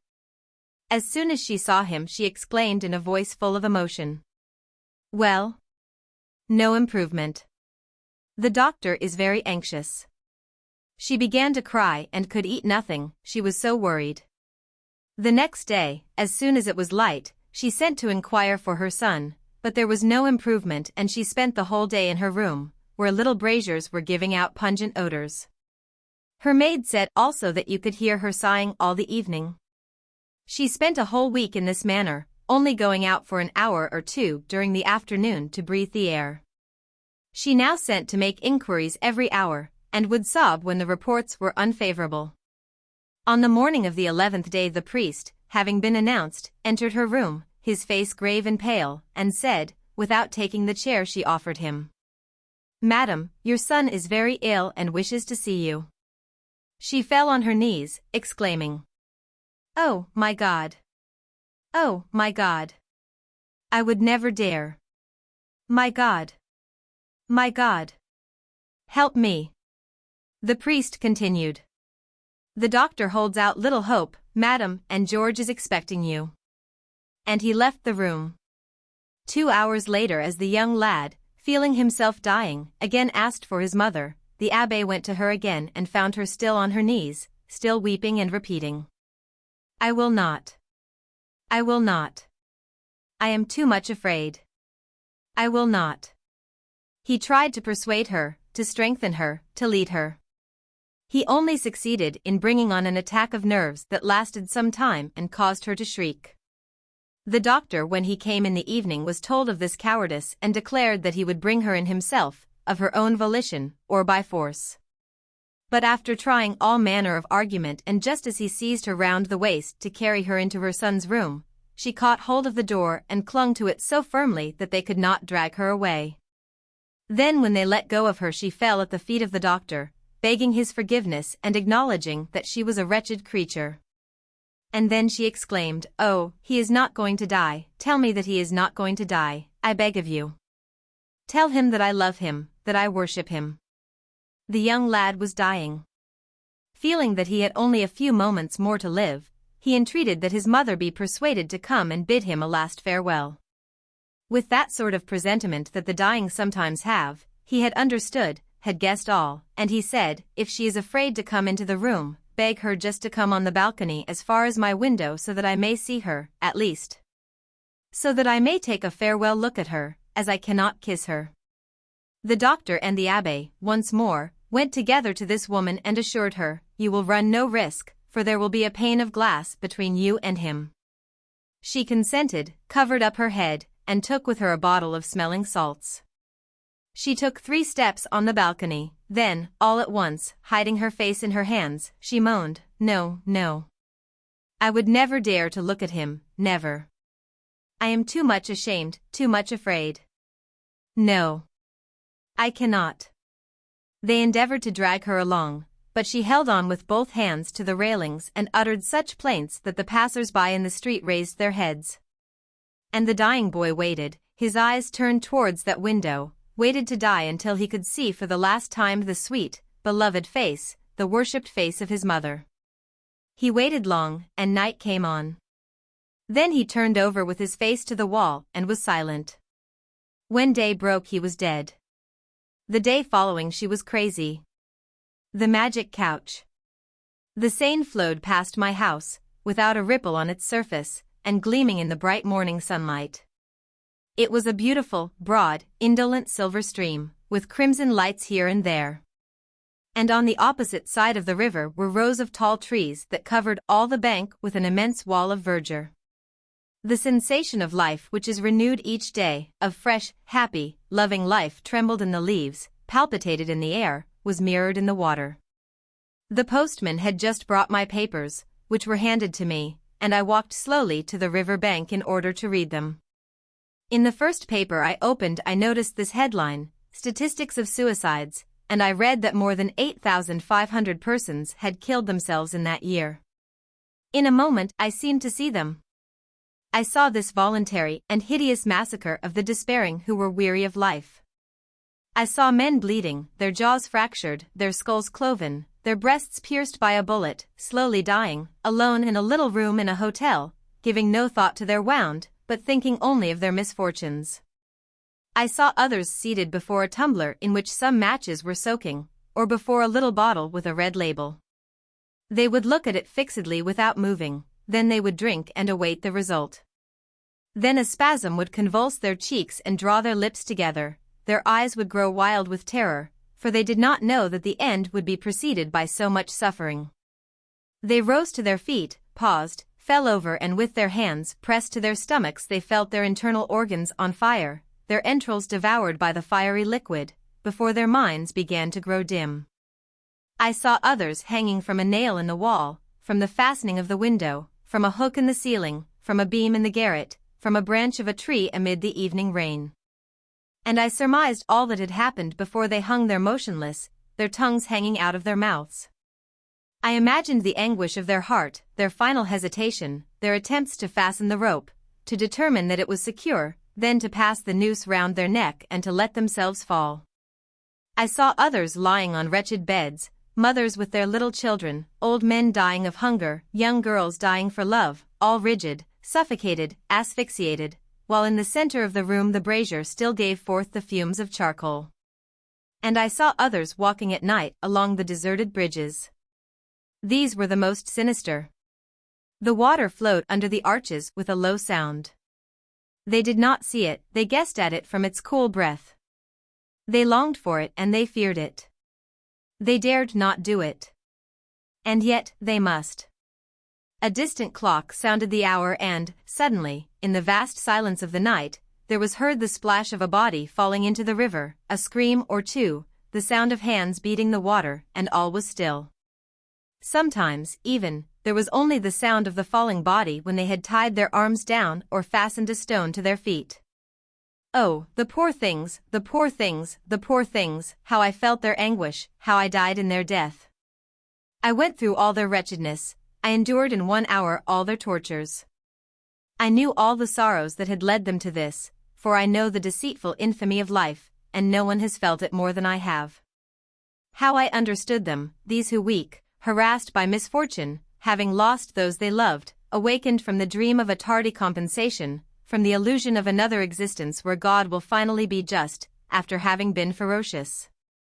And their minds disabused of the mirages of happiness, have given up the fight and desire to put an end to this ceaseless tragedy, or this shameful comedy. Suicide. Why, it is the strength of those whose strength is exhausted, the hope of those who no longer believe, the sublime courage of the conquered. Yes, there is at least one door to this life we can always open and pass through to the other side. Nature had an impulse of pity, she did not shut us up in prison. Mercy for the despairing. As for those who are simply disillusioned, let them march ahead with free soul and quiet heart. They have nothing to fear since they may take their leave. For behind them there is always this door that the gods of our illusions cannot even lock. I thought of this crowd of suicides, more than 8,500 in 1 year. And it seemed to me that they had combined to send to the world a prayer, to utter a cry of appeal, to demand something that should come into effect later when we understood things better.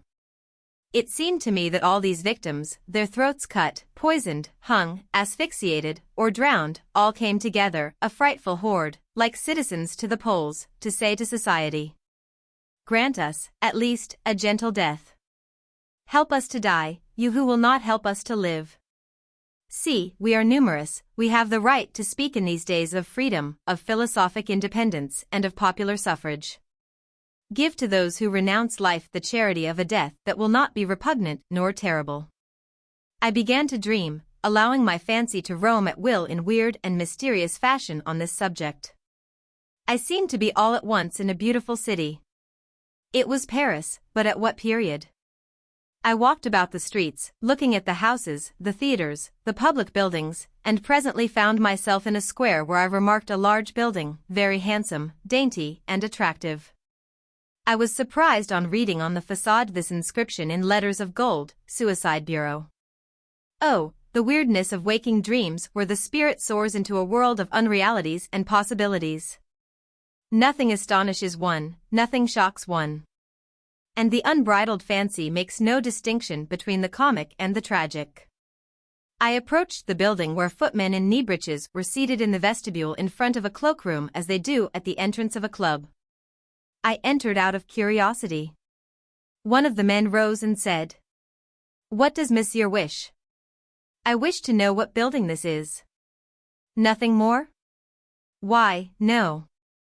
"Then would Monsieur like me to take him to the secretary of the bureau?" I hesitated and asked, "But will not that disturb him?" "Oh, no, Monsieur, he is here to receive those who desire information." "Well, lead the way." He took me through corridors where old gentlemen were chatting, and finally led me into a beautiful office, somewhat somber, furnished throughout in black wood. A stout young man with a corporation was writing a letter as he smoked a cigar, the fragrance of which gave evidence of its quality. He rose. We bowed to each other, and as soon as the footman had retired he asked, "What can I do for you?" "Monsieur," I replied, "pardon my curiosity. I had never seen this establishment." The few words inscribed on the facade filled me with astonishment, and I wanted to know what was going on here. He smiled before replying, then said in a low tone with a complacent air, "Mon Dieu, Monsieur, we put to death in a cleanly and gentle, I do not venture to say agreeable manner those persons who desire to die." I did not feel very shocked, for it really seemed to me natural and right. What particularly surprised me was that on this planet, with its low, utilitarian, humanitarian ideals, selfish and coercive of all true freedom, anyone should venture on a similar enterprise, worthy of an emancipated humanity. "How did you get the idea?" I asked. "Monsieur," he replied, "the number of suicides increased so enormously during the 5 years succeeding the World Exposition of 1889 that some measures were urgently needed. People killed themselves in the streets, at fêtes, in restaurants, at the theater, in railway carriages, at the receptions held by the President of the Republic, everywhere. It was not only a horrid sight for those who love life as I do, but also a bad example for children. Hence it became necessary to centralize suicides." What caused this suicidal epidemic? I do not know. The fact is, I believe, the world is growing old. People begin to see things clearly and they are getting disgruntled. It is the same today with destiny as with the government, we have found out what it is. People find that they are swindled in every direction, and they just get out of it all. When one discovers that Providence lies, cheats, robs, deceives human beings just as a plain deputy deceives his constituents, one gets angry. And as one cannot nominate a fresh Providence every 3 months as we do with our privileged representatives, one just gets out of the whole thing, which is decidedly bad. Really? Oh, as for me, I am not complaining. Will you inform me how you carry on this establishment? With pleasure. You may become a member when you please. It is a club. A club? Yes, Monsieur, founded by the most eminent men in the country, by men of the highest intellect and brightest intelligence. And, he added, laughing heartily, I swear to you that every one gets a great deal of enjoyment out of it. In this place? Yes, in this place. You surprise me. Mon Dieu, they enjoy themselves because they have not that fear of death which is the great killjoy in all our earthly pleasures.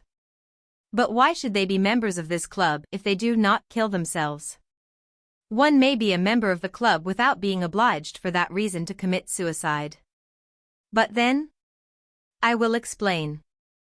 In view of the enormous increase in suicides, and of the hideous spectacle they presented, a purely benevolent society was formed for the protection of those in despair, which placed at their disposal the facilities for a peaceful, painless, if not unforeseen death. Who can have authorized such an institution?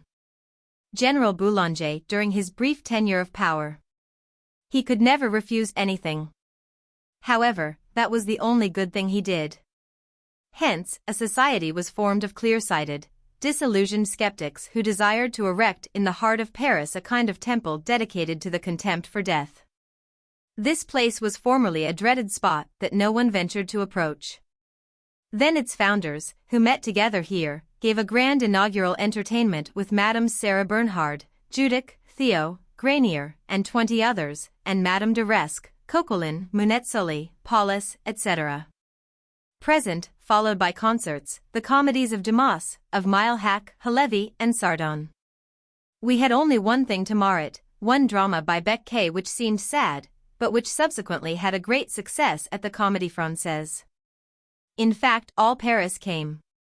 The enterprise was launched. In the midst of the festivities. What a funereal joke. Not at all. Death need not be sad, it should be a matter of indifference. We made death cheerful, crowned it with flowers, covered it with perfume, made it easy. One learns to aid others through example, one can see that it is nothing. I can well understand that they should come to the entertainments, but did they come to death? Not at first, they were afraid. And later? They came. Many of them? In crowds. We have had more than 40 in a day. One finds hardly any more drowned bodies in the Seine. Who was the first? A club member. As a sacrifice to the cause? I don't think so. A man who was sick of everything, a down-and-out who had lost heavily at baccarat for 3 months. Indeed? The second was an Englishman, an eccentric. We then advertised in the papers, we gave an account of our methods, we invented some attractive instances. But the great impetus was given by poor people. How do you go to work? Would you like to see? I can explain at the same time. Yes, indeed. He took his hat, opened the door, allowed me to precede him, and we entered a card room, where men sat playing as they play in all gambling places. They were chatting cheerfully, eagerly. I have seldom seen such a jolly, lively, mirthful club. As I seemed surprised, the secretary said, "Oh, the establishment has an unheard of prestige. All the smart people all over the world belong to it so as to appear as though they held death in scorn. Then, once they get here, they feel obliged to be cheerful that they may not appear to be afraid. So they joke and laugh and talk flippantly, they are witty and they become so. At present it is certainly the most frequented and the most entertaining place in Paris. The women are even thinking of building an annex for themselves. And, in spite of all this, you have many suicides in the house?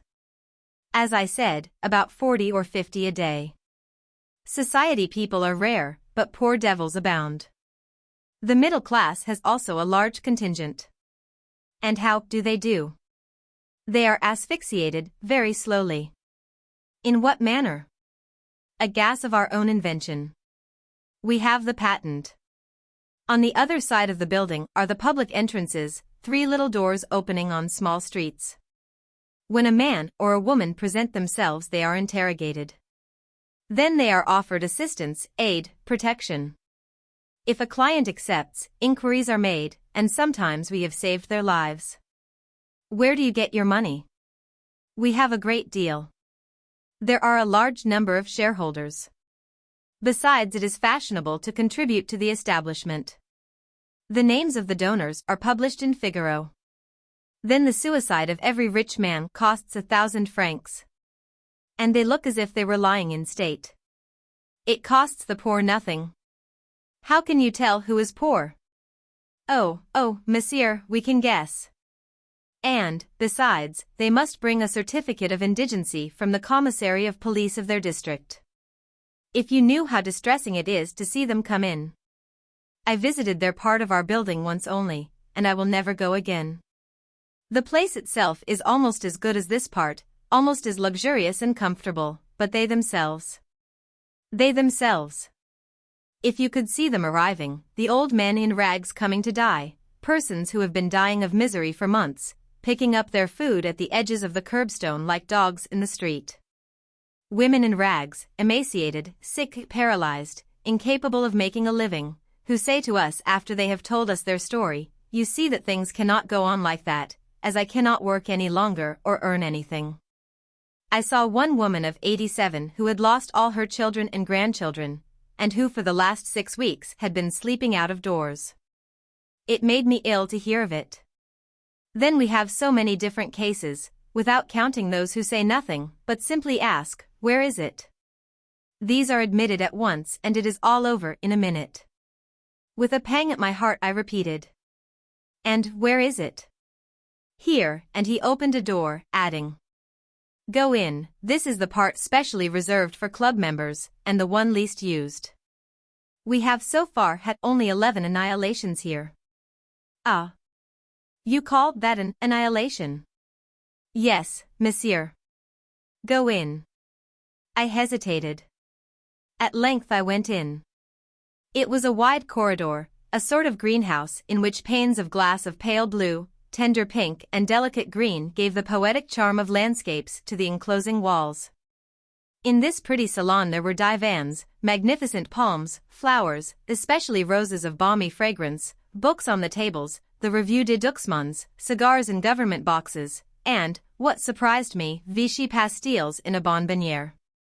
As I expressed my surprise, my guide said, "Oh, they often come here to chat."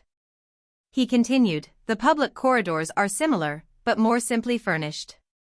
In reply to a question of mine, he pointed to a couch covered with creamy crepe de chine with white embroidery, beneath a large shrub of unknown variety at the foot of which was a circular bed of mignonette. The secretary added in a lower tone, "We change the flower and the perfume at will, for our gas, which is quite imperceptible, gives death the fragrance of the suicide's favorite flower. It is volatilized with essences. Would you like to inhale it for a second?" "No, thank you," I said hastily, "not yet." He began to laugh. "Oh, monsieur, there is no danger. I have tried it myself several times." I was afraid he would think me a coward, and I said, "Well, I'll try it." "Stretch yourself out on the Endermeuse." A little uneasy I seated myself on the low couch covered with crepe de chine and stretched myself full length, and was at once bathed in a delicious odor of mignonette. I opened my mouth in order to breathe it in, for my mind had already become stupefied and forgetful of the past and was a prey, in the first stages of asphyxia, to the enchanting intoxication of a destroying and magic opium. Someone shook me by the arm. Oh, monsieur," said the secretary, laughing, "it looks to me as if you were almost caught." But a voice, a real voice, and no longer a dream voice, greeted me with the peasant intonation. "Good morning, monsieur. How goes it?" My dream was over. I saw the Seine distinctly in the sunlight, and, coming along a path, the garde champêtre of the district, who with his right hand touched his kepi braided in silver. I replied, "Good morning, Marinal. Where are you going?" "I am going to look at a drowned man whom they fished up near the Murilons. Another who has thrown himself into the soup. He even took off his trousers in order to tie his legs together with them. His trousers in order to tie his legs together with them."